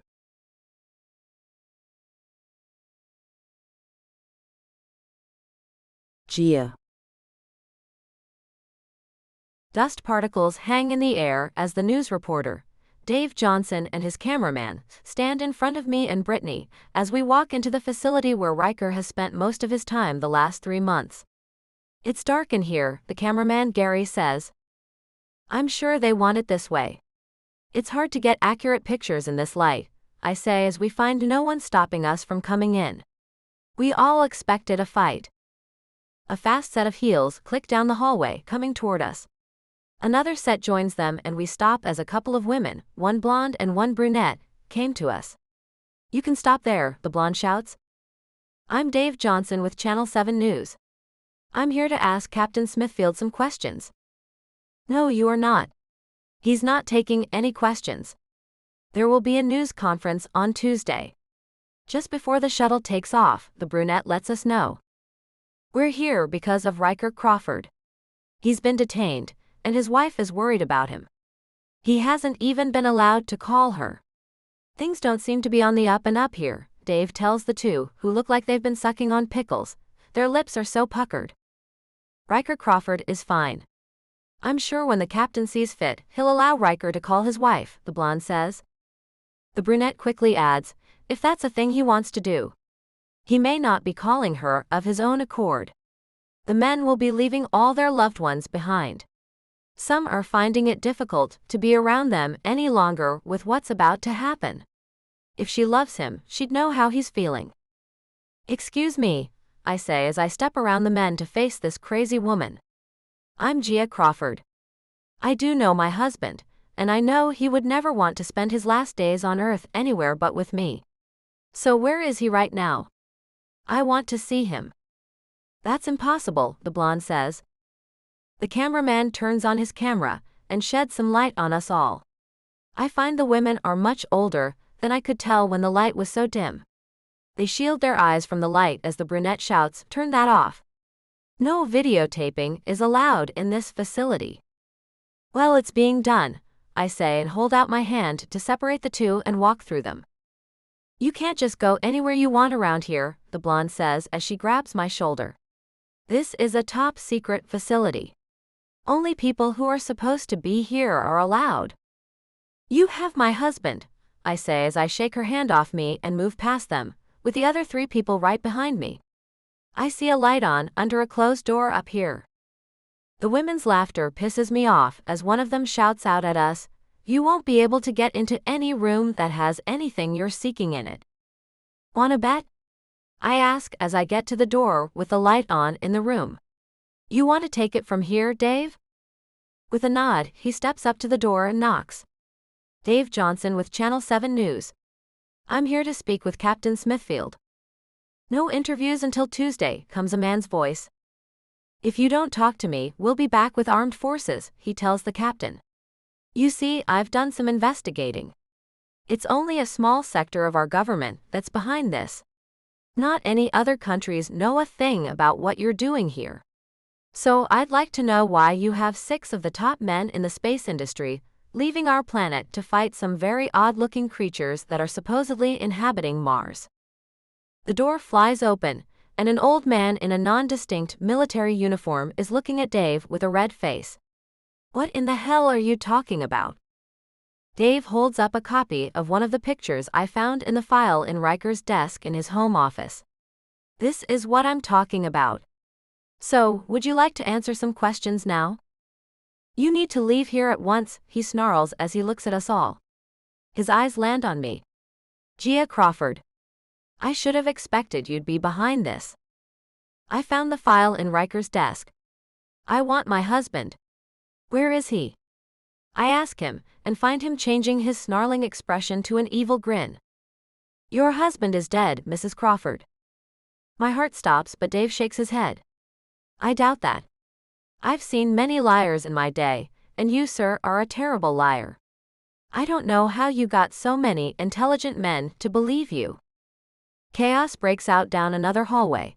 Echoes of shouts and then gunshots have us ducking for cover and scattering away to find somewhere safe to hide. Dave finds a door that's not locked, and we follow him inside, closing the door behind us. I shudder as I hear it lock and try to turn the handle, only to find that I can't. He's trapped us in here. Dave looks around the room. One window is at the top of a wall. This is not a great place for us to be. The little light there is out, as the electricity has been shut off. Great, Brittany moans. Now what? I have my camera light, Gary says. He points it up to the ceiling. Air vents. That leads to air ducts, Dave says. That can get us the hell out of here. Brittany bumps my shoulder with hers. He was in the Marines. Dave's a reporter with a few tricks up his sleeve and some military smarts that should help us, Gia. Not to worry. My only worry is Riker and where he is. He can't be dead. I think I'd feel it if he was, I say and find my stomach clenching and knotting. I cannot throw up right now. Shouts from just outside the door have my heart pounding. He's heading toward the front exit, Damien. It's Riker. Running to the door, I bang on it. Riker. Riker, it's Gia. He's locked us in here. Gia? I hear him ask. Bang on the door again. I bang and bang until I hear him banging on the same door I am. I'm in here. The sound of him trying the door knob has me stepping back to see if he can figure out how to open it. Damien's voice is loud as he shouts. I can't let him get away. I'm going after him, Riker. Gia, you're safe in there. Stay put, I'll be back to get you. I promise you I will. I hear his footsteps leaving me here and find weakness enveloping me. Wait up, Damien. You shouldn't go alone. Brittany grabs me as I slowly fall to the floor. He's coming back for us. What if something happens to him? I ask as I hear more gunshots, more men's voices and their shoes hitting the tiled floor as they run around in a chaotic manner. Look what I found, the cameraman says, drawing our attention as he points his camera light at a short file cabinet. Let's get some footage of what's in here. Dave hurries to open the cabinet, but it's locked, of course. I pulled out a little screwdriver I found at home and handed it to him. Will this help you? It might, he says, then gets to work unlocking it. Don't record this part, Steve. With a nod, Steve stops taping but keeps the light on Dave and what he's doing. In no time at all, he has the top cabinet open and pulls out files. Damien Markov's name is across the tab of the first one. When he opens it, we see pictures of Damien. Some have been altered, making it appear he's running from the same creatures that are in the pictures I found. Each file he takes out has similar pictures. And behind them are reports of the fake mission on Mars. As if the world would really believe this nonsense. Opening the next drawer, he pulls out one large file. Schematics are inside of it. Okay, let's get footage of all this, Steve. He lays out the open files all over a table, as well as the schematics. Brittany and I watch and listen as he makes his report about what we've found so far. Then shots ring out, and our door is blown open. Who put you in here? Captain Smithfield shouts. The gun in his hand is shaking as he points it at me. And I don't know what the hell I should do.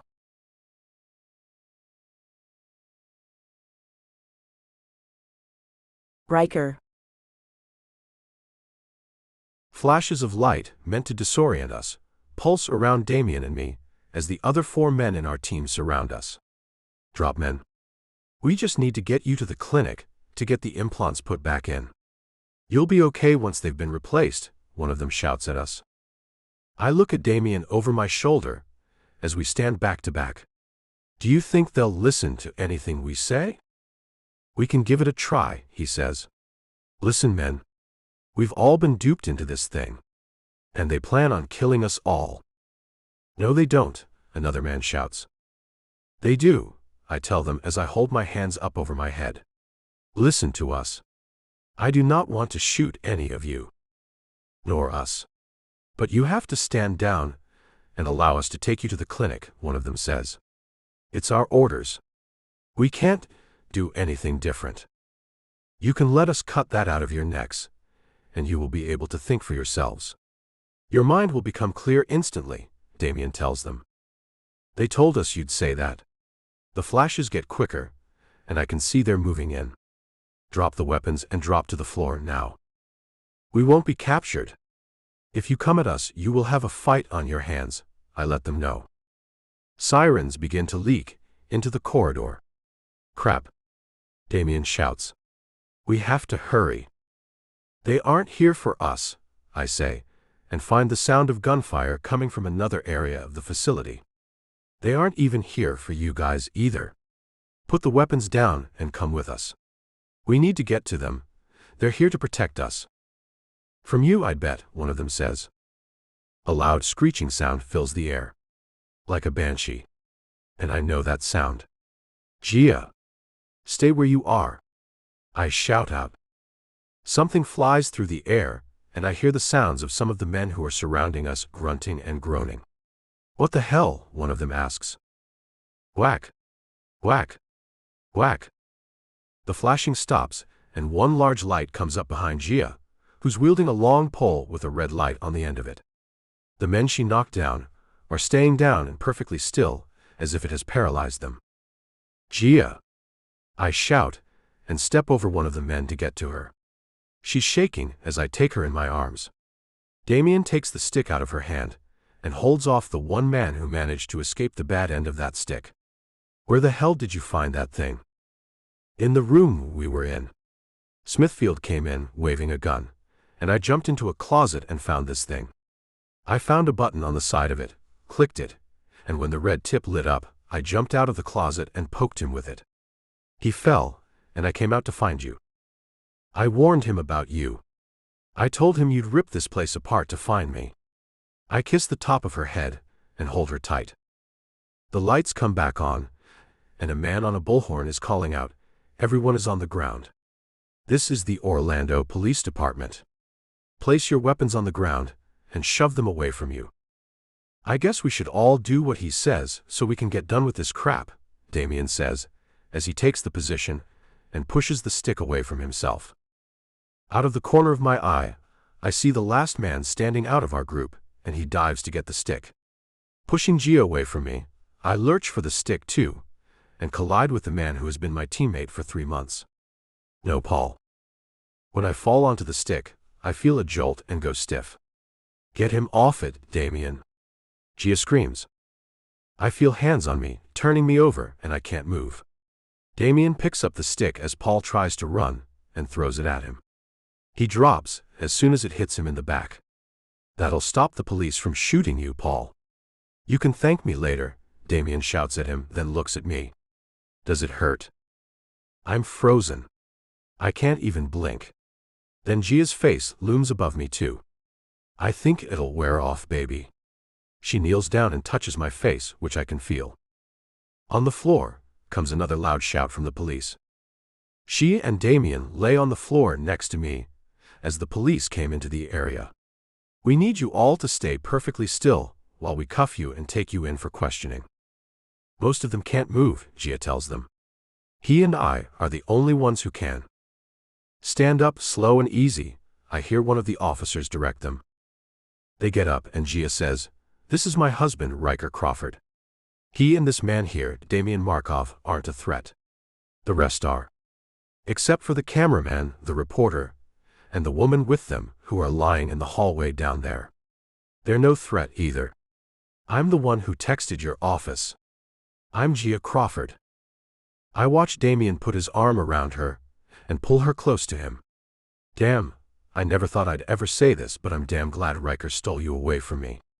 Damn, you're tough and smart as hell. Thank you, Damien, she says with a bit of surprise. Then looks down at me. Maybe a paramedic should come look at you, Riker. I'd like to nod, but I can't. An officer picks up the stick and looks it over. What's this? Be careful with that, Damien tells him. It shocks people into what seems to be a state of paralysis. The cop looks around at the 5 men on the floor, myself included. And who took all these men out? He took himself out on accident, Gia tells him as she points at me. And I got the rest of them. The cops all chuckle and one of them says, "Wow, are you a ninja?" No, just a wife who was determined to get her husband back. There's another man in a room near the front that I touched with that magic stick too. You might want to make sure that he's cuffed before he starts to move again. He's a major flight risk. Can you take me to him? One of them asked her. She nods and then looks at me. Damien will stay here with you. Don't worry, baby. I'll be back soon, and I'll bring someone who might be able to help you. Watching her walk away, I feel more pride than I can ever recall feeling. Then Damien takes a seat on the floor, wrapping his arms around his knees. How is it, being married to her? He looks at me, as if I could actually answer him. In my head, though, I say, it's like Christmas every day, being married to that woman.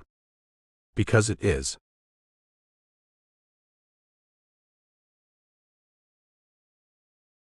Gia. The paramedics have managed to massage Riker, to help get his body moving again.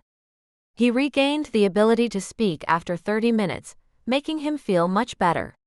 His legs still need some work, and they're wheeling him out to one of the ambulances to take him to the hospital to be checked out.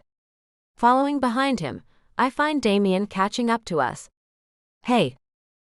I stop and wait for him. Yes. I've learned a lot from you, Gia. A hell of a lot. I just wanted you to know that I'm going to be marrying Svetlana. I'm coming out with the truth about my son and making my family get the hell over it. Wow. I'm stunned. That's awesome. I'm glad you think it's a good idea. He opens his arms and I move in for a hug. I really am happy I met you. Me too. I step back as he lets me go. I think it's so much better to stop hiding them. For both their sakes. We need to head out, Mrs. Crawford, one of the paramedics calls out to me. With a wave, I give Damien a smile. We'll be seeing each other. Of that I have no doubts. Give them my best, Damien. Make a wife out of her and treat her with respect. He nods, and I turn and get into the back of the ambulance where they've placed Riker in his wheelchair. You look happy. What did he say? He's going to marry the mother of his son. He's done hiding them. It seems I've inspired him to do that. I take a seat on the long padded area to the side of him, as both paramedics take seats up front. You are quite inspirational, Gia. He wiggles his finger at me, so I lean over. One soft kiss melts me as his fingers hold my chin. I love you. Breathing out a long sigh, I find the words slipping off my tongue without even thinking. You're going to be a father. He blinks at me as if he's not sure what I've said. Huh. A smile breaks over my face. A father. You're going to be one. I took the test earlier today. I'm preggo, baby. How, he says, then stops and shakes his head. I mean, I know how. But we were only intimate once in the last 3 months. We had it on our wedding night too, silly. So you're like 3 months already? We only have 6 months to prepare for this. Is it a boy or a girl? He asks as he's getting pretty keyed up. I have no idea.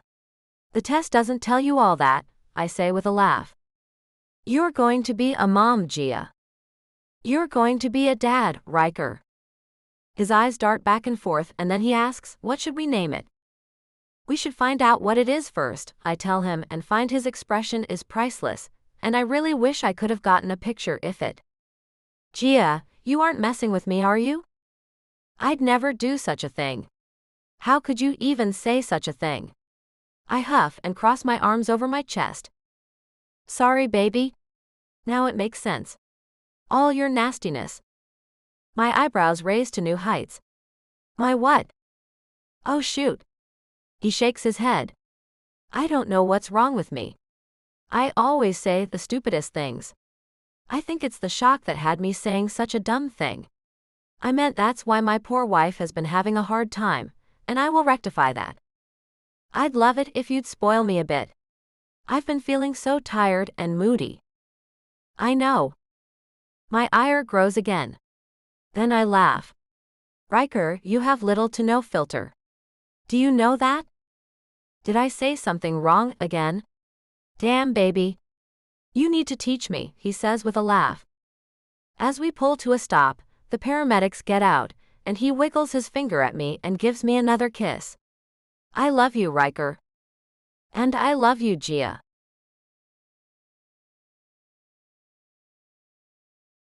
Riker. Sliding my fingers through her hair, I watch Gia as she lies back on our bed. Swear it to me again, Riker. I swear to you I'll never leave you or our baby behind for any reason in the world. Other than God. She places her finger on my lips. I know about the one way out you'll have no control over.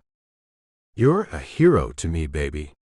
Pushing her hair off her neck, I lean in and graze my lips over the column of her throat. You look like a warrior angel, sent to rescue me earlier today. Her hand moves over my shoulder and then up to my cheek. Riker, If you knew the anger that was coursing through me when I saw those men surrounding you, you'd probably be afraid of me. I have to laugh. I am, a little. You never need to be afraid of me, she says with a giggle. I'll never turn my powers of destruction on you. She kisses me, sending me to the state her kisses usually do. A state of bliss and happiness. When our mouths part, I find her looking at me. Moving my hand over her pink cheek, I whisper, "You're my world." I can't believe I ever thought, for 1 second, that I could live a year or more without seeing your sweet face. And now that you're going to be bringing our first child into the world, I know, without a shadow of a doubt, that I can't go a day without seeing you both. Are you saying that Mars is off the table for you, Riker? Her eyes dart rapidly as she searches mine. I'm saying, you and I will make that decision when the time comes. I won't be forcing anything on anyone. And my place is with you and our children. I'll never leave you. Not ever. Pulling her close, I kiss her gently, feeling her warmth as she leans into me. The long, soothing bath we took has left us smelling of lavender and coconuts. Her skin feels soft under my touch as I hold her close, my hands resting gently on her back. I guide her to sit beside me, wanting to cherish every moment together. Her stomach is still flat, a sign she hasn't eaten enough in the last 3 months, a burden I know I've caused. I vow to ensure she's cared for, starting now. As we sit close, our hands intertwined, her presence stirs a deep affection within me. She brushes her fingers through my hair, and our kiss deepens, filled with love. Riker, she murmurs, settling closer, her voice soft with trust. When she pulls back to look at me, her eyes bright with love, I notice the gentle curve of her figure. My hands rest on her waist, admiring her strength. Her body is changing, preparing for our child. Her stomach may still be flat, but her breasts are growing, a sign of the life we're building. I love how you're changing, I say, my voice full of awe. Wait until they're nurturing our baby, she replies with a playful smile. Are you going to be one of those moms who keeps all the good stuff for the baby? I tease, grinning. She laughs, leaning closer. I bet I can share a little with you now and then. I gently touch her shoulder, keeping my touch light and caring. Are you okay? I want to be gentle, I say, noticing her slight wince. They're a bit tender, she admits. I think keeping my distance from you for so long didn't help. But I want us to be close again, Riker. I want this for us, even before our baby arrives. I've got you, love, I say, holding her carefully, finding the perfect balance of closeness and care. When she sighs contentedly, I know I've found the right way to comfort her, strengthening our bond. All I really care about is making her happy, pleasing her, worshiping her. With a sense of that, I roll her over on her back and change things up. She smiles and runs her hands over my cheeks. I love you. I know, I murmur, drawing her closer in a gentle embrace. And I love you. Her arms slip around my neck, pulling me near as she wraps herself around me, her touch warm and reassuring. We hold each other, hearts racing, moving in sync, as our connection deepens, a quiet promise of our shared future. Our breaths quicken, and we cling to one another, lost in the moment. As her tension eases, mine follows, and we share a soft laugh, realizing we'll need to be quieter once our little one arrives. With a contented sigh, I shift to lie beside her, careful not to rest too heavily, mindful of the precious life growing inside her. My hand gently traces her stomach, as I press a soft kiss to her neck. I can't wait to meet our baby, I whisper, my heart full of anticipation. 6 months isn't a terribly long time to wait. Her hand covers mine, as I caress her tummy. You say that, but it sounds like an eternity. She wiggles and moves around to face me. We hold one another, as we look at each other. I hope he has your eyes, she whispers. I hope she has your hair. I push a lock of it off her face. I hope he's blessed with your plump lips. I smile at her. I hope she's got your thick and lustrous eyelashes. The way her hand feels as she gently touches my cheek has me feeling sleepy, and all too soon I'm taken over as we lie in our bed, basking in the glow of our love and how it's created another person neither of us can wait to see.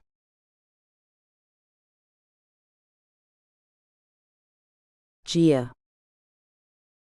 Waddling to the kitchen, I find our new cook, Consuela, making some oatmeal.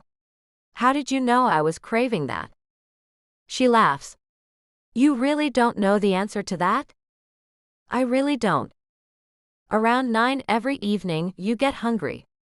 It's either soup, oatmeal, or cereal. And I've figured out that you have a pattern. One night it's the soup, the next it's the cereal, and the one after that is the oatmeal. She taps the wooden spoon on the side of the small pot she's making it in.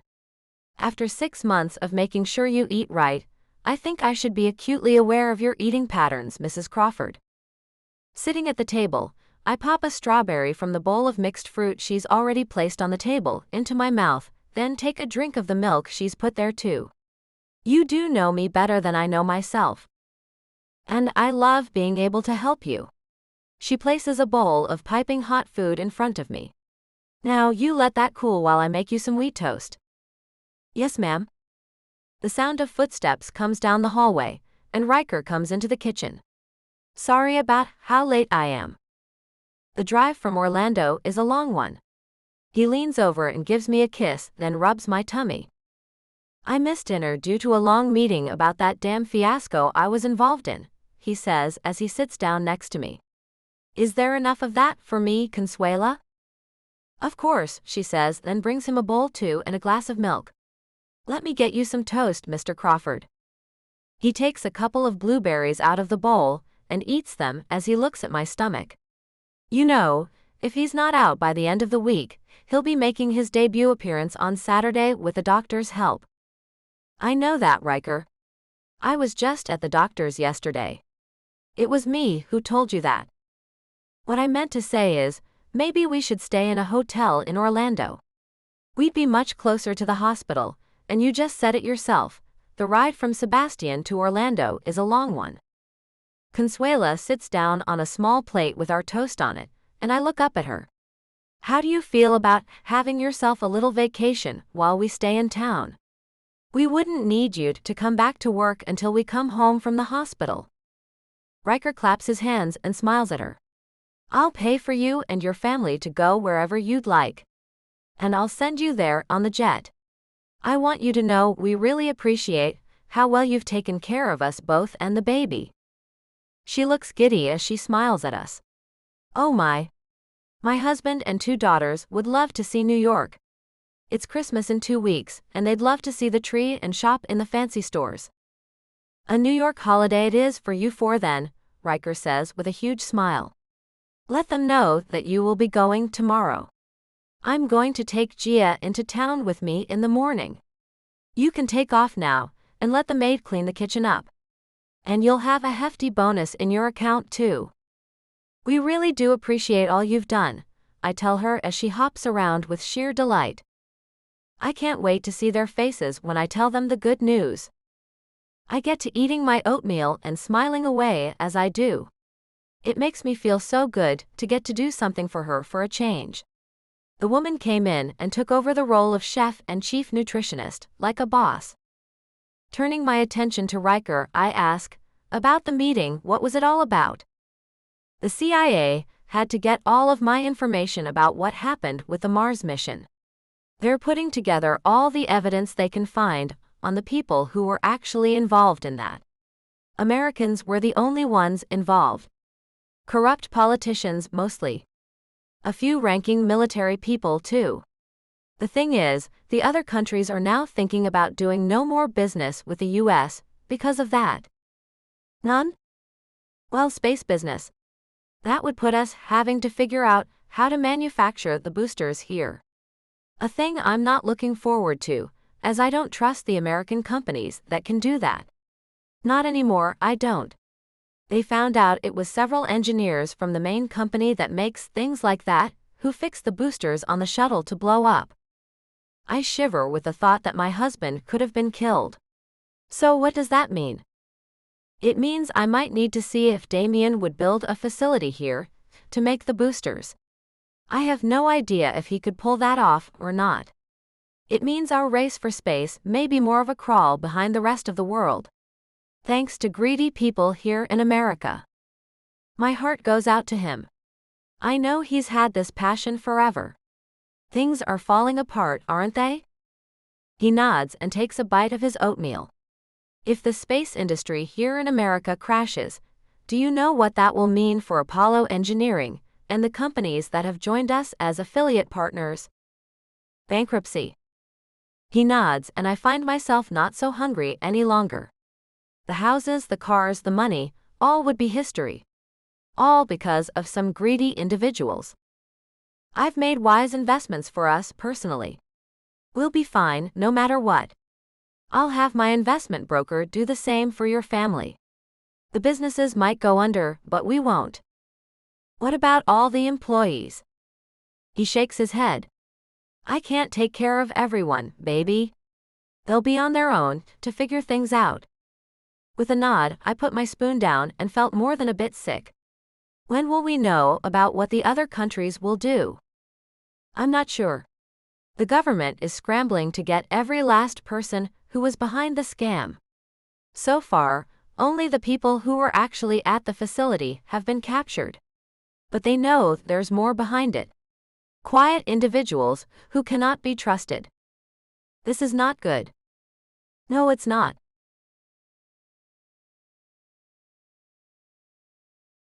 Riker.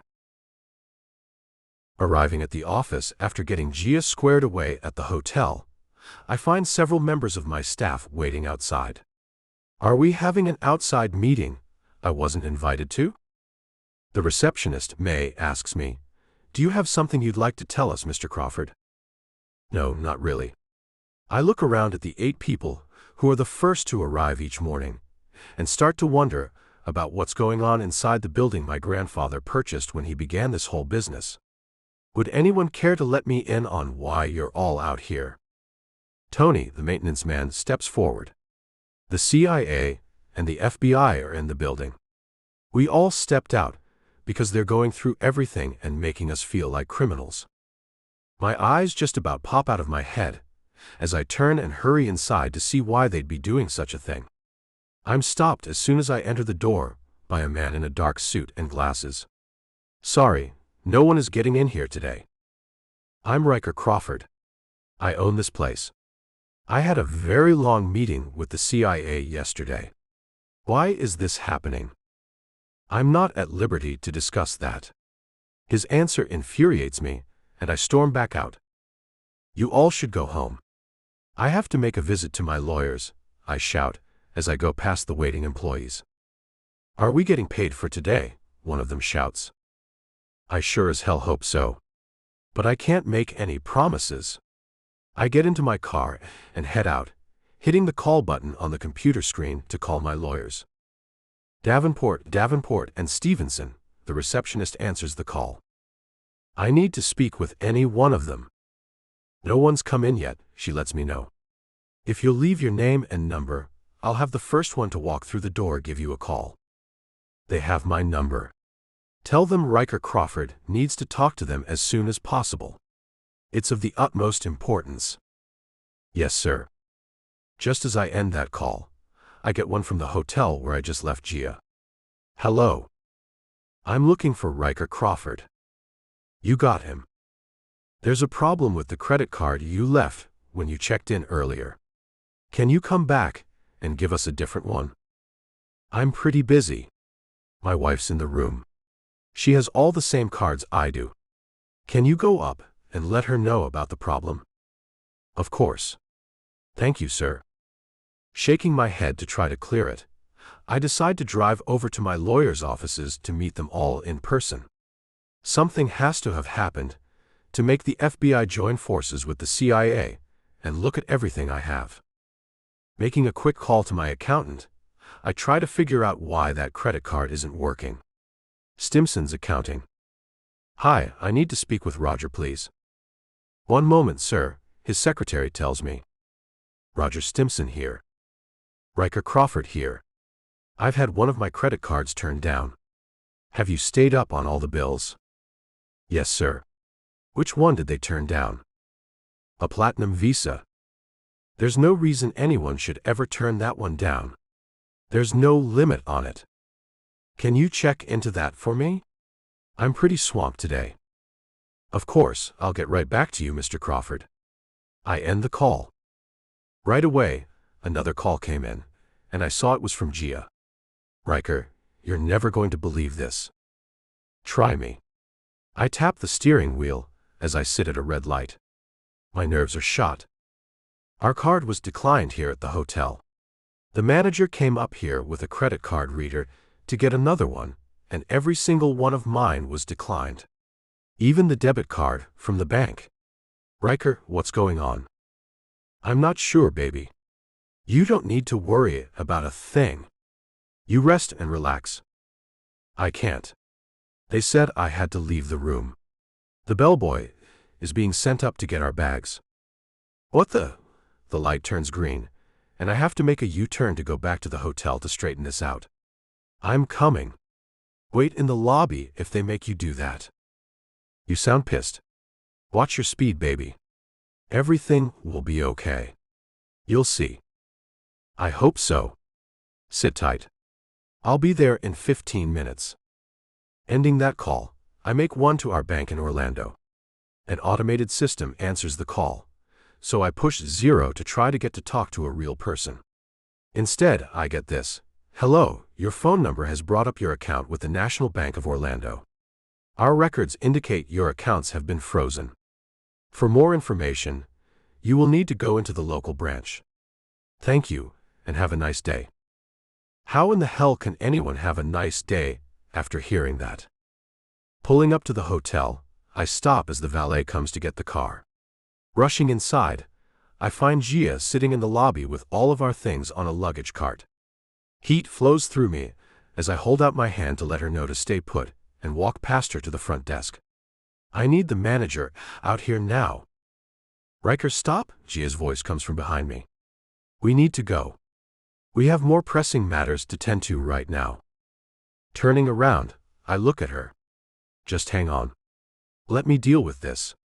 You'll be back in that room, relaxing in no time. No, I won't. Yes, you will, I tell her and put my hand on her shoulder to take her back to sit down. Riker, my water has broken. I need to get to the hospital. Damn, stop and listen. Damn. I look back at the lady at the front desk. Never mind. When we got outside, I handed the valet the card the other one gave me. Can you send someone inside to get our luggage? That's it right there. I point at it, and he nods. Riker, what the hell is going on? Gia asks me. You just don't worry about that. I want you to think about you and our son, and that's all. Noah is soon to be here. That's all that really matters, baby. Riker, damn it. Tell me why our cards don't work. I'm working on that as we speak. I have our accountant dealing with that right now. Not to worry. Most likely a weird glitch in the system. The car comes up, and a bellboy brings our things and puts them in the trunk.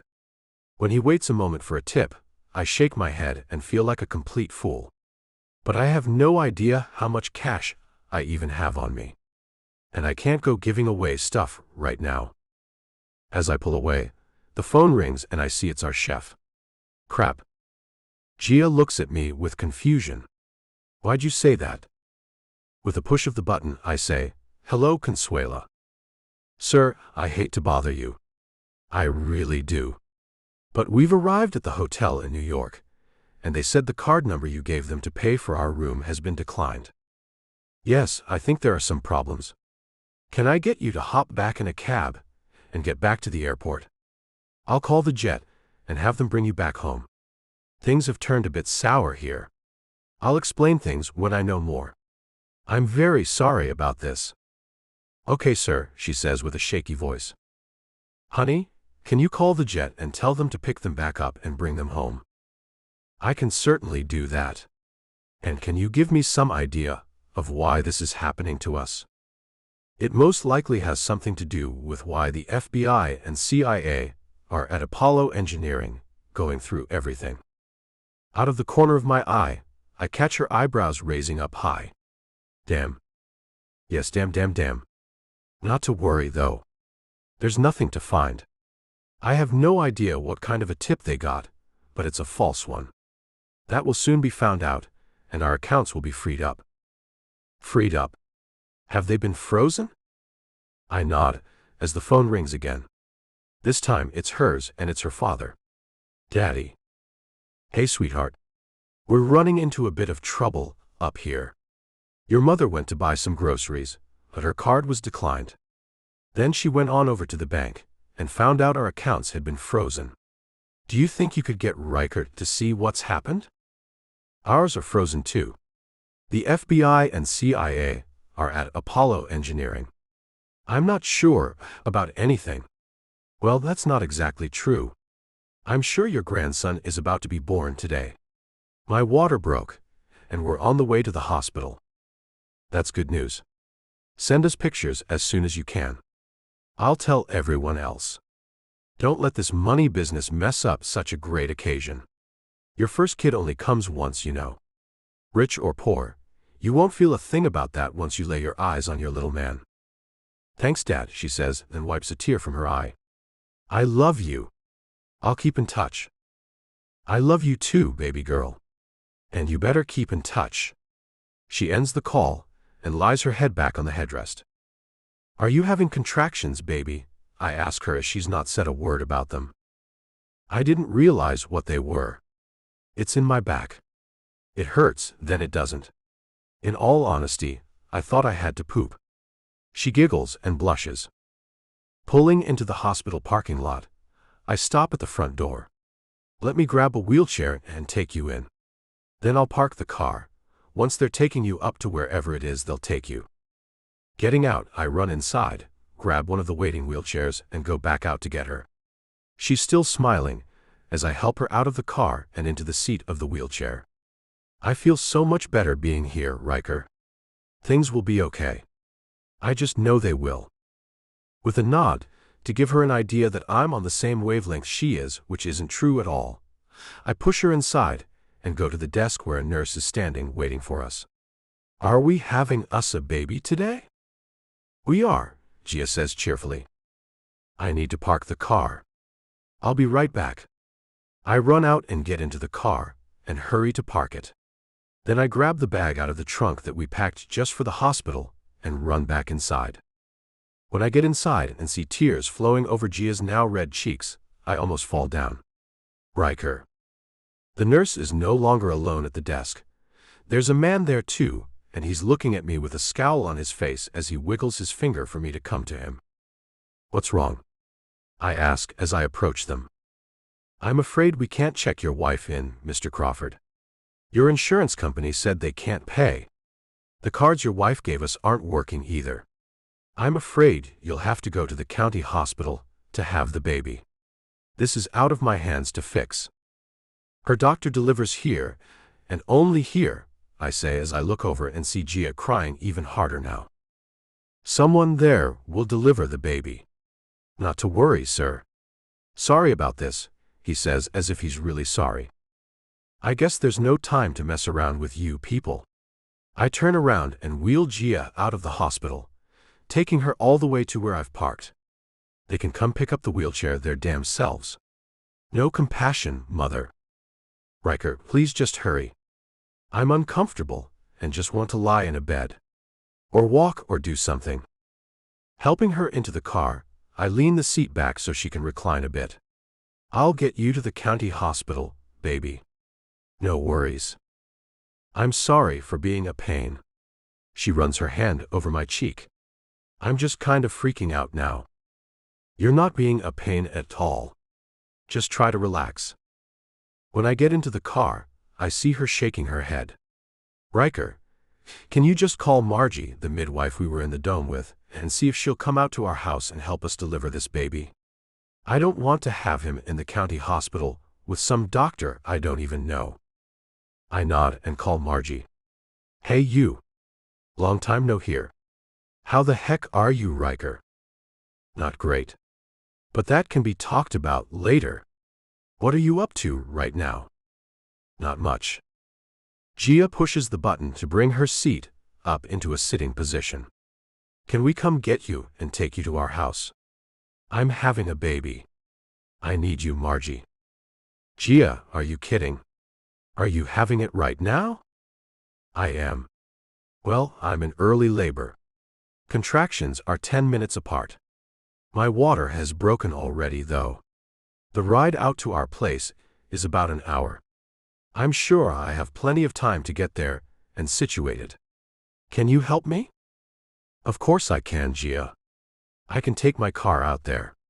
No reason for you guys to go through the trouble of picking me up. Send me the address, and I'll head out there right away. I watched Gia breathe out a sigh of relief. Thank you. I'll send it to you. See you guys soon. Looking at Gia as I stop at a light, I reach over and run my hand through her silky hair. Hey. She turns her head to look at me. Her cheeks are a bit chubby, and she looks absolutely adorable. I hope he has your strength, Gia. You have it in spades, baby. No, I don't. I'm a wreck. She sniffles and wipes her eyes. You're not a wreck. You're level-headed and thinking clearly. You're a rock, baby. An absolute rock. I'm lucky to have you, and Noah is lucky to have you as his mother. Riker, what's going to happen if our accounts stay frozen for a while? How are we going to live? You let me be the rock in that situation, Gia. I don't want you to worry one bit about that. First, we're going to take care of getting our son here. Then I'll take care of this financial thing while you take care of him. You're making it sound easy. I don't think it's going to be easy. Worst case scenario, we have to sell some things for cash while this mess gets sorted out. See, I've already got an idea for money. She smiles a weak smile. My rock. Yeah, we're just a couple of rocks in this crazy world who managed to bump into each other one fateful night. I give her cheek a little pinch. She closes her eyes and breathes in deeply. They're getting a little closer together now. Maybe by 5 or 6 tonight, we'll be looking at his little face. I can't wait. I will wait. But it's going to be hard. Her laughter makes me happy, and it becomes crystal clear. As long as I have her, I have everything.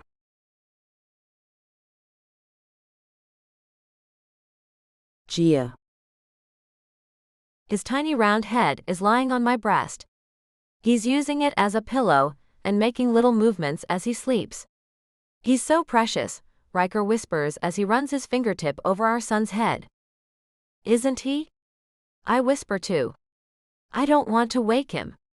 He's so little and needs his rest. Margie looks in on us. Last check before I leave. Is everything okay?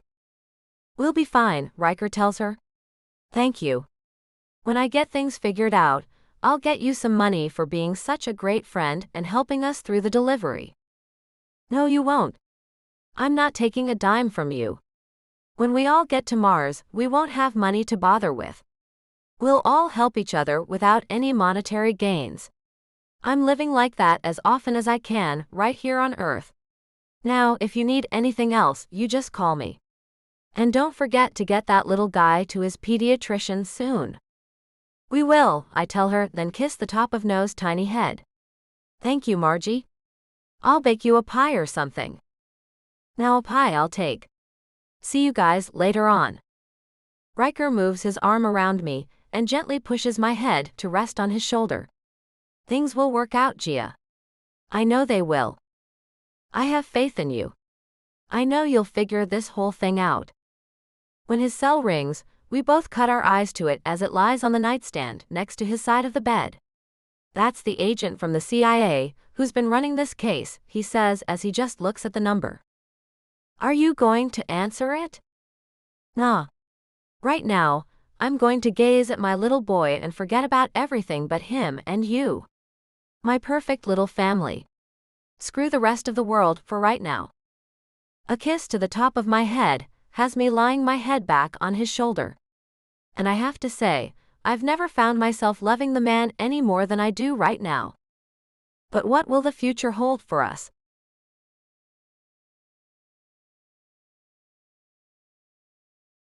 The New Life. Riker. Waking up to the sweet sound of my son's cries, I find a smile on my lips. I'll get him. Gia moans a little as she wakes up too, and tries to situate herself. I help her first, fluffing the pillows and helping her slide up so she can feed him. I place a pillow under her arm to rest it on. "Thank you, baby," she mumbles as she wipes the sleep out of her eyes. Picking up the baby out of the bassinet, that's right by my side of the bed, I place him in her waiting arms. "Here's Mama's little man." I kiss the top of his squirming head. "I'm going to go to the kitchen and grab you something to eat and drink. I'll be right back." Taking my phone with me, I see it's 9 in the morning. Padding through the house to get to the kitchen, I check the messages that have come in. I put the phone on silent last night.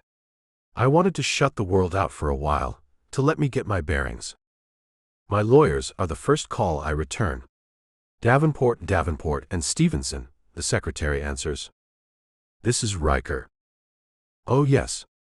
Mr. Crawford. Everyone has been trying to reach you. Yesterday we called and left messages all day. Are you okay?" "I am. My wife gave birth to our first child yesterday. I had to take time for them." "Oh, I see. How exciting for you too. Let me send this call to Harvey Stevenson. And congratulations, sir, on the new baby. Did you have a boy or a girl?" "We have a son. We named him Noah." "How nice. Okay, sir. You have a great day." I wait as the phone makes clicking noises, then I hear a man's voice. "Crawford, we were worried sick about you." "Well, you can stop worrying now." I stop and think for a moment how some things do need to be worried about. That's not exactly true. I need you to worry about other things. My accounts have been frozen. The CIA and FBI were all over my office building yesterday. What can you find out about that? Have charges been pressed? Not that I know of. Stay put and let me make some calls. Your accounts shouldn't have been frozen unless charges had been filed. Even if we're talking CIA and FBI. I'll give you a call back. Please answer our calls today, Crawford. I will. I just had to take a break from the drama to let the birth of our son take precedence in our lives. The birth of your son. That's why you weren't taking any calls? Yes, sir. We had a 6-pound baby boy yesterday. Well, congratulations. What hospital are you in? Our office will send flowers and a gift basket. We're at home. The hospital wouldn't let us in. They told us to go to the county hospital.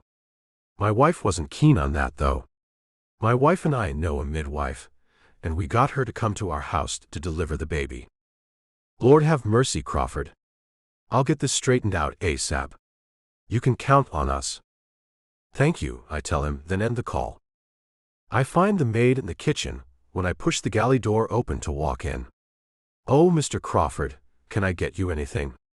I'm not a great cook, but I can make scrambled eggs." Biting my lip, I don't exactly know how to tell her she's not going to get paid, and she should leave.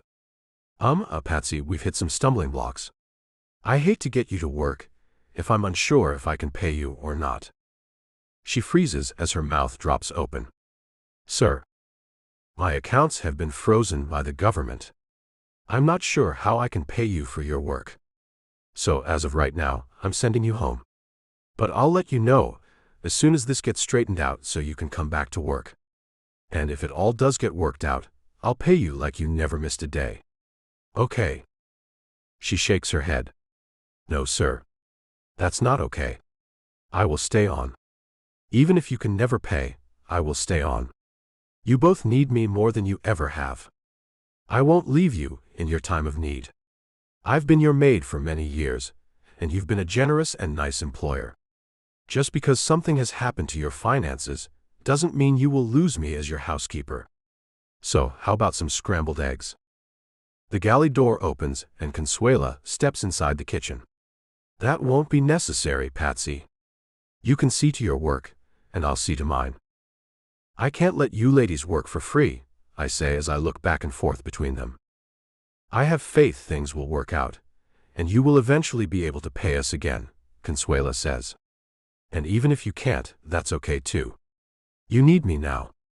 And I'll be damned if anything gets in the way of that. My heart pounds with their generosity, and I grab them both and give them hugs. You two are the best people I know. When I release them, I have to wipe tears out of my eyes. They both pat me on the back as Patsy says, "You go and take care of your wife and baby, Mr. Crawford. I'll bring in breakfast to you both once she has it prepared for you." Consuela goes to the fridge and takes out a bottle of water. "Have Mrs. Crawford drink this while I get the rest ready. It'll only take me a few minutes to whip up some omelets and toast for you two." I turn and leave the kitchen, still wiping tears away, and wonder how I got so lucky. My phone vibrates in my hand, and I look to see the damn CIA agent's number. "Crawford," I answer. "I need to see you in our offices today." "No. I'm not bending to these creeps. You can come on your own, or we can come get you," he threatens me. "Look, my wife had a baby yesterday. That's why I didn't answer your call. Furthermore, I have given you all the information you asked me for. I held nothing back. But you did. You held a lot back. Why the search of my building? Why freeze my accounts? My baby was born here, at our home, thanks to you." "What?" he asks. "Don't act as if you care. When you froze everything, even the insurance wouldn't pay. So thanks a ton. As far as you talking to me anymore, you won't be. You can call my lawyers. Or better yet, sit tight and let them call you. I'll forward them your number, jerk." I ended the call and didn't feel much better, but at least I told him what I think about things. Texting my lawyers the number, I let them know they need to call the creep. Going to our bedroom, I put the phone in my pajama pants pocket and take the water to my wife, who's nursing our son. "Water, yes," she says, as I sit on the bed beside her and open the bottle for her, holding it up to give her a drink as her hands are all tied up with feeding the baby. Consuela is here, making us breakfast. So is Patsy. I told them both to go, that I wasn't sure if or when I could pay them for their work. "Let me guess, they both said they'd work anyway," she says with a smile. "Both of those women are so good. When we do get things straight, they're getting new cars." "And then some," I say as I agree. "Their loyalty should be greatly rewarded." He's eating better than I thought he would, even though there's not much coming out. Margie said it would be like that for up to 3 days. I think I have enough cash in my purse for us to take him to the pediatrician today. I think if you call and tell them what happened, they'll get us in. With a nod, I go and get her purse off the dresser. I found a whopping $60 in my wallet. Damn, my habit of carrying so little cash. I open her purse and find $300 in it. Good, you have enough for the visit, I bet. I'll make the call. Once he's through eating, I'll put him down, and you can watch him while I take a much-needed shower and get ready to go, she says as she gazes at Noah. He's just so adorable. With a laugh, I say, that he is, baby. Just like you. Taking the card from the pediatrician we picked out, I made the call. It's a Child's World Pediatrics. A young-sounding woman answers the phone. "Hi, my name is Riker Crawford. My wife and I came in for a visit a few weeks ago. We picked Dr. Wong to be our baby's pediatrician. We'd like to make an appointment for him as quickly as possible. He was born yesterday evening." "Sure. What hospital are you in, and I'll send him over." "We weren't allowed to have him where we had planned. We'll come to you. Just give us a couple of hours to get there." "And what's the cost of the appointment?" "We have limited cash." "I'm looking at your file, and money doesn't seem to be an issue. Would you care to explain to me what's happening? Perhaps I can help you in some way. Our accounts have been frozen. I have my lawyers working on it, and I'm sure they'll clear things up. But for now, we have a little over $300 to our names. And I'm not sure how long we'll need to make that stretch. But our son comes first. So whatever the payment is, we'll make it. Can I call you back? I need to ask the doctor some things." "Sure. Talk to you soon."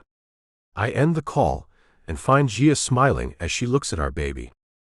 I feel the weight of the world on my shoulders, so I walk over and sit down next to her and run my hand over our son's head as he sucks away at his mother's breast.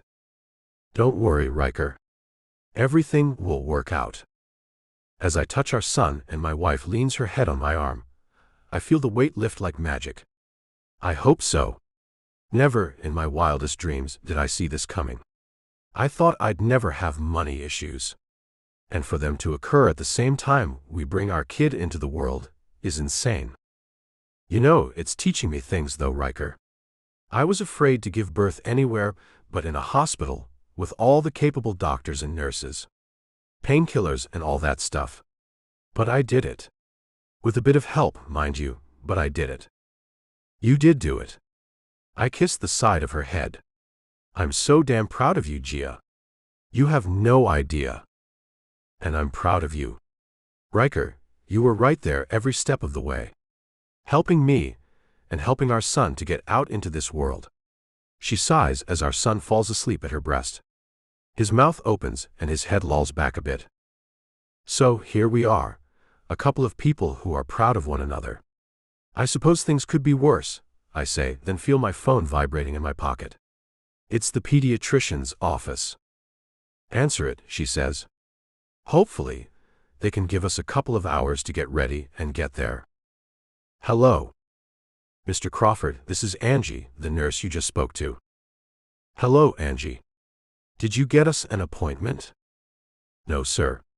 I have the doctor coming to you. He's bringing a nurse with him, and everything he needs to make sure the baby is in good condition.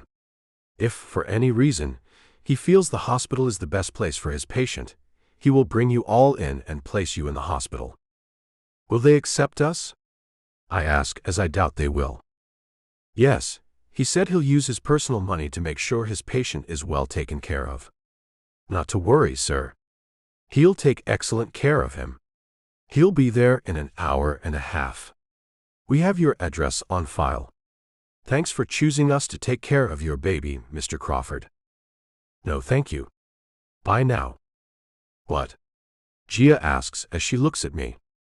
He's coming here. He's helping us. Gia, this is more than I could have ever asked for. Seems with this little bundle of joy came a bunch of miracles too. We kiss our son's little head at the same time as each other. It seems miracles can happen.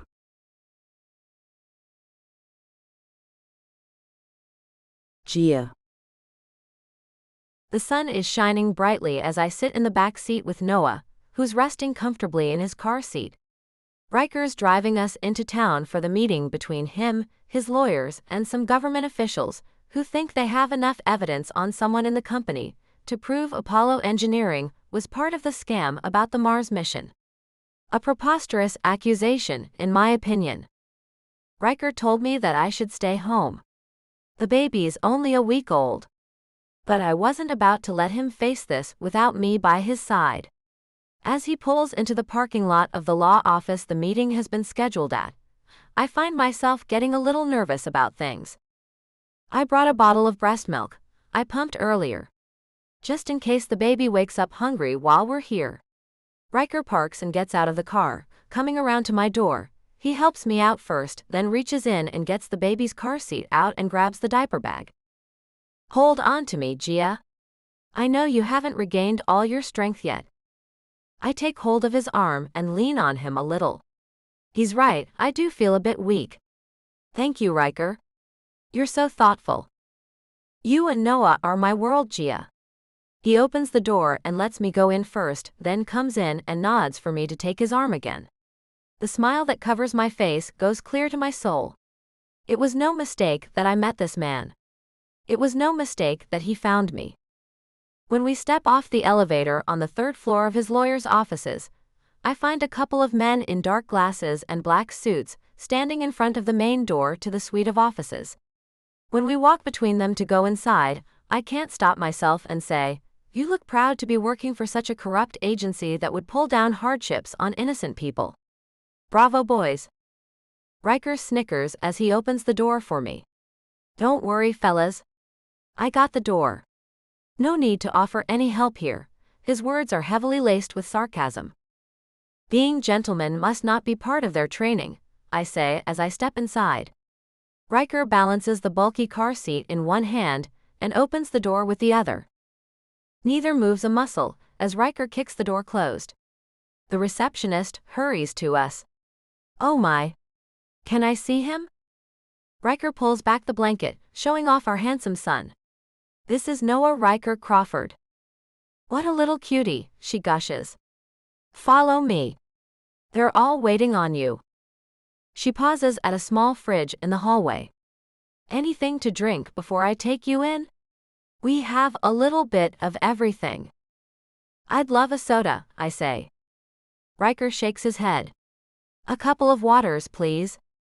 No caffeine for Mama. I forgot. I kiss his cheek. Thank you for remembering. It's my job as dad. He smiles at me and kisses the tip of my nose. The receptionist smiles as she gets the waters, then leads us to the meeting room. You two are adorable. Thank you, I say as I love it when people say things like that about us. I too think we're adorable. When she opens the door, we find 3 men, obviously, lawyers as they're all wearing expensive suits. And 2 men, obviously, government agents who have on suits that look as if they came from JCPenney's. She places the bottles of water on the table where we're supposed to take seats at, then excuses herself and leaves. Mr. and Mrs. Crawford, one of the lawyers says with a nod. I've never met you, Mrs. Crawford. It's a pleasure. He leans over to shake my hand. Call me Pat. Hello, Pat. Nice to meet you. He shakes Riker's hand and greets him as the other 2 lawyers introduce themselves to me. Harvey and Leon are the other 2. The government officials have yet to speak. They're looking down at their files. Harvey gestures to them as he takes his seat. Allow me to introduce you both to Agents Booth and Danner. They're from the CIA. The man he pointed to when he said Booth stands up.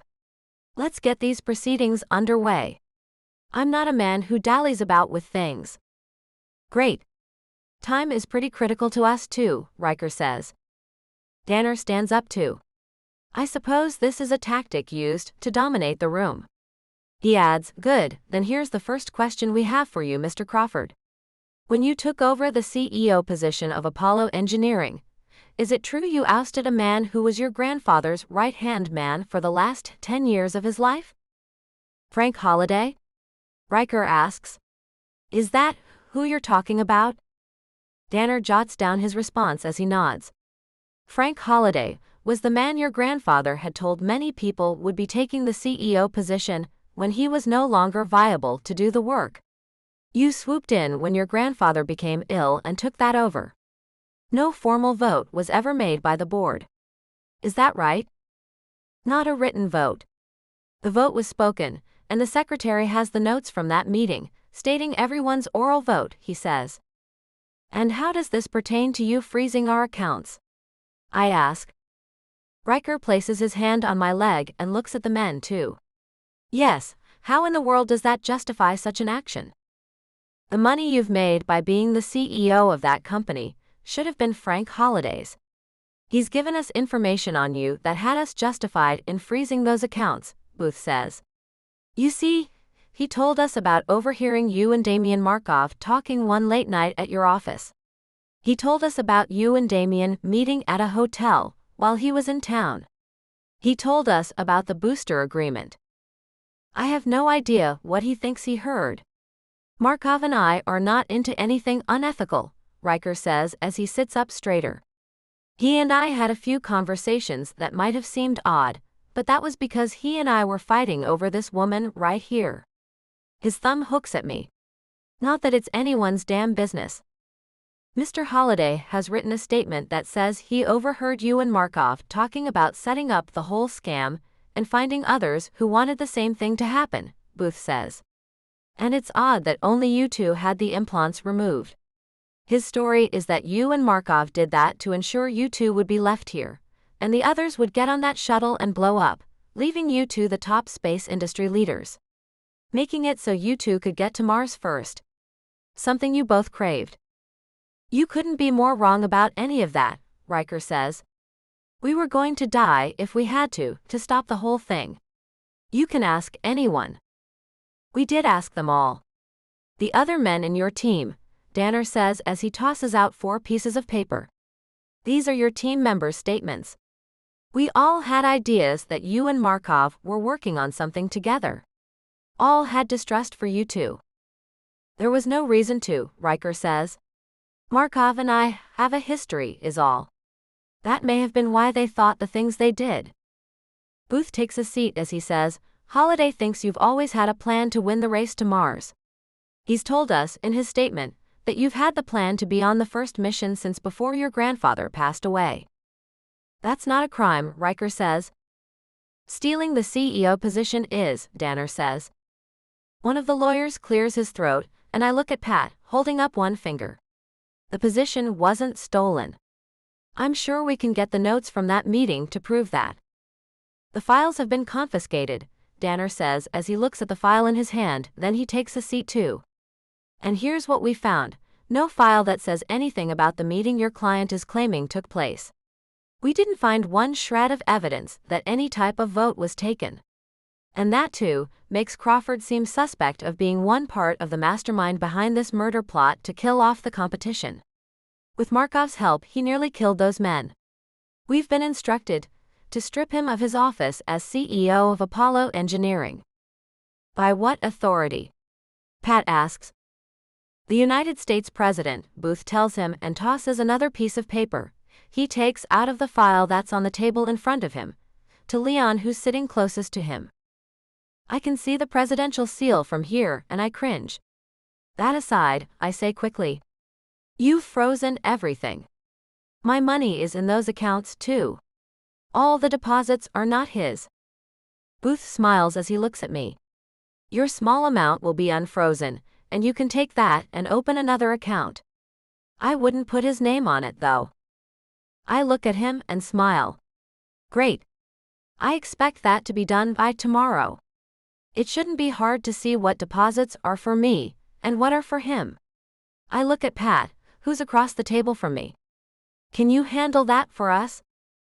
Well, there is the matter of our attorney fees, he says as he threads his fingers together. With this presidential order, I'm afraid those assets are gone. Riker Crawford is no longer the billionaire he once was. I don't know how we can represent him any further. What does this all mean for me? Riker asks Booth. Exactly what's going to happen to me? We don't have enough evidence to charge you with a crime. You've managed to cover your tracks there, Crawford. Being that other countries have threatened not to do business with one of America's top space companies, the president is within his rights to take that company away from you and place it in more trustworthy hands. Danner takes over as he pulls a paper out of his file and pushes it toward Riker. This paper states that you can no longer serve in any capacity at Apollo Engineering. It states that all of your cash assets will revert to the company. And no criminal charges can be made at this time with the evidence we have. Essentially, I'm broke and jobless, Riker says. I pat his leg. Don't let that worry you, baby. You're taking all I've done and flushed it down the drain. You know there's every chance that Frank Holiday got rid of the minutes from that meeting. He took advantage of the scam. A scam that I, too, was a victim of. He took advantage to gain control of something he has no business having control of. And our president gave it to him. Look at it any way you want to. You're no longer the CEO of Apollo Engineering. You can't step foot back into the place. Your personal effects have been packed up and are in the trunk of our car, Danner tells him. You should feel grateful that you're not being charged with a crime. Riker's hand moves over my leg. The only thing I'm truly grateful for is this lady at my side and this child. All the rest of this earthly stuff can go to hell. So I am free to go on about my life then, right? With a nod, Danner says, yes. Just stay out of Apollo, and all will be okay. Not a problem, I say.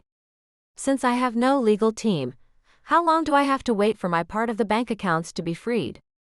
It's our policy to have them freed within 24 hours, ma'am, Booth says. Good. I look at the attorneys and give them all nods. I won't be employing them. And what about the smaller affiliate companies that were working with Apollo? Pat looks at Danner, who says their accounts have had the holds taken off them. It'll be up to Holiday to decide to keep any contracts with them or not. Good, I say.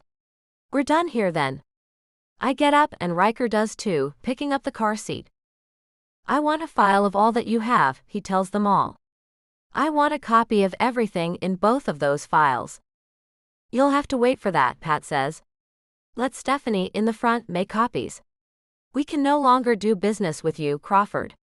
You understand, I'm sure. My husband's head drops, and so does my heart. He's never been treated this way.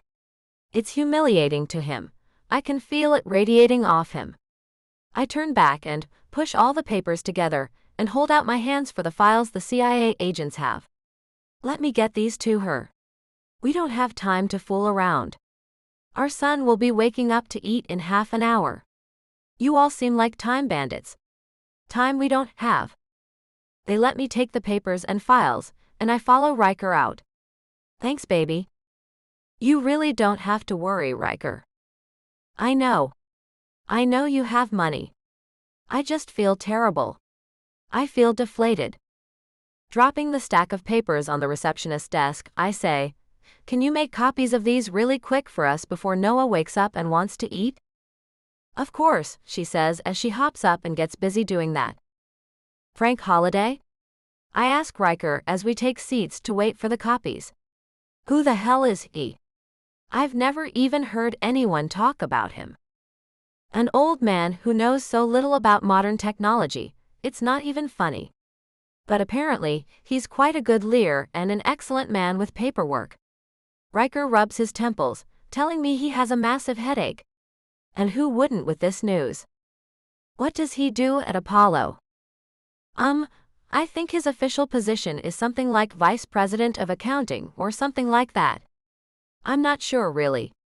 I know it holds no real responsibility. It's more of a paid job until he retires. Which I don't know why he hasn't taken retirement already.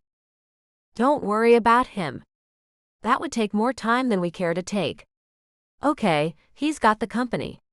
You have the brain. I have money. And Damien is our ally. For the first time since this began, Riker smiles. We do have all of that, don't we? That and Mars isn't inhabited by a damn thing. I pat his leg, then lean over and kiss him, sending us to that place where only we can take each other. When the kiss ends, he and I are both smiling. Here are the copies. I put them in this large manila envelope for you, the secretary says. Great, I take it and we both get up. See ya. I shut my mouth as we walk out between the two CIA jerks and enter the elevator. As the doors close, Riker puts the car seat on the floor and wraps his arms around me, giving me a real kiss. When the elevator stops, he ends the kiss. Baby, you really are my hero. And you are mine, I tell him. Never doubt that for a second. We're a team, you and I. What you want, I want. And I want you to see Mars. The glazed look in his eyes does something to me. Gia, you don't have to. I stop him with another kiss. Shush. I want it too. We step out of the elevator with our arms around each other as the doors close. The baby, we both shout. He throws out his arm to stop the doors from closing and grabs the car seat with our son in it. That was close. I clutch my chest and try to calm down. Damn baby. I know, he says as he shakes his head. Walking out of the office has us knowing things are very different. But not so much so that we can't handle those changes. Nothing worth having is ever easy. And neither of us mind working hard. The future doesn't scare me. I hope it doesn't scare him either.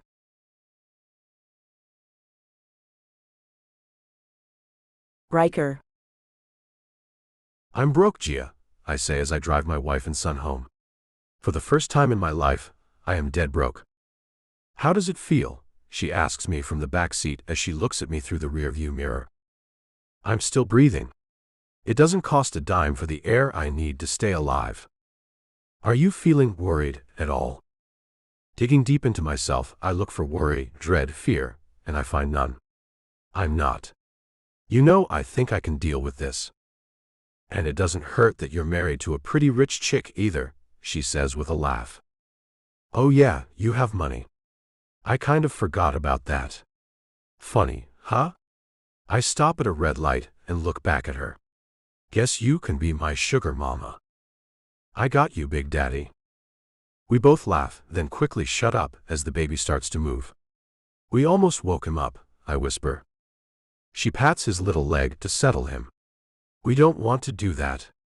He's going to want to eat as soon as he wakes up, and I can't take him out of this car seat. Driving home in silence, I think about how I really feel. I've had everything I've ever worked for taken away from me. By a man who doesn't deserve it. A man who's lied about me and stolen from me. I should be furious. I should be seething with anger. But all I can be is happy. Looking in the rearview mirror, I see my gorgeous wife dozing in the car seat with my son in it. Happiness is all I can feel. So what if I'm not a powerful CEO anymore? So what if I have only a few dollars in my wallet? So what if I have no clue what I'm going to do in the future? I have people to love, and they love me. That's all I need. The sky is still blue. I don't have money, and the sky is still blue. The breeze still blows, the birds still chirp. Life goes on. Money or not, life goes on. Baby, I'm starving, Gia says as she shakes her head in an effort to stay awake. I've got money in my purse. Can you pull through somewhere and get us something to eat? $1 burgers? I ask with a chuckle. Anything off the dollar menu, Gia. She laughs and sighs. You're hilarious. I think I'm going to be good at being poor, I tell her. She wrinkles up her nose as she shakes her head. You're not going to be poor. Not a damn thing is going to change. We'll keep the staff at the house. The cars, the house, all of it will remain the same. But I'm not going to be paying it. It won't be me keeping us wealthy. Then it hits me like a brick wall. I'm going to be a kept man. I really am going to be kept. I'll have to ask you to give me money. I'll have to rely on you, Gia. So, she says like it's not a great big huge deal. So, Gia. That's not cool. I pull into the drive-thru of a fast food place and have to reach back for money to pay for the cheap stuff. I need some cash. The words feel thick on my tongue. She places a 20 in my palm and runs her fingertip over it as well. Don't ever think about this money as mine. This is our money. The way it's always been. Now order me a burger and fries and a bottle of water, please. I think about what she's said as I look over the menu. Our money. Her money is now our money. Nope, it still feels bad. 2 cheeseburgers, all the way with mustard. 2 small fries and 2 bottles of water, please. That'll be $25.17, the man in the box tells me, freaking me out. How much? I ask, as this has to be a mistake. It's a couple of burgers and some fries and water, for crying out loud. $25.17, sir. And do you need extra ketchup? How many ketchups come with it? 1 small packet. Most people want extra, he explains. Baby, do you need more than 1 packet of ketchup? I ask Gia. Please, she says. Yeah, give me some extra ketchup. How many? He asks. How about 2 or 3 more? You want 2 or 3? He asks, annoying the crap out of me. What does it matter? Put in a couple, or so. There's a 30-cent charge for each one. So give me an exact number, he says, sending me into a tizzy. 30 cents each. For little tiny packets of ketchup. Are you serious right now? Riker. Gia hisses at me. No cussing. They're going to spit in our food. Sir, you can't speak to me like that. You know what? I'm deleting this order. Find somewhere else to eat. I'm refusing your service, he tells me, sending me into a rage. Listen here, clown. You can't refuse me service, because I'm deleting this order. That's highway robbery, anyway. So go to hell. I peel off, and then I hear the baby crying, and Gia's glaring at me, and I think I may have just messed up. Pull over. Now that you've woken him up, I have to get him out and feed him. Way to go. Pulling into a parking lot, I spot a little pizza place. I'm sorry. I am Gia. But that guy was crazy. No, you were the one being crazy, she tells me, making my jaw drop. Me? She nods as she gets the baby out. Spotting a little pizza place in the strip mall I've pulled into, I get out of the car. Where are you going, Riker? To get us a couple of slices of pizza and some water. I'll be right back. I can feel her icy stare pummeling my back as I walk away from the car. Am I really the crazy one?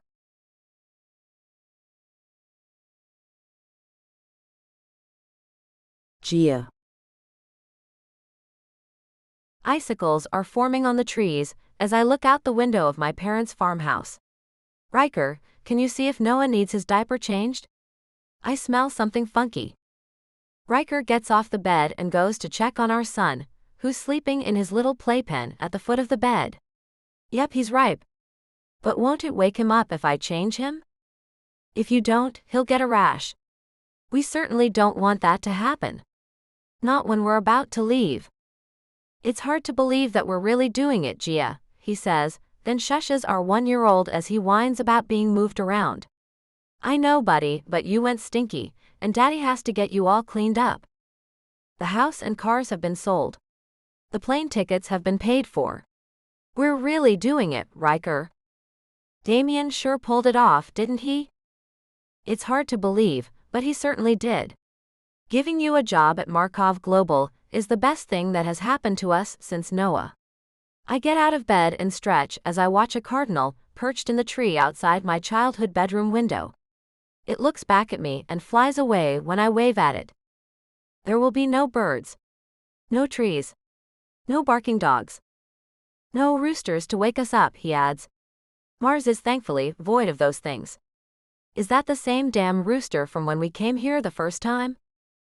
I'm not sure, I say as I take the dirty diaper and go throw it in the wastebasket. Why do you ask that? Because it's as stupid as that bird was. It's not dawn at 4 in the morning. He snuggles Noah back up, and he falls right back to sleep. Wiggling his finger at me, he whispers, "Come here, pretty mama." I giggle and go to him. He wraps his arms around me and kisses me with a long, sweet kiss. In a few hours, a plane will start our journey to Russia. A few years after that, a shuttle will take us to Mars, I finish his thought.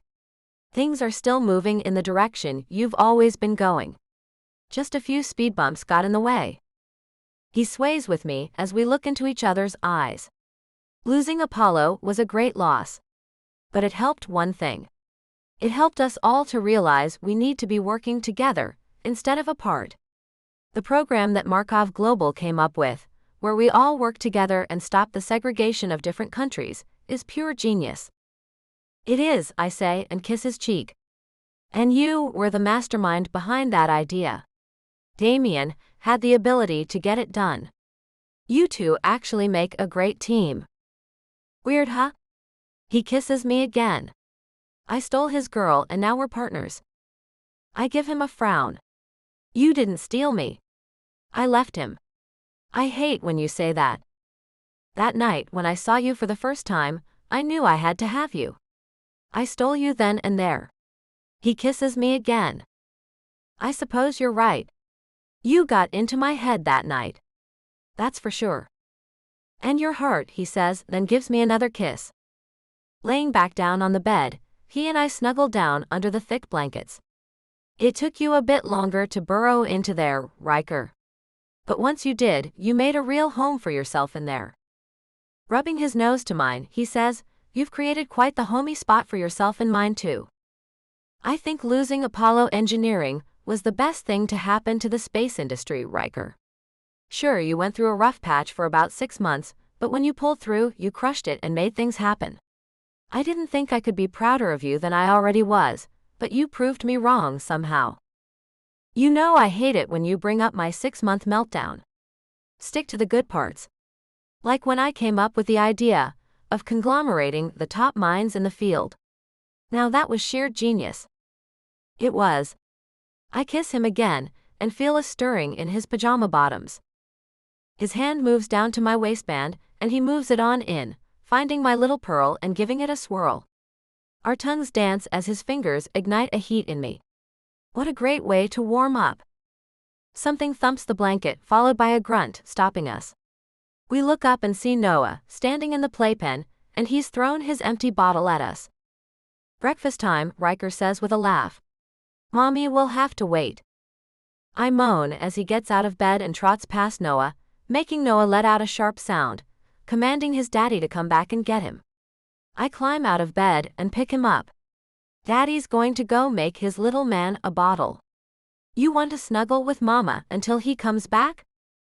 I take him with me back to our bed and lie him down, then get in and snuggle with him. His dark hair needs a trim, and a lock of it has fallen into his face. I brush it back and gaze at our little boy. He's a perfect mixture of us. Our little creation.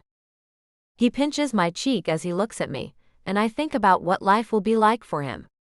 Growing up on Mars means he'll never see some of the things we have here. It'll mean he won't get to do a lot of things we all take for granted. But he'll have experiences no one on Earth will ever have. I battle myself at times about taking him away from this Earth. His grandparents are people that he might never see again. That's why we're here now. So they can know him and him them. But today we'll leave here. Only sporadic visits to them will be made. But at least they will all have some time together before we leave this place forever. The decision was made that those who leave cannot come back to Earth. Primarily for health reasons. We might bring back viruses that could wipe out the planet. There are so many little reasons for us not to come back. The decision to go wasn't easy. But the urge to do it was always there. So, we will start the first leg of our journey to Mars today. And Noah will be right there with us. I just pray we're doing the right thing.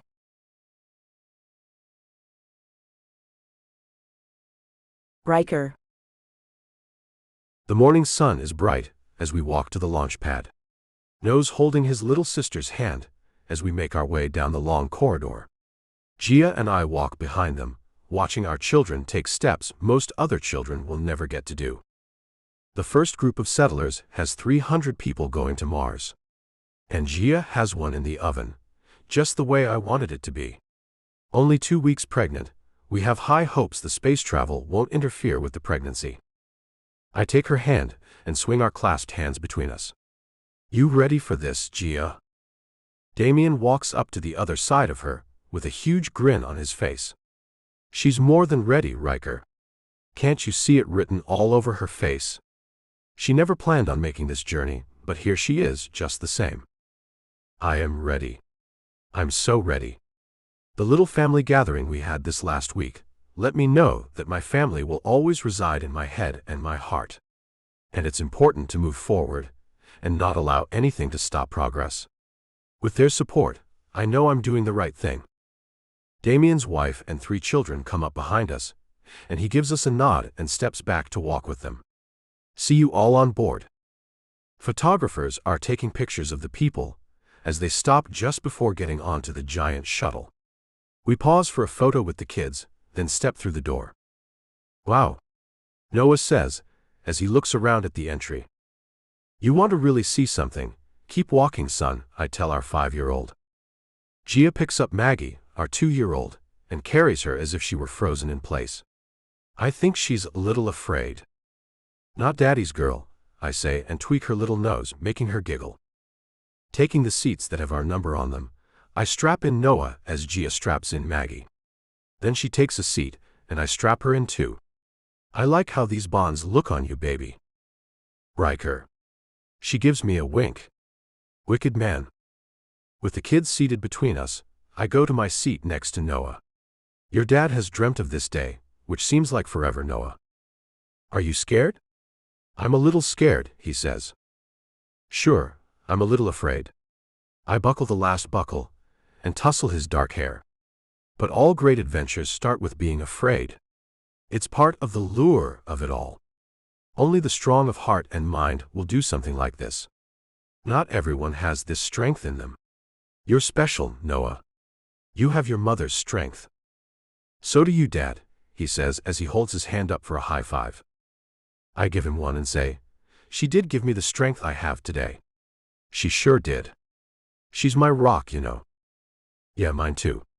I'm not worried about Mars. Mom can take care of all of us. She's great at it.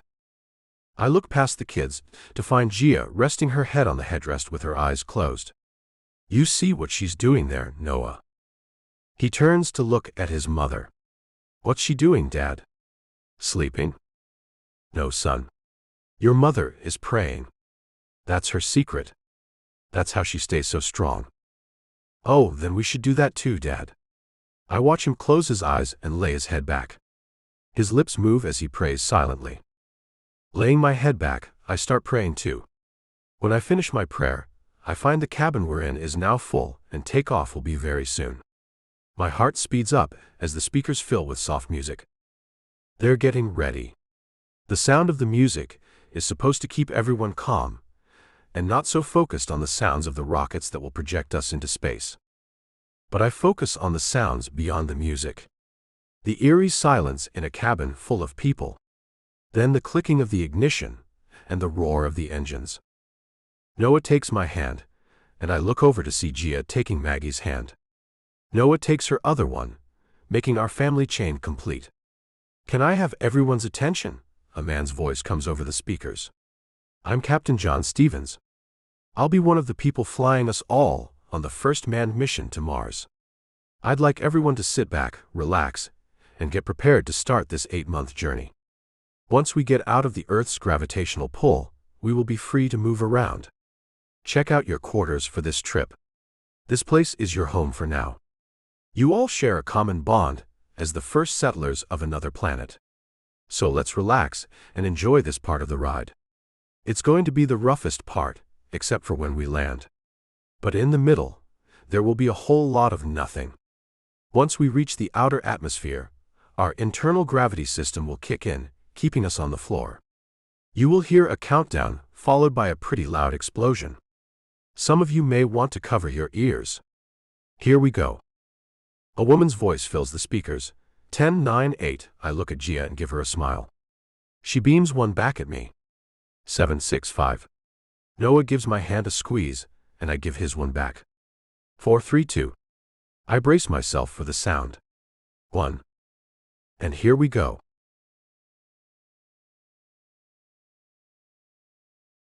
Gia. The rough liftoff has my body feeling very odd, like a heavy weight is covering it. I want to look at Maggie, to see how she's taking this, but my head won't move. The sound is so loud and I want to cover my ears, but I'm stuck in the position I was in when the shuttle blasted off. Holding Maggie's little hand, I try to breathe normally but can't seem to take in any kind of a decent breath. This seems to be taking forever. The woman who made the countdown comes back on the speakers, 15 seconds. I don't even know what the hell that means, but I count to 15 in my head and nothing happens. Then I feel it. The weight is gone in an instant, and so is the loud sound of the rockets. I hear sighs coming from everyone and let out one myself. Looking at Maggie, I expected to see her crying, but she's grinning like a lunatic. Fun. Do it again, Mommy. Wow, you like that? I ask her as I'm shocked. Riker gets out of his safety harness and comes to help me out of mine. Your face is so red, baby. I couldn't breathe.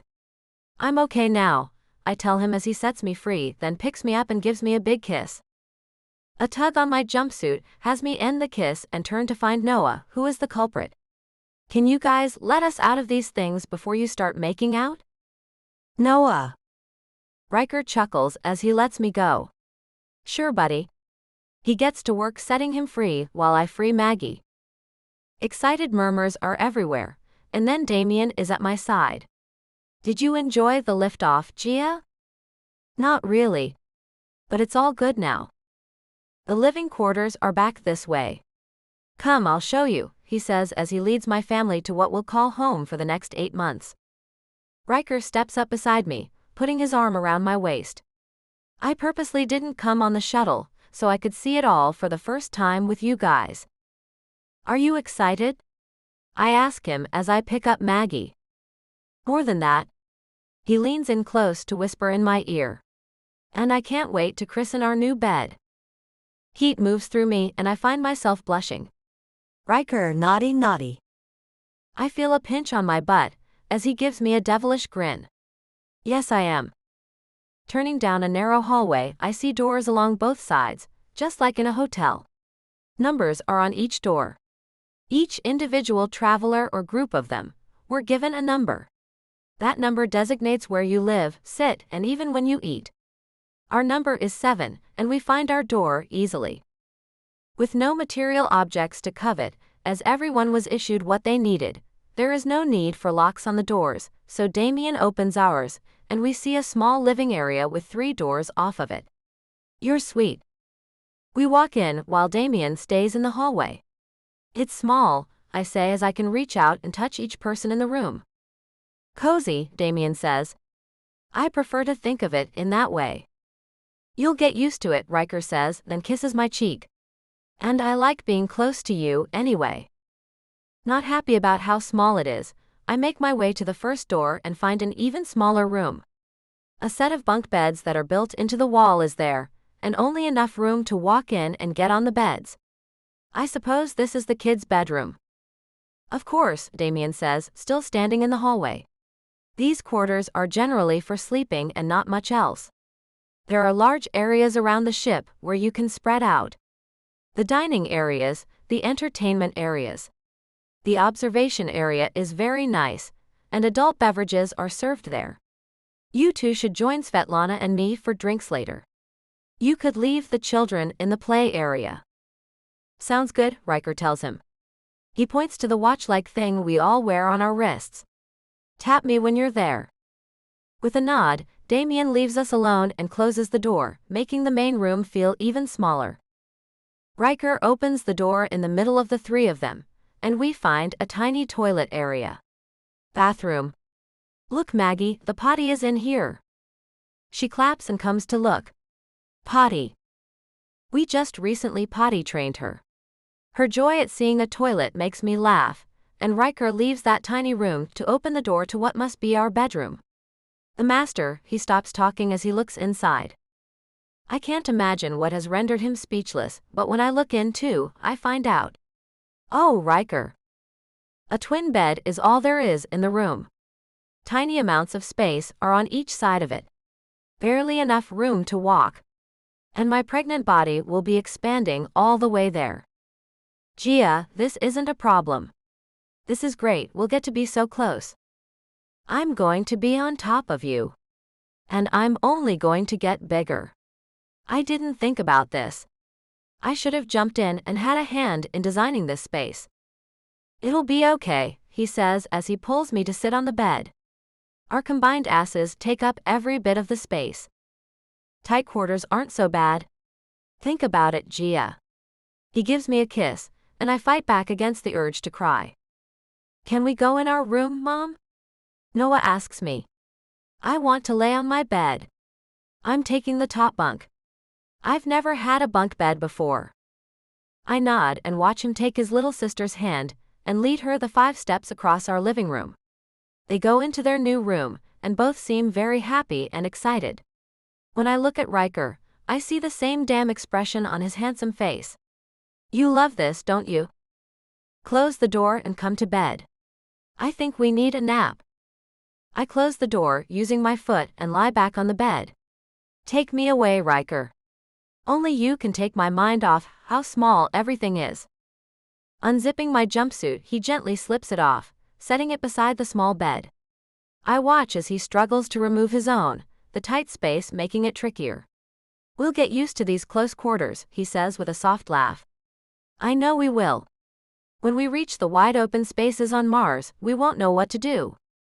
I'll know what to do, I reply, smiling as he settles beside me, his hand resting lightly on my stomach, his eyes meeting mine. I cradle his face in my hands and kiss him, letting my worries fade, lost in the warmth of his lips. His touch is gentle, tracing slow circles on my stomach, stirring a deep sense of comfort and love. We draw closer, our hearts aligning as we embrace, finding solace in each other's presence.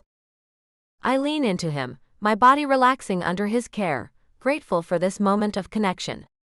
His lips brush my cheek, a tender gesture that sends warmth through me. My heart swells with joy, a wave of contentment washing over me as I hold him close. Under his gentle attention, I feel at peace, truly home in his arms.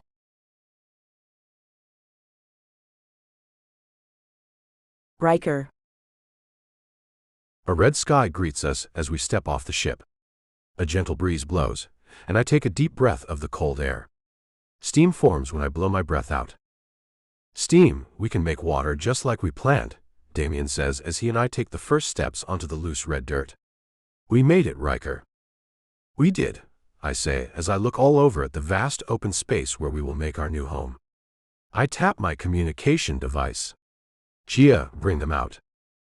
Damien calls his wife too, and they come out of the door as we watch their faces. Steam floats around them all as they walk out with much hesitation. Gia gets to me, and I find her smiling. Riker, we're here. We're finally here. Taking her in my arms, I kiss her as our children cling to my legs. We're home, baby. I run my hand over Noah's head and reach down to pick up our daughter. Daddy, it's windy. It sure is. I carry her away from the shuttle, so everyone else can get out too. The 8 months went by like molasses, but we're finally here. And here is where we'll stay.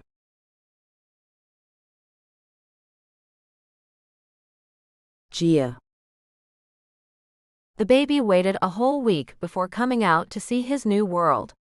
Zane Riker Crawford was the firstborn citizen of Mars, just how Riker wished for. Life on Mars is hard work. Diligence and patience are required here. We've managed to make things easier as time has gone by. 5 years have passed. Riker and I have had another child in that time, a girl named Cindy. The people here are from all over the world. We are but one race now, the human race. No divisions are made here. We all work hard, and we all share the fruits of our labors evenly. Money will never come into play. If we, the founders, have things our way.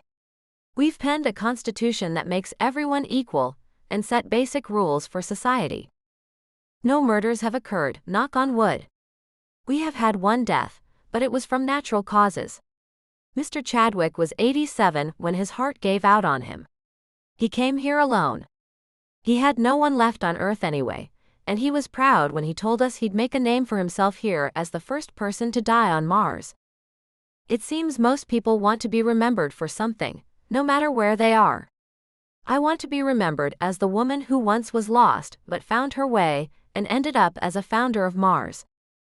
Riker wants to be remembered as the man who didn't let adversity stop him from achieving his very large goal of getting here. And he's also happy he'll be remembered as having the first child here too. His planning paid off for him. Planning, preparation, and follow-through are important things to remember when you want to reach your goal. Any goal. And most goals aren't easy to get to. Most have a road filled with hard work, trials, tribulations, and even disappointment. In the end though, when you reach that goal that seemed like it would never come, how you feel is beyond amazing. Focus is the key. One must remain focused if they want to see their dreams come true. I wasn't lost when Riker found me. I was hiding from greatness. He forced me to come out of hiding and grab the brass ring, joining him in a future most can only dream about. The time has come for us to settle in and just live now. And I think it's safe to say we will all live happily ever after. The end.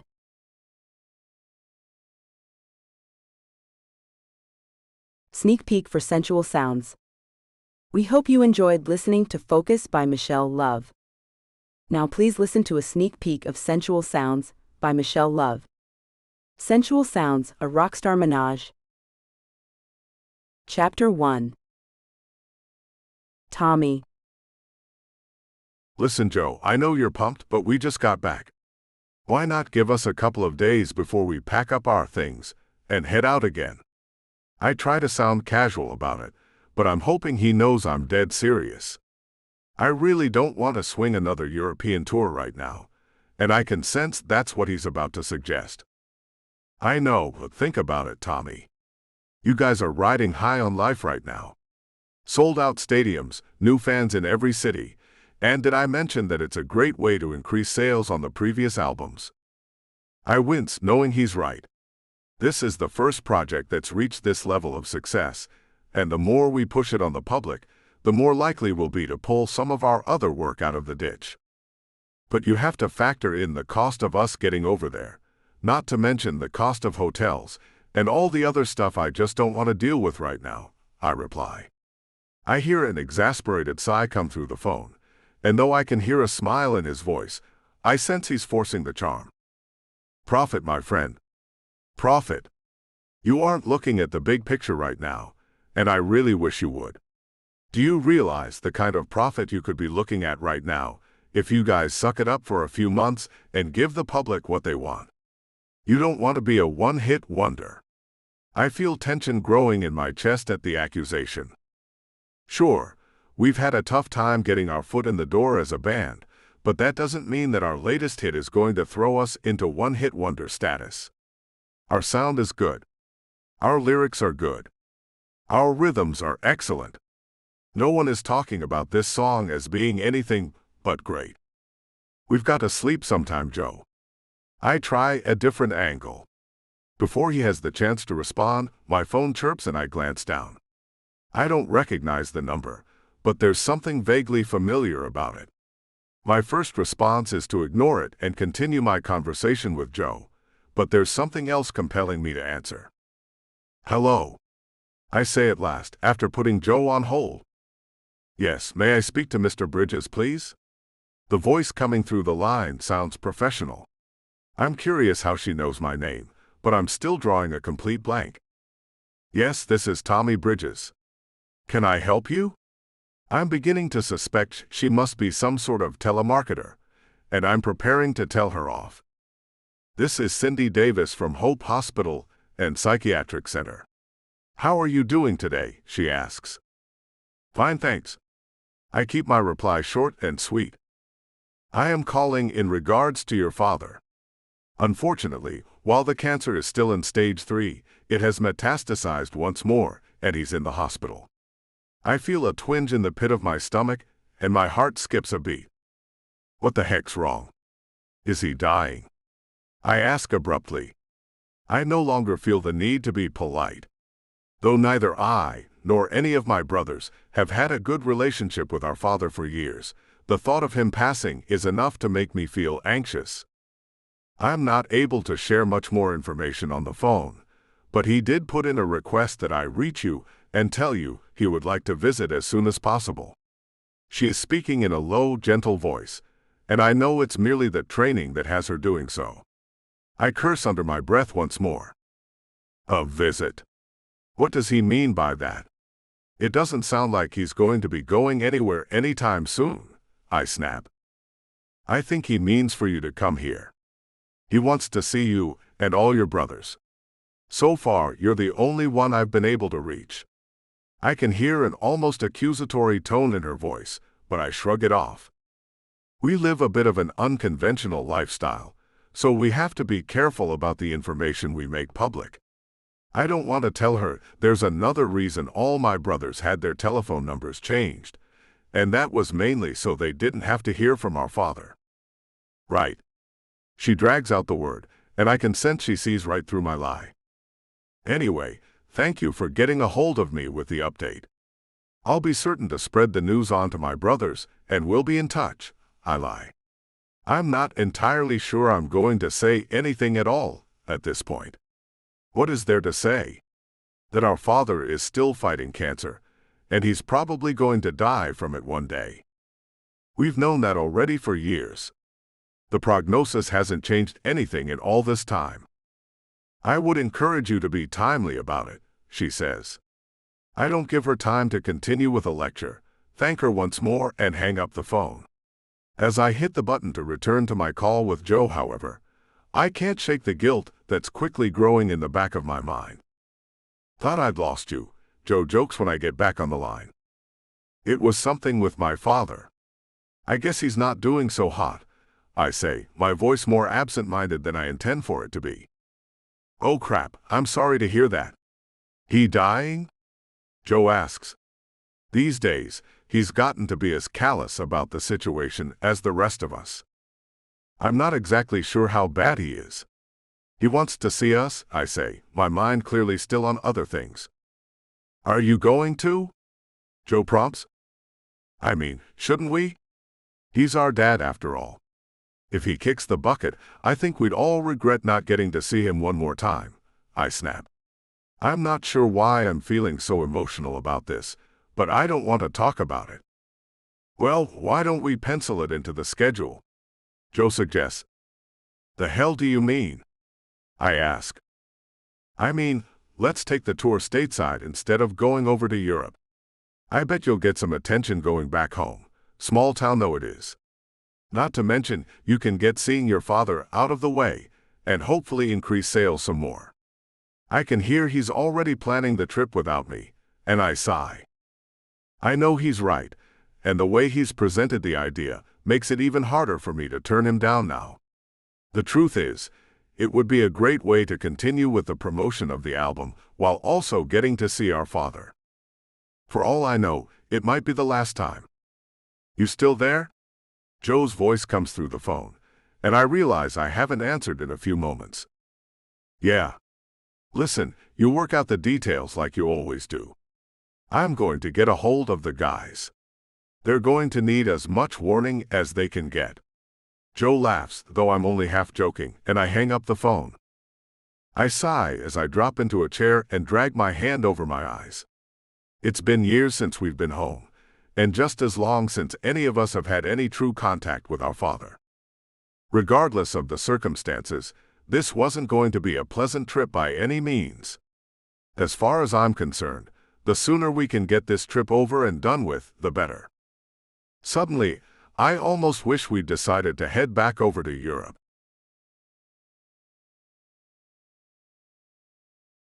Chapter 2. Nikki. Why don't you take it easy and treat yourself tonight?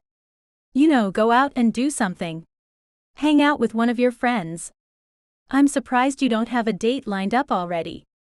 I know Mr. Harvey is just being polite, but I've always hated that comment, even coming from him. I smile. I mean, I've never really been one for relationships. And I don't know if going out is a good idea tonight. I mean, maybe it would be better if I stayed late and saw how Mr. Bridges gets on. I look over my shoulder down the hall, but Mr. Harvey rests his hand on my arm, looking at me with compassion in his eyes. He sighs. Look, Nikki, I know it's not easy for you, but you've got to trust me on this. This isn't the kind of job where you can afford to take on everyone's problems. Your job is to sit there, listen and offer advice, then go home and enjoy your evening at the end of the day. He tries to smile, but I shake my head, ignoring him. Mr. Harvey has been a good friend, a mentor, and my boss since I came to work at Hope Hospital and Psychiatric Center, and I know he's right. He's been walking these halls for longer than I've been alive.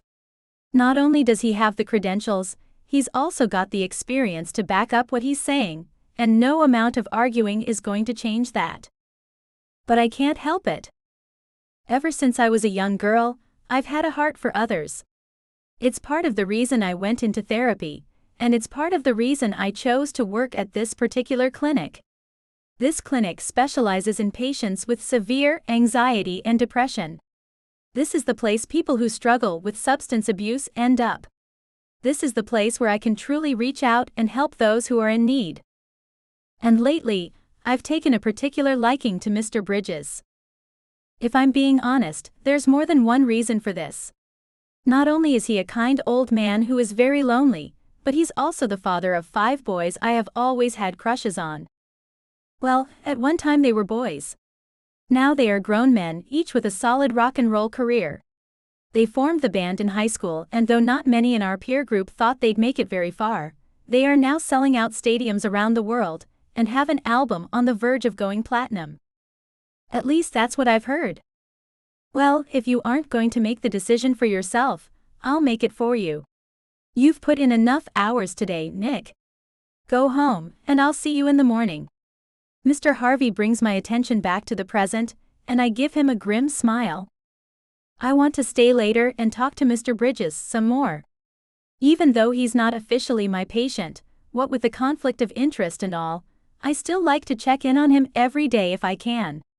Today, I want to hear him chat about his boys and how he hopes they're going to come visit him. I don't want to go home to my lonely apartment.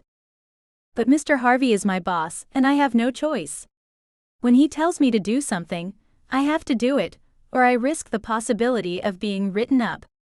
I'm sure he wouldn't do that to me, knowing that it wouldn't look good on my resume so shortly out of college.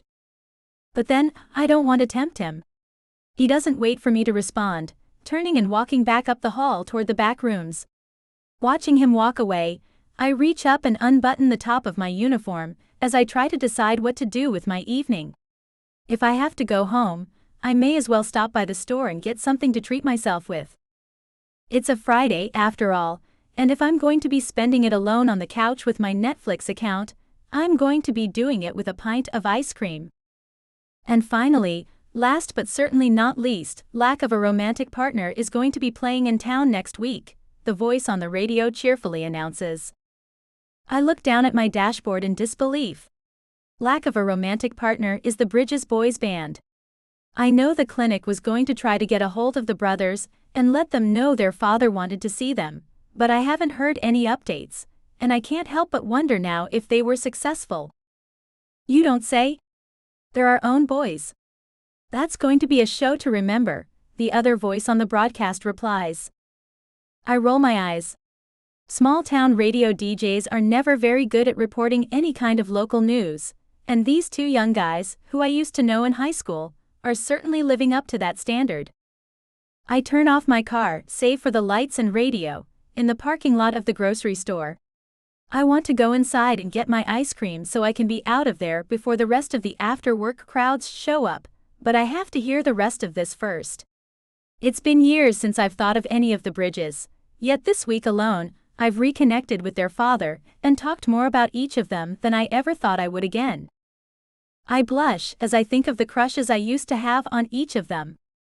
That family was certainly blessed in the gene department, and each of those boys had his own unique charm.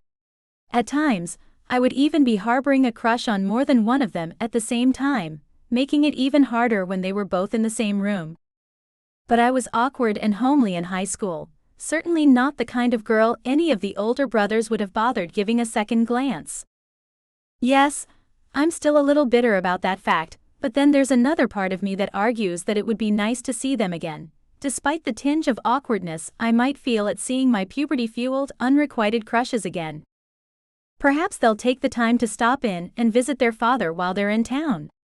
That will make his life far more bearable than it currently is, and the thought of it makes my heart skip a beat. Tickets are on sale now on our website, or you can plan on stopping in here at the studio to pick some up. I wouldn't wait, these are going to go fast, the first voice chimes through the radio once more. It's about time, I mutter as I grab my phone, relieved that they've finally given the information I was waiting to hear. I've made my decision, and I'm buying a ticket to the show. They've probably only improved with age. After all, I can't imagine they would be able to travel the world if they haven't. I smile as I slip my phone in my purse. Suddenly, my night doesn't seem as dreary as it did. The concert's just a few days away, plenty close enough for me to start getting excited for it now. In fact, I almost start thinking of this ice cream that I'm going to call dinner as something of a celebration. Almost.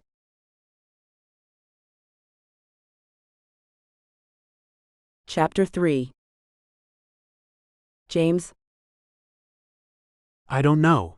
Maybe if you changed your number, this wouldn't have happened. You know I don't want to have anything to do with him, and neither does anyone else. I shake my head angrily, amazed that Tommy had the audacity to present such an idea. Look, James, I know you're upset. I was too at first. But this is Dad we're talking about. He might not have a lot of time left, and I would hate to think of how we would feel if we had this chance to go see him and didn't take it.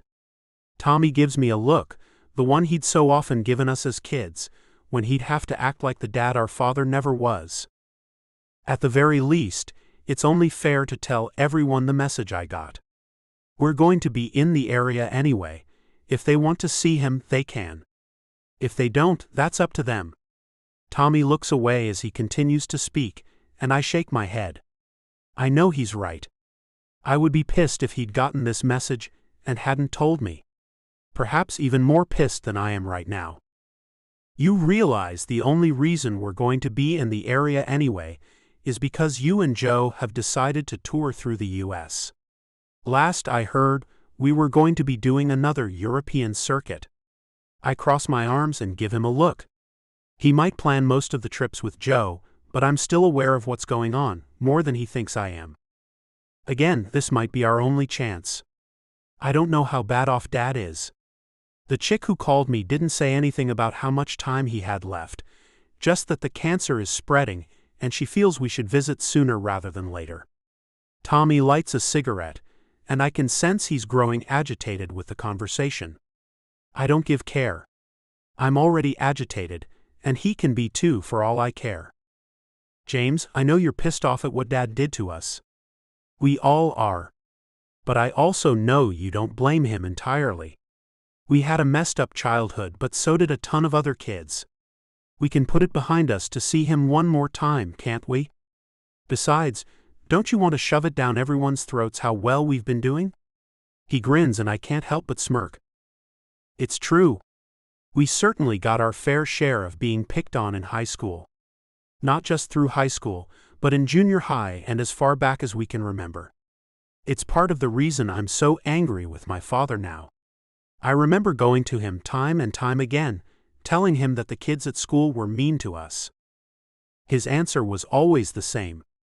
If you want to make it in the real world, you'd better grow a pair and tell the bullies to buzz off. It was good enough advice in and of itself, but none of us ever saw our father grow a pair himself. In fact, we all have vivid memories of him getting blackout drunk on a Tuesday night just because he had the bottle of whiskey in the fridge. After our mom died when we were very young, he turned to alcohol to solve all his problems, and he was never able to give it up. It was a problem that only gained traction through the years, and by the time he was diagnosed with liver cancer, none of my brothers had much contact with him at all. Sure, he liked to reason that our ungrateful attitudes were the reason we wanted nothing to do with him, but the fact of the matter is that it has less to do with us than it does with him. It has everything to do with the fact that he wasn't there for any of us when we needed him. It certainly doesn't do a lot for me wanting to be there for him now. But then I can't ignore the fact that Tommy had been like a second father to me, to all of us, and he has a real point. He doesn't want to see Dad any more than any of us, but he also doesn't want us to end up living the rest of our lives filled with regret that we didn't let this go when we could have.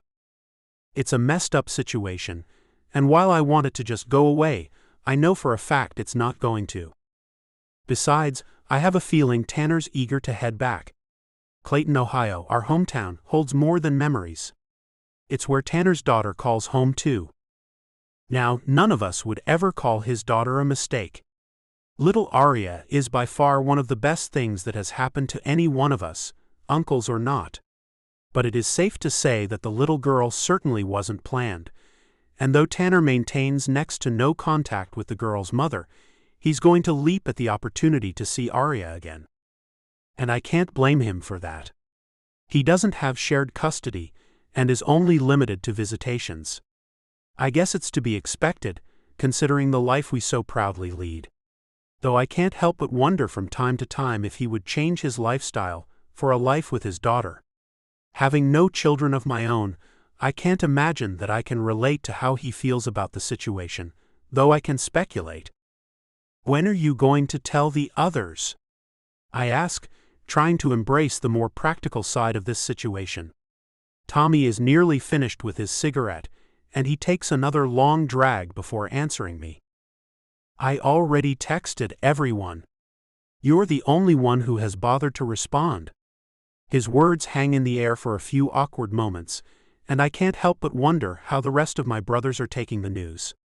I can imagine they're all pissed off about it in one way or another, and I think it's perfectly understandable if none of them knows what to say. This has come out of the blue for all of us, and I doubt I'm the only one who's going to need convincing that it's a good idea to go. Sure, Tanner might have the added incentive of seeing his daughter, but that doesn't mean Nathan or Janice will be on board. As far as I know, Janice has made it clear that the next time he intends to see our father is when we're standing around his grave at his funeral. But then, if Tommy has been able to get through to me and convince me that this is a good idea, I'm sure he can get through to our younger brother as well. I'm sure they'll respond when they're ready to process this, Tommy says as the silence grows heavy. I nod. I could use a moment to clear my head, but there are more urgent matters I need to handle. I'm sure Joe's going to be in touch with the details, as he always is. He wants us down there within the next few days, Tommy calls after me. I lift my hand to show him that I've heard, but I don't stop or turn around. It's the same old routine with Joe, and I know the drill. I don't need my brother to tell me how we're going to work this out. We always do things the same way. Of course, I know he's just trying to fill the awkward void he's probably feeling himself right now by trying to micromanage. And I can't blame him for it. I thought we were done with this hit, our hometown, our father.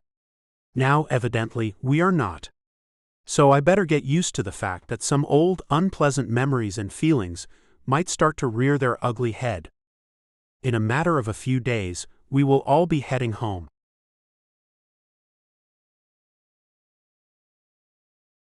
Chapter 4. Tanner. So, what's your take? You think this is just something Dad's dropping on us because he wants something, or do you think his past is finally catching up with him? Janice looks from one face to the next, waiting for one of us to answer the question. Nobody answers. How would any of us know what's going on inside Dad's head? And even if we did, will it ultimately change what we're going to do? This has got to be one of the most messed up decisions I've ever had to make, and if it weren't for my daughter, I don't think I would even consider going back home. To be honest, even with my daughter there, I'm not certain I want to go. I know how much it can mess a kid up not to have a dad in their life, but at the same time, I know how much it can mess a kid up to have a bad dad in their life. I was that kid. I had a dad, sure, but he was one of the most messed up dads I can imagine. There have been more times in my life when I wished he wasn't there than when I was glad that he was, and I don't ever want to make my daughter feel that way. I want to be a happy presence in her life, and if I'm going to do that, I have to get it together before I can make her a constant part in my life. The decision's all but been made. Joe's working out the hotel and everything right now. He's going to get back to me once he has more information, Tommy informs everyone. Janice still seems really pissed by the situation, but I can't think of a thing to say. At least you're going to get to see your kid, Nathan chimes in.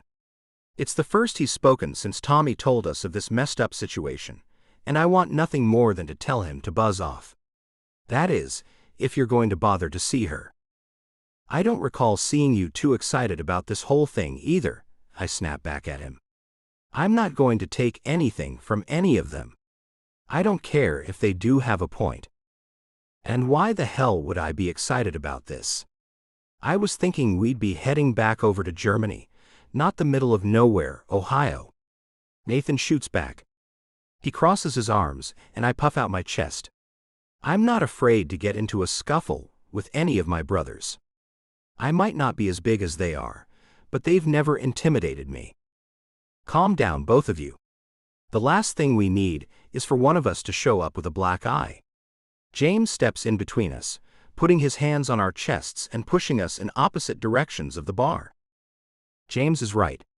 Not to mention we don't need to make headlines before we head home.